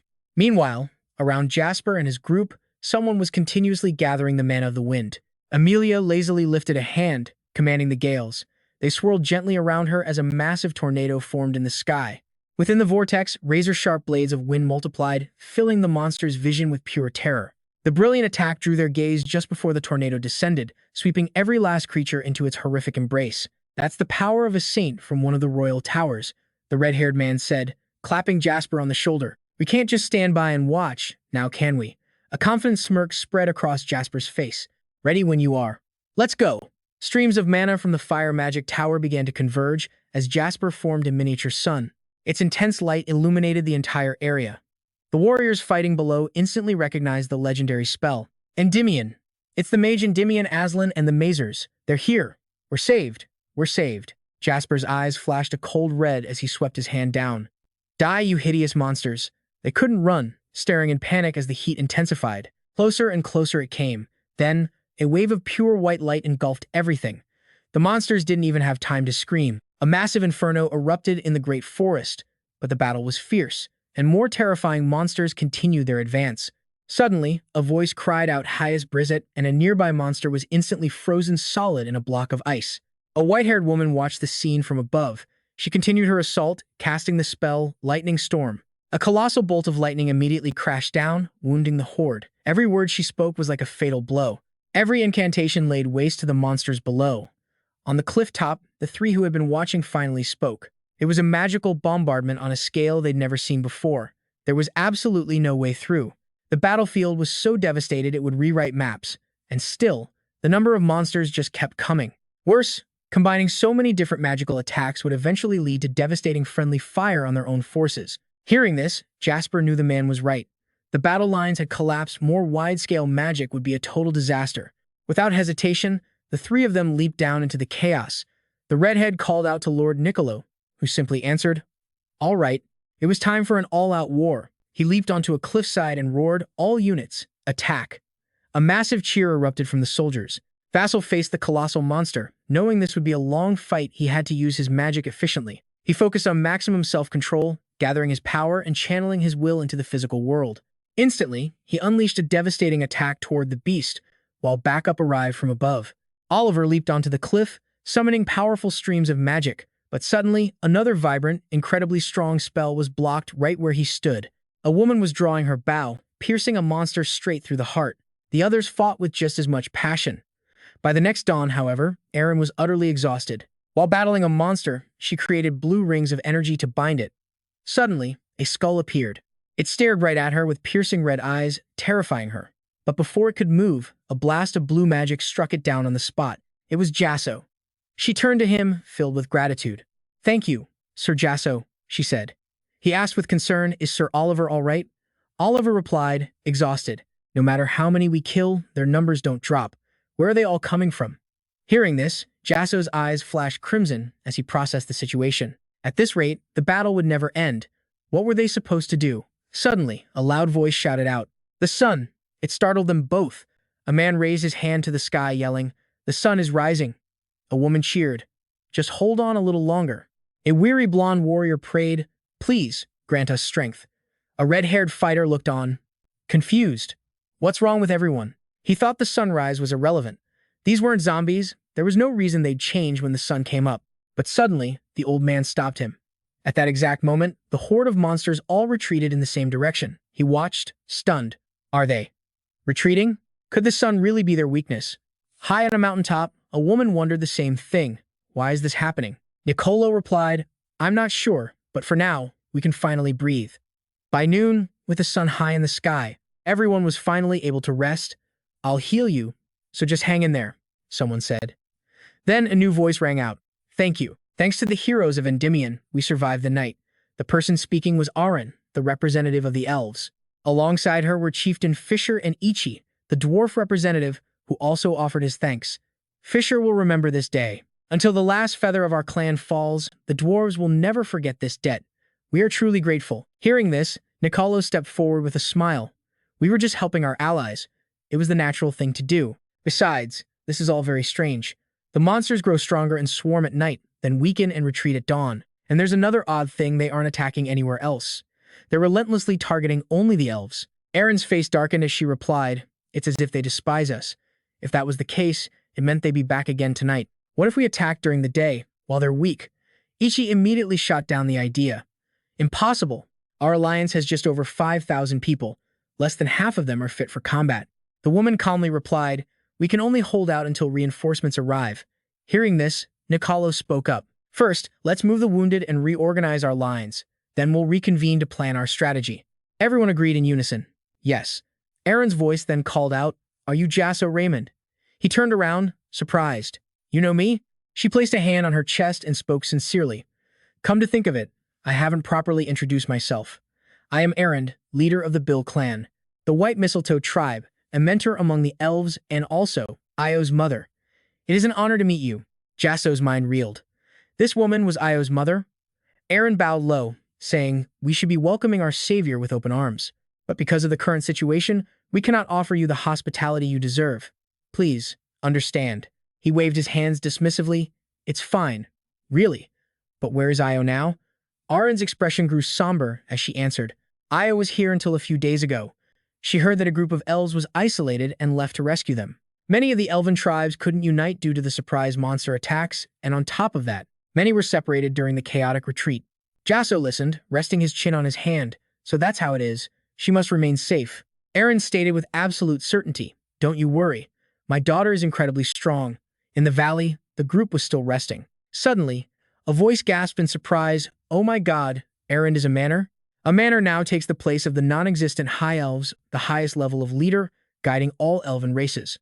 It said only 5 exist per century, no wonder she had such an incredible presence. Jasson was lost in his own thoughts.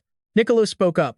I never imagined I'd meet a manor of the elves in my lifetime. Another woman added, It is truly an honor. Jasson just stuttered, a cloud of question marks appearing over his head. Seeing her formal bow, he felt helpless. He'd never really shown Aaron proper respect since she was an elf who grew up in the human world. Aaron simply bowed back. You don't need to be so formal. I'm not familiar with human customs either, so please be comfortable. She stammered for a moment. After their awkward greeting, Nicolo cut in. All right, I'll explain the new strategy from Endymion. Step 1 is to form an encirclement with nearly 60,000 troops, enough to contain the monsters. She continued. Step 2 is to eliminate everything inside. We're cornering them in the Great Thulam Forest. Hearing this, Aaron shuddered. She spoke gravely. The battlefield is moving from the Red Gorge to the Great Forest. Vax watched her, his mind racing. The Great Thulam Forest wasn't just the elves' home. It was a sacred land, blessed and protected by their god. If the battle moved there, the forest would be annihilated. It takes 15 years for even one section of a forest to fully recover. For a forest the size of Great Thulam, it would surely take more than 100 years. Nicolo added that Endymion couldn't guarantee how much damage there would be, but would actively help rebuild and even provide housing for the elves. She nodded to Kobo and then spoke. My heart aches, but there's nothing else we can do. Kobo agreed. Honestly, I had already prepared for this. When Nicolo heard Aaron's answer, he bowed low. Thank you for your cooperation. We will do everything in our power to protect the Great Forest. Just then, a shout echoed from the valley. Commander, something is flying this way. A monster? But the sun hasn't even set yet. Kobo's eyes widened in realization. No, that's one of ours. It was a soldier from the elf rescue mission. The white swan fell to the earth as Kilo rushed forward. Are you all right? Call the medical team, now. The soldier gasped out. The sentinel is in danger. The elf lord. Hearing this, both Jasson and Aaron looked horrified. Nicolo turned. Zesho, he must be in grave danger. Will you form a rescue party? Without a second of hesitation, he replied, Yes, of course. Red Hair also spoke up, I'm going with you all. Nicolo was relieved. If you're going as well, then I have nothing to worry about. The white-haired man chimed in, the tracking magic of a white mage will be useful. Oliver, you go too. Oliver simply replied, yes. Arn turned to his own warrior. Aslan, you're the only one who can help me. He quickly replied, you don't need to worry, my lord. I will definitely bring the elf lord back safe and sound. May the blessing of the spirits be with you all. As sunset began to blanket the valley, the group used magic to travel at the fastest speed they possibly could. Suddenly, Oliver detected something. I've picked up movement up ahead. It seems to be flying monsters. What should we do? Red Hair took the lead. You guys just break through. We'll take care of them. Then, a monstrous shadow flew over their heads. He recognized it, his eyes widening. They're here. It's a roc, a giant monster bird. Aslan's group realized it too. What are creatures from the west doing here? Aslan ordered his entire team, all units, prepare for combat. Jasson's group, meanwhile, was already unleashing red lightning. Bolts of electricity slammed directly into the giant birds. He followed up with chain explosion, blasting the monsters repeatedly. Oliver, meanwhile, just kept on running. Seeing him handle the monsters so easily, she thought, he dealt with a roc that casually. They were both tower masters, but the difference in their power was just unbelievable. Red Hair suddenly leaped into the air, creating a flaming fist. I can't let him stop every single one of them by himself. He quickly unleashed a blast of fire magic toward the monster birds, immediately causing a chain of explosions in the sky. Vax couldn't help but wonder if Kilo was a mage or a fighter. He'd just blown up a few of them, and now a whole new swarm was approaching. This made Red Hair furious. Damn it, did we attract too much attention? The man said, let's finish this quickly. Suddenly, the monsters were grievously wounded. Aslan's group had arrived. Leave this to us. We will clean them up and follow you. Seeing this, Red Hair called out, all right, we're counting on you then. See you later, we're going at maximum speed. Yes, sir, he replied. His heart was still worried, sick about Io, praying that she was safe. At that moment, Io was busy sealing a monster. Everyone was clearly exhausted.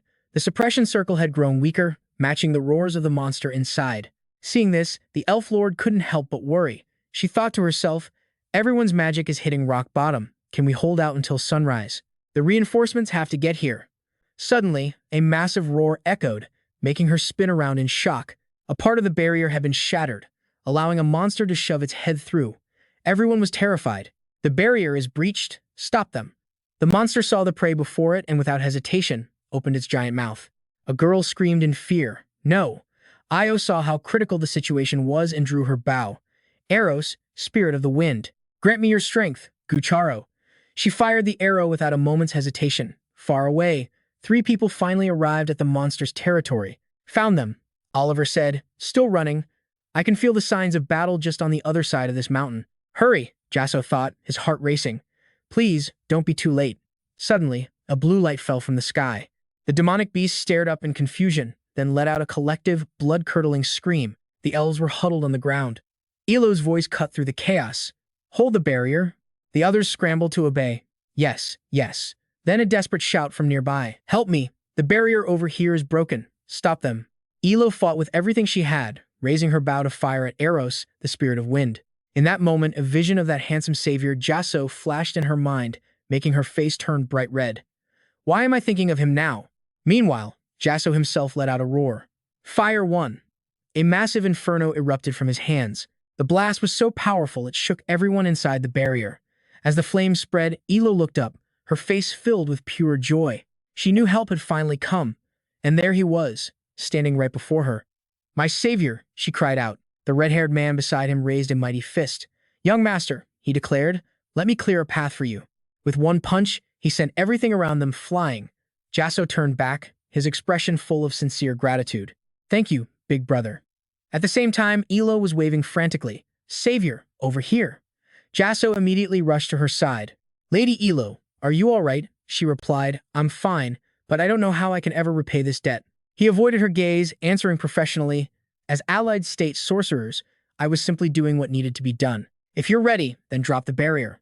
We need to break through before the monsters have a chance to pursue us. Elo looked back at her, people tormented, weak, and without a shred of life left in them.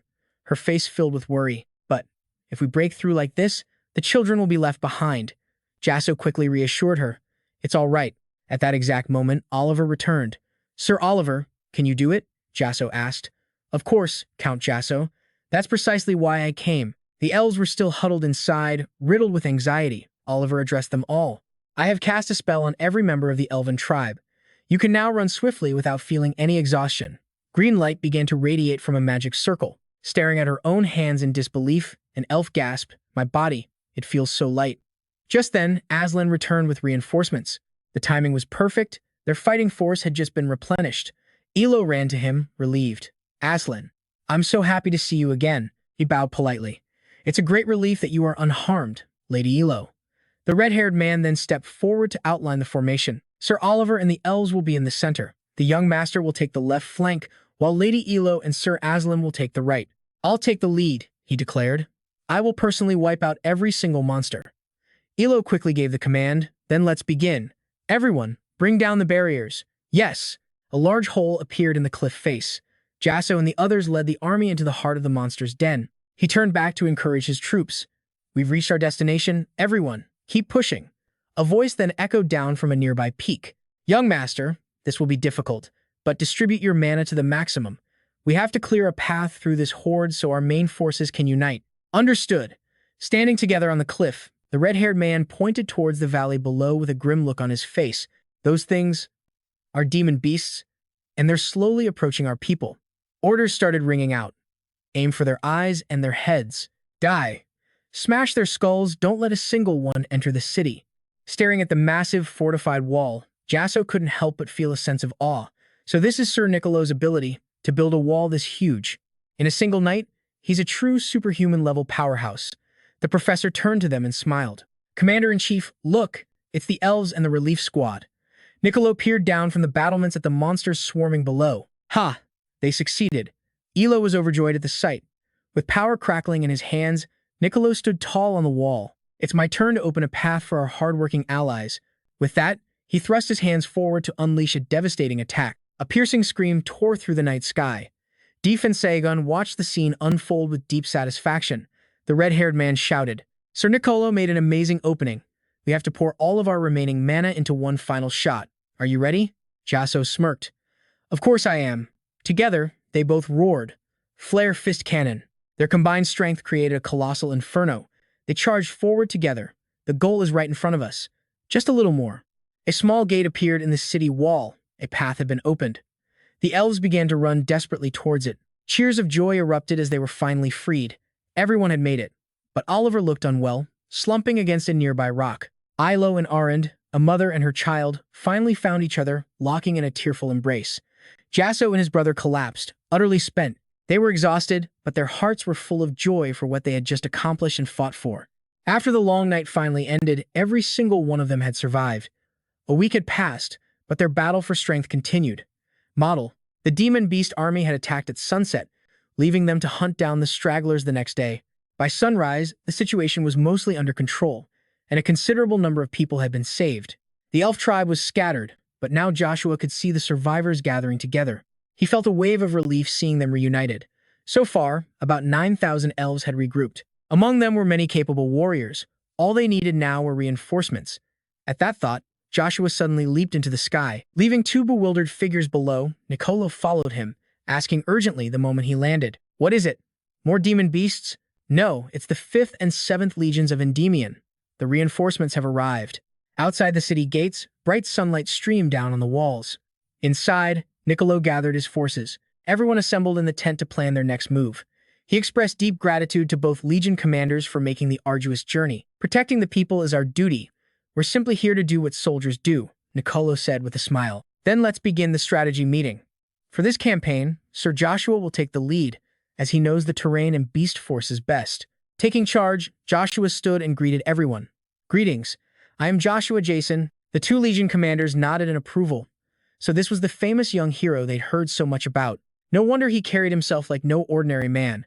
Joshua began outlining the plan for Commander William. "The 5th Legion's mission is defense. The beasts are targeting this place for now, but no one knows when they'll invade our territory. It's Endymion's territory. So you must immediately form a tight perimeter to protect the remaining elves in this canyon, and at the same time, don't let a single demon beast escape." Next, he turned to the 7th commander, Commander Duell. "The 7th Legion's mission is to attack. While the 5th Legion blocks their retreat, our forces will launch an all-out assault. We will drive the demon beasts back toward the great forest, the very source of their corruption. It may hold unforeseen dangers, but this is a mission we must complete to claim victory. Commander Duell eagerly accepted the order. An all-out assault? My blood is boiling. Just leave it to me. Everyone listened intently as he laid out the plan. 3 days from now, for the survival of humans and elves alike, the operation to reclaim the great forest will begin. The 5th and 7th are the most elite legions in all of Endymion, with military might rarely seen on the continent. No matter how vast the horde of beasts is, we absolutely will not fail. But as he spoke, Joshua turned slightly, an indescribable feeling rising within him. What was this strange sense of dread? Standing below the city wall, Io looked up at her handsome savior. She thought to herself that amid all the chaos, she hadn't even noticed when his shoulders had become so broad. She watched him now. He seemed so much more mature than before, and even a bit taller. He felt completely different from the first time they met. Just then, Ariel stepped out of a tent, spotting Io. She smiled reassuringly.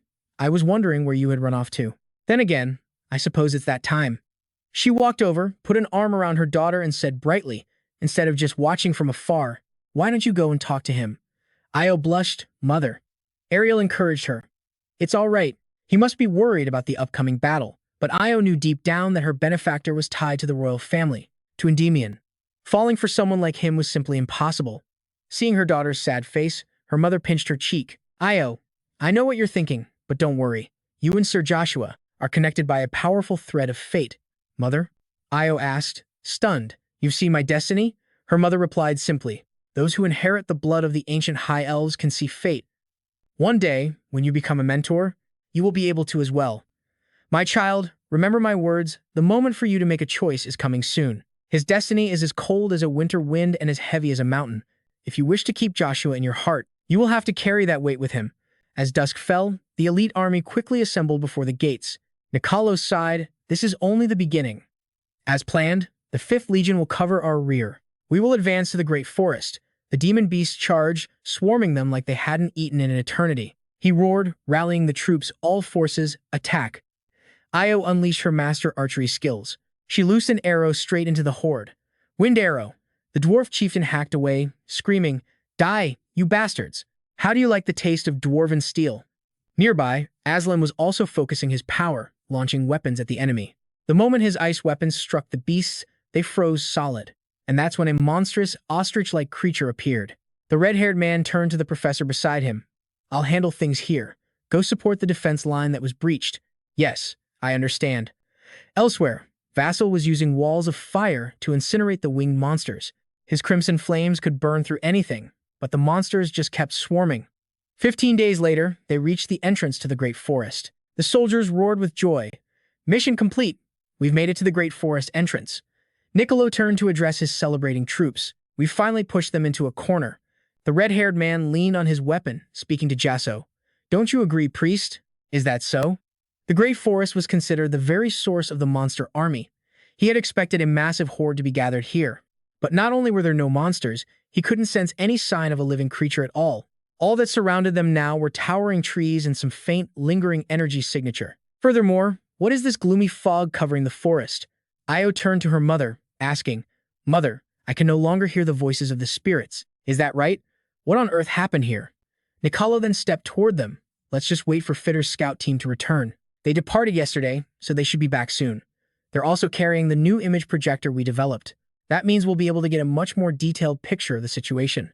The next day, 3 soldiers appeared in the sky, returning. Our warriors are coming back. Everyone quickly gathered around the large screen. It's the same over here. Just as we thought, there's no trace of any monsters. Vassal, confused, asked Nicolo, is it possible that... Do you have a wide-view map of the Great Forest? Nicolo asked. Why do you need that? Vassal just pointed toward a section of the feed. The deeper we go, the denser the black mist becomes. The mist is getting thicker? A member of the scout team agreed that this issue was incredibly strange. Yes, I was just about to bring that up. That soldier then pointed to the screen. Look at this. This image was taken from the highest possible altitude we could reach. Looking down from above, they saw a massive dome, but it was impossible to see what was inside. The crowd murmured, Huh? What is that thing? And what is all that darkness? Aaron looked at the scene with utter heartbreak. How could the beautiful great forest become like this? A strange feeling welled up inside Vassal. So the sense of unease I felt was because of that thing? It seems that's the real cause of this incident. Perhaps that is the true origin of the monster army. As the black mist blanketed the entire forest, the monster inside seemed to be resting. Suddenly, the monster's eyes snapped open, a horrifying array of countless red orbs stared out. Nicolo watched the screen intently as he spoke. Something on that scale could easily house hundreds of thousands of monsters. He then turned to Lady Errand. "Do you know anything about this?" She hesitated for a moment before answering. "It might be connected to the legend of the birth of the Great Moon Tree Forest." Vassal immediately processed her words. If it's the legend of the Great Tree's birth, then that's a story from the time when the world of the gods was nearing its end. The legend says, the Great Tree Forest was born under the protection of Gaia, the mother goddess of life. Nicolo, standing nearby, looked skeptical. "So, are you saying Gaia created the Great Tree Forest for the purpose of sealing the monster army?" Vassal suddenly stood up. "But there are a few points that still bother me. And why is that? When Gaia created the Great Tree Forest, many other gods were still around, dealing with a legion of monsters. Shouldn't have been a difficult task for them." A man nearby began to speak. "Priest, your words." But Vassal cut him off. "There's a high probability that what Gaia truly wanted to hide wasn't the monster army at all." Io, lounging on her beast, spoke lazily. "Well then, we'll just have to go check it out. Commander, you need to form an investigation team immediately." An order echoed through the woods. "Conduct a swift investigation and return before nightfall." "Roger." The special investigation team was comprised of 10 members, all of them key figures. The red-haired man wondered aloud as they walked. A forest where you can't sense any life force, even if its vital functions haven't ceased completely. This is incredibly bizarre. Io, Nicolo, and the other soldiers took a different route. "We've gone in pretty deep, let's rest for a bit." While everyone took a break, a concerned vassal approached Io. "Lady Io, are you feeling all right?" "Yes, benefactor." His eyes then caught sight of her mother's strange actions, and he couldn't help but ask, "What is Lady Errand doing over there?" "Oh, Mother is currently communicating with the forest. To be specific, she's trying to speak with the forest spirit." "The forest spirit?" He blurted out in surprise. Io began to explain. "You must already know that besides the 4 main elements, there are many other types of spirits, right? Like spirits of lightning and ice, and light and darkness." She closed her eyes and spoke softly. "The spirit of the forest is one of those as well. However, it's a little different from the more common spirits. Here, allow me to show everyone." She summons brilliant stars right on the spot, each one circling a glittering, luminous object. The professor standing nearby is completely fascinated by this technique. Wasn't this the kind of thing you only hear about in legends? Aslan is just as curious. My God, to witness a true forest spirit with their own eyes like this is just unbelievable. She has summoned an incredibly adorable spirit. All 3 of them just stare, captivated, wondering if it's a doll made of earth and leaves. So cute. Its eyes glow brightly as it looks toward the man and says, "Benefactor, what do you think?" He's stunned to hear Io's voice coming from it. "Lady Io," that's her voice. They all huddle around the little spirit. Is it possible for a spirit and a consciousness to exist in one body? But he can't sense the spirit's will at all. Io quickly returns to her body and explains, "The forest spirits are much smaller compared to other spirits. This little friend was made from the combination of countless tiny spirits. Because their will is weak, they have to gather together to use their power." An idea begins to form in his mind. The method might be different, but it's just like projecting one's will to control something. Its overall structure is pretty similar to a golem. But then, Io suddenly feels unwell, clutching her head in her hands. "The state of the forest isn't good. It's not easy for me to summon even a small spirit all by myself." Aaron sighs beside her. "Mother, did you manage to find anything?" Sweat beads on the woman's face. "I tried communicating with the forest spirits many times, but they're terrified. It's definitely related to the darkness in the center of the forest." Vassal stands there thinking, what in the world is hiding behind all that darkness? Oliver is trying his best to disperse the black smoke as the group ventures deeper, and Vassal feels the woods getting stranger by the minute. The black fog is getting thicker. Worse, it feels like it's eating away at their very minds. It's a good thing the 7th Legion isn't here. They would have collapsed before they could even act. Suddenly, Oliver stops short and says, "We're here." A purple light appears before them, shrouded in that same thick, oppressive black mist that refuses to scatter. All of a sudden, a strange object falls out of the purple light. Io asks, confused, "Is that a demon-sealing stone needle? What is something like this doing here?" Nicolo shouts, "Start the investigation immediately. We have to be back before nightfall, so hurry." At that same moment, a horrifying sound erupts from inside the circular barrier. Everyone immediately feels the tremor. What is this? Where did that powerful quake come from? It seems to be coming from inside the darkness. Nicolo kneels, placing a hand on the ground to feel the vibrations. The look on his face is grim. "Everyone, get back." And sure enough, a massive, veiny arm bursts unexpectedly from the ground. It's a mutated monster with two pairs of glowing crimson eyes. Oliver and the dwarf chief can't believe what they're seeing. A mountain. A mountain just rose up. Vassal stares, his eyes wide with shock. That's no mountain, it's a colossal two-headed monster. Everyone scatters in an instant. It's a living creature. Nicolo explains beside him, that is a hecatoncheires.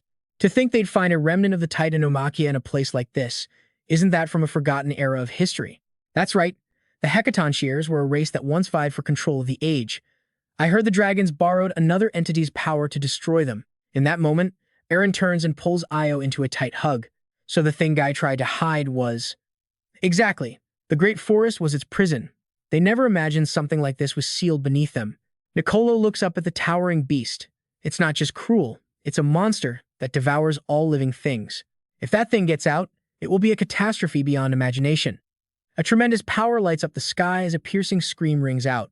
The sheer force of the roar knocks everyone off their feet. They can't even stand against the sound alone. A single scream created this much terrifying power.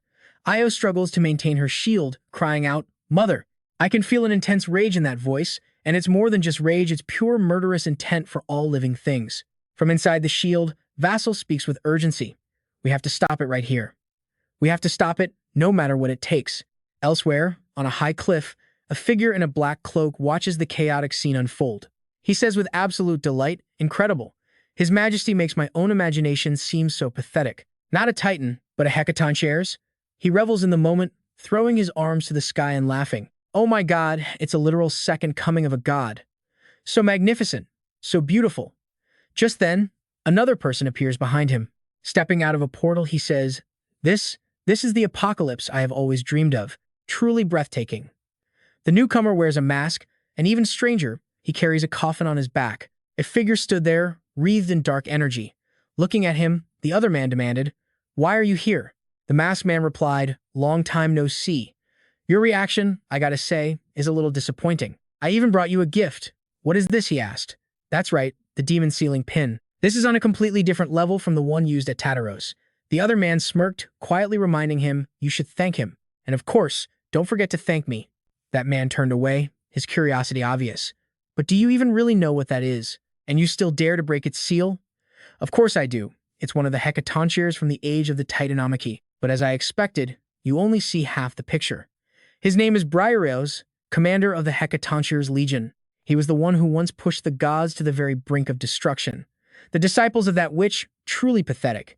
He hoisted the coffin onto his back. Shouldn't I let her know her precious disciples have been killed? The other guy was all for it. I'm looking forward to that. However, remember, this failure is not the same as death. Suddenly, a scream shattered the silence. The seal broke, followed by earth-shattering explosions. One of them tried to reassure the others. "Don't be afraid, it's weakened from being sealed for so long." They were all locked in battle with a gigantic red monster. Tiny figures completely surrounding the beast. "No matter what, we have to stop it here." She began to channel her power, chanting, "Fly, fly, and come to me." A massive pillar of light appeared, growing stronger by the second as she continued her incantation. Oh, great stream hidden between heaven and earth. Jasson stood frozen, breaking out in a cold sweat. She called out again, "Sir Jasson, can you hear me, Sir Nicolo?" He watched, intrigued, as her immense power began to grip the monster's body. What a freak! But then she felt it. Something was wrong. This monster was far too powerful. It clenched its massive fist, using pure, brute force to shatter her hold. The others rushed to her side, worried. "Master of the White Tower, are you all right?" She answered calmly, "I'm fine." It's a legendary being, she thought. I really thought this would work. Suddenly, other, even more blinding flashes of light erupted nearby. "Sorry to keep you all waiting." And with that, it seemed the real fight was just getting started. Mother Earth, become a sand, swamp, and collapse. Everyone, now is the time. They all focused their power, aiming every bit of it at the monster. In an instant, another world-shaking battle exploded in the middle of the forest as they all fought with everything they had. A shimmering light surrounded the two women. As if hearing her call, massive tree roots shot from the ground. "Rise!" The monster was still hunting them. Then she cried out, "Oh, great spirit of the forest." In a flash, everything, including a massive mountain peak, began to tremble. The very earth formed into a giant hand, grabbing hold of the monster. Faced with nature's raw power, the beast couldn't move an inch. She thought to herself, "Good, this is worth a shot." But then she realized no. This level of power couldn't possibly defeat it. And just as she feared, she was right. It crushed nature's hand with terrifying ease, letting out a furious roar. "Stop bothering me, you inferior creatures." It let out a horrifying shriek. Exhausted, she collapsed to the ground. He clamped his hands over his ears. "It can talk? Despicable insects. If you're all that desperate to be devoured, then fine." It glanced around. "I will tear you to pieces and savor every last bite." But he just grinned at the beast. "Hey, looks like you forgot something, didn't you?" And then it happened. Their trump card, Jasson, finally made his move. He stood confidently on the other side, thinking, "We just need to buy some time, so prepare the spell to finish him." The monster opened thousands of eyes, becoming even more terrifying than before. It roared one name, Black Hair. He unleashed his power. Binding Cloud, Weather Form, Activate Lightning Vortex. Watching from below, they were in total awe. To reach this level in his 20s, just after entering the sixth circle of magic, was simply unbelievable. She watched him with immense pride. The Flame Master of the Flame Tower definitely knew how to pick his people. A massive gale raged before him. He thought to himself, "A six-circle spell uses way more mana than I expected, and its raw power is just too much. It could cause massive collateral damage with poor accuracy, but after a direct hit like that, there was no way the monster could be okay." But then, he looked forward. The monster was completely unharmed. It was back, and seemingly stronger than before. Someone yelled in total shock. It took that hit, and it's still on its feet. Its endurance was just beyond imagination, he thought, but that was the only attack so far that actually did anything. If he could just stall for Sir Jasson, though he never expected to win in one blow. But even Jasson was starting to look uneasy. How was it still that powerful? The monster roared, its voice deep and demonic, like a sound clawing its way up from the underworld. Magic with the power of a dragon. And that black hair. What is your relationship to Kim Hyun-seong? He could only wonder, who is Kim Hyun-seong? An artifact? It sneered. Doesn't matter. It just digs up bad memories. Then, it unleashed a blast, shouting, "Now, die." Seeing the incoming danger, the man screamed, "Master, get back. That thing's dangerous." But he just stood there, frozen, watching it approach. Suddenly, 3 warriors charged in, attacking relentlessly. As they fought, they wondered, Alan Pet. What is he even talking about? His ears were ringing. All of a sudden, he coughed up a mouthful of blood. A serious internal injury, a direct hit would have vaporized him. Everyone rushed to his side, worried sick. "Master, are you okay? Brother Olsen? That creature is an absolute monster." A very close call. The other man ran over to him. "Is everyone all right?" he called out. "Sir Ichi, please help Brother Olsen. He's badly injured." The man quickly began to examine him. The situation was critical. His ribs and chest were likely shattered. For now, any kind of strength training would be impossible. This meant a severe drop in his power. "Sir Jasson, are you all right?" "Sir Nicolo, I'm fine, sir, thanks to you. Can that magic be used again? If we aim for the wound you made, I can land a fatal blow." He was intrigued, but it had to be a perfect hit. At his current level, controlling the lightning tornado was completely impossible. Then, a sudden realization hit him. Why don't we try a different method? Maybe we can actually take him down. The others were curious. "Another way?" "Yes, but I'll need some time, about 15 minutes. He immediately shouted out the command. "From now on, your mission is to protect Sir Joshua. Buy him time. Do not let that thing touch him." Everyone listened intently, focused on the order. In unison, they roared back, "Yes." He thought to himself, the Olsen brothers should be safe here. He couldn't move any further because of the spell's range. First, he needed to recover his mana and partially transform his body. He visualized the finishing blow, the one single attack that would end it all. Spear of the Gods, pierced through everything. "Bahamut, you. So, you're the descendant of Kim Hyun-seong and that demon witch." Explosions suddenly erupted around them. "This can't be. You're not going anywhere." Now. He unleashes the spark of Prometheus and his aura wave fist. They all shared a single thought. "We must protect Sir Jasson. We'll give everything we have to hold him down." Lena knelt down, placing one hand on the earth, chanting relentlessly. "Spirits of the deep forest, grant me your strength." With that, they all charged forward, ready to tear the monster to pieces. Constant high-level magic was exhausting them, and their time was running out. The monster roared, "Get lost, you insects." And then, we see who's really about to disappear. A pillar of brilliant purple light shot straight up into the sky as Jesse, exhausted, began to fall. It was over. He was falling. Seeing this, the girl cried out through her tears, "Sir Jesse, my savior." He had always been the one to protect her. This time, she thought, it was her turn to protect him, no matter the cost. She had to stop that attack. She prayed, "Someone, please, grant me strength." The monster's finishing blow was still hurtling straight toward him, and it seems her prayer was answered. Space and time itself began to freeze over. Time had stopped completely. A mysterious figure appeared before her saying, "You possess this power all along. You just haven't accepted it." Utterly confused, she asked, "Who are you? What do you mean?" The figure explained, "You know the power you hold. To truly claim it, you must accept its fate. If she accepted this new life as both an elf and a half-dragon, she would be changed forever. She could never go back." "Fate," she repeated. Her answer was firm. "If it means I can save my benefactor, I will accept any power." The figure didn't seem surprised at all. "I knew you would make this choice." An intense flash of light then engulfed her vision. The others were completely confused, with no idea what was happening. "Master!" The light blinded Jasson as well, followed by a massive explosion. The monster suddenly opened thousands of curious eyes. Jesse was floating mid-air, but a closer look revealed he was encircled by an enormous dragon. It was protecting him with a shield of immense energy. A dragon, a creature not seen in over 700 years. To see one here, a cursed female lizard, the monster still failed to recognize the incredible threat standing before it. "Get out of my way!" The divine dragon now materializes. "Even after thousands of years, your violent nature hasn't changed." Dragon's breath. A beam of pure energy slammed into the monster. "You've grown weaker too. I'll tear off your wings and eat your heart raw." "What?" The young woman suddenly ascended high into the air. It seemed this was the end for her. But that was all right, because she had finally fulfilled her purpose. "O divine power, that pierces even time itself, come to my hand now, Bahamut." Everyone on the ground looked up at the epic sky battle. The heat was absolutely incredible. It felt like a blistering desert in the middle of a tropical forest. She watched, curious. This was definitely enough to buy them some time. Unbelievable. The magic of a 6th-level mage. If that power wasn't focused into a spear, this entire jungle would have been erased. The monster involuntarily shuddered. "What? Am I afraid?" "No way. Impossible. He is Bahamut, Legion Commander of the Giant Gods."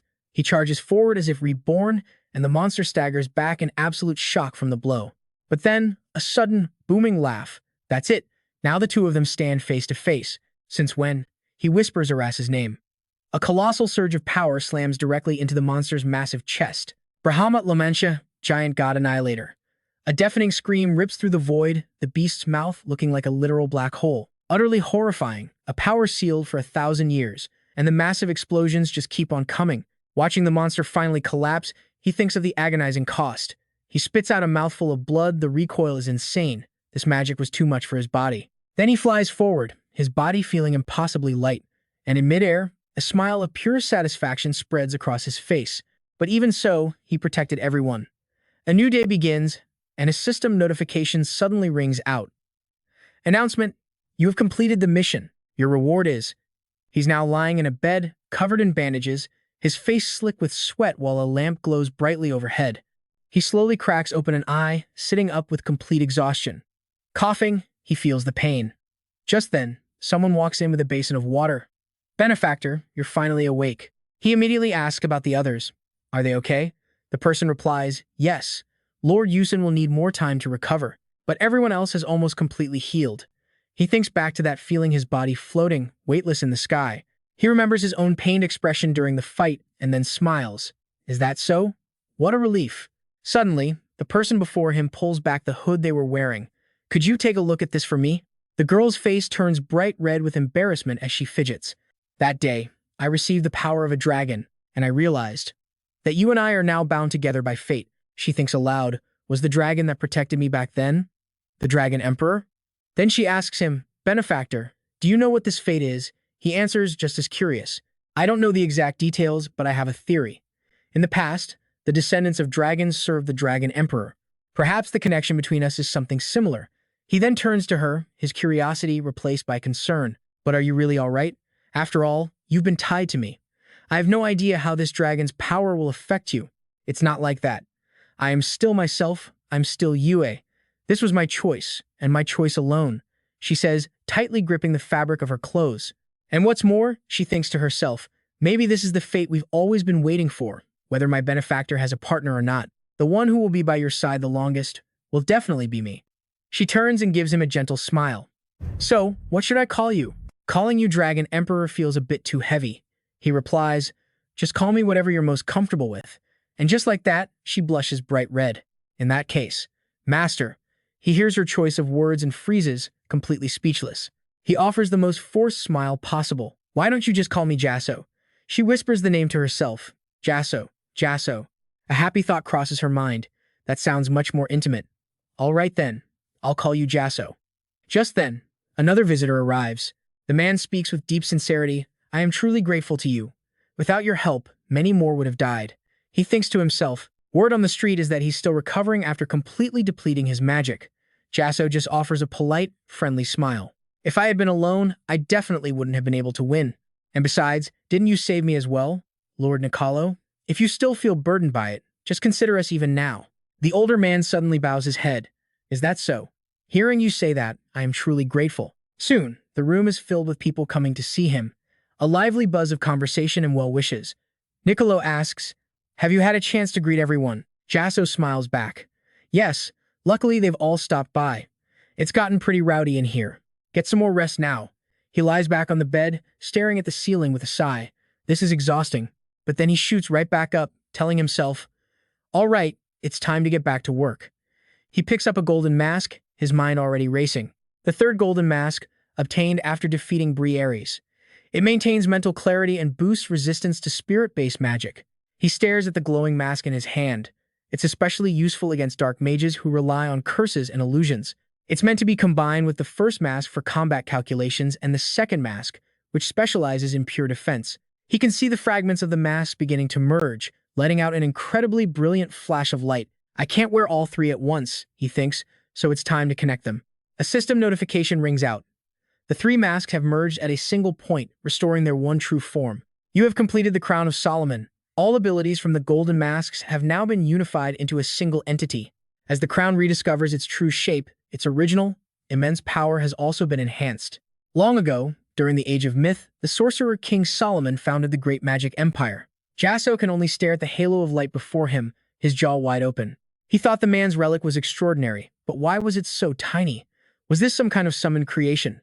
A small crown floated back and forth right in front of him.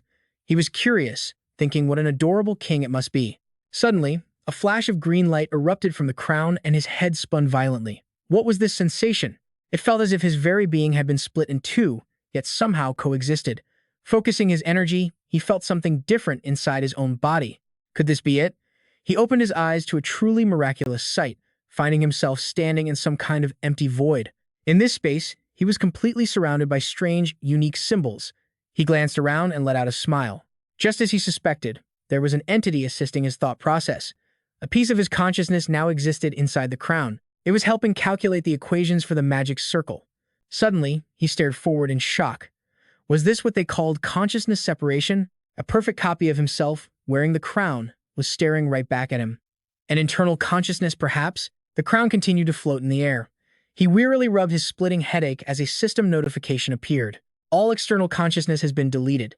The crown's function has been reduced to compensate for the missing part. He pondered, an internal consciousness? It seemed to be a simple storage of his mind, more like a backup file.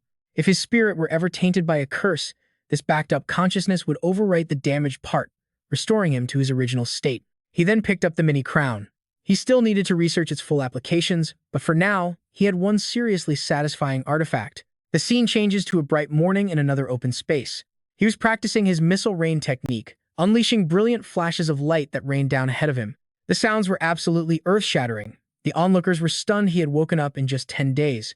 That alone was astonishing, but his magic had not only improved, his casting speed was now faster than ever before. His senior praised him, saying it was all thanks to diligent training. He then turned to our hero. You seem to have recovered too. So, how about a sparring match? To help your physical recovery, I won't use magic. Our hero hesitated. I don't mind, but are you sure you'll be okay? His senior immediately took an attack stance, thrusting his hand forward. A massive explosion erupted right in our hero's face. Yeah, my bones are creaking a little, he said, but I figure a few good hits on you will knock them right back into place. He wondered, using physical combat for recovery? After a moment, they both paused, looking off into the distance. They gazed toward the bustling military camp far away. Something had clearly happened as most of the remaining monsters were now gone. But what on earth was going on?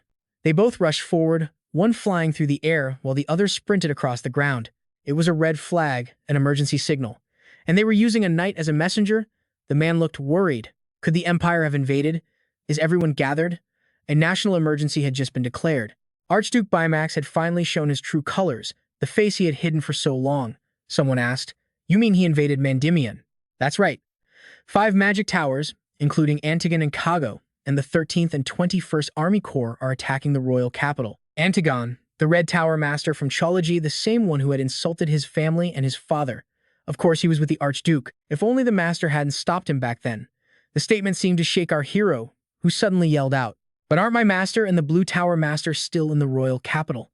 Both of them are still there. So how could they be missing?" Everyone stood frozen as the news hit them. Both of them had vanished. A clear look of fear crossed the man's face. Damn that master of his, for this to happen while he was away. Vassal spoke up. "The master can't be defeated by them." The woman beside him agreed. "If that really happened, the rebels would have spread the news everywhere to demoralize our side."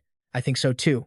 Archduke Bimax must have pulled some kind of trick. They can probably only hold them back for a short while.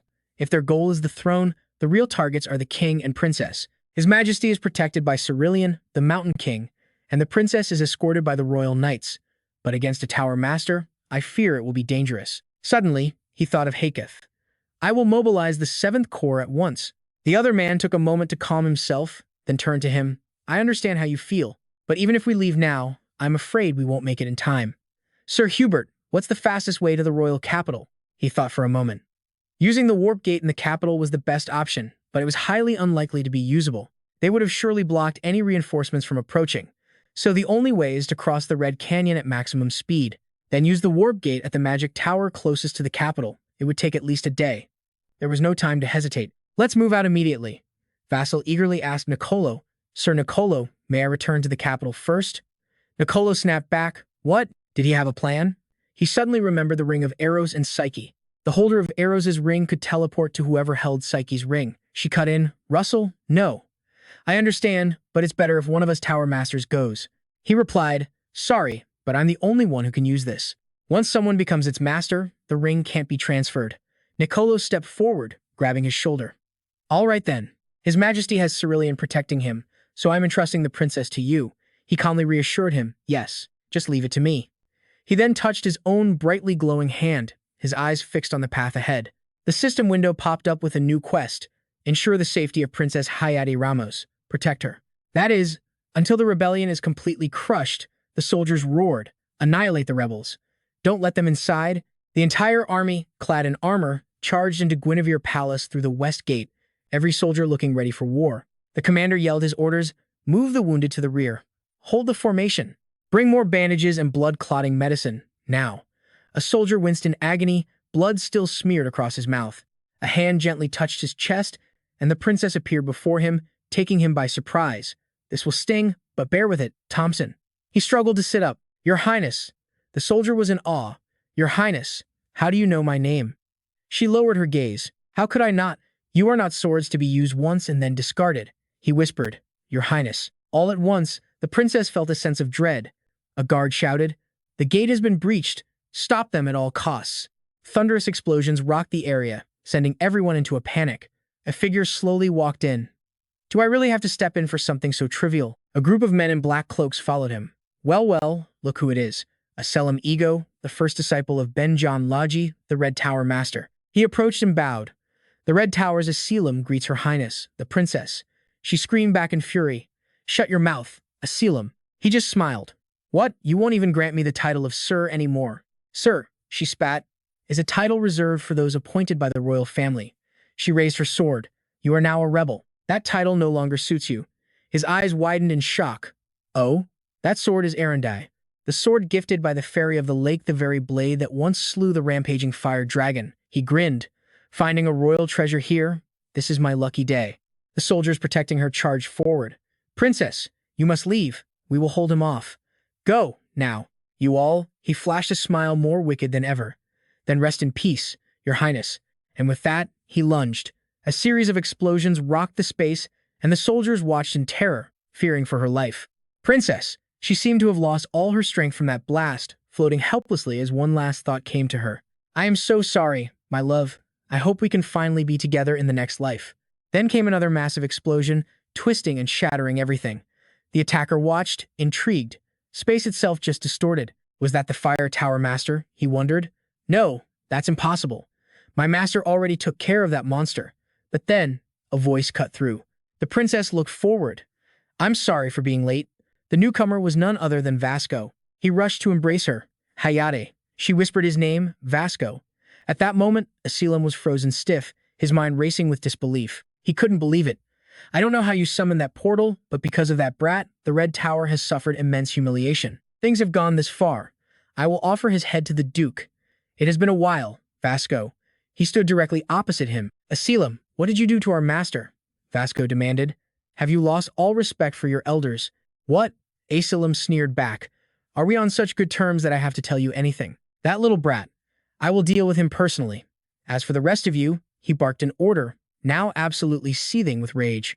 Capture the princess immediately. A corpse will do. Vasco gave a counter-command. They are all third or fourth circle mages. Everyone fall back and summon your beasts. Dwarves of the flame, punish these traitors. Energy, like a vortex, swirled in Asilam's hands. He roared in anger. You dare get distracted in front of me? You have some nerve. Vasco's first thought was to separate him from Hayate. He charged forward. Asilam looked up, surprised. Huh? Vasco's gaze was razor-sharp. Lightning strike. He lunged, forcing his opponent into a defensive stance. Pushed back by the attack. He snarled, You insolent brat, trying cheap tricks? He screamed, I will burn you until nothing is left. Vasco yelled, Fire cannon. Another massive explosion illuminated the entire sky. He analyzed the insane casting speed and destructive power. He hasn't reached the transcendent level yet, but a tower master is still a tower master. The casting speed was impressive, but the firepower was weak. He must have skipped one of the formulas to gain that speed. Asilam just gave a sinister smile. Fine then, he'll just use overwhelming firepower. Vasco could barely believe what was unfolding in front of him. The enemy was relentlessly pushing him back. The princess, watching from the side, was already in tears, terrified for him. The sky was nothing but smoke. After the bomb-like explosions faded, a figure spoke through the ruins. Your arrogant disciples are pretty good at getting in the way. But Briario's was just a diversion. My target, from the very beginning, was always you. Just stand there and watch Endymion drown in fire. You can watch your precious disciples die too. Vasco threw up a shield, thinking, even with multiple layers, the shockwave is still this powerful? This wasn't just firepower, it came with raw physical force. He sighed. Another expensive cloak ruined. The knight saw the princess and shouted a warning. Your Highness, get back. It's too dangerous here. But she just kept calling his name, her voice filled with worry. Vasco. The goons noticed the princess trying to slip away and immediately charged forward to stop her escape. Vasco gave chase, wondering if these were just Asilam's disciples. The royal knights should have been able to handle them. Just then, an enemy lunged.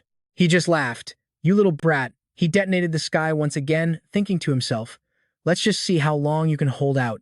A fool who only defends can never win. Wait, was he only getting serious now? Suddenly, the enemy's face went pale with absolute shock. Was he faking being on the defensive to set up a counterattack? A massive surge of Vasco's power rushed straight toward him as he charged in. The weapon plunged straight through the man's chest. Frozen in place, he coughed up a mouthful of blood, his eyes wide with disbelief. He collapsed to the ground. In the end, it was pure arrogance.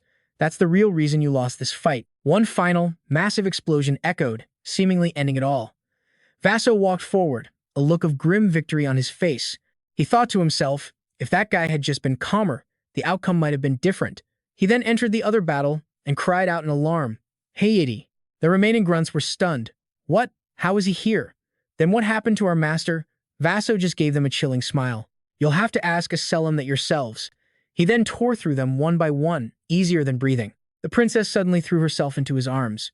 He asked worriedly, Your Highness, are you all right? She gently touched his face. He then noticed her injuries. With all these wounds, are you sure you're okay? I'm fine. For a moment, they just stared at each other. Hayate, if it weren't for you, I don't know what would have happened. You saved my life. Is this the power of the ring you gave me? Yes, but my mana is completely drained. I don't think I can use it again for a while. He thought to himself, what is this feeling? They held each other, looking toward the horizon. That's where His Majesty is. Vasco smiled reassuringly. Don't worry, Sir Gillian Person is with him. As expected, he's holding the defensive line. Vasco gently touched her shoulder. First, we need to regroup with the king. What happens if Asilam's defeat is exposed and even more enemies show up? Suddenly, her entire body began to emit a brilliant light. I, Princess Endymion Hayate Ramos, in my name command the divine sword Aronai. Let the courage of our founding king be granted to his loyal subjects. The soldiers felt a surge of energy.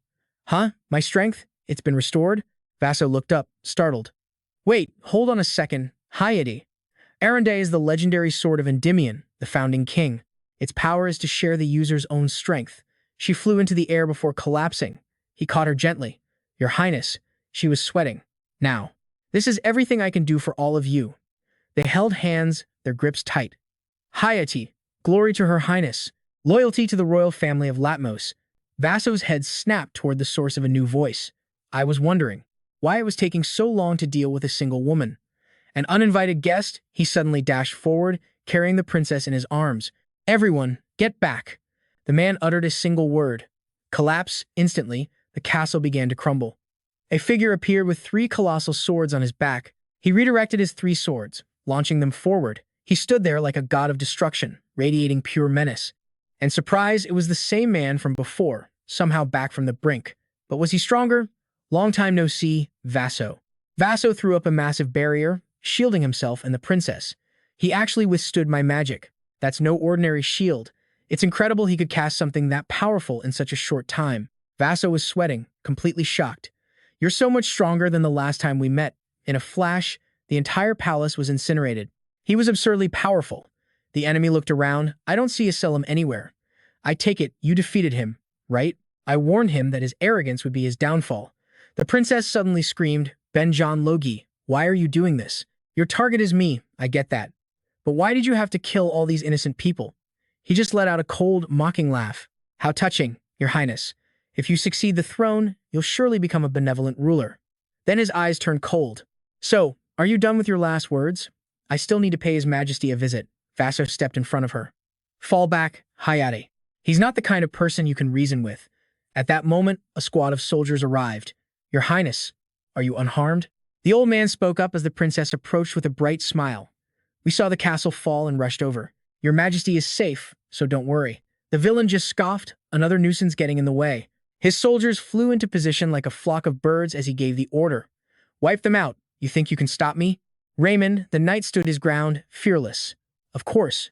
You look just like Daria. My master looked at me the same way in the end.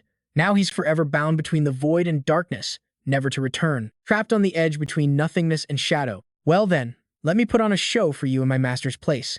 A massive, gleaming sword hurtled straight down at him. He pulled out the crown of Solomon, activating the Jonah blade to a speed that breaks the sound barrier. The enemy was stunned by his power. A series of massive explosions rained down. How could a mere 6-circle mage possibly dodge this attack? Time itself seemed to split apart, letting him predict the attack just enough to dodge. But his friends were fighting right behind him. If he dodged, they would all get hit. He made his choice. So be it. And then he charged headfirst into the 3 swords aimed right at him. I'll take the hit. The villain just laughed. You're really going to protect your comrades? That kind of weak emotion is the fastest path to death. Let me teach you that lesson personally. His allies could only watch in terror. A colossal rock wall erupted. Vaso fought alone. The enemy couldn't believe it. How was he keeping up with my casting speed? But he still thought he had the upper hand. Let's just see how long you can keep this up. Nguyen Quang gathered a blinding beam of purple energy. With a smirk, he taunted, How long can you really follow my pace? Then he unleashed it all at Vaso.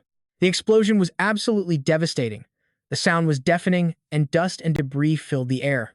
But when the smoke cleared, a single figure was still standing firm. Nguyen Quang was impressed. He's still standing? Incredible. He feigned disappointment, clicking his tongue. If Daria hadn't interfered, I might have even taken you as my student. Vaso gritted his teeth, forced to admit it, terrifyingly fast and strong. They were both tower masters, but their levels were worlds apart. The princess ran to him in a panic, calling out, Vassal. He whispered back, Hey, Ket. Exhausted, he collapsed against her, coughing up a mouthful of fresh blood. Nguyen Quang mocked them from above. What a tragic scene. Are you 2 lovers? Then I'll send you to the grave together. Vassal seethed with rage, gritting his teeth. Shut your mouth, you bastard. The villain wasted no more words, preparing a final skill to end Vassal for good. But the soldiers immediately formed a wall in front of him, bravely protecting their liege.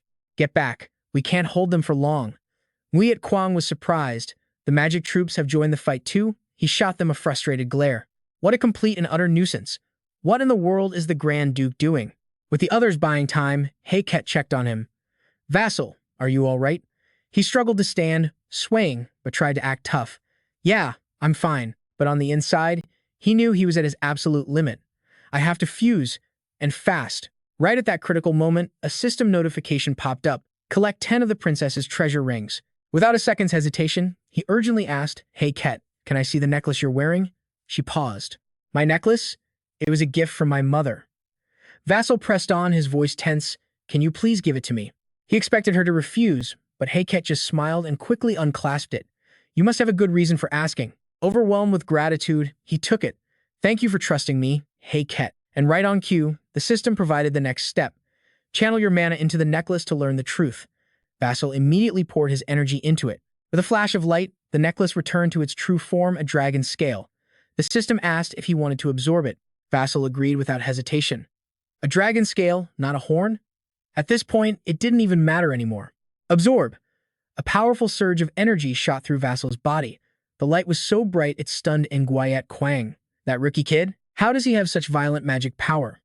Watching the energy grow even more chaotic, the villain began to panic. What is that? What is that form? Vassal had transformed into something unbelievably cool. The system notifications started dinging. Body strengthened by the power of the dragon scale. Dragon fusion duration increased. Vassal narrowed his eyes, seizing the moment. With this, I can defeat him. He slowly cracked his knuckles. Dragon fusion. Nguyen Quang watched from above, a look of pure fascination on his face. So the rumors about you having dragon's blood were true after all. He nodded to himself. It all makes sense now. That's why that arrogant fool failed. Vassal turned back, warning, fall back, Heket, and soldiers. Nguyen Quang silently measured the raw power flowing from him. So this is the magic of a dragon? It's not the least bit inferior to my own. A sinister smile spread across his face. If I could make that power mine, no other tower master will ever surpass me. Meanwhile, Vassal had his own strategy. He knew Moonlight had the edge in magic, but physically, Vassal was superior, and he'd use that to end this in a flash. Just like that, he charged forward with his overheat skill. Flames erupted from his hand, blazing with the pure heat of the sun. The sheer power was absolutely terrifying. Vassal roared, combining it with Gay Bold times 12, the La Mancha God Destroyer. His body, however, was already pushed to its absolute limit. Aching, exhausted, his head was spinning. He forced himself to remember he couldn't fall from just this. After unleashing 2 devastating attacks, Vassal looked up, stunned. Where are you? As the flames died down, a figure emerged, chuckling mockingly. All flash and no substance? Is that it? What the hell? Vassal roared, lunging forward again with overheat. This time, the heat actually scorched Moonlight's skin. He quickly threw up a hand to block. Vassal slammed the attack straight into his face with world-shaking force, but the backlash hit him too, sending a wave of agony through his body. Moonlight, however, stood there, completely unscathed. After taking that inferno head-on, he admitted, I acknowledge your pure physical strength, Vassal. You're nearly at the level of a transcendent 15. In 5 more years, you would surpass me. A murderous glint appeared in his eyes, which is why I must kill you, right here. But Vassal was no coward. He summoned his spear without a moment of hesitation. He charged straight in. If you can, then try it. He pressed the attack, searching for any opening. The two clashed, their immense energies colliding violently in midair. Vassal hammered away with relentless attacks. Just a little more. He poured every ounce of his being into the assault. Just a little bit more. His spear raked across Moonlight's already burned arm. The ring on Vassal's hand began to glow. This was it. Summon lightning and absolutely broken, god-tier skill. It struck Moonlight directly, making him howl in pure agony. Vassal's heart pounded in his chest. Fresh blood poured from his lips, his insides burning, his dragon fusion was running out, and Solomon's crown had reached its limit. He swung his arm, creating a storm of countless spears. This was his final attack, everything he had left. They rained down on Moonlight's charred, free-falling body. Panicked, he desperately tried to react. True essence, 3-part demon flame. Suddenly, a pair of pitch-black wings sprouted from his back, erupting with dark energy that lifted him into the air. It completely blocked the devastating power of Vassal's spears. The two immense forces collided once again in the sky. The terrifying aftershock blew everything away. Vassal lay weakly on the rubble, gasping for air, completely drained as his vision faded to black. His vision blurred. Was he really going to give up now? But then, images of his loved ones flashed through his mind. He had to protect the people who mattered. Vassal struggled up, ignoring the searing pain, even if it meant sacrificing his own life. I will do it. Vassal's energy flared brilliantly. Moonlight was stunned. This is completely absurd. Don't tell me you broke through to another level during this fight. Even Vassal himself was shocked. Staring at the magic circle with its strange symbols, he wondered, is this the seventh circle? An unbelievably powerful bolt of lightning shot down from the sky, striking him directly. Moonlight theorized, when you face death, did you achieve enlightenment, the seventh circle? Just then, Hypnos appeared, looking Moonlight over with a smirk. The enemy Tower Master looks pretty pathetic. Looks like you had a tough fight, huh? Moonlight was furious. He scoffed. Shut your mouth before I cut out that filthy tongue. What took you so long? Hypnos replied casually. The Tower Master left, so I had some business to handle. The Flame Tower Master, that damn woman, broke the seal, but don't worry. I sealed it again perfectly. Vassal gritted his teeth, demanding, was that your doing? What did you do to my master? Hypnos finally turned his attention to Vassal, smiling. Vassal Draymond, we've spoken before, but this is our first time meeting face to face. His eyes were full of mockery. It seems I'm about to become the destroyer of the Draymond men. Am I right? Vassal's eyes burned crimson. So this was the enemy of his father and himself, he asked quietly. Was it you who killed my father? Hypnos stroked his chin, feigning thought. That's a tricky question. I was the one who killed him, he announced loudly, but I wasn't the one who set up the board. Is that so? Vassal screamed in helpless fury. So it really was you. Why the hell would you do that? Moonlight didn't answer, only smirking. Before you die, I'll give you one last gift.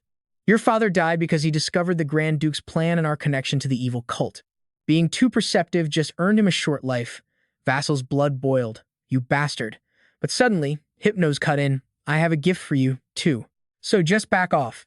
He laughs, absolutely thrilled, unleashing seventh circle black magic containing all the plagues of the world. He calls it the Plague of Calamity, swearing that his victims won't even have the luxury of a quick death. But just as he's gloating, the sky suddenly erupts in crimson, and massive bolts of lightning tear across the heavens. An imposing figure appears in the air, her voice booming with rage. My child, you dare try to take him from me a second time? Daria has returned. She gives Hypnos and his goons zero time to react, immediately pressing the attack. Arise, my loyal army. Vassal just weeps with pure joy. Master, are you okay? He asks. She answers with a pained voice. I've kept you waiting far too long, my youngest child. Moonlight is completely stunned. Hypnos, what is happening? But he's just as clueless, yelling, I sealed her in Tartaros myself. How could she possibly have escaped using a mere mortal body? Daria glares at him with burning intensity. You dare call us mere mortals? That, she says, was your greatest mistake. Hypnos sees the tower engulfed in a massive pillar of energy and panics. The Tower Master escaped too? Vassal tries to stand and check on his master, but she gently motions for him to stay down. Just rest, son. This will all be over soon. But when she turns to face Moonlight's crew, her face twists into a furious snarl. You damn traitors. A flood of memories washes over Daria, a flashback to a time long ago, to a lively and mischievous little boy, an adorable kid who always looked up at her with clear eyes, his face filled with pure determination. Mother, he once said, one day I'll be a great archmage, just like you. Daria would lovingly lift him up, agreeing, that's right, my son, you can do anything. That child was so precious. He was always excited to show off his progress. Look, it's a magic arrow. And she was always right there behind him, showering him with praise. Oh, my son is a genius, a true prodigy. He was a natural talent, learning magic all on his own, practicing all day just to show her. Oh, and he had a major sweet tooth. But one night, she was lured away by a secret order from the palace. Her life changed forever. It was a lie, a trap set by a cult. By the time she managed to return home, it was already too late. Her home, once a warm sanctuary, was now nothing but a pile of smoldering rubble. She trembled, holding the charred body of her son as he whispered mother one last time. Daria's heart felt like it was being torn apart. She clutched him close, whispering, It's okay, my son. Just get some sleep, and the pain will finally stop. After that day, it was her beloved disciples who saved her, who gave her a new reason to live. But now, back in the present, the very thought of almost losing her precious child again makes her blood boil. Daria grits her teeth, seething. How dare you? Don't even dream of surviving this. With a wave of her hand, she summons an eighth circle spell, the King of the Fire Giants. Flames erupt, engulfing the entire area in a terrifying sea of fire, threatening to incinerate everything and leave nothing behind. Moonlight and Hypnos struggle just to defend themselves. Daria smirks, enjoying the show. Let's add a few more spells, just for fun. Elemental Origin Magic. A massive, blazing fireball appears in the air. Moonlight screams in horror. Wait, but it's no use. It's already far too late. The flames reach him, and the fireball erupts into a fiery vortex, sucking everything inside to be burned to ash. Hypnos barely blocks with his shield. He glances over and sees Moonlight is already a charred corpse. Panicked and furious, he curses. Damn it, there's no other way. He activates a skill and darts away like an arrow, planning to join forces with the Grand Duke. The first order of business: overthrow the king. Suddenly, a vine made of fire wraps tightly around his leg. It's Vassal, using every last ounce of his strength. Where do you think you're going? Hypnos is enraged. You persistent little pest. But as he moves to strike, a flash of cold light forces him to dodge. Daria's voice is like ice. I told you, no one survives. Immediately, countless arrows of light slam into him, creating a massive explosion. Hypnos is hit. Several blades of light have pierced straight through his body, sending blood everywhere. He groans in agony. As expected of an eighth circle flame, my own power can't extinguish this. He has an idea. If so, I'll use all my mana to pull them out. But Daria sees it coming, binding him with a Fire Lotus spell. She walks up to him, her voice cold and final. It's all over. Hypnos. Confess everything, and I'll grant you a painless death. But Hypnos just cackles madly. Ha ha ha, don't think this is the end. The real darkness is just beginning. He will drown this continent in blood and shadows. With that, his entire body melts into a disgusting puddle. Daria watches with disgust. Suicide by magic? What a stubborn fool. In another corner, a battered Moonlight has managed to crawl away. He's barely breathing. A complete and utter failure. My mistake was trusting those idiotic fanatics. Moonlight knows he has to hide, to regroup and plan his next move. But suddenly, a figure stands before him, blocking his path. He looks up and stares into the murderous eyes of Aleximan. He stared in utter disbelief. Impossible. He was sure he'd seen the man die back then. Vassal charged forward, his sword burning with fury. The dying warrior then realized was this his son. As the blade of vengeance ran him clean through, a final thought echoed in his mind. You finally won. After using every last bit of his strength to end the fight, Vassal collapsed from pure exhaustion. Outside, Jillian was unleashing hell, settling old scores and new ones. Faced with such overwhelming power, the soldiers broke and fled. I can't break through. Where are the reinforcements? A mocking voice taunted from the other side. How does this taste? You traitors. Watching you squirm is just like watching ants. But while one front struggled, another one completely collapsed. A terrified soldier delivered the news. The Fire Tower. The Fire Tower has joined the battle. Soon, only screams for help remained. Ah, help me. Jillian. Jillian has taken the city gate. The captain fought desperately to hold his ground. Damn it, don't retreat. Our numbers are completely overwhelming. The Duke and his legions simply watched. They stood there arrogantly, but he was seething. Disgusting filth. How could they possibly turn the tables like this? And right before the city was supposed to fall, no less. His rage grew with every passing second. How were those monsters even released from their cells? Where are Blend and Hypnos? Find them now. Suddenly, two objects were thrown, landing perfectly in front of him. The horrified Duke stepped closer to see. A terrible feeling grew in his gut as Daria's sleigh approached. Hard to recognize, I know, but I brought them myself. She let out a hearty laugh, energy already gathering in her hands, ready to show him a real festival of pain. You damn witch! The Duke exploded with pure rage, dark energy radiating from his body in furious waves. He gripped his sword tightly. My plan, 15 years in the making, and it's ruined by you people? Die. Daria glanced at him with contempt, then at Vassal. Pathetic, right to the very end. Little brother, finish this feud. Vassal's face darkened as he unleashed his ultimate skill, Flame of Annihilation, creating a massive fire tornado. The vortex sucked the Duke inside. He was powerless to resist, left to suffer in absolute agony. When the smoke cleared and the flames finally died, only a charred husk fell to the ground. Everyone knew exactly who it was. The next day, after things had settled down, everyone gathered in the palace for an audience with the king to discuss the city's repairs. The king held up a proposal. Before the palace, we prioritize rebuilding the homes in Jasson. Tower Master, can you handle this? Daria bowed her head. Yes, I obey your command. The king then read a report before asking a somber question. This report from the cultist named Hypnos. Is it actually true? She nodded firmly. Yes, your majesty. Before he died, I heard him laugh like a madman, warning that he would drown the continent in blood and darkness. The king pondered, the true beginning of darkness, and the way he mentioned he is also concerning. There's too much we don't know. He gave an order. Tower Master, I'm giving you full authority. I want you to establish a new organization, one to monitor every move the cult makes. Daria replied respectfully. As you command. The king then looked at a list. Now all that's left is to determine the rewards, correct? Jillian, Vincent, Darius, Snow White, Hemingway, and Melville. The king smiled to himself, overjoyed. Haha, standing shoulder to shoulder with superhumans. To think the continent's youngest superhuman would appear in Endymion and during my reign. Vassal Raymond. Meanwhile, Vassal was still recovering, his entire body covered in wounds. Heketh sat by his side, watching over him constantly. Her gaze never left his face. It was worrying over 10 days had passed, and he still hadn't woken up. Darius smiled reassuringly. Please don't worry, Your Highness. Vassal has just entered the realm of superhumans. He's just integrating the new schema he's obtained.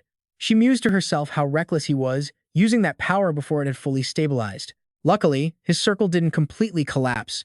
Daria gently pulled Heketh along. Let's go. Vassal will pull through just like he always does. After they left, the room fell silent. A soft voice then whispered in the void, Master. Vassal slowly opened his eyes. This energy felt. He jolted, realizing it was Pepper. A system notification appeared. The fire spirit Pepper has been reborn as a fire dragon spirit. Their contract was restored. He could now summon Pepper through the spirit gate. Vassal immediately rushed to an open field to try it out. A storm of emotions swirled inside him. The seventh primordial core. Before he regressed, he never dreamed he could ever touch it. But now, not only did he possess it, he had used its incredible power to destroy his father's murderers. He clenched his fists, determined. But I can't just stop here. The remnants of the cult and the empire were still out there. I have to get even stronger. Vassal looked around, estimating the area. This much space should be more than enough. He thought to himself, getting ready. Pepper could always change size before, but if that ability vanished after evolving into a dragon, it would be a huge pain. Unable to solve the riddle, he quickly summoned the spirit realm gate, where a pair of huge, glowing red eyes were waiting. Staring from that space, Jasper called out gently, Pepper, come here. That was all the invitation the dragon needed, immediately diving out with pure joy. With tears in his eyes, Pepper nuzzled into his chest, filled with longing and affection. Jasper stroked him gently, saying, Long time no see. I barely recognize you. You look so much cooler now. He looked him over, amazed by his new form, a body turned translucent like a spirit. His size was one thing, but his shape had also changed dramatically. Jasper wondered to himself, did his power reach level 7? Is he on my level now? So he only awakened because I finally reached this realm. Jasper whispered to Pepper, Can you still shrink down like you used to? The little dragon obediently nodded, and in an instant, poof, a super cute, pocket-sized dragon was back in action. Seeing the proud, smug look on its face, he decided to play along and shower it with praise. Awesome, just as I thought, you still remember. With a wink, he suggested, It's been a while, how about we go for a ride? Pepper obviously didn't refuse, he was even more excited than Jasper, and so, the two of them took to the sky, soaring freely. Jasper was loving every second of this incredible feeling. To have this much control at this speed, his flying ability had seriously leveled up. If he could fly this nimbly even in spirit form. Suddenly, Pepper's entire body was engulfed in a soft layer of flame. This left Jasper completely stunned. Pepper? A few seconds later, that fiery membrane transformed into a new outfit and wings for him. Jasper laughed, totally thrilled. Haha, did you read my mind? It seems our mental connection has gotten a lot clearer. With their fighting spirit now at its absolute peak, they were ready to go. All right then, let's move. Pepper. They shot off at breakneck speed. Jasper smiled, feeling a new surge of confidence. It might not be as fast as Pepper flying solo, but when it comes to aerial combat, I won't lose to any of the big shots. Let's go, Pepper. Into the night sky they flew. His massive wings sliced through the darkness. 3 days later, everyone was gathered in his room. A royal messenger had arrived saying, High Priest, congratulations. Jasper opened the decree and stammered, Him? A duke? He was completely astonished, since the title of duke was reserved only for those qualified to become part of the royal family throughout all of history.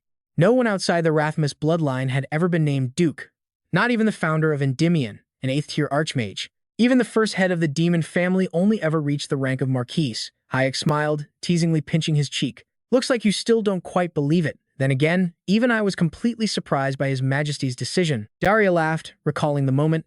When His Majesty made the announcement, the entire hall was so shocked it completely froze for a second. Snow White added, but not a single person objected, because everyone recognizes your achievements, High Priest. Daria teased him. What's going on? Should I start calling you Your Grace the Duke now? He jumped up, frantically waving his hands. Don't even joke about that. He sincerely told everyone, I still can't really believe it myself, but even if I do become a duke, please don't use any formal titles with me. Before I'm a duke, I am still Jasper Demon. I'm our master's disciple, and I'm your junior brother. Darius smiled, satisfied. If that's what you wish, then that's what we'll do. Hemingway gave him a light punch on the arm, grinning. This is exactly why you're my favorite junior brother. As night fell, Jasper looked around his room, finding himself completely alone. All right then, time to check out these mission rewards. He suspiciously eyed a map. The location of a dragon is marked here. I was just about to start searching for it, so this saves me a ton of work. But then, he noticed something. Wait a second, this place is the Empire. Jasper's mind raced. The Britannia Empire, the only empire on the continent, and also Endymion's longtime enemy. Right now, the Emperor was gravely ill, and the princes were busy fighting for the throne. On top of that, you need special clearance just to enter the Empire. He groaned and flopped back onto his bed. Why did it have to be the Empire? This is not going to be easy. The little dragon hopped over, looking worried. He rubbed his cheek against it to reassure him. Don't worry, Pepper. It's not like there isn't a way. Jasper hugged him, his resolve hardening. It'll take time and it's going to be dangerous, but there is one plan that's a sure thing. At the same time, a large ship sailed offshore. A man on the ship reported, "We're not far now." A dark-skinned man smirked. "Just you wait. You damn bastard." Leaning against the rail, he looked toward the shore. "I'm coming for you." The next day, Jasper was summoned first thing in the morning. "Your Majesty, please eat. I've come for an audience. You must all be tired from the long journey. I have summoned you here to give you a mission, to guide the elves and the beastkin." With the rebellion over, the king realized he'd completely forgotten to relocate the two races. The White Tower Master would guide the elves, while Duke Sutso handled the beastmen. "As you command, Your Majesty." And with that, they began to discuss the upcoming schedule. The hero was a little worried about Mua's aggression, but figured a sick man wouldn't be challenged to a duel, right? But Muya himself felt a restless anticipation. He just had to find a worthy male for a proper duel. The Beast King was absolutely thrilled. This was his first time ever leaving his home island. His heart pounded, knowing the continent's strongest warriors awaited him. Best of all, he was there.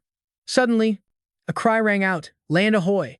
The city of Endymion was in sight. A huge crowd had already gathered to see the beastmen, and who could blame them? For most ordinary people, this race was the stuff of legends, and that magical aura was overwhelming. "Lord Alan, by the king's order, we are here to offer our full support, Your Highness." "Thank you, Grand Duke, but those titles are a bit much." "If Your Highness dislikes the title, then how about Lord Duke?" That seemed like a much more reasonable compromise. Muya, however, was focused. "Where is that male?" The battle aura he sensed was on par with a Tower Master, maybe even stronger. That had to be the one Duke Sutso mentioned, Muya, king of the beastmen. "Long time no see, male. You haven't changed a bit, Muya. I'm always like this. But you've gotten a lot stronger. Your male scent is much thicker than before. If you're up for it, how about we duel right now?" "Please, spare me. I'm still recovering from an illness." "A patient? Fine. I guess it can't be helped. But first, Muya, could you rein in that intense battle aura?" The people nearby were clearly struggling. What was that? Share a forest with a bunch of elves? Nobody ever mentioned that before. Abid Forest is the largest in Endymion. There's more than enough room. No, that's not the problem. The problem is, they're boring. What? All that peace-loving nonsense drives me crazy. Look, if you can get along with the elves, I'll find you a worthy opponent to duel. You better keep that promise, male. But if it's not you, my opponent better be at least on his level. Only then will it be a real fight. He looked puzzled. "Me? But his power feels just like yours did when we first met. And yet, I don't sense any male scent from him at all." The other person could only ask, "What do you mean?" Records stated that the first Beast King, Fenrir, was part dragon. What Muya likely sensed from Alan was a dragon's scent. Coincidentally, Muya also had ash-gray hair, just like Fenrir. If he was indeed a descendant of Fenrir, it stood to reason he had some dragon elements in his blood, too. "Why are you staring at me like that? You want to mate or something, male?" Alan shot back, "No way. Just stay away from me." They arrived at Abid Forest.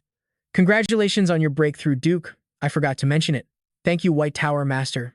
And please, speak casually. This little female is stronger than she looks," Muya noted. An elf retorted, "How rude.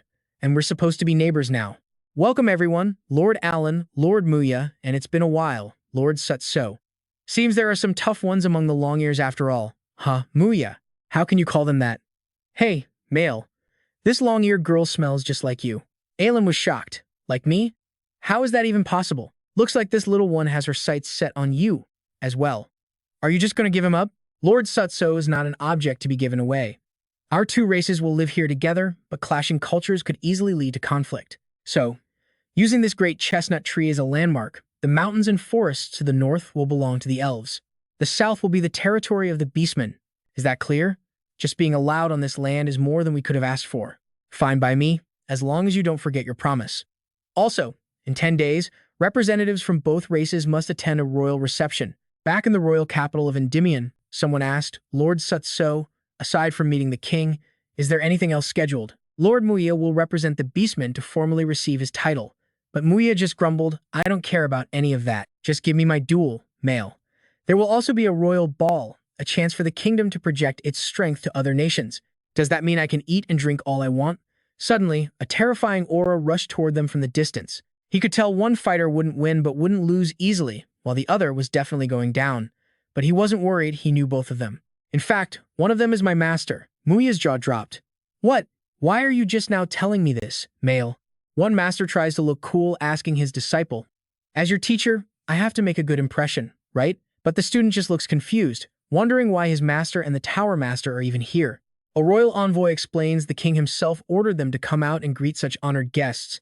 They are officially welcomed to the capital, Endymion. The two powerful figures introduce themselves, Tower Master Hemingway Melville and Tower Master Darius Snow White. Another guest expresses his joy, saying he's never forgotten a past kindness. Apparently, one of them saved his daughter's life. He's been waiting for the chance to thank them. He introduces himself as Mo of the Shinbai elf tribe, and the person with him as RN. But what favor is he even talking about? The hero just brushes it off, saying he only did what was right. Then another powerful figure introduces himself the Beast King, Muya. No, it's just me, the Beast Queen. She says there's no need for formalities, just speak comfortably. No, I'm fine. The Beastmen worship the strong, so perhaps this is her first time meeting someone stronger than her. Right, Lady Muya? Are you okay? This vassal kid always acts so innocent. But this ball is definitely going to be one to watch. Where is this cold air coming from? This feeling? Why is it so unsettling? Vassal's jaw drops open in shock. It's been a while, and Daria explains with a chuckle that the collapsed palace has been completely rebuilt.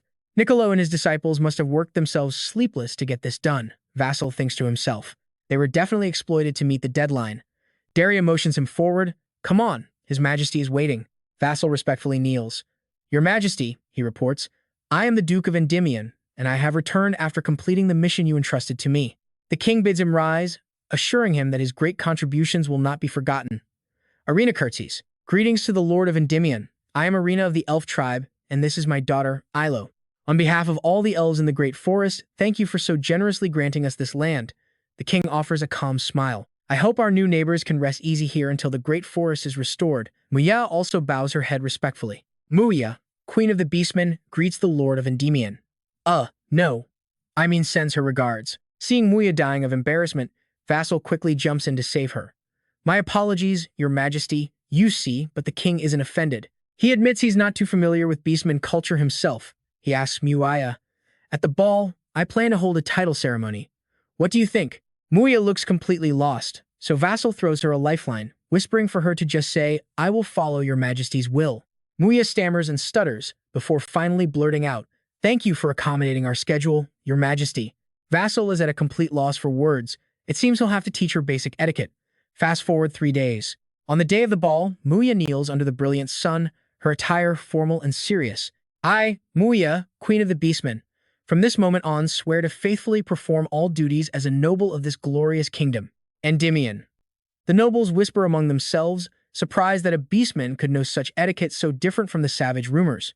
The king then gives his command. I, Alfonso Ramos, King of Endymion, bestow upon you the surname Lakos and the title of Countess of this kingdom. Never forget the oath you have sworn today. Muya replies solemnly, I am deeply grateful. The entire court bears witness. Muya officially becomes a countess of the kingdom. With the ceremony over, the banquet begins. Muya can finally relax, letting out a heavy sigh. I followed all the instructions, she complains, but I really don't get why it all has to be so complicated. Vassal just chuckles, telling her she did a great job. Beside him, Ilo shyly asks, Lord Vassal, since this is a ball, if you don't mind, would you dance with me? But before she can get an answer, someone cuts in. Lady Ilo, allow me a belated introduction. Heket steps in, instantly stealing the spotlight. Struck by her stunning appearance, Ilo's eyes widen as she wonders, is this woman one of Lord Vassal's companions? Muya also senses an aura on her similar to the king's. In that case, This female just walks straight into the lion's den. Hackett tells Vassal to make himself scarce. She has something to discuss with the other two privately. Vassal gets up, planning to find a good spot to eavesdrop from, but Hackett says no. She gives him a killer smile. This is a matter for women to discuss. Like a scolded puppy, Vassal slinks off to another table. Daria watches from the side, absolutely living for the drama. A love triangle between 3 different races revolving around one man. How very interesting. A servant approaches Hackett and bows. Your Royal Highness, you've arrived. Hackett immediately takes charge, telling the other two, please, sit. There's no need for formalities here. Just be comfortable. The 2 wide-eyed girls stammer that they understand. Hackett calmly pours herself a glass of wine. I arranged this private meeting because I have something to ask you both. As the 2 girls stare in stunned silence, Hackett downs the entire glass in one gulp. She gets straight to the point. What do you 2 think of Duke Vassal, my fiancé? The question makes Muya choke and cough violently. Ilo stammers, unable to form a sentence. If you are asking about my feelings, then I'll be direct. I like Lord Jasson very much. Muya shares the sentiment. He's a male, she finds appealing, and he's also incredibly strong. Hackett had already figured as much. Just as she suspected, Jasson is nothing like the other nobles. She drains a second glass and declares he will become king in the future. A man like that cannot have concubines, and neither can I. As long as she is alive, she will not share Vassal with anyone. Faced with Hackett's status as the official fiancé, Ilo feels intimidated. She understands that this was to be expected, but Muya, being provoked so directly, can't help but grit her teeth. Oh, are you warning me, with that frail human body of yours? Suddenly, a thought strikes her, and she quickly questions Hackett. Wait a minute. Did you just say as long as you're alive? Hackett simply confirms. Yes, he'd already reached superhuman status in his 20s. At this rate, he might even touch the transcendent realm, a level no one has seen since the Age of Gods. What's more, he has dragon's blood and will outlive a human like her by centuries. She can't stand the thought of Jackie living an eternity in loneliness without her. Ilo and Muya listen with horrified faces as Heike pours out her heart. After all, these were beings far beyond mere mortals. All she wanted was to be the only one in his life for as long as she lived. Hearing this, Muya was left completely speechless. Heike then stands up to make one final point. I'm the head here. That makes me number 1. Got it? So, who's going to be number 2? Heike asks with a sly grin as she leaves, telling them to let her know once they've decided. Heike starts down the stairs, but suddenly trips and pitches forward. It looked like a fall that was going to require a full faceplant reset. Luckily, Vassal appears out of thin air and catches her. The moment she sees him, Heike flashes a sweet smile and clings on tight. Vassal smells the alcohol on her and sighs. She can't hold her liquor, yet she drinks so often.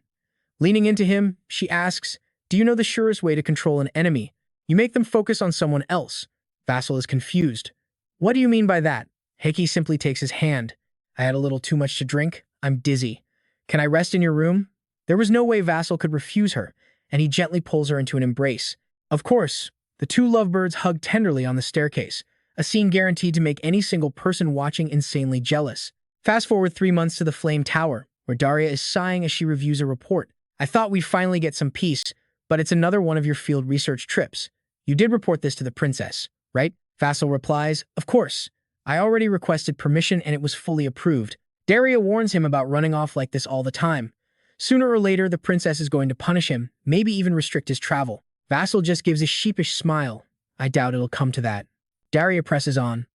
So, you're heading to the 3rd country this time? The High Nation of Oberon. You're well aware of what kind of place that is, aren't you? Vassal's reply is grim. Yes, the High Nation of Oberon. A nation so small it was more of a city-state, but it's also a lawless land where everything is legal, gambling, contract killings, money laundering, even slavery. The continent's largest shadow state. Daria gives him a serious warning, reminding him to be extremely careful. The darkness of that place runs deeper than he could possibly imagine. Yes, master, Vassal affirms with confidence. He promises to remember her words and sets sail, his small boat soon alone on the vast ocean. A thick fog begins to roll in. This looked like a stroke of luck. The mist would allow him to enter the territory completely undetected. But if things actually went that smoothly, there wouldn't be much of a story to tell, would there? The problem is, someone's been tailing him since he left port, concealing their aura and suppressing their killing intent. Vassal knows it has to be a master. Most people wouldn't risk a fight in the middle of the ocean, but Vassal isn't most people. He draws his weapon and charges right in. Vassal shouts, "Who are you and why are you following me?" But under the black cloak is none other than Muya, laughing awkwardly at being caught. Vassal can hardly believe it and asks her why she's here. The question sets Muya off. What do you mean? Why? You promised to spar with me in the capital. Then you just vanished again, so of course I chased after you.